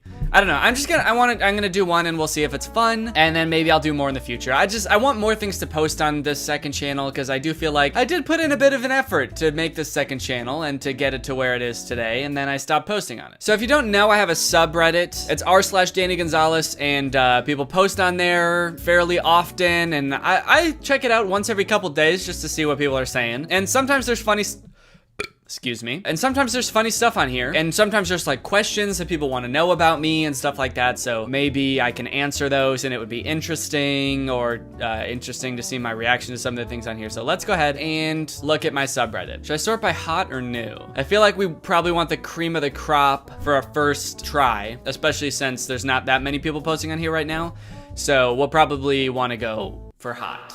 This is the top thing on my subreddit. Behold the Gregma Nation. It was posted 15 hours ago. It says Alpha, Sigma, and Gregma. Yeah, I guess I am sort of the pinnacle of man. The absolute peak male that there could be. Maybe I should start making tutorials on how to be a Gregma male. And it'll basically just be a tutorial on how to act like me all the time. So basically what you're gonna wanna do in any social situation is try to avoid conversation as much as possible, because you know you're not very good at making conversation. If you're at like a restaurant or something and the waiter makes a mistake, maybe they bring you the wrong drink, it's important for you to apologize to them even if they misheard you, because it does feel like your fault, even if it's not your fault. If you wanna be on the top of the male hierarchy, it's important that you cannot grow a beard. I think that's the clear progression from Alpha to Sigma to Gregma. He starts off with a pretty full beard. It gets a little patchy when you get to Sigma. By the time you're Gregma, you're basically a baby. Danny should have one of these in every single corner of his room.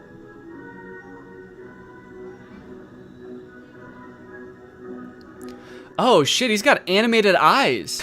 I don't know why that's necessary. When have you ever thought that like the one thing missing from my Christmas decorations is that their eyes can't move around and like follow me around the house? That's so scary. It does have beautiful blue eyes though. Did his pupils change size too? What the hell is going on? I don't understand why his eyes would need to move, and I definitely don't understand why his pupils would be getting bigger and smaller. Okay, this comment agrees with me. Oh, that's terrifying. I think I've seen that exact same eye animation on some Halloween animatronics. So yes, he absolutely should. Should I get one of those? I do have a giant nutcracker that I put in one video. It was a video with Drew. Yeah, this video. This huge ass nutcracker. I still own this, and I actually still have all of these nutcrackers also. They're just in my basement. So in a sense, I do kind of have this. I guess not in every single corner of my room. I was thinking a while ago it would be kind of funny if for one video, instead of having that in the background, I just hire somebody to dress up like that and like paint their face with like the smile and the rosy red cheeks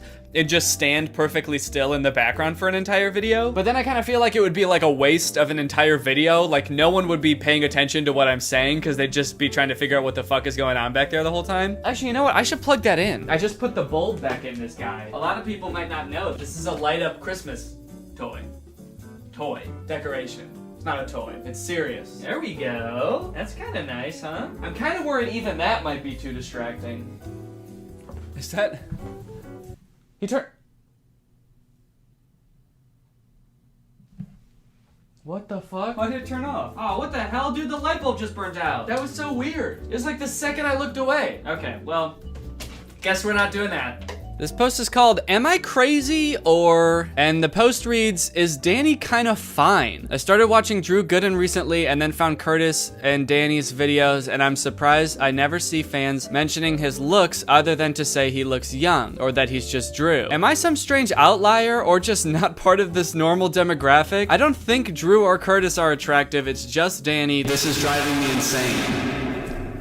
Yeah, I'm not gonna click on that, especially since it only has 7 upvotes. Just gonna upvote that. Here's a post that's a petition for me to do a Reddit video, and that's actually the reason why I'm doing this Reddit video is because I saw this post, and it's got 300 upvotes. So how could I not? And it's got 50 comments, all being like, yes please, I vote, infinite votes. What does Reddit video mean? Okay. I'm sure if he knew, he would have voted yes. Okay, this post says, sup, I like Greg, and it looks like a selfie. I don't know what this is supposed to be. Is this just a guy posting a selfie? This looks like a selfie from like 2006, if it is. What's up? Just wanted to say hi from 2006. I know Danny hasn't started making YouTube videos yet, but I just wanted to hop in and say what's good. Love the content, dude, and I like Greg. Part of me thinks that this is maybe supposed to be a doppelganger, because this guy has a big nose, and anytime anyone sees someone with a big nose, they post it on this subreddit saying it's a doppelganger. But there is a doppelganger label for this subreddit that this person did not use. They just put it in general. Okay, let's see what the comments say. Maybe someone can glean what this is supposed to mean. Someone said, A, it's Curtis. I guess they're probably talking about the guy with the curly hair. Is this meant to look like me and Curtis? Don't really think it particularly looks like either of us. Oh, this is when me and Curtis met in 2006. This is from that video where we sort of linked up as 12-year-olds and made a vlog together. I forgot, this was actually our first collab. I was so nervous, you can tell by the way I'm standing. Person said, screw Apple products, we're using potato products over here. And then the original poster commented back, indeed. So he seems to know that this is a shitty picture and he's proud of it. Okay, this is sick. I actually commented on this. This is from 3 days ago. I built Danny's old setup in Minecraft. This person like modeled this room in Minecraft, but the way that I used to have it set up, added all the decorations and stuff. I don't even know how you do some of this shit in Minecraft. Maybe they have it modded or something, but they got the Greg letters and the shelf and the nutcracker, the curtains. It looks very good. I commented on it and I said, why is my comment not top comment? My comment is like 5 comments down, even more than that. Wait, where is my comment? My comment's like almost at the bottom. You guys know this is me, right? Hey, people on my subreddit, this is me, Danny Gonzalez. I even have a thing under my name that says, it's me, Danny, I'm Danny. If I comment on something, upvote it, all right? How embarrassing is that? I don't even have the top comment on my own friggin' subreddit. Let's see what other people are saying. Where the fuck do you get a little cactus? That's solid callback. Someone responded like, honestly, I assume Chisels and Bits mod. Like this person is really so aggressively asking where they got the little cactus on the shelf. Where the fuck did you get that? I've been searching in Minecraft for years for a little cactus. Person's probably like, dude, take it easy, man. It's probably just a mod. Dude, that's amazing. How long did it take? No response. He's probably off crafting something else. Someone else's room. Maybe he'll do a different room in my house. Maybe my bedroom. I don't think I've ever showed that in a video, so it would actually be very disturbing if they were able to do that. Oh, someone said, if you subscribe and don't turn on notifications, are you potentially Greg instead of truly Greg? Or are you just Grr? The EG can only be acquired by clicking on the bell icon. Okay, so are you like potentially Greg or are you like half Greg? You're just Grr. I think I voted on this. I think I voted GR. But now that I think about it, I mean, like, I guess you're probably more just like a potential Greg or like a Greg in training or like a beta Greg. You know what? I'm gonna comment on this. I'm gonna set the record straight. You're beta Greg. And the alpha Gregs and the sigma Gregs have their notifications on. Actually, maybe alpha Gregs are subscribed with notifications on, and sigma Gregs are also subscribed to this channel with their notifications on. I think that makes the most sense. It's that time of year again. Time to play I'm Gonna Kill Santa Claus. Did you guys know that this is my most viewed video on YouTube? I think just a few months ago, it passed one of my Troom Troom videos, and now it's my most viewed video. I'm Gonna Kill Santa Claus has 17 million views, compared to 15 million, 13 million are my other most viewed videos. 17 million views! And it's not even like one of my regular videos. It's a music video. I should make more music videos. I haven't made one in a long time. I have a few songs that are like straight up done, and I've just been kind of like putting off making music videos for them. I should do that. It just takes a lot of time to plan, you know? But I have a lot of fun doing them, and it could become my new most viewed video, so why not? Maybe I should give it a go. Danny has spooky songs and this song. It's official. We need a Thanksgiving song from him ASAP. I think I thought about doing that once. I thought about like releasing a project of like spooky songs, and one of them was gonna be called November 1st. That was actually sort of like a diss on Thanksgiving and November as a whole, because like, you know, if you think about a spooky guy, his favorite day of the year is Halloween, and then probably his least favorite day would be the day after that where everyone goes back to normal and pretends that shit never happened. Actually, let me see if I can find that, because I know that I started making part of it and I just have it private on my SoundCloud. This was like years ago. Yeah, November 1st, 2 years ago. I don't think I finished making this, but forgive the singing. this was definitely a rough draft. Yesterday I saw so many sexy cats, but today I just see normal cats. What's up with that? Yesterday I walked around dressed in a witch's hat. When I tried that shit today, everybody laughed.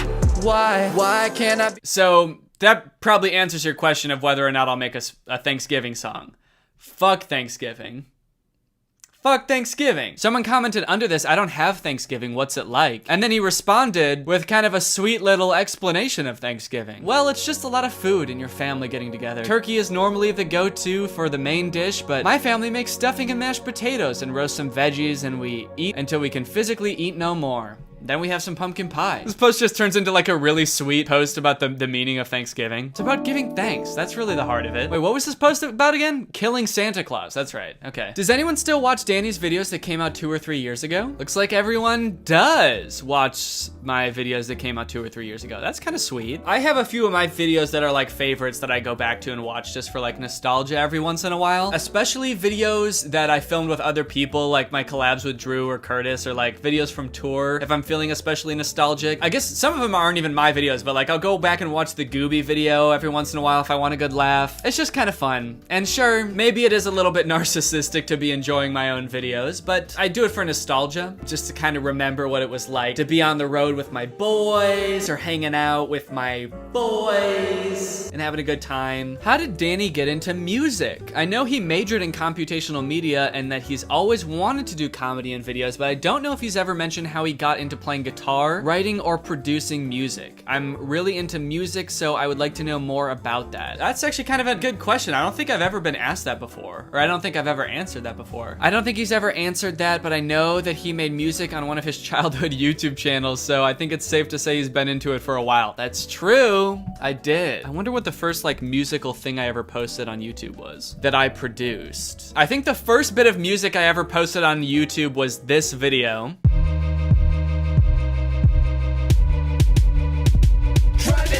Hope we don't skid.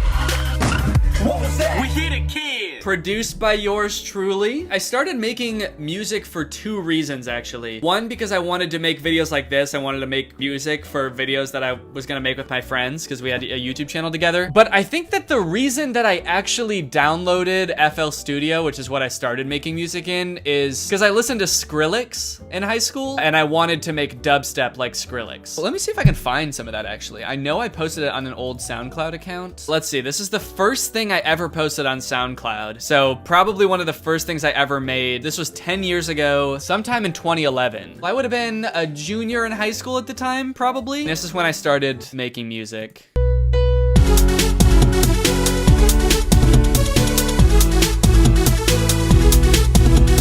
Oh shit. I don't know what vibe that is. It's got a little something to it. Let's see, happy song. I didn't know what I was doing at the time. I don't think I understood how music genres worked. I think I just sort of just played notes. Okay, here's dubstep. Yeah, this was 10 years ago. I've got tracks called Dubstep, Dubstep 2, Dope Step. This is when I was getting into Skrillex.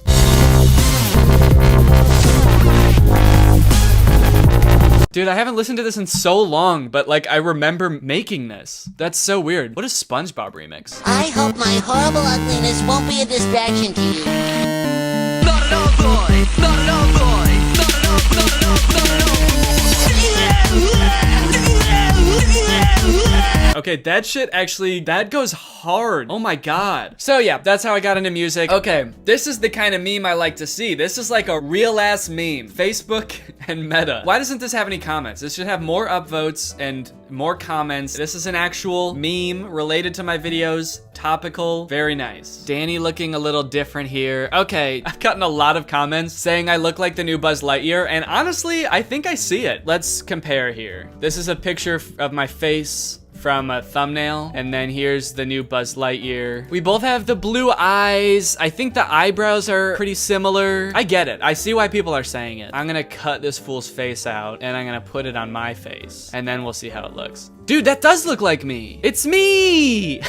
Wow. That actually could be a cartoon version of me. I should say though, this happens every time Pixar comes out with a new movie. People tweet me saying that the main character looks like me. For some reason, every male Pixar character, or like, I feel like any animated movie now for some reason, has to have like brown hair and blue eyes and a pronounced nose. Of course, people send me this guy all the time from Cloudy with a Chance of Meatballs. People have sent me this guy before, the guy from Ratatouille that I look like. People are even sending me this guy. He's not even a human being. I don't know why Pixar's style is just me. Oh shit, we got a controversial post over here. This person is aggressive. Reindeers don't have paws. This actually makes me so mad. In the song I'm Gonna Kill Santa Claus, he says, when I hear those reindeer paws, I swear to God it makes me so angry. He was so pissed off that he put an extra syllable in angry. I am angry! Okay, here's the thing. I know reindeer don't have paws now. The funny thing is, I wrote this line because there's that Christmas song that's like up on the rooftop, reindeer paws, whatever. So I wrote that part kind of as a reference to that song and because I needed something that rhymed with Santa Claus. Come to find out, that line isn't even talking about their paws. It's talking about reindeer pausing. Like up on the rooftop, the reindeer, they pause. They stop for a second. I thought it was someone hearing clap, clap, clap, reindeer pause. But I don't think I've ever officially written out the lyrics to that song anywhere. I'm Gonna Kill Santa Claus. So for all this person knows, and for all anyone knows, I could be also saying pause as in when I hear the reindeer pause. Like when I hear them stop on my roof, that's when I'm gonna break the law. It's true that I was misinformed while writing the lyric, but I do think that it holds up because you can just change the version of pause and it's fine. Santa's reindeer are just built different. You know what? That's a fair response too. They can also fly, so it's like, you know, reindeer can't really fly in real life, so maybe that he can fly and he also has paws instead of hooves for some reason. This video is sponsored by Raycon, specifically Raycon's new everyday earbuds. These are them. It's the same great company that have been making these high quality earbuds that are half the price of other premium audio brands, but now they're even more convenient. They've got a better design, better sound quality, an improved rubber oil look and feel, and a built-in microphone for taking calls. All in all,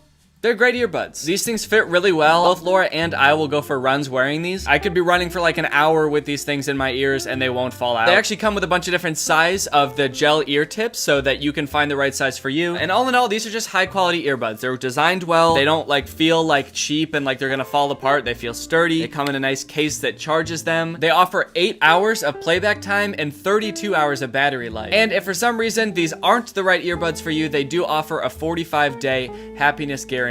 So if you're looking for some new wireless earbuds, whether you have wired ones right now, which are not ideal for any sort of like active activity, or if you just need to replace your current ones, I definitely recommend you check out the Raycon everyday earbuds. All you gotta do is click the link in the description or go to buyraycon.com/furious to unlock some exclusive deals up to 20% off of your Raycon order. Again, that's the link in the description, or buyraycon.com/furious, and you can get up to 20% off your order on some Raycons. Thanks to Raycon for sponsoring this video, and thank you to you guys for checking out Raycon. All right, well, you know what? I think that I had a pretty good time making this video, and maybe I'll do another. Let's see how it does. Let's see if people like it. Please post some more on the subreddit. Give me a little bit more material to work with. And I'll see you guys next time. Bye. This is Love on a Leash. I think it is the worst movie I have ever seen. Other movies I've watched on this channel have had their issues. Sure. They've had plot holes. They've had terrible pacing. They've had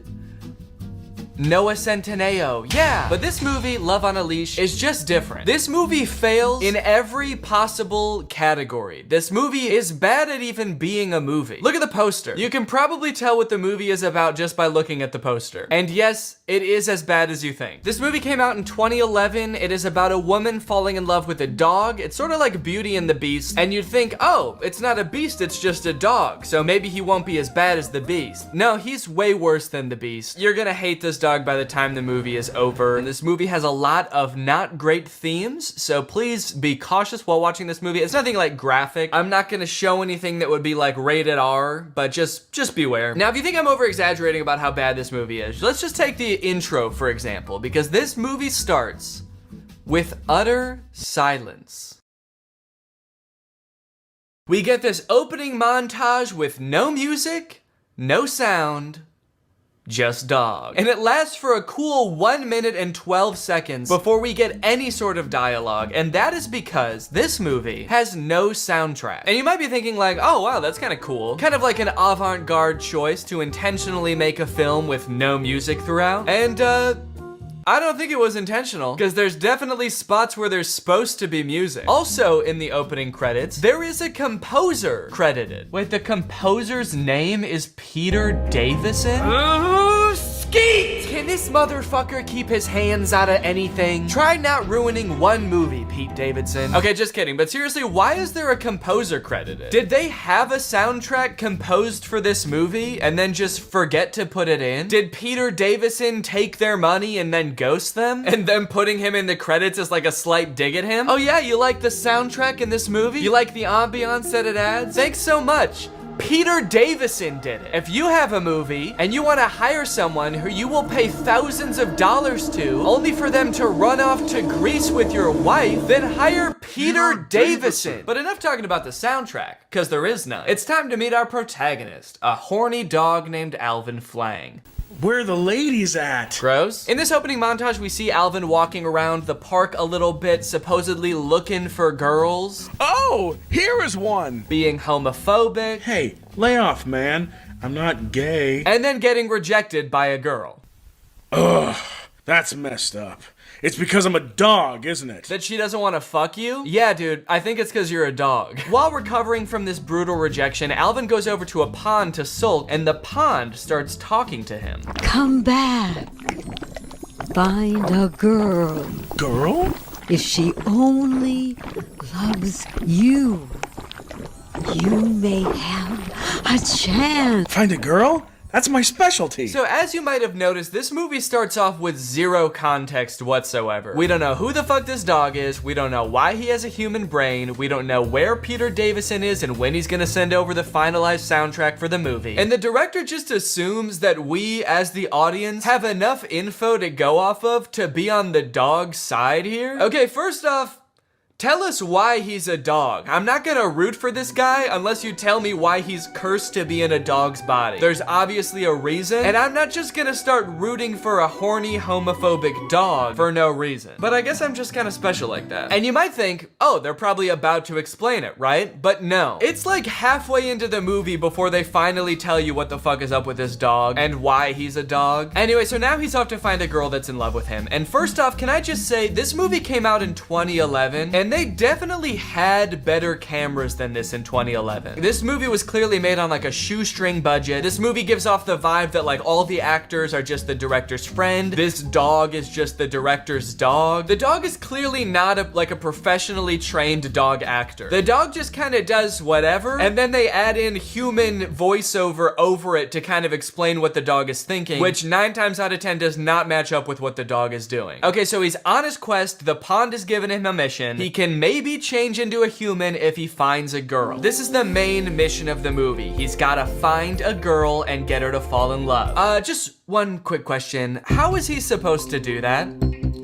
That's gross. And even if he does somehow find a girl that's into dogs, do you have any idea how pissed off she's gonna be when he turns from a dog into a human? She's gonna be so mad. Anyway, he finds this girl named Lisa, and he decides to get her attention by making himself look all dirty and beaten up, and she ends up taking him into her home. Lisa is introduced as kind of a traditional girl. She has a friend who's always trying to get attention from guys, and it doesn't matter what kind of guy she gets attention from. She's always going out and partying, but Lisa is different. Lisa is waiting for the right man to come along and sweep her off her feet. And this summer, the right man just might be a fucking dog.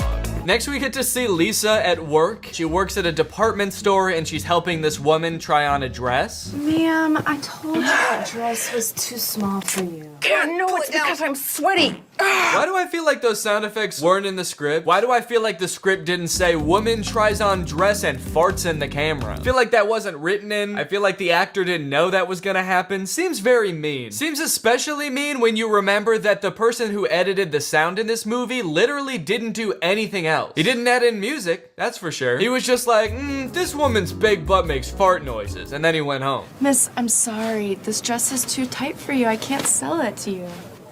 What? Okay, I feel like they want to make Lisa seem like the reasonable one here. Like the lady is being totally unreasonable. But this is kind of fucked up, right? To be like, no, I can't sell you this dress. Sorry. It doesn't fit you and it never will. So, sorry, maybe lose a few pounds before you come back into my store. How about being my roommate? Huh? Okay, you pay the rent and I'll sniff my butt. Okay, wait. Is Alvin Flang a human trapped in a dog's body? Or is he just a dog? Because that was a very dog thing to say. They haven't explained anything yet. So in the lore of this movie, like, is this just how all dogs are? All dogs have these like human internal monologues and want to turn into humans so they can have romantic relationships with humans? Or is he a human trapped in a dog's body who just happens to like sniffing his butt? From there, Alvin and Lisa start to share some very fond memories, like Lisa trying to name him Prince and him insisting that his name is Alvin Flang. My name is Alvin Flang. Well, okay, maybe something's a little more class. Like Alvin Flang. And Lisa joking that he should buy her a dress and him saying that he'd rather kill himself. I can't afford it. Unless you're buying. I'd rather kill myself. What's funny about that line is that the thing that would make him want to kill himself isn't being cursed to live your entire life as a human trapped in a dog's body. It's buying a dress for a pretty girl. Over the course of the movie, there are a few other men that pursue Lisa romantically. There's Kyle, who she works with, and there's Frank, who kind of stalks her while she works. And because Lisa's having a hard time finding a husband, she decides, you know what, I'll go on a date with these guys. So she goes on a date with Frank, and on their first date, he ends up bringing his mom, who just grills her the entire time. Lisa, my grandson is only 10 years old, and we're very anxious to find a stepmother for him. This child has been raised using the latest scientific technology in nutrition, education, and psychology. What does that mean? This child was raised by robots. He needs another human in his life. He is cold, hollow, and violent. He needs to learn love from a human woman. Many women have tried and unfortunately met their demise. He has an IQ of 170. Yeah, no shit. We raised him using the latest technology. He's not just any regular iPad baby, okay? We used the newest iPad, so that makes him very smart. And to be certain that he grows up to become president of the United States,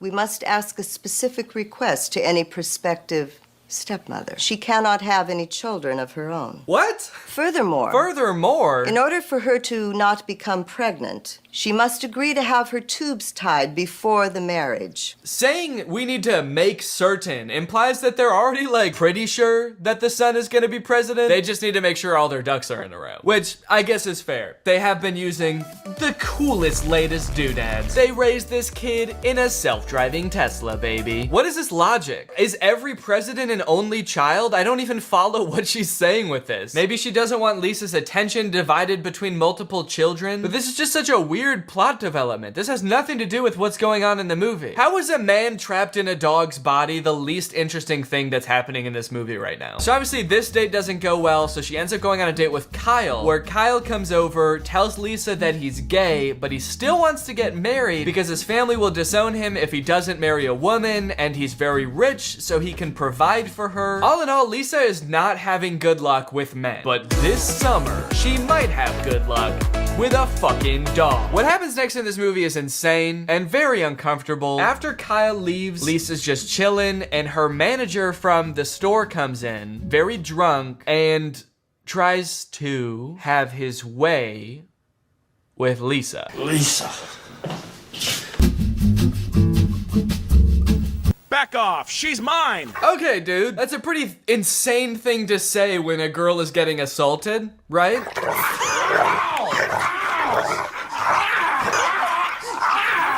You're fired! I quit! Now I'm the king of the castle. This is such a weird moment to infuse like a comedic relief dog with the plot. This movie just got so dark, and the dog is like, guess I'm the only guy left around here now, huh? Guess I'm sort of king of the castle. Yeah, bro, I hate you.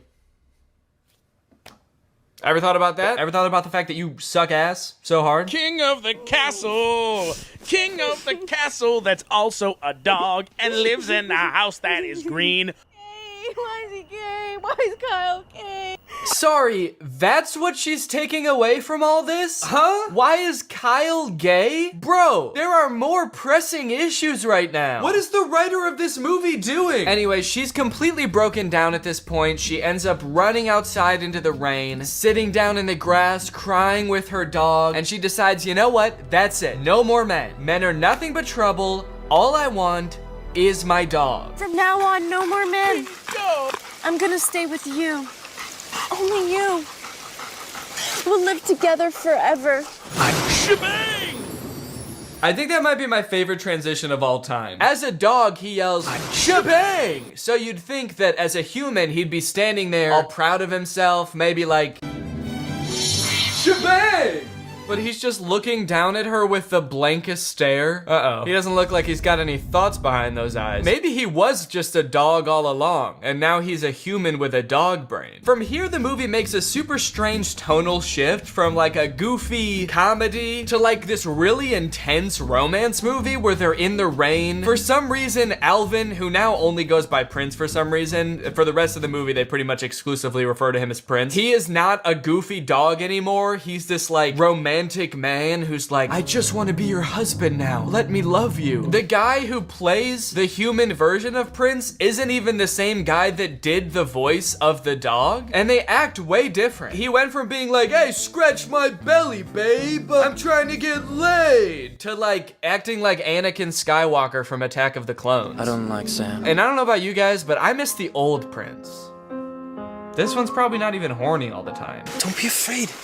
It's really me, your dog. Don't be afraid. You have no reason to be afraid. It's me, your dog. If my dog did this, I would be fucking terrified. Hey, don't worry, it's me. The one who tries to hump your leg all the time, it's me. Don't worry, I'm a man, I'm a grown man now, and I still want to fuck your leg. So they're standing in the rain. Lisa is so confused that she passes out for like 3 seconds. She is not taking this well, but we do finally get an explanation as to why Prince was a dog. In my past life, I was punished from being a cheating playboy.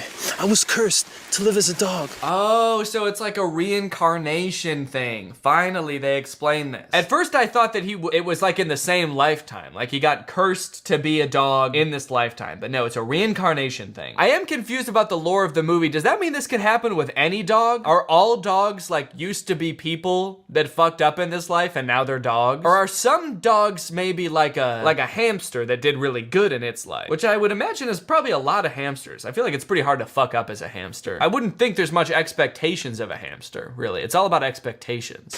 Let me be your husband. God, thanks for answering my prayer.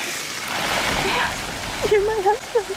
What? Huh? Okay, so that's all it takes? She's like, yeah, I guess you were a pretty good dog who I met just weeks ago. Sure, you're my husband now. So they end up getting married. They decide to live together. They spend the night together, but that's when this movie goes completely off the rails. I thought this was like the main plot line. He found love, now he's a human forever. Nope, the curse is not broken, and you will not guess how this movie ends. The next day, Prince wakes up, and he's a dog again. So he goes back to the pond to find out why. You lied to me. I'm still a dog. You're just using her now. So the magic pond is like, you were just using her to break the curse. And to be fair to Prince, like, yeah, no shit. He didn't want to be a dog anymore, so he did what you said to do to break the curse. They fell in love, dude. You can't be like, well, you only did that because I told you to. And it's like, yeah, you didn't really give him a choice, did you? So now the pond tells him that he'll only be a human when the sun is not shining. And in order to become a human full time, he has to be a real man and provide for his wife. This movie has very traditional views of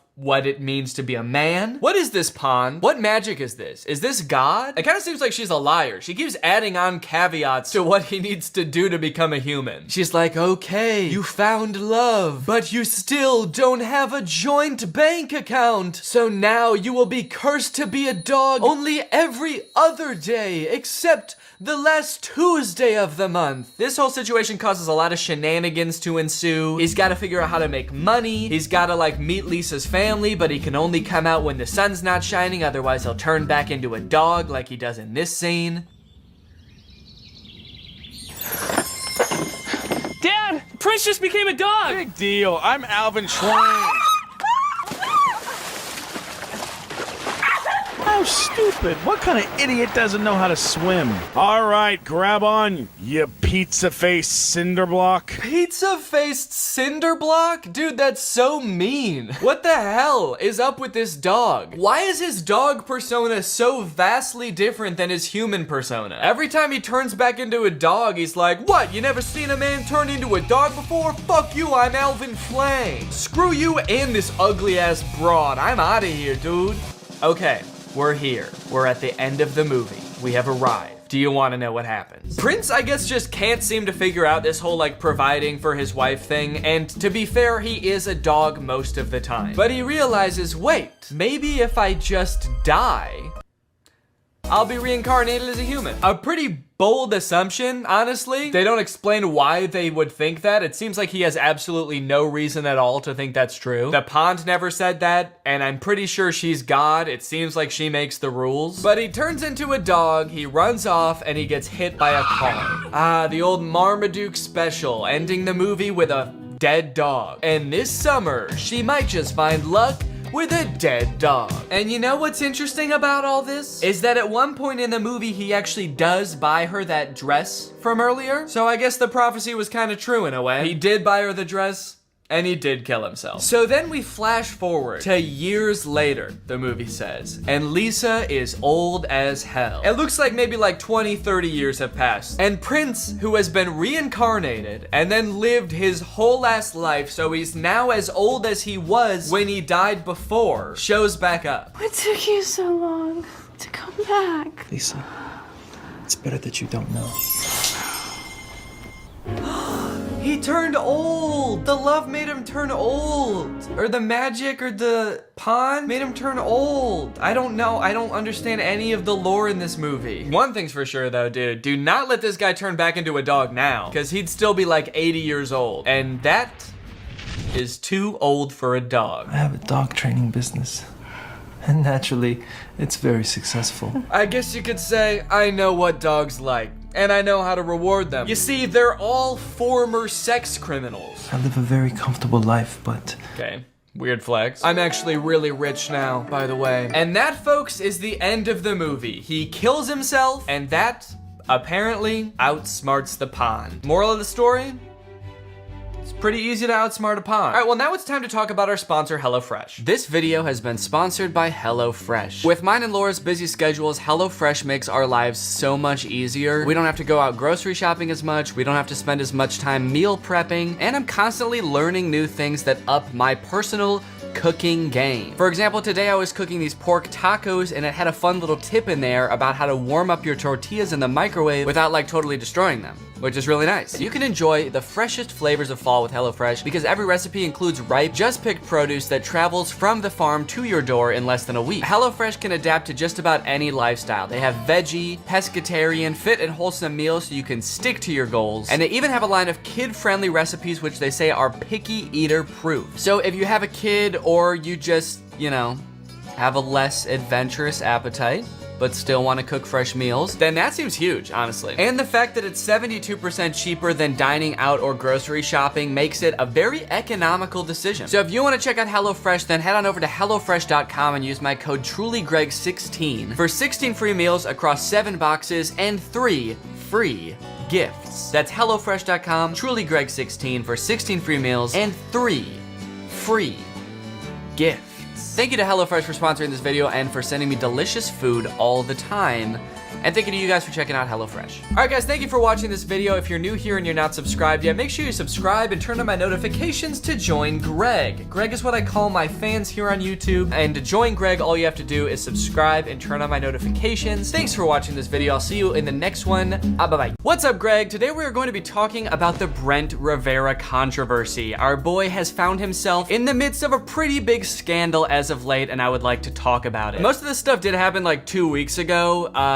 Your boy is evidently extremely behind on the times and famously never knows what the heck is going on, so I apologize for being so late to this trend. Apparently, Brent Rivera found himself in like a in real life beef with another YouTuber by the name of Tyler Oliveira. They had like an in-person dispute, and the craziest thing about it is, I think in some strange tangential way, It might be my fault. That's right, I might be responsible for one of the hottest YouTube beefs of 2023, Brent Rivera versus Tyler Oliveira. The Vera beef, so to speak. It all started when this dude Tyler, who's a pretty popular YouTuber in his own right, he's got 2.8 million subscribers. He posted this video called Brent Rivera Called the Cops on Me. Basically what happens at the beginning of this video is Tyler and Brent just so happen to both be at the Stanley Hotel, which if you didn't know is like the most haunted hotel in the US. It's the hotel that The Shining is based off of. I recently did a video there. They're both at this hotel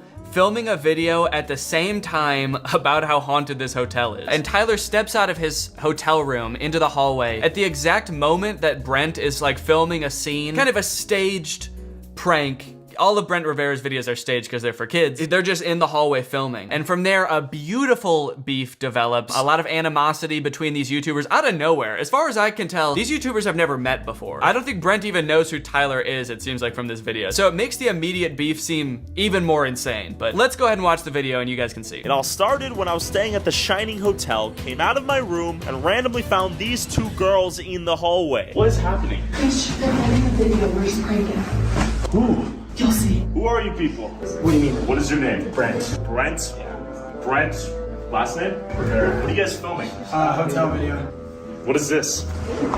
Who are you guys? This is weird. We caught everyone off guard, apparently. But they caught us off guard. They almost shit our pants. I cannot relate to this situation at all on a social level of like peeking out into the hallway, realizing people are filming something, and then like immediately being like, all right, no, actually this is my video now. And like stepping out into the hallway and being like, what's going on here, guys? Who are you with? Who are you with? What's going on? You filming a video? Brent Rivera, introduce yourself to my video, please. This is insane, dude. I'm so shy. If I stepped out into the hallway, even if it was Brent Rivera, who I've made videos about before, I've actually met in person before, I'd probably just be like, oh, sorry, and I would just duck back into my hotel room immediately. But Tyler, I guess, sniffs this out as an opportunity to make an even more interesting video than he was gonna make in the first place. He was probably just investigating the Stanley Hotel at first, but now he's got the chance to investigate a Brent Rivera video. You know, the only thing more interesting than finding out if ghost videos are fake is finding out if Brent Rivera's videos are fake. I mean, that is definitely up for debate. So aware that I was in the middle of a fake YouTube prank, I wanted to see if Brent would admit it, because we all know his videos are fake and he steals everyone's ideas. I have a question.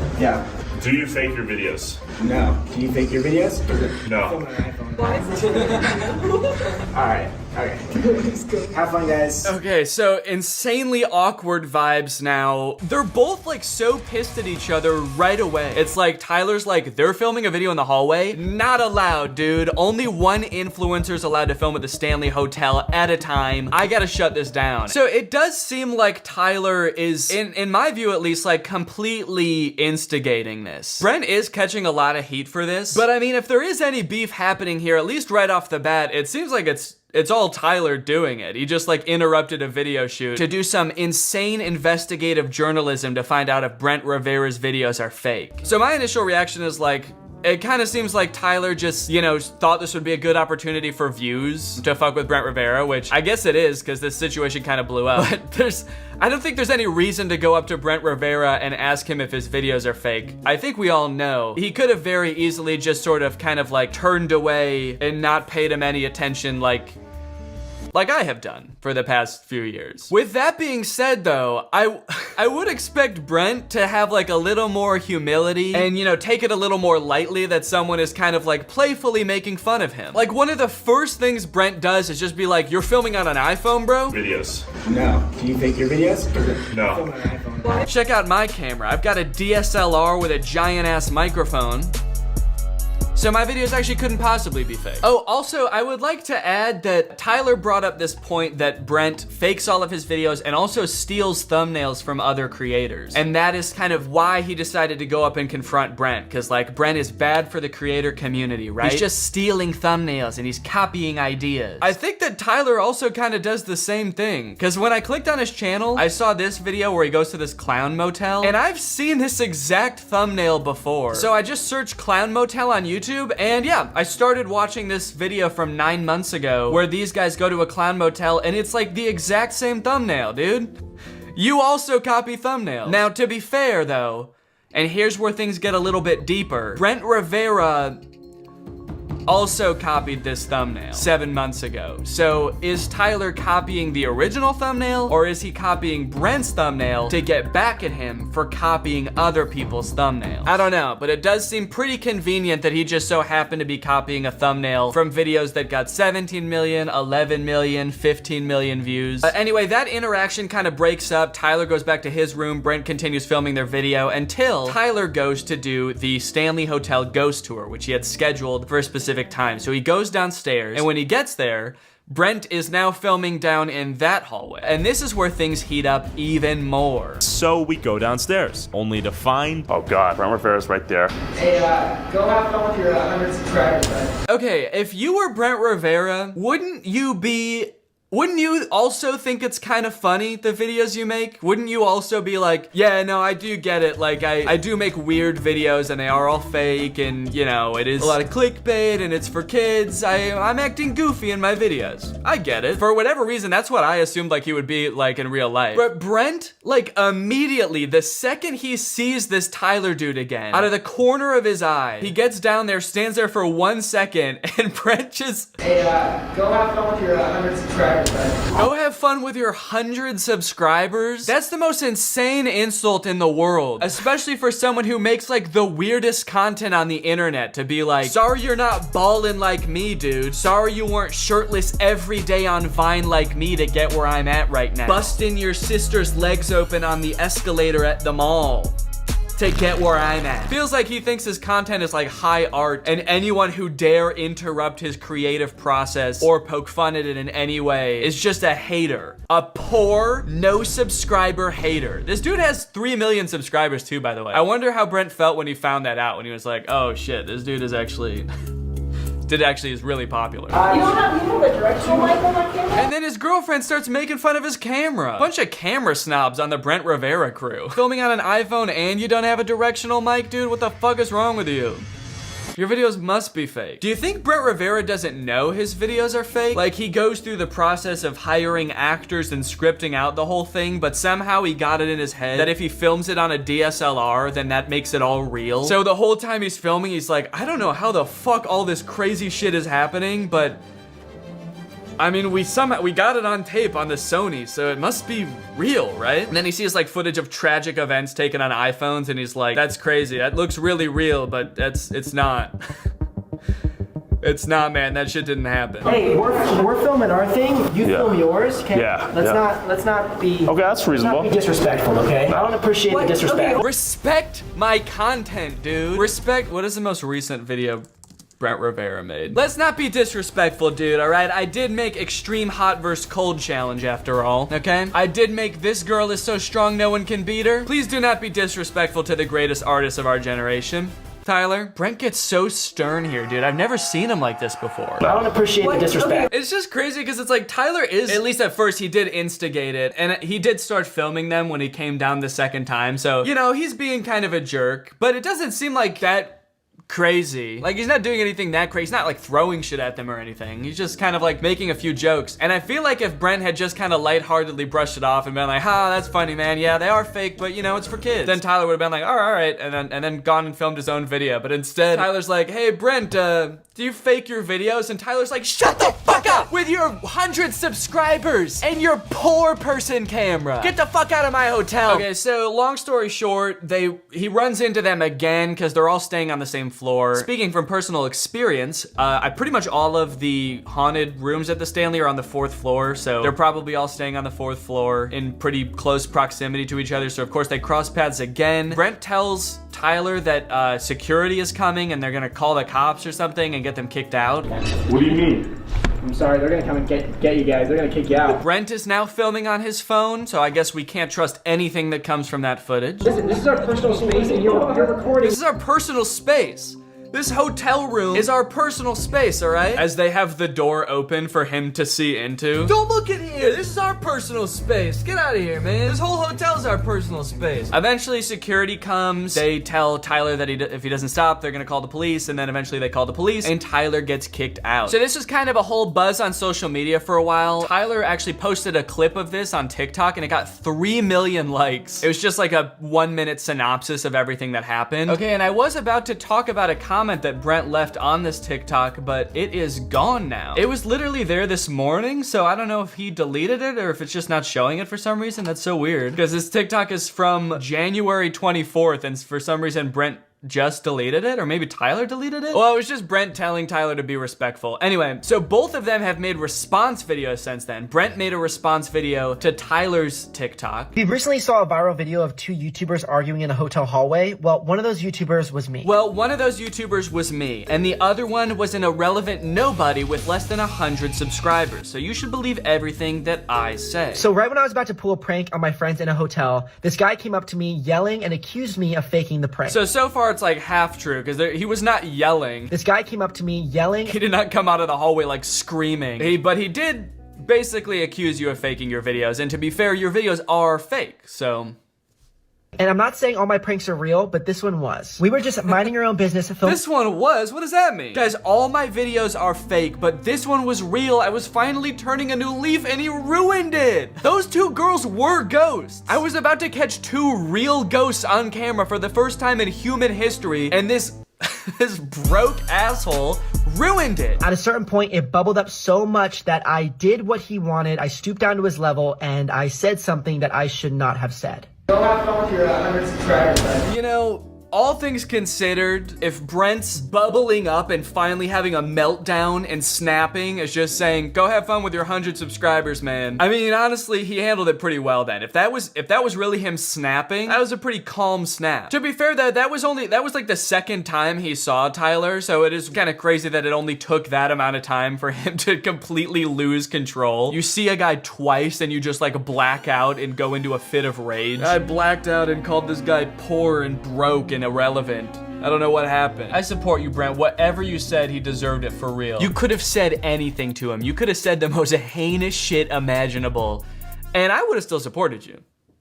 I got your back, dude. Don't worry, Brent, you're good. So it looks like people are forgiving him in the comments. It is kind of interesting because you never really see Brent Rivera in like a serious setting where he has to like atone for something he did. He's usually pretty silly, goofy, wacky in his videos. So to see that kind of like cadence carry over into the way that he does this apology is kind of funny. It does kind of have the vibe of like, what's up guys? In this video, I'm gonna be apologizing for some heinous shit that I said. And then of course, like any good internet beef, you have the response video to the response video to the original video. So Tyler responded to Brent. Brent, you're a liar. Here are the receipts. Also, I'm on the toilet, so I'll be quick. These videos to make great content for you guys. And you don't make great content. You sexualize your friends and your sister for views in these weird love triangles. Look at this video.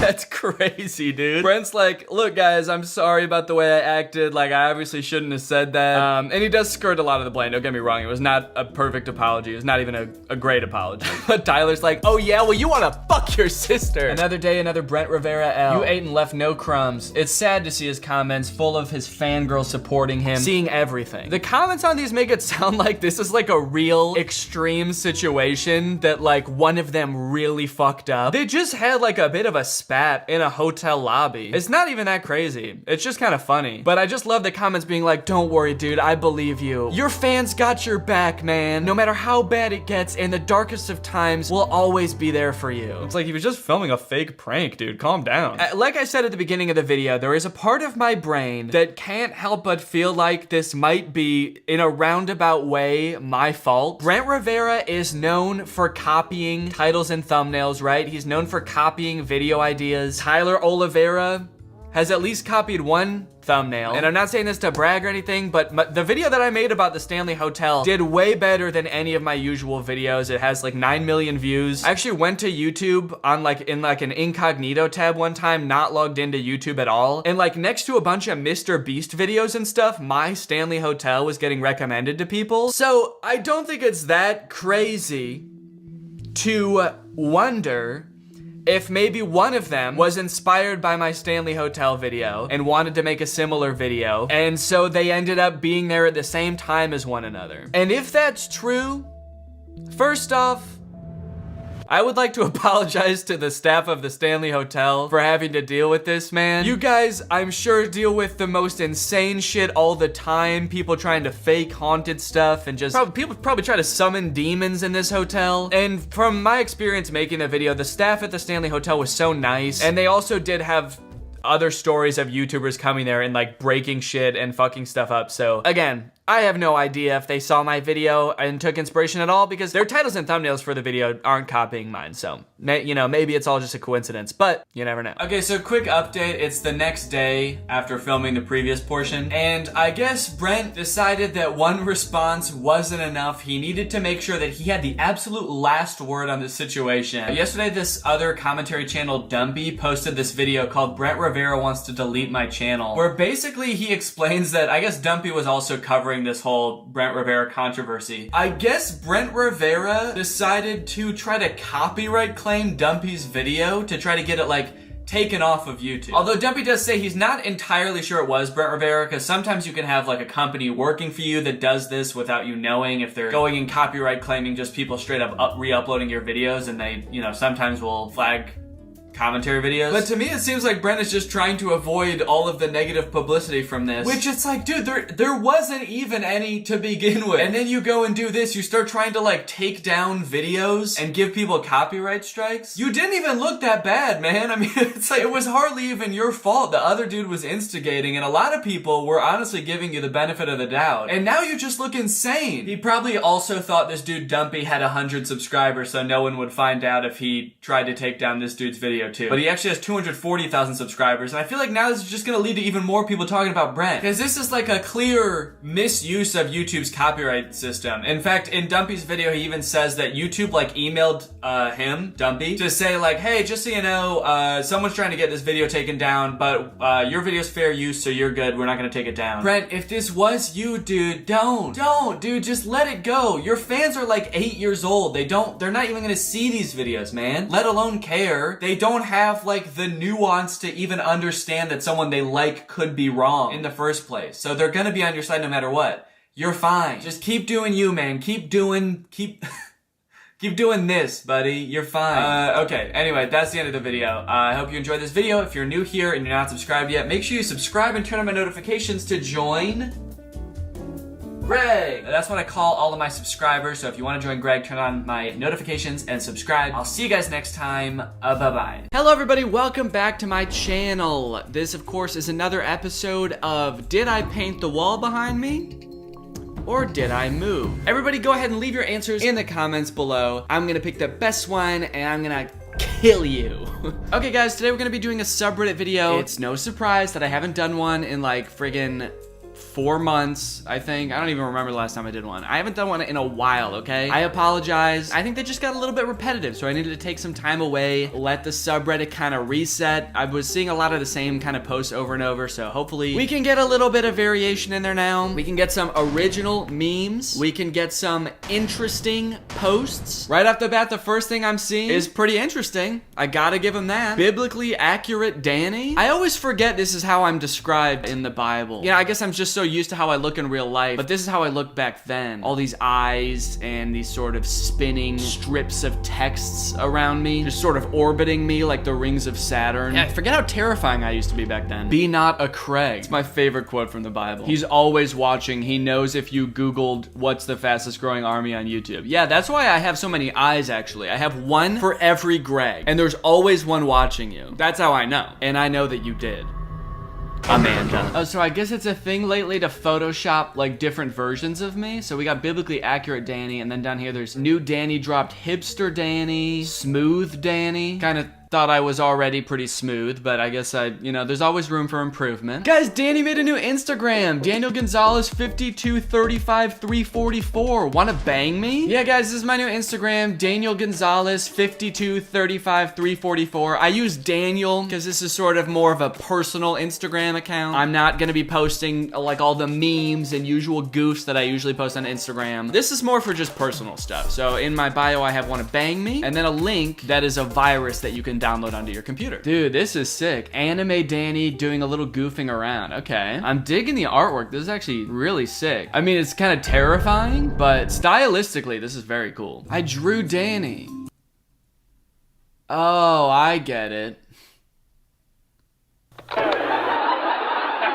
Dude, these are sick. A few more of my Dan art. Wow. Damn, that one straight up looks like a picture. This is some artwork of the darkest day of my life, a day that will live in infamy forever. And then here's just me sitting on a bed, loving life. Yo, what is this? Wait, is this a real movie? Chopkick Panda and Friends? Dude, there's like a million different knockoffs in one movie. Oh wait, no, okay, it says 4 movies on one DVD. Okay. I was like, dude, that would be insane. All of these knockoffs in one movie? Is this the kid from the What's Up movie? I think it is. I don't remember. But I know Marcel Towing when I see him. Wait, so what are these other movies? Chopkick Panda. So that's actually not the one that I watched, because I watched Little Panda Fighter. So I guess there's another Kung Fu Panda ripoff out there. And then maybe this is like Princess and the Frog. And then I think that's like Gumbo or whatever his name was from What's Up. Excuse me while I look up my own video about What's Up to know for sure. Is that the kid? Yeah, I think it is. He's got the same hairstyle. I don't know why he has glasses. Dang, dude, I gotta get my hands on this DVD. This is like sacred video lore. I haven't done a knockoff animated movie in a while. I should do one of those. Maybe I should figure out whatever this Princess and the Frog one is. That could be kind of fun. Me waiting for Danny's next Reddit video and it's a skeleton. Well, it's time to wake up, skeleton, and put your skin back on. Cause we're on the subreddit now, baby. Let's see what the comments have to say about this. You probably saw what y'all was posting and decided not to. What were they posting? I honestly haven't been on the subreddit that much in the past 4 months. Maybe I should be kind of glad about that now. Is it just me or does that kind of look like Danny? No! Made a pizza of Danny's face? That pissed my dogs off. That picture pissed my dogs off, dude. I gotta go tell my dogs to calm down. Dude, I went to see what they were barking at, and this image, this like weird bloody pizza face was hovering outside my window. Terrifying, dude. Oh, good, they put toppings on it. Does anyone agree? First post, I don't know what I'm doing here. My favorite creators, and then they ranked a bunch of commentary creators. You can't rank perfection, and these people are all perfect in my book. So no, I do not agree. There is no winner, there is no loser. It's like picking a favorite child, dude. I can't do it. And these people are all my children. Why does Danny literally never age? I think he found the fountain of youth. Yeah, I saw a lot of discourse about this, and I forget if I've talked about this in a subreddit video before, but this video of me from high school like keeps showing up on my current audience's For You page. Guess not For You page, just like home page on YouTube. I don't know what it's called on YouTube. This keeps getting recommended to people on YouTube. Yeah, it's a video from 11 years ago. It used to have like a few hundred views, I think, and now it has 1.8 million because it just like keeps recommending to my audience. And I guess my audience is watching, but yeah. I've seen a lot of comments saying like why Danny should address this or Danny should talk about it. To be honest with you, I kind of thought I already had. Maybe I haven't. Well, I'll talk about it just in case I haven't already talked about it. In high school, you know how you have like announcements at the end of the day? We had like every week, every Friday, there'd be like a video announcements. We had like a video production club at school that put together the video announcements. They were read like a newscast, a bunch of announcements, and then we would also like throw in little skits and sketches. So this is one of those sketches. That's why it's on a page called Falcon Weekly, because we were the Falcons in high school. So yeah, that sort of explains it. And it's just a funny little skit about things that nobody said at Wheaton North. Nobody but me, I guess. I was probably the first and last person to say any of these things at Wheaton North. It's a hoot, it's a holler. I don't know if you guys will think it's funny because you didn't go to Wheaton North 11 years ago, probably. But if you did, then you should watch this video, dude. There's some really relevant humor in here that you're gonna love. Danny dropped that skincare routine. Yeah, I see this comment a lot whenever people talk about how I look the same in older pictures. I really hate to say it, man, but it's just genetics. I don't even really wash my face, dude. I rinse my face in the shower and that's it. My advice is I don't have any advice, honestly. That's probably not even a good idea. There's probably more I could be doing. I should probably moisturize my face or something, right? That's what people say you should do, but no, I don't do it. I am also going gray in my late 20s, so, you know, I don't know if you want my advice on not aging. I'll look my age in due time, don't worry. In fact, I think I'm probably gonna skip over looking my age ever, because right now I think I look a little bit younger than I am. But eventually I'm gonna go gray. And whenever you see someone with gray hair, you just assume that they're older, right? If you saw me but with gray hair, you might think I was like 40. So if I go gray in a few years, I'm probably gonna skip over looking my age, and then I'm gonna look way older than I am. I feel like my commentary videos and my second channel videos are gonna be so weird someday when I have like completely gray hair. I feel like I act so goofy and wacky in some of these videos that some people are gonna click on and be like, is this dude like 50 years old? This is the wackiest old man I've ever seen. All right, let's watch some of this old video and see if I really haven't aged. Yeah, it was popular at the time to make videos like shit nobody says at whatever, or shit, you know, shit nobody says when they're hungry or whatever. So that's why we made this video. Actually, you know what? I forgot one critical thing about this video. I wasn't even in the Falcon Weekly when we made this video, because I was in it my junior year of high school, and then I got kicked out right before our senior year because I goofed around too much. So I actually wasn't even in the Falcon Weekly when they made this video, but they just asked me to be in it, I think. So when I say that's why we made this video, I had no authority to make this video. I was not in the room coming up with the video idea. I was just there. So shout out to the actual Falcon Weekly that year. I haven't seen Mr. Vankus in a while. Calculus is really gonna come in handy later in life. Yeah, I have gum for all of you. I feel like my voice has gotten deeper, maybe? Or maybe I just talk deeper. Could I talk like that if I wanted to? I haven't seen Mr. Vankus in a while. I haven't seen Mr. Vankus in a while. I feel, honestly, I sound like a fucking nerd, dude. I haven't seen Mr. Vankus in a while. Yeah, I have gum for all of you. Yeah, I have gum for all of you. I think I just talked higher back then. I actually do think that. I was also like skinnier, I think. Or maybe my like face has gotten wider, something like that. Generally, though, haven't really aged. A lot of people in this video I'm still friends with to this day, dude. This is my friend Brian. This is Tim. You guys know Tim from my videos. Danny should react to this due to the fact that it's coming up on everyone's recommended 8 years later. Oh, this comment was from 2 years ago. Yeah, see, this video's been getting recommended to my audience for literal years. Wow, okay, this one is kind of crazy. So this is me from 8 years ago. This is a Vine I made 8 years ago. And then this is me now. Even my hair is the same. Okay, I do pretty much look the same in these two pictures. That's crazy. After all this time, www.tacklightmax.com?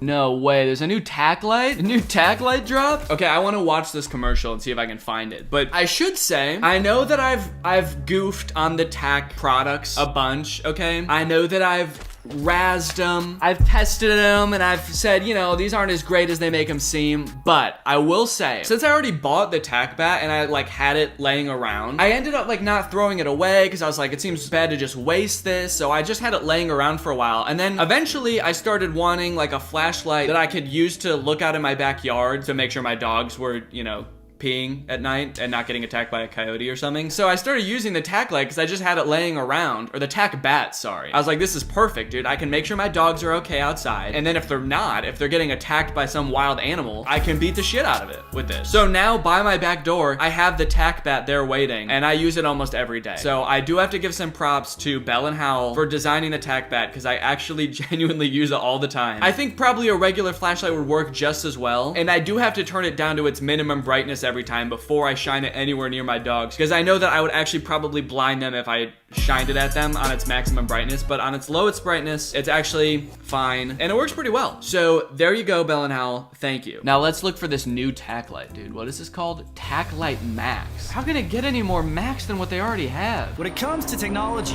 our military reigns supreme. They never use a flashlight with an inferior beam. They'd use something like this. Is he saying they do or they would? Is he saying they use something like this or they'd use something like this? They'd use something like this. I think he's kind of trying to trick you here into thinking he says they use something like this. No, he's saying hypothetically, they'd probably use something like this. They could use something like this. We know damn well that Nick Bolton doesn't know what kind of flashlights they use. Lab certified at 50 times the brightness of regular flashlights. Well, they shined it into a mysterious orb, so it has to be good. Tack Light Max can spotlight objects hundreds of feet away and be seen up to 10 nautical miles. 10 nautical miles? At what point is it too much light? The average person does not need this flashlight, dude. Are you insane? But even inside this giant slab of ice, the Tack Light Max keeps on working. What if it's actually called the Tack Light Max, not because it outputs more light than the other Tack Light, but just because they named it Max? There's a comma there. Yeah, this is the Tack Light Max. Yeah, the Tack Light Max is not short for Tack Light Maximum. It's short for Tack Light Maximilian. So,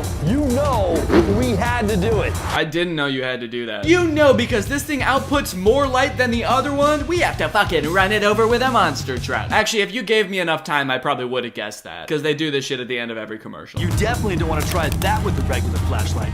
And even though it's rugged and durable, it's lightweight and easy to hold. Can you attack someone with it though? What if my dog's getting eaten by a coyote? Please put this in terms of my dog, my exact predicament. I mean, there's just nothing like it on the market today. Okay, cool. Shit, maybe I'll buy that. I could do another tack product testing video. I would need more than just that, but I would do another one. A really bright flashlight actually does seem like something kind of fun to test. Y'all ever notice how when Danny cut his hair, he didn't smile until it grew back? Oh, that's actually kind of true. I didn't in real life either. All right, motherfuckers.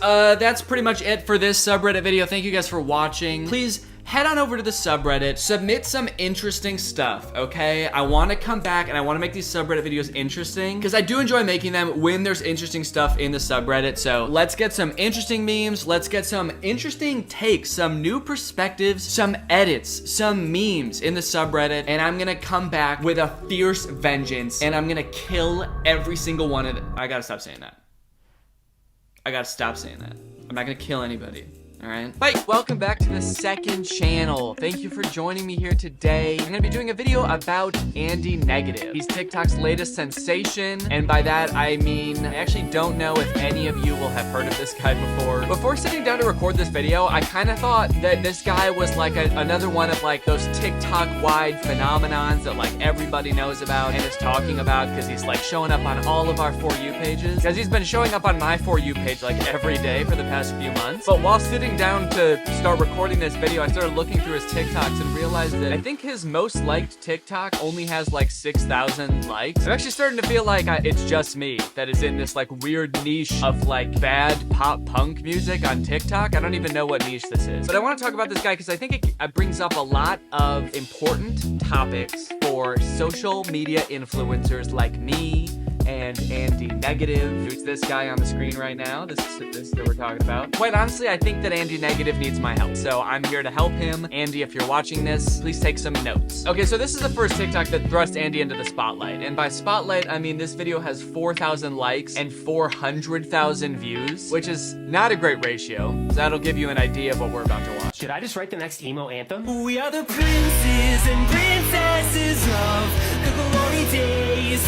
We were raised on a tree. Yeah, he starts the TikTok off by saying, did I just write the next emo anthem? TikTok answered with a resounding no, unfortunately. As you could probably guess from listening to the song, it was not well received on TikTok. The top comment with, holy shit, I didn't even realize this. This has 16,000 likes, and this video only has 5,000 likes. Just says, no, you did not write the next emo anthem. I mean, personally, I'm not like that into the emo music scene. So, like, when I saw this, I guess I was probably like, this song is kind of corny, but like, you know, I'm not really into that scene in general, so I'm like, I don't know if people like this. Maybe, I mean, people like corny music. There are people out there that like corny music, so I didn't think it would be like completely negatively received, but I literally don't think I've seen one nice comment about this song. We've got comments like, yo, unreleased this with fire emojis. People saying, is this satire? People labeling the song as Disney rock. Over the course of the next couple days, Andy continued to promote his song in pretty much the same way. He has another TikTok that says, this song is for all the weird kids that ever felt left out, which if you know anything about me and you watched my video about the Kyle Sheely situation, you know I really love it when people identify as being weird and people describe themselves as being kind of a weirdo. I really love that. That's like one of my favorite things. People were commenting on his TikToks, giving him hate. People were duetting him, giving him hate. This TikTok has 133,000 likes. Did I just write the next emo anthem? Let's check.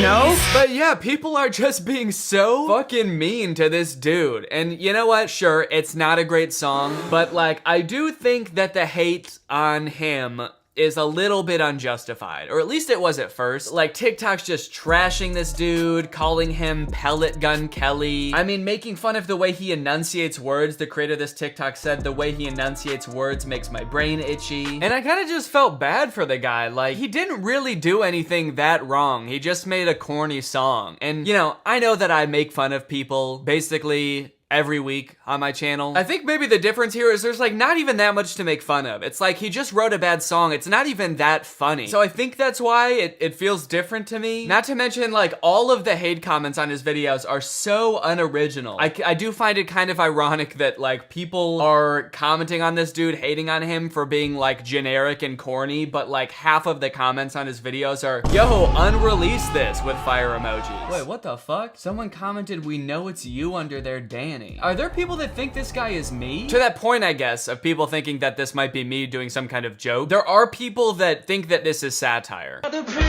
A week ago, I called you guys idiots for not realizing that this is satire and not knowing that this guy knows what he's doing. And that was wrong.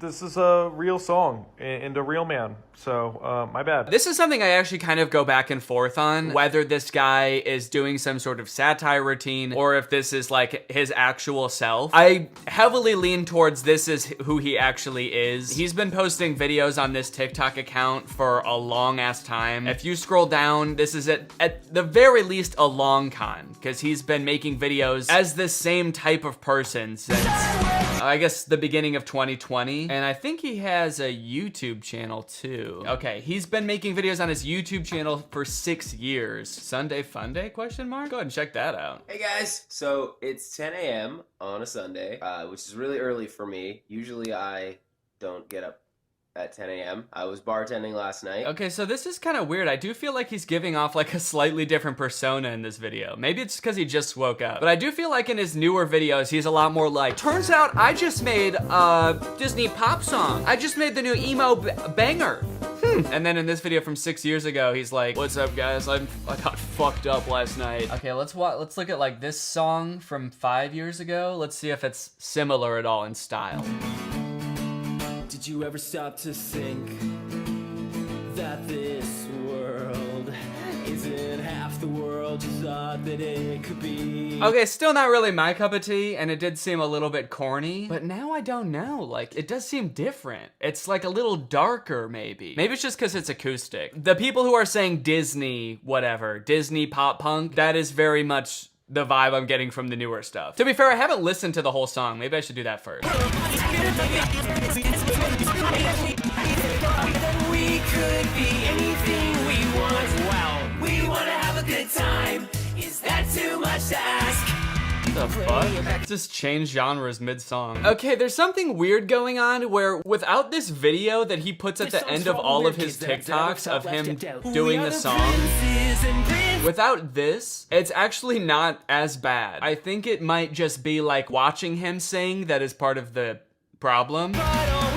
Yeah, this definitely isn't helping. For sure. This is how I recorded the vocals for When We Were Young. We are the princes and princesses of... First, I set up a blanket. Oh, I thought that was gonna be the whole thing. How I recorded the vocals. Basically just like stood in front of a microphone and I sang. This is the Apex 460. Oh man, he's got a poster of the Joker in his room. It's not easy defending you, dude. It's not easy to defend you, my guy, but I'm gonna try it, all right? We're gonna flip this around. We don't need to be so mean to this guy. Honestly, the song, if you give it a listen, it's not that bad without him performing it. I feel like because he's got like that like cringy emo aesthetic that a lot of people think is cringy. Of course, watching him perform the song is going to make it worse. But without him performing it, it was not as bad. Still not something I would listen to. And also, I think that the parts that he didn't put in his TikToks are better than the parts that he did put in his TikToks, which is a little suspicious, honestly. And the song also does come off as kind of like nostalgia bait in a way. It's talking about how like when we were little, everything didn't seem so bad. But now,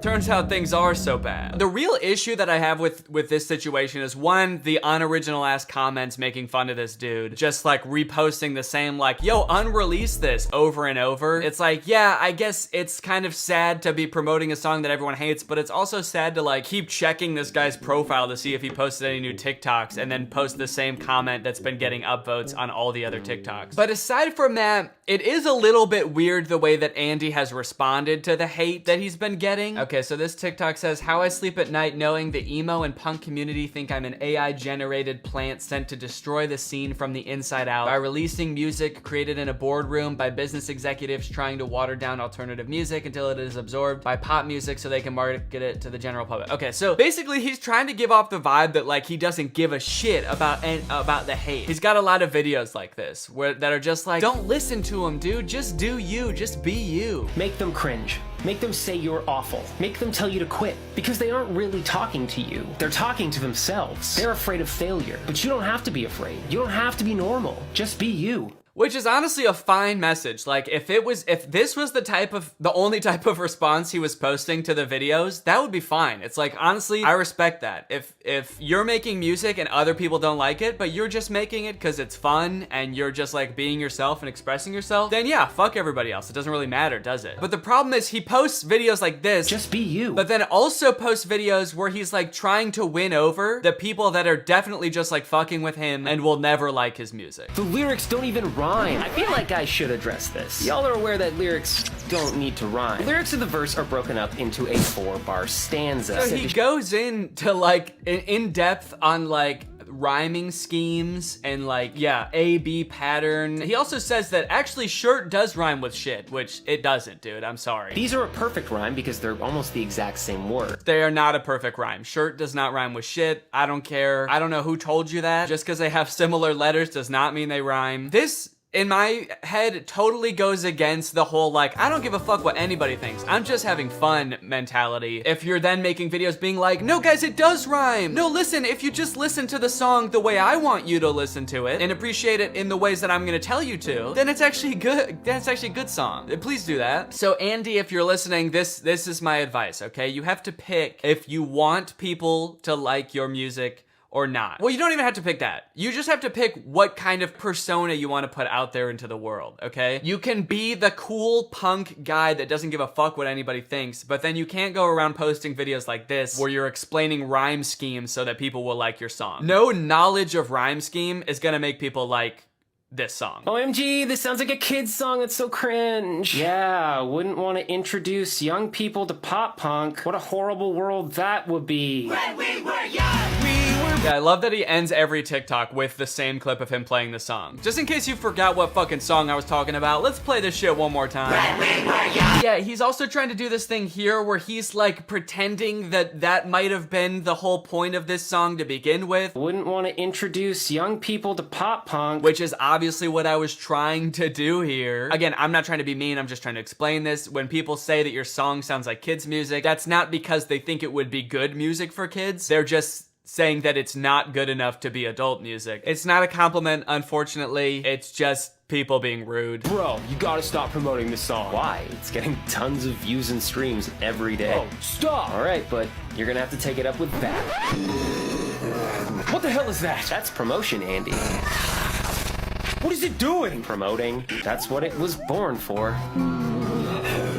Alright, yeah, creepy as hell for sure. And also the whole like, oh, but it's getting a tons of views and streams. It's getting tons of views and streams. I don't really feel like it works here. Your music video has 4,000 views and pretty much all of the comments are negative. So I'm sure a few people have found Andy's music that will legitimately enjoy it. There are lots of different people that enjoy lots of different things. So I'm sure there is a market out there for Andy's music, but he is not reaching that market right now. So there is something that he is doing wrong. And it's like, okay, you just said that like you do this for fun and you don't care what other people think about you. So then why are you defending the nauseating amount of promotion you're doing for this song as being like, but it's getting a ton of views and streams? You're not staying consistent with your character, right? What do you want people to think you care about? It shouldn't be views and streams. I think that there's legitimate hope for Andy. As creepy as that TikTok was, it was a little bit funny. Like if Lil Nas X posted that about one of his new songs, about how there's this like demonic version of him that is promotion Lil Nas X, I mean, people would think it was funny, right? And it would be funny. I think that he has some like good ideas for promotion. It's just like, you just gotta get like one notch better at making music or finding your audience at the very least. Princes and princesses of the glory days, we were raised on a tree. And honestly, that was a lot better than the actual recorded version. So I feel like, you know, there's hope for this guy. He can sing. He goes a little bit too nasally at times for me. We are strong. But I mean, look at these comments. Look, sounds so much better acoustic. This is actually way better. This is so much better. We are the princes and princesses of the glory days and...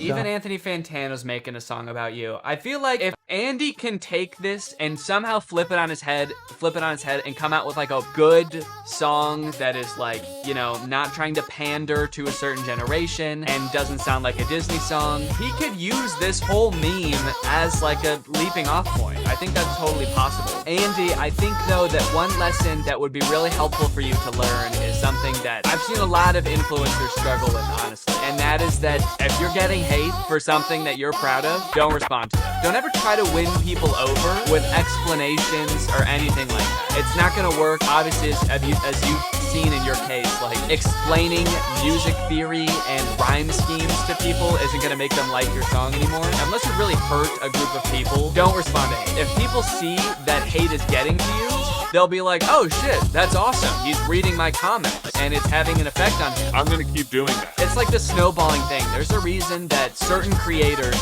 can't seem to get away from drama. And every time they post a video, even if it's a pretty normal video, they'll get hate on it and people talking shit. It's because when they get hate, they have to like make a whole video discussing it and going over it. And if it's for something as inconsequential as just like, oh, I didn't like this song, just leave it. Just don't address it. If it's legitimate criticism, learn from it and just, you know, hit them with the next song.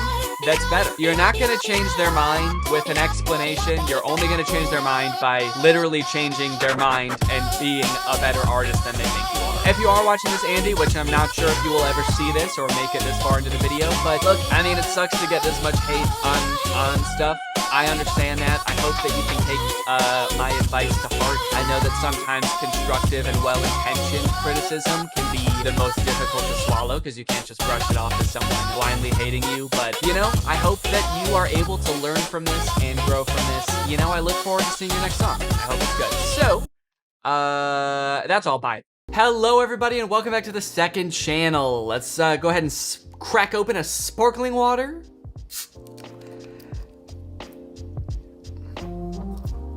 Kind of a disappointing amount of fizz. Boo. Yo, Perrier, put some more bubbles in your shit, dude. This was not good. Not enough fizz in this thing. I want to be foaming at the mouth when I take a sip of sparkling water. All right, this was too pleasant. I need to be assaulted. All right, we've had some really awesome posts in the subreddit the past couple weeks, so let's just go ahead and jump right into it. I'm gonna sort by top. I'm gonna sort by month. And let's see what people have been talking about. I hope it's me. People better be talking about me in here. I swear to God, if people are talking about some other thing or some other guy, I'm gonna be pissed off. I get on here and it's a subreddit for like Tobey Maguire or something now. What the fuck? They're all talking about Spider-Man now. I saw Danny and Laura at Disneyland on Friday. They were so Greg? They were so Greg. I guess it just says they were so, and then Greg is like the tag on this. That's kind of fun. Yeah, I remember meeting these kids. They were really cool. They were really nice. He was making this face the entire time, and it was pretty funny. So I appreciate it. Shout out this kid. Shout out all you guys. They were really nice. Oh, I see you photoshopped my face here to match his face. That's very cool. I think because he was making that face the whole time, I kind of thought he was like joking. And so I said something like, oh, should we all make that face for the picture? But then he didn't acknowledge what I said and just kept making that face. So I don't know if he was joking. They were so nice. Okay, they finished their sentence. Lovely cliffhanger. Yeah, I gotta say, they were so what? What were they? You go in the comments and it just says they were evil. Never been to Disneyland, but to meet Danny in real life would be so much better. That's very flattering, but Disney has the Star Wars land now, and going there was honestly one of the best experiences of my life. I felt like a little kid. You can see from the picture I'm wearing a Star Wars shirt. Wait, all right, check this shit out, dude. I built a lightsaber, so I think you spoke a little bit too soon when you said that, because you probably didn't know they had the Star Wars land. Someone said what was happening in the second photo because they photoshopped my face. Yo, what the fuck happened? Did his face really look like that? My face is like a totally different color than the rest of my body. Suddenly my sunglasses are gone and then they're back in the next picture. That would be mad impressive if I could do that on the fly, dude. Just all of a sudden, and then back to normal. Sunglasses off and then back on again. His face is purple and then it's back to normal. Where is Laura, someone said. You can't see her? She's in Danny's right hand. Okay, I'm holding like a cup of Coke in my right hand. Nah, yeah, I was carrying her around in that cup because she got tired, you know? She's really small. Just renamed my gecko Grego. Oh, shit, dude. Is this the same gecko as last time? I mean, I assume it is. I don't know how many people own a gecko that looks like that, but let's see. I'm gonna go to this person's profile. Is this the same gecko? Wait, maybe it's not. Is it not the same gecko? Because really, I was wanted the other person to name their gecko Grego. I don't know who the fuck that gecko is. That's a new gecko. Okay, now I gotta go back to the last subreddit video and check to be sure. Okay, come on, where was that shit? Bro, where was the gecko? Grego. Oh, there it is, okay. Groovy Island is the original poster of the original gecko, and this is beetroot squash. Dude, this is a different gecko. Oh, wait, they literally said right here, LOL, I'm not the original post, I'm someone else. Well, at least you got the memo. That was kind of meant for someone else. If anyone else needs me to give you a recommendation for your gecko name, I'll give you one, okay? It's just don't steal the shit from other people. Due to my critical thinking skills, I have deciphered this is not the same gecko, but an imposter.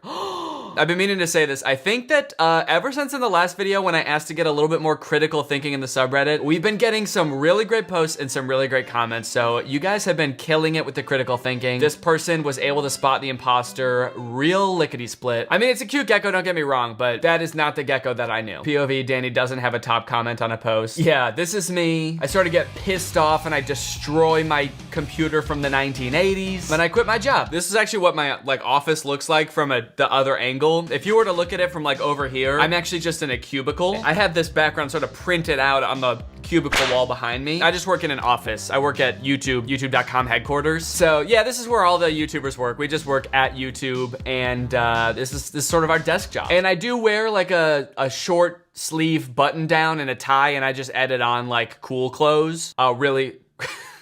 Really sick clothes. I added on the coolest clothes you've ever seen onto me over top of the work uniform. But yeah, this is actually me, and someone filmed this. Is that gulp a fucking silver award on a post that's not Danny's? Oh yeah, there's 2 silver awards on here. I like that I've traumatized my subreddit into being don't give other people awards. All right, I gotta comment back on this and get top comment. That's how I'll know you guys really fuck with me on the subreddit, all right? Yeah.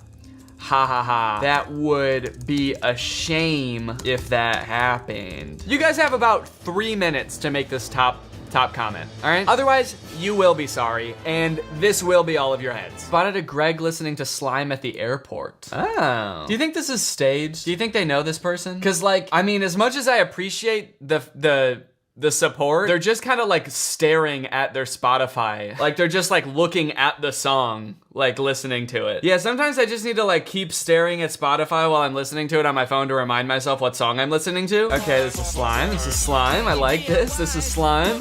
Oh, what the fuck am I listening to? What is this? Oh, hell yeah.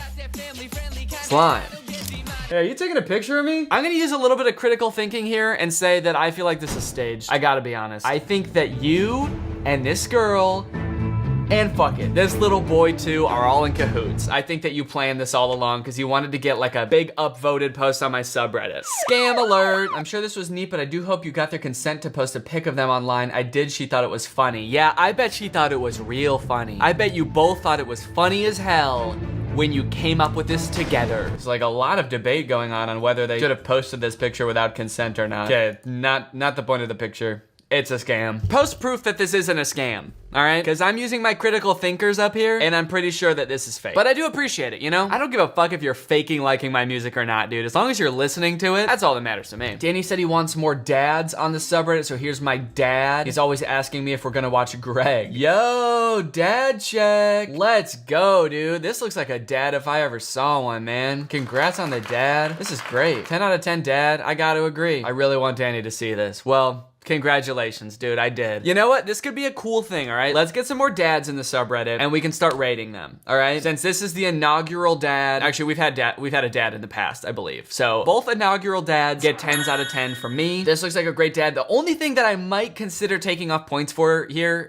if you're watching this dad, you dad, not my dad, this dad, is cable management. You gotta fix these cables, dude. This setup is not clean. It is not crisp. It is honestly making me anxious how many cables are hanging from here. I get it, dude. You're raising some kids, you know, you got a great one here. You've got Greg Gonzalez, which is very similar to my username. Danny Gonzalez. Feeling a little bit of stolen valor there, especially with all of these rewards on the post. That's kind of fucked up. Look, I get it, dude. You got things to do. They make kits that help you do it and run cables through the wall. So if you are considering posting on here again, please get that done before you do. Because Greg Gonzalez, if you post your dad on here again and this isn't taken care of, I'm going to have to take off points for that. But as of right now, I'm willing to let it slide. 10 out of 10 dad. Cute dad. How long have you had him? About a year now. So he's house trained. Patience is key. Doesn't look very house trained to me, dude. Those fucking cables are everywhere. All right. I'm sorry. Sorry. It doesn't seem like he's trained on how to put together a house. He may be house trained, but he's not home trained, all right? This is a house, not a home, as long as these cables are dangling. Emperor's New Groove was amazing, but this is art. Yeah, honestly, I think this might have been the most creative thing I've ever done. This is me and my friend Tim, who you may remember from the Emperor's New Groove costumes, and we were disintegrating Avengers. He was Doctor Strange, obviously, and I was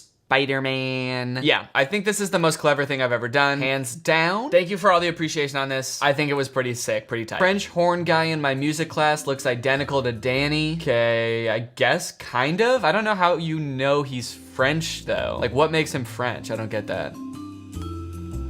Oh well. Oh shit. It looks like we might have a secret code to solve, guys, in the subreddit here. Uh-oh. Nothing to see here. And it's there's some binary code on here. Is there like a feature in Unmax that I can just copy this text somehow? I don't want to type all this shit in, dude. That's too much thinking and it's too critical. Because I know I can do... What did I just do? What did that button? Disconnect from Danny's iPhone. Connect to Danny. Wait. What just happened? Oh, shit. Okay. I sent it to my phone. Binary translator. Okay, there we go. Oh, shit. Guys, look, I pasted it in and it's a YouTube link. Guys, we are going to crack the code right here and right now. Let's see what this shit is. Can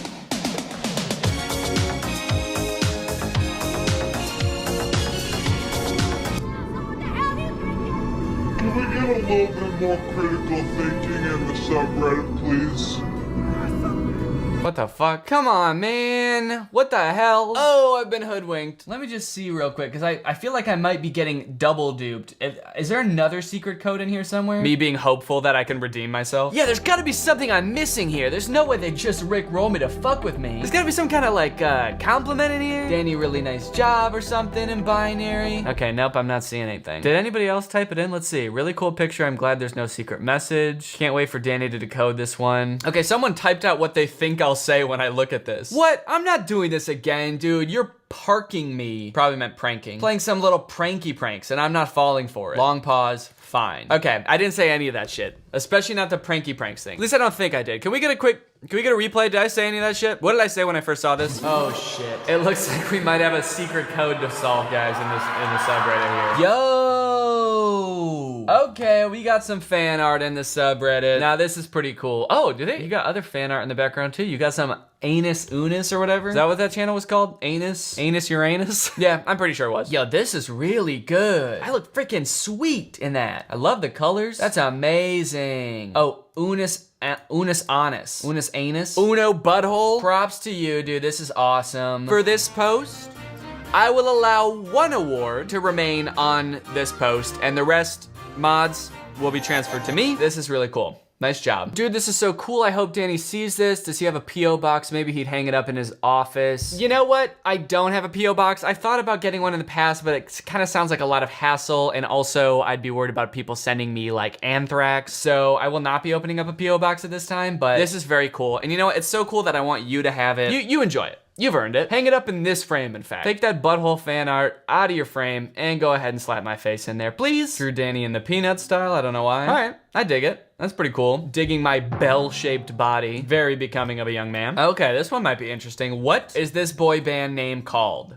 We got Drew, we got me, we got Curtis. Let's see what people think we would be called if we were a boy band. Let me come up with a good one off the dome real quick and then see how it compares to everybody else's. What would a boy band with us three be called? I've seen people like abbreviate the three of us before as DGK, because it's like Danny Gonzalez, Andrew Gooden, and Curtis. And that's kind of fun because it's kind of like BTS or NSYNC, which are kind of like plays on letters and shit. Boys Who Cry. Straight from the Vine, dude, that's good. Fresh off the Vine, that's pretty good. Is that too long to be a band name? I feel like a band name has to be like one or two words, not 1 or 2 syllables. 1 syllable would just be straight. That's a cool band name. Straight. Look at us. We are so straight. My suggestion for Danny's interior. Oh good, we got another design. It's nutcrackers. Thanks. That would be, I'm gonna love sitting on this throne next to these nutcrackers. That's awesome. Designed Danny's room based on his real hobbies. Oh, thank you so much. This is perfect. Oh, look at that. You got all my favorite things. You got cosplay. You got grapefruit con. Oh, that's so cool. All the different US states I've been to. Oh, and my trophies from my time in the NBA and FIFA. Thank you so much. And my little soccer mug. I'm gonna do this for sure. This is definitely yep. Oh, this is sick. I created Danny Gonzalez room in CG. Wow, that looks like super realistic. That is very cool, dude. How the frick did you do that? I dig it. I'll do it. Shit, I'll do it right now. All right, I did it. Here I am. I'm in the new background. Do y'all think I look like Danny? My friends told me I do. I don't see it though. Yeah, I'm pretty sure this is a scam. Okay, so you do look like me, in fairness, but I'm pretty sure that you used FaceApp again and you're trying to trick me. Better not be another trick. I feel like it might be. I don't trust anyone now. You know what, let me click on your profile and see if you've got any other pictures. Then we'll figure out if this is a scam. They don't. That's very suspect. I don't know if I can trust this, dude. You've got blue eyes too. This is a little too suspect. I'm sorry, and I'm thinking critically here. I don't think I'm buying it. Sorry. If you want me to judge whether you look like me from now on, anybody, you have to send me a video of you like waving your hand over your face so I know you're not pulling any crazy shit. Danny's new office design, tell me what you think. Okay, this actually goes pretty hard, dude. Look at this. This looks just like the office where I record my videos in YouTube headquarters, except it's full of cubicles, but it looks just like this. If you guys could see behind the facade, it looks just like this. Okay. You know what? I wanted to say we have recently hit 60,000 members on the subreddit. And I remember in the last subreddit video, I said if we hit 50,000, we would throw a party. So I wanted to stay true to my word. So everybody dance. Everybody at home dance. This is the party. All right, thanks for coming to the party, guys. That was really fun. I'm a man of my word. I keep my promises. Oh shit, okay. Cleaned up Danny's office and now it's banging. Another person recreated it in CG. This is like a 3D model of my room. And there's a bang can in the corner. Yeah, that's how you know this shit's gonna be epic. All right, let's check it out.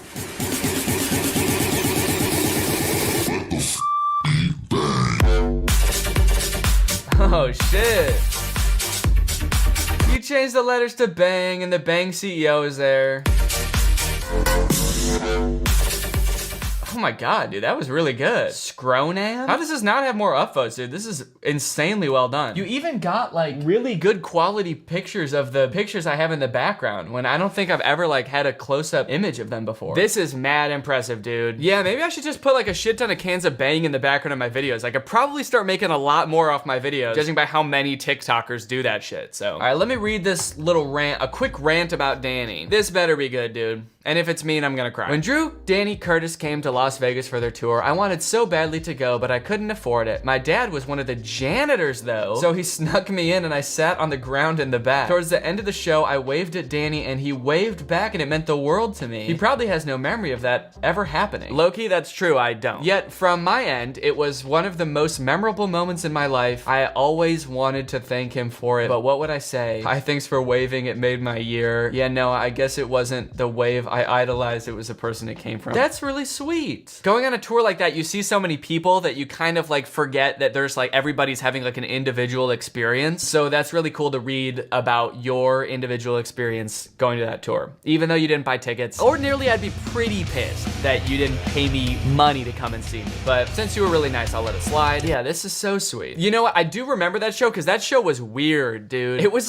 the venue we had for that show was like a bowling alley. What was that place called? It was some weird ass venue that literally had a bowling alley like right next to the stage. Oh, Brooklyn Bowl. Yeah, okay, this is it. This show was weird. And also, all of our shows for this tour were like, only people that knew who we were came, obviously, because why would you come if you didn't know who we were? But this show was in Vegas, like on the strip, basically. And when you go to Vegas, like everybody is looking for shit to do. So I think there were a lot of people at this show who didn't know who we were, which I think probably made the show a lot less enjoyable for them. And also there were like people who were like wasted because they were coming off the strip into the show. And this is what the venue looked like. It had a disco ball up here. This is the bowling alley over here, if you could see that. Luckily there was no one bowling during our show. I think it was closed, but yeah, that was super weird. So I'm glad despite all that, you still had a good time. And sounds like I did too, if I was waving willy-nilly. Okay, let's see if there's anything in the hot section. Somebody posted this and said, Danny, how did you do this? I need to know. What's up, guys? I just wanted to update you and let you know that I'm finally cleaning my mirror. Have a great day. Yeah, I remember doing this. I think I just used like Windex or something like that. It wasn't that hard. There's just some little like toothpaste and stuff on the mirror. So yeah, toothpaste, paper towel is really all you should need, and you can clean pretty much any mirror with that stuff. You think I'm gonna tell you how I did this cool little special effects magic? Try critically thinking for yourself. How about that? Okay, let's see if anybody can guess what I did. What the hell? That's really confusing and Danny must answer this question. It must be a tiny little camera from the Wish video. He must have glued it to his shirt. Pretty good quality for a microscopic camera. Then someone else said, no, look at the hand on the left. Its movement isn't the same as Danny's hand in the mirror. So I think it's just a hole in the wall without a mirror and someone else is filming it. Yeah, no, dude, I did not cut a hole in my apartment to film this TikTok and like construct a bathroom set. I think you may be thinking a little bit too critically. Yeah, nobody's gotten it so far. All right, well, I think that might be about it. So thank you, everybody who watched this video, for watching this video. I hope you have a great week. I'll see you again soon with some new content. I'm still on that grind. I'm still posting as often as I can. So stay tuned. Thank you to everybody who submitted to the subreddit. Everybody make sure you go over there and join the subreddit and post some good stuff. I'm talking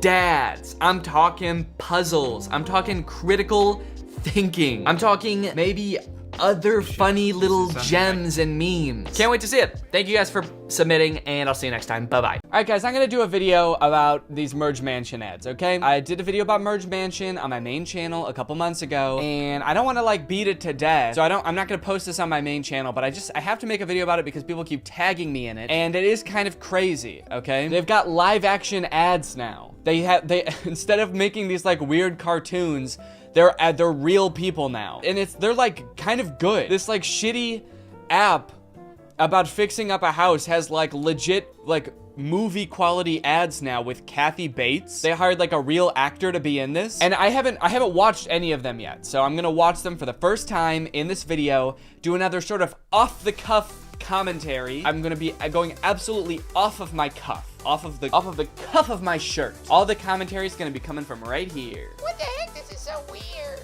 This ad is so weird. Yeah, that's my shirt voice. That's what shirts sound like. Okay, so I think this is probably all of them here. Merge Mansion has a YouTube channel, or at least I think they do. Actually, I'm not sure if this is like their official channel. It's not verified or anything, and they've got a variety of ads here, and you can see they're all live action. So let's just go through here and watch the first one. It's called Giving Grandma a Hand. Grandma, can I help? Sure. Rakes are in the garage. Okay. What the?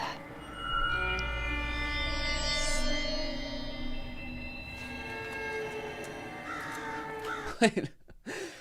What? Was there even a rake in there? Oh, maybe there is. Maybe right here. Is that a rake? She's just got so many knives. So I guess, okay, is that a rake? I can't tell.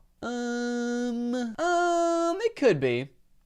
They're not really showing. I kind of feel like it's not. I feel like it's a shovel or something. Idiot grandma. There's not even a rake in there. Why does she have so many knives? Holy shit. So I guess they're trying to allude to like the fact that she's like a murderer or something. All of their ads, if you remember, had like a creepy vibe before, like she had committed some crime, and they keep alluding to it like she's got this other life where she goes out and kills people. I think they were alluding to the fact that she murdered this girl's fiance or something, right? Why so many knives though? You can only kill one person at a time. It's not like having all these knives would be. It's not like she's got this many hands and she can be stabbing that many people at a time. Do they have to be clean for her to use? So she's got a bunch just in case she kills someone and then the next day she's gonna go kill someone else and she doesn't have time to clean the knife? It just seems like, I don't know.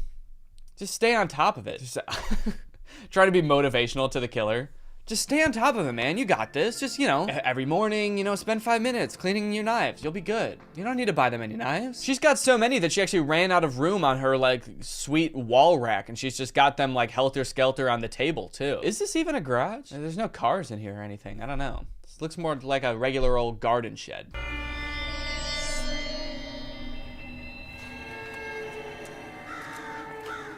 So many knives. She had the same thought as me. She's just got so many knives. So little time.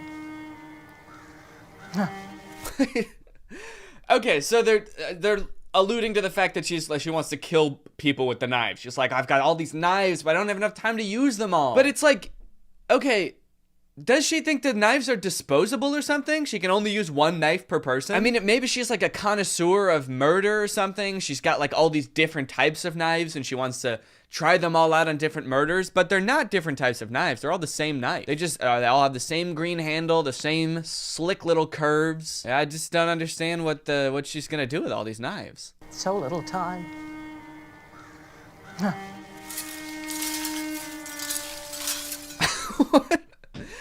Okay, well, so it's a funny ad. It actually is funny, and I guess kudos to them for that. Now I'm worried that people are gonna think that I'm sponsored by Merge Mansion. I'm not, okay? I hate these fools. I hate Merge Mansion. I'll never play the game, and you shouldn't either, unless you want to. No, I'm not sponsored by Merge Mansion. That was a funny end to the ad, though. She's raking knives. What's Grandma hiding? Obviously not knives. She seems like she's perfectly fine with people knowing about those. You know, it kind of seems like from everything that I've watched, it's like the grandma is almost like willing and ready to tell anyone what she's up to. She's like got this thing on her hand that's like, I did it. She's hiding. She's just like, no, she's not hiding. She's just placing knives everywhere. She's just waiting for someone to ask what she's up to. If this girl just was even like, hey, what are those knives for? She'd probably be like, I killed your dad, and I killed your fiance, and I killed a dog just a few minutes ago. I'll give you all the details on the murders. I'll tell you everything you need to know, and then I'll kill you. I guess maybe so don't ask, because maybe she'll kill you too then, if you know. But I definitely feel like someone should get to the bottom of this. All right, let's look at the next ad, Grandma Getaway. This is actually the most popular one, it looks like. It's got 1 million views. I mean, look at that production value, dude. They rented out a whole ass mansion for this old ivy-covered mansion. They got this sick-ass dolly shot at the beginning. Grandma?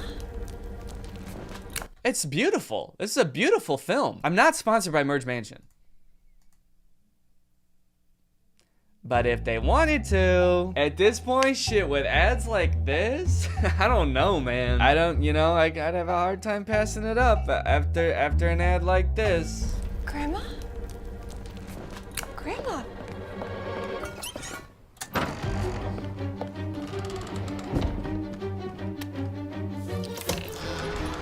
Grandma, wait! No. Wait, so what was she doing at the beginning? She was just burning something? I can't see what it is, though. Kind of lowers the stakes of whatever is happening in the scene if I don't know what she's burning. Maybe it's like somebody's will or something, or a receipt for 3,000 knives. Okay, so she's running away. She's got all these different secret passageways. Grandma, wait! No. Secret passageways aren't very helpful when the person chasing you can see how you're getting into each one. You gotta have a little bit more of a head start, I feel like. Otherwise, you're just sort of giving away all of the secrets in your house.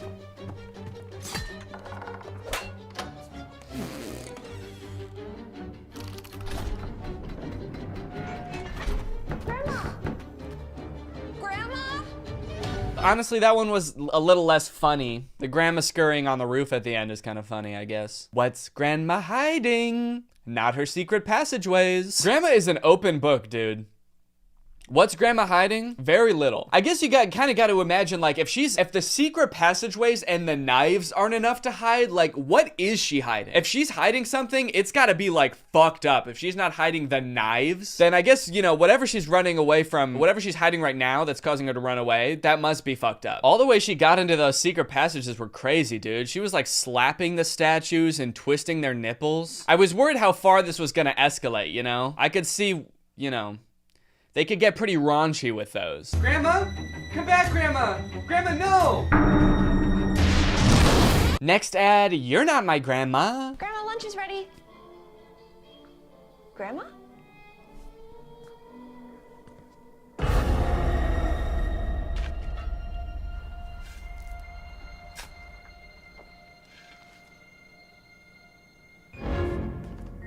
Okay. I think this is like a reference to Psycho, you know, type thing. You know, there's like a fake grandma stood up in the window or whatever. It's kind of weird for her to have a decoy of herself when she's like literally 10 feet away from the decoy, like in plain sight, outside in the broad daylight. But she is burying something. What could she be hiding? What's she burying? More knives? Probably. Grandma!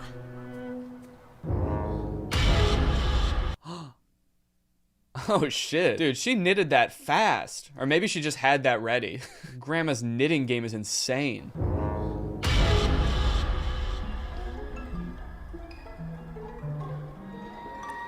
Oh yeah, look, there she is. She's knitting. She's making another one. What's Grandma hiding? Yeah, they should just get rid of the what's. Grandma hiding? Yes. The only thing Grandma's been hiding this whole time is her absolutely blazing fast knitting skills. Just made a whole ass human-sized crochet in the 3 seconds it took her to get from upstairs to down in the front yard. All right, so it looks like this is the last live action one. It's called Pie is Served. I'm kind of curious because it looks like they posted 4 live action ones and then went back to an animated one as their most recent one. They posted this 7 hours ago, but all right, let's watch the last live action one first.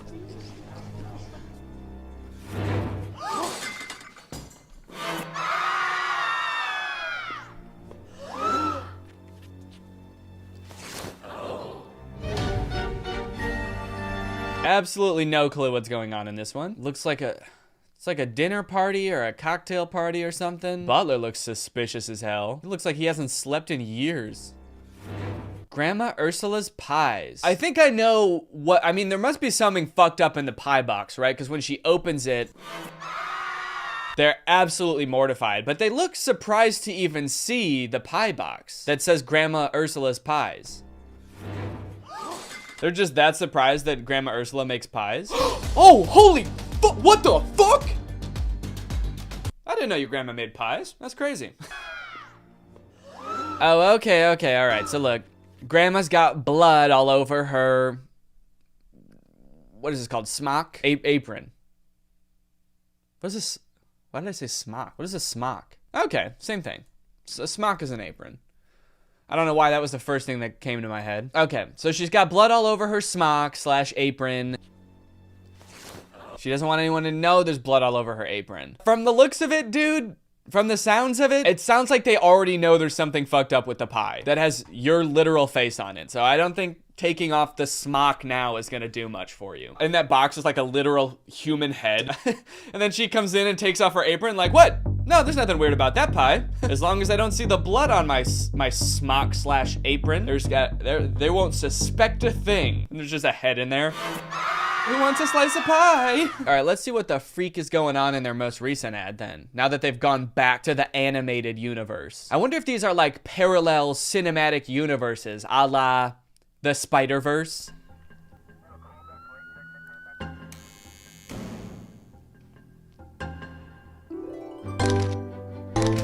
Okay, that one was super anticlimactic. It was just like she's baking and she's cutting and she's in jail and there's a pie. Yeah, that one was pretty anticlimactic. Okay, so you know what? I'll just say it. The live action ads are way better. I think it's safe to say the live action ads are actually pretty good. And the cartoon ads kind of suck. So Merge Mansion, if you want to take some advice from your old boy, from your old pal Dan, I would say stick to the live action stuff. Stick to whoever you got writing those ads. They know what they're doing.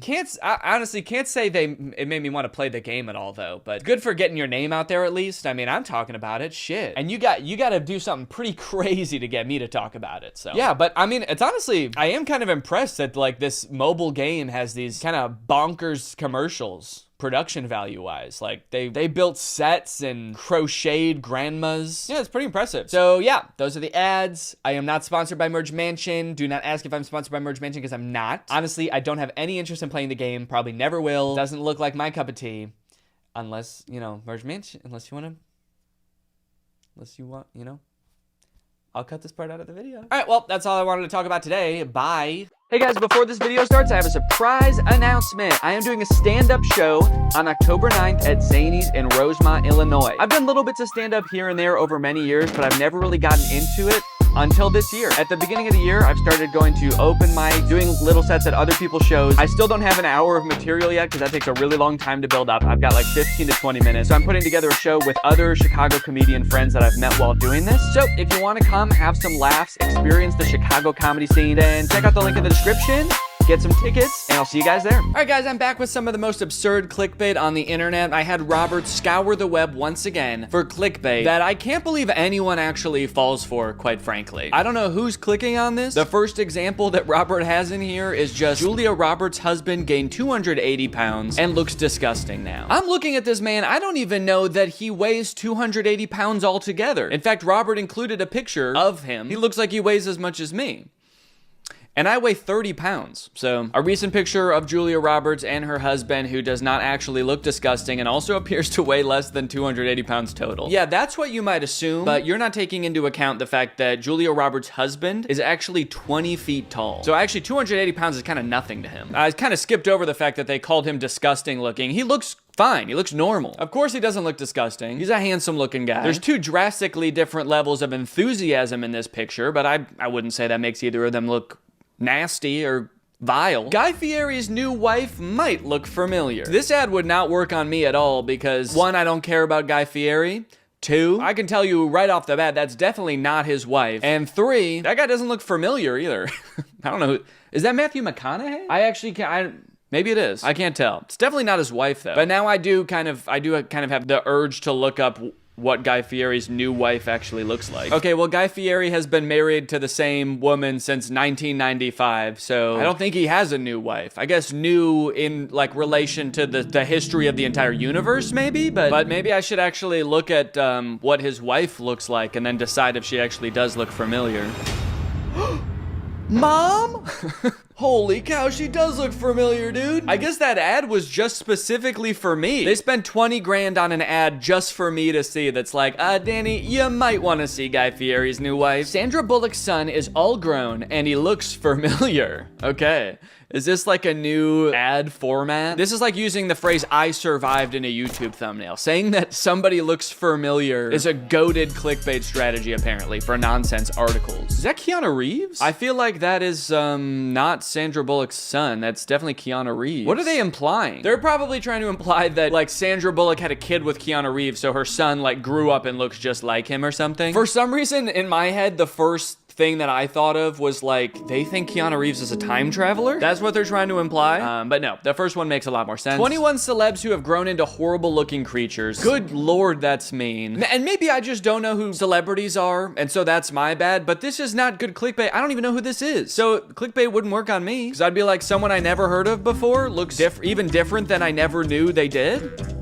Don't care. Oh, and Robert was nice enough to include that actually she looks like this now. So not a horrible looking creature at all. Actually, a pretty normal looking creature, if you ask me. 21 stars who have grown into horrible looking creatures. God, dude. Does this work? Does this get people to click on? I guess I need to make my titles and thumbnails meaner to get people to click on them, maybe. Maybe I'm being too nice in my titles and thumbnails. Maybe I should start copying these formats for my own thumbnails. Next video I post is gonna be like, I turned into a horrible looking creature. And it'll be a picture of me on the left, and then on the right, it's just like it's an actual horrible looking creature. It's like a swamp monster, one of those blobfish. And then I could do this one too. It could just be a close-up of my face and the title is Look Familiar? A list of the 15 most peaceful dogs. Honestly, dude, this is a good article. Solid picture, great article. I would click on this. I see nothing wrong with this one, actually. Only thing wrong with this list is that the list is not longer, actually. Show me 30 of the most peaceful dogs. Yo, I didn't even tell Robert that this video was sponsored by Sundays for Dogs, but this is the perfect opportunity to talk about Sundays. Sundays for Dogs. If you prioritize your dog's health, you know that finding a food that they both like and is healthy can be a bit of a challenge. That's why I love Sundays for Dogs. Sundays for Dogs was founded by a vet, Dr. Tori, a seasoned veterinarian and parent who wanted to create a dog brand that prioritizes health over profit. They've got clean ingredients, no synthetics. This is the turkey recipe, and here it says on the bag, it's 86% turkey muscle and organs, 9% fruit and vegetables, 5% seeds and grains, and 0% fillers, or synthetic. My dogs love sundaes. They gobble it down. They will even accept this as a treat. Like if I want them to do something like go sit on the couch or sit and stay, they're like, we don't need treats, daddy. We just want this stuff. And I think it's because of how good the ingredients are. Also, it's not all dry and crunchy like kibble. This stuff is air dried, so it has a much more pleasing texture for them to eat, but it also helps preserve the nutrition in the food better. I've looked into other healthy dog foods before, but the ones that require being refrigerated or frozen just seem like a little bit too much of a hassle for me. And this is just as healthy, and there's none of that hassle. You just scoop it like regular dog food. I've even noticed some changes in my dogs after switching them to sundaes. In particular, both of their coats have gotten softer just from switching their dog food, which can happen if you switch them to a healthier food. So if you want to try out sundaes, watch your dog fall in love and witness their transformation, then click the link in the description or use my code GREG40 to get 40% off your first order. That's GREG40 for 40% off your first order. Thank you to Sundays for Dogs for sponsoring this video. Thank you to you guys for checking out Sundays. Now back to the video. You won't believe what these child stars look like now. Whoa, that's crazy. Dewey had a glow up. Well, his name was Dewey, right? Dewey? Is that right, or am I thinking of like Donald Duck's nephews? Dewey from Malcolm in the Middle? Okay, it is Dewey. But I also think Dewey is one of Donald Duck's nephews. Yes, it is. See? Dewey Duck. That'd be crazy if Dewey Duck grew up to look like this. Dewey Duck just grew up and he looks familiar. She was a star. Now she works in Detroit. Who is that? She couldn't have been that big of a star because I don't know who she is, but I guess I'm happy for her that she has a job in Detroit now. That's cool. Detlef Schrempf is no longer an NBA player. Not even close. That name is good enough clickbait on its own. Detlef Schrempf? There's no way that's a real person. If you made an article that was just called "There's a real guy named Detlef Schrempf," that would be enough for me to click on it, honestly. In fact, I need to look this guy up now. Also, I want to figure out what he is besides an NBA player. The Dewey Duck to Detlef Schrempf pipeline. Oh, he's a former professional basketball player, so we can confirm he's not a basketball player anymore. Now we got to figure out how far he is from that. What would be the furthest thing from a professional basketball player? I guess like a head of lettuce or something? It looks like he stopped playing for the NBA in 2001, so of course he's not an NBA player anymore. He's 62 years old. Wow, bro really fell off. I haven't seen him in a single NBA game lately. That's crazy. Now it looks like he mostly just works on his charity, the Detlef Schrempf Foundation. And in 2012, he won the Paul Allen Award for Citizenship, and he raised about $10 million for children's charities in the Pacific Northwest, so that's great. Good for him. And is the implication that like after you retire from the NBA, you should at least do something pretty close to being an NBA player, like at least join a professional soccer team or something? Horse keeps hugging pregnant woman. When doctor looks at ultrasound, he calls the police. Calls the police on who? Is he are they implying that the horse, the baby's a horse? So then he's calling the police on the horse, or on the, I guess maybe on the woman? On the baby? He's like, yo, you are not allowed to be half horse. Straight to jail with your half horse ass. Costco shoppers say this $7 generic Cialis is actually worth it. I like this one because it looks like both the man and the woman were enhanced to look completely different. Or this photo's just AI. But it kind of just looks like they both have insane face filters on. Like this is actually a young guy with an old filter on. This woman looks nothing like this. This is just a photo of two very normal looking people that is photoshopped to hell. Also, like the reflection of his glasses is just him pointing his finger like this. Yeah, this is AI for sure. A brood of worms will crawl out if you drink this at night. Is it just a glass of worms? Like there would have to be worms already in me in order for that to happen, right? So it's gotta just be like, it's worm egg. Is this a good thing? Is it a bad thing? I like that he's pointing at one of the worms. This one's my friend. Please drink the liquid so you can free my friend. Japanese grip device could delay assisted living for millions. What does that mean? The torque ball? Oh, okay. So they're saying if you work on your grip, as you get older, perhaps you won't have to go into assisted living because you got such good grip that you can hold on like crazy. Okay, I have the actual link here. Let's take a look. How this Japanese device helped our family postpone the assisted living conversation. We tried to get my dad into an assisted living thing and he just grabbed onto my throat and wouldn't let go. And he said, no,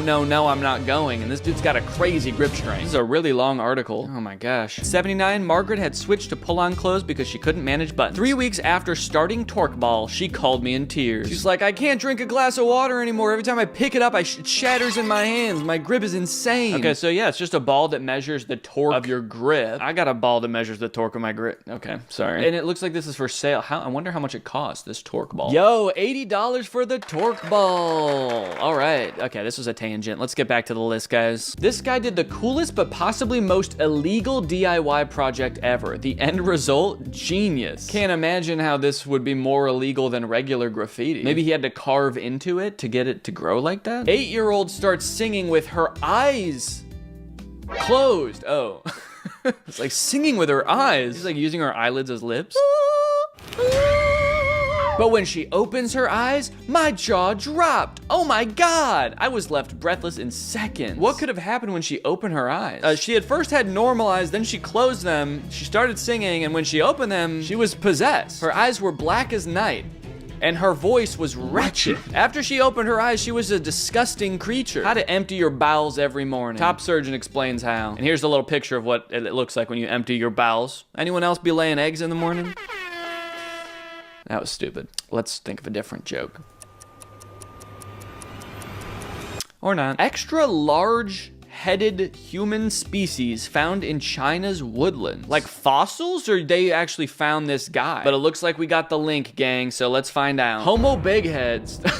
This is not real. Homo big heads, newfound human species roamed China's woodlands with extra large heads. Okay, so I don't even know if this article is real, but it's just talking about how they found a new species that lived 300,000 years ago in Asia, and they have notably larger heads than Neanderthals and Homo sapiens. Still think it's mean to call them Homo big heads, but whatever. I seriously can't believe what I saw. This is unreal. When you find out what these kids are jumping into, your jaw will drop. This is unbelievable. I've never seen anything like this in my entire life. Wow. They're jumping into a wood chipper. This is incredible, guys. Please share this. It's amazing. Baby ducks see water for the first time. Can you believe what they do? I like to imagine this is two separate sentences. Can you believe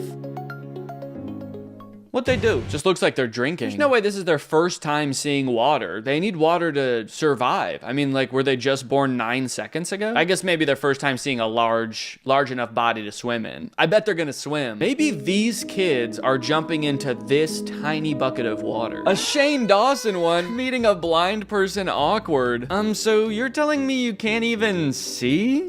That's crazy. This has 14 million views. I do think out of all these, I should copy some of these for my YouTube channel. You won't believe what I'm jumping into. Just a picture of me that says Homo Big Head. 15 most peaceful dogs, and the thumbnail's just a picture of me sleeping. All right, well, thanks for watching this video, guys. I'll see you next time. Bye-bye. You know when you're on the web reading an article or something, and on the side there's those insane clickbait articles that take up the ad space on like every website? I'm always conflicted about those because on the one hand, they have the most insane titles and images ever, and I want to click on them so bad. But on the other hand, I also don't want their advertising to work because I know that whatever is on the other side cannot possibly be as crazy as the title claims. So today, just for you, I'm gonna get to the bottom of this. I have hired a team of content scouts. The team consists of one guy. His name is Robert. And he has put together a list of some of the most insane clickbait articles he could find. Clickbait. Very nice slideshow. I like the title. This is great. Okay, first slide. Meet Larry Bird's repulsive wife. God damn, man. What could this article possibly be? Is it just you click on the link and it's just like picture upon picture of this dude's wife? Who is Larry Bird? Who is Larry Bird? Larry Bird is an American former basketball player. I keep reading and it's like known for having the most repulsive wife ever discovered. No, that can't be. And then there's another slide that says Larry Bird and his partner are still together. Try not to choke when you see Larry Bird's lover. Dude, what the hell? That's so mean. Why are there multiple articles about this? The first one links to a website called Healthy George, apparently. George, I'm just gonna say it. I don't think you are very healthy. I think you have a sick mind for advertising this article on someone else's website. You paid money for people to see this. Okay, let's see. Are there any more about Larry Bird? Oh, okay. So it looks like the content team has included a picture of Larry Bird's wife, so we can see that she's totally normal looking. And they seem to be a very happy couple, too. And why Larry Bird? weird. Why are you picking on this guy? What did he do? I don't know much about him. Is he like a super bad guy or something? Doesn't seem like any reason to come for his wife like that. Okay. It is with great regret that I am gonna Google Larry Bird's repulsive wife. Okay, I'm not finding the actual article coming up anywhere. Is this even a real article? There's people talking about the ad on a forum for guitar lessons. There's also a online store where you can buy a shirt with this ad on it. The first thing I thought of when I saw that ad is this is a sick design that needs to be on merch. How can I make this into merch for myself? It could be a picture of me and it could say meet Laura's repulsive husband. That would actually that would go hard actually. I feel like that would be kind of good merch. Okay, continuing on. So we've established that the first article is complete clickbait and also not even real. It makes me wonder if I clicked on that ad when it actually popped up, what would it take me to? There's no article called that. Were these ads purchased by one of Larry Bird's former lovers? Or some kind of arch nemesis? Lou Ferrigno turned 71. Oh my. Dude, what the hell? Try not to throw up when you see him? Is that what all these ads are gonna be? I don't think I've ever seen this genre of ad before, actually. Usually the ones I see are like medical things. It's like, you won't believe what happened. You won't believe what the doctors found in her butt or something like that. What is this genre of ad that's just, this is the ugliest person I've ever seen. You gotta check it out.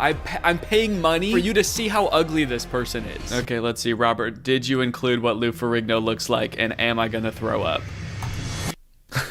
Lou Ferrigno looking totally normal at 71. I'll admit he looks great. Try not to throw up. That's a crazy new challenge. I don't think I've ever seen that on YouTube before. You've got try not to laugh, try not to cry. I'm gonna start making YouTube videos called try not to throw up challenge, where it's just gonna show pictures of old celebrities. Okay, I'm gonna try to find this article. I swear to God if this is on another t-shirt. Okay, still not finding the actual article. I'm seeing Lou Ferrigno just showed off his ripped physique at age 70. That's almost the exact opposite of the article. Do you think that the ad actually does link to something like this and they're actually saying the opposite of what the article is? Because you wouldn't expect Lou Ferrigno, a famously strong, fit man, to make you want to throw up when you see him. So the clickbait gets you, totally throws off your expectations, and then you click on it and it's like bodybuilding legend Lou Ferrigno shows off ripped abs at 71 years old. So far we have try not to choke challenge and try not to throw up challenge. These are so mean. This study revealed that women are happier with ugly men. These are just making me sad now, dude. Okay, this one might actually be an article. The actual website is Mast Mahul, but I'm seeing this study talked about in legitimate websites, Esquire, Men's Health, iHeartRadio. Let's see if any of them use this really mean image. Image no longer available. What? We had to take down the image, man. Guy was too ugly, people kept throwing up. When it comes to looks, most of us are resigned to the fact that the other sex are only looking for and happy with the best looking person available. Not the case, according to a new study. How crazy would it be if the study was like conducted by Lou Ferrigno or something? Actually, women like guys who make them throw up at 71 years old. A new study from Florida State University, which has found relationships are more likely to be successful when the woman is better looking than the man. What is anyone supposed to do with this information? It's not like that's reason to break up with someone. Sorry, I can tell this just isn't gonna work. I read an article that says women are only happier with ugly men and I'm so much hotter than you. It's just, this could never work. Researchers analyzed 113 married couples in Texas in their late 20s. Evaluators from Southern Methodist University and Florida State University rated couples by their attractiveness. Though why they were trusted as the arbiter of good looks is anyone's guess. Oh my God. I can't tell if that is supposed to be saying like who made them the judge of good looks or if they're actually like coming for the evaluators from Southern Methodist University and Florida State University. But what the fuck would they know about what's attractive? Sorry, it's just, I used to date an evaluator from Southern Methodist University. It ended up really poorly. He broke up with me because he was more attractive. They found that in instances where the man was less attractive, he was likely to compensate with acts of kindness. Kind of uncomfortable with how transactional that sounds, but whatever. They saw a pattern in that this made women happier and feel more appreciative, therefore strengthening the relationship. And once again, they did have to remove an image because it was so mean. Wait, sorry. Bear Grylls? Is this supposed to be an image of Bear Grylls? Hey, the image at the top says Bear Grylls too. Are they using images of Bear Grylls in this article for examples of ugly guys? You guys know who Bear Grylls is, right? The guy from Man vs. Wild? Yeah, so it turns out this is the ideal man for women because he's so ugly. Bear Grylls gets contacted to be like People Magazine's sexiest man of the year or whatever. He's flattered, he accepts, he sits down for the interview and they're like, so the reason we selected you for this is because we found that you are the ugliest man in the universe. And women really like that sort of thing. Okay, anyway, let's move on to the next article. That's crazy. Whatever you do, do not retire in these 25 states. Like, do anything to avoid it. Keep working until you die, basically, if you live in one of these 25 states. You can move, you got two options. You move, or you just keep working until you die. You move or die. You do not want to retire in one of these states, lest you end up like him. Okay, great. And this article also does not exist. I feel like these ads, whenever they run, they must run for like a week at a time, and then they're like, it's not worth it to spend money on this anymore. Go ahead, retire in this state, see if I care. Well, now I'm curious, and I just want to see what the worst states to retire in are. Number 1, affordability. Number 2, well-being. Okay. Those aren't states. Oh, the list is down here. Alaska, New York, California, Washington, and Massachusetts. Whatever I do, I will not retire in Massachusetts. You will never catch me growing old in Washington. I can guarantee that right now. Take a look inside Whoopi Goldberg's repulsive home. All right, well, I'm gonna have to look that up to verify. Oh, okay, no, Robert included it. Okay. Inside Whoopi Goldberg's beautiful house. Yeah, this is lovely. She's got great taste, I have to say. Who is writing these articles? Whoa, okay, wait, so this one actually exists in the form of, looks like multiple YouTube videos. Hey everyone, welcome back to our channel. We are here to take you on a virtual tour around the View host Whoopi Goldberg's repulsive home. The narration was so pleasant. I thought maybe this was gonna be a bait and switch thing where the title sure is mean, but then once you actually get into the video, they're not actually gonna make fun of her. He really lured me in with this pleasant sounding narration. Come with me and take a look inside renowned comedian Whoopi Goldberg's disgusting, fucking hideous trap house of a home. Try not to throw up or retire when you see this house. Featuring a beautiful colonial style design, apparently Whoopi Goldberg bought this stunning property in 2009. So everything he said so far about it is that it's beautiful. This stunning property with beautiful landscaping and a ton of absolutely gorgeous acreage will make you throw up before you can say Whoopi Goldberg. If you're interested in taking a tour across this property, then you're in luck today. Just show us the house, dude. I want to see the repulsive rooms. Maybe she does have a repulsive room. It's like, this is the goo room. It oozes stinky goo, and the floor is covered in fur, and it's just a nasty, repulsive room. We wish she would get rid of it. She even took part in a live stream from her home, and people simply love the decor. People love the decor. They said, you know, this is absolutely beautiful for a repulsive home. All right, well, I'm not gonna watch this whole video. It's a beautiful house. Leave Whoopi Goldberg alone, leave Larry Bird's wife alone, leave Lou Ferrigno alone, and most importantly, leave Iowa before you retire. This girl didn't know what's inside her, not until they cut off her pants. Shocking. How could she didn't know? How could she didn't know what was inside her till they cut off her pants? I feel like this is just kind of some weird, you know, this is clickbait for creeps kind of, where you see it and they're like, you can cut off her pants, huh? I don't even care if she didn't know. I'm clicking on the video. I'm gonna assume in my mind canon that they cut off her pants and there was a baby. That would make sense with the title. How could she didn't know? You didn't know you were pregnant? You didn't know you were having a baby? All right, I'll look up the article. Let's see. Oh, there's a whole subreddit for weird ass clickbait, I guess, called "Saved You a Click." Okay, this is the article. I don't know why there's such a large space between the title and the rest of the article. They really don't want you to read the article. They're like, that's the headline and that's it.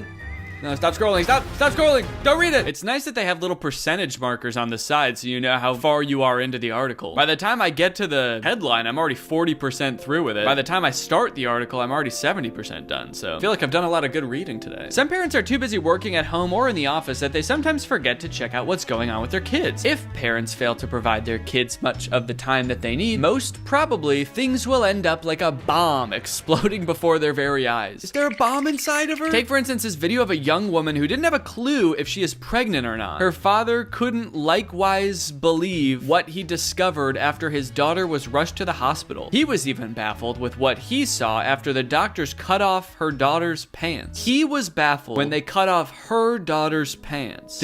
Wait, whose pants did they cut off? Apparently this story is real, but it made me wonder how something like this happened without the young woman's knowledge. Actually, this does happen sometimes. People become pregnant without knowing. I will say the weirdest part of this is not that they cut off her pants though. That does seem like this becomes like clickbait for weirdos that they had to emphasize that part. But yeah, the craziest part of any medical operation is when they take off your clothes. I had to get an appendectomy and they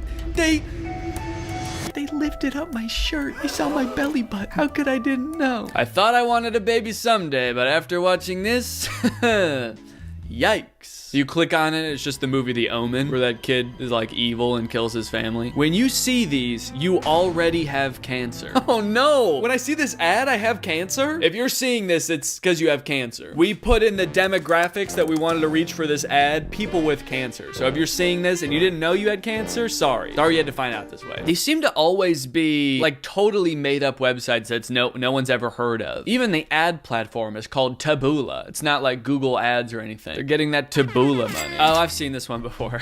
The rumor comes out, does Bruno Mars is gay? Bruno Mars. Did he say that? Is this a quote from Bruno Mars? That's what it makes it seem like. Hey guys, the rumor comes out, does Bruno Mars is gay? Bruno Mars is gay is the most discussed in the media in the few years ago. Even it has happened in 2012, but some of the public's still curious about what is exactly. And it's on a website called brunomars.us. This is official website? Maybe this is him saying it. New blog post on Bruno Mars official website. Bruno Mars is gay is the most discussed in the media in the few years ago. I don't remember there ever being a time where Bruno Mars is gay being the most discussed in the media in the few years ago. Even in 2012, I feel like there were more interesting things going on. More pressing issues, honestly. That's the year that the world was supposed to end. The Mayan calendar didn't come true and Bruno Mars didn't come out. That was a disappointing year. People tried their own urine for the first time and they were disgusted. You know, oddly enough, this doesn't make me want to click on the article at all. I feel like they actually gave me everything that I needed to know from this video, and it's also exactly what I would expect too. It's not even like subverting my expectations. They tried their urine and it was gross. I'm like, yeah, that makes sense. Nothing about that seems weird. I'm not gonna click on the video to try to figure out what's going on here. This outrageous truth about green gummy bears will destroy your world. You think you have life figured out and then bam. Okay, now this one is a good ad. What about green gummy bears are gonna make me flip my whole life upside down? You think you have life figured out. You think there's good in the world until you find out that green gummy bears are all running an underground dogfighting ring. Faith in humanity gone. Because faith in gummy bears gone. They're not humans per se, or at all. I don't know why I said per se. Okay, here's the article. Sorry everyone, your entire life has been a lie. Hear me out. Turns out they're real bears. The rest of them are gummy, but the green ones are real living bears. And you've been eating them this whole time. Imagine you've been hit with a sudden craving for candy. You go to the store, fork over $1, or if you live in New York, your life savings for a bag of gummy bears because you're a classy one, you go for the classic Haribo Gold gummies, the good kind. As you're eating, you relish in the shit. Okay, come on. Just tell me. You've been conditioned to associate that toxic waste-like shade of green with green apple or lime, watermelon even if we're getting fancy. The Haribo's green gummy bears are none of these flavors. Is it a real bear? Haribo's green gummy is perplexingly strawberry flavor. You guys, I think my world just got destroyed. I can't. Lou Ferrigno at 71 I could handle, but this is too much. This has officially destroyed my world. Haribo, that is even your real name. When she places a mug over an egg, it doesn't get any better than this. This is the life, man. Mug on egg. This is what it's all about. All of the evil and suffering in the world. Guess it all does have purpose after all. Without all that, we couldn't have mug over an egg. And here's the article. When she places a mug over an egg, it doesn't get any better than this. Crack your egg onto a plate. Get a small cup or a large egg cup. Pop it over the yolk and then pour the white into your 300 grams of icing sugar. Okay, so if I'm understanding correctly, it's just a trick to get only the egg whites into your recipe. Wow, I feel like in this video, we've really explored the entire spectrum of the human experience, the worst possible and the best possible. We've gone from Whoopi Goldberg's house to mug over egg. Well, I think that's a good place to end, you know, on a high note. So thank you guys for watching. I hope you enjoyed the video, and I will see you guys later. Bye-bye.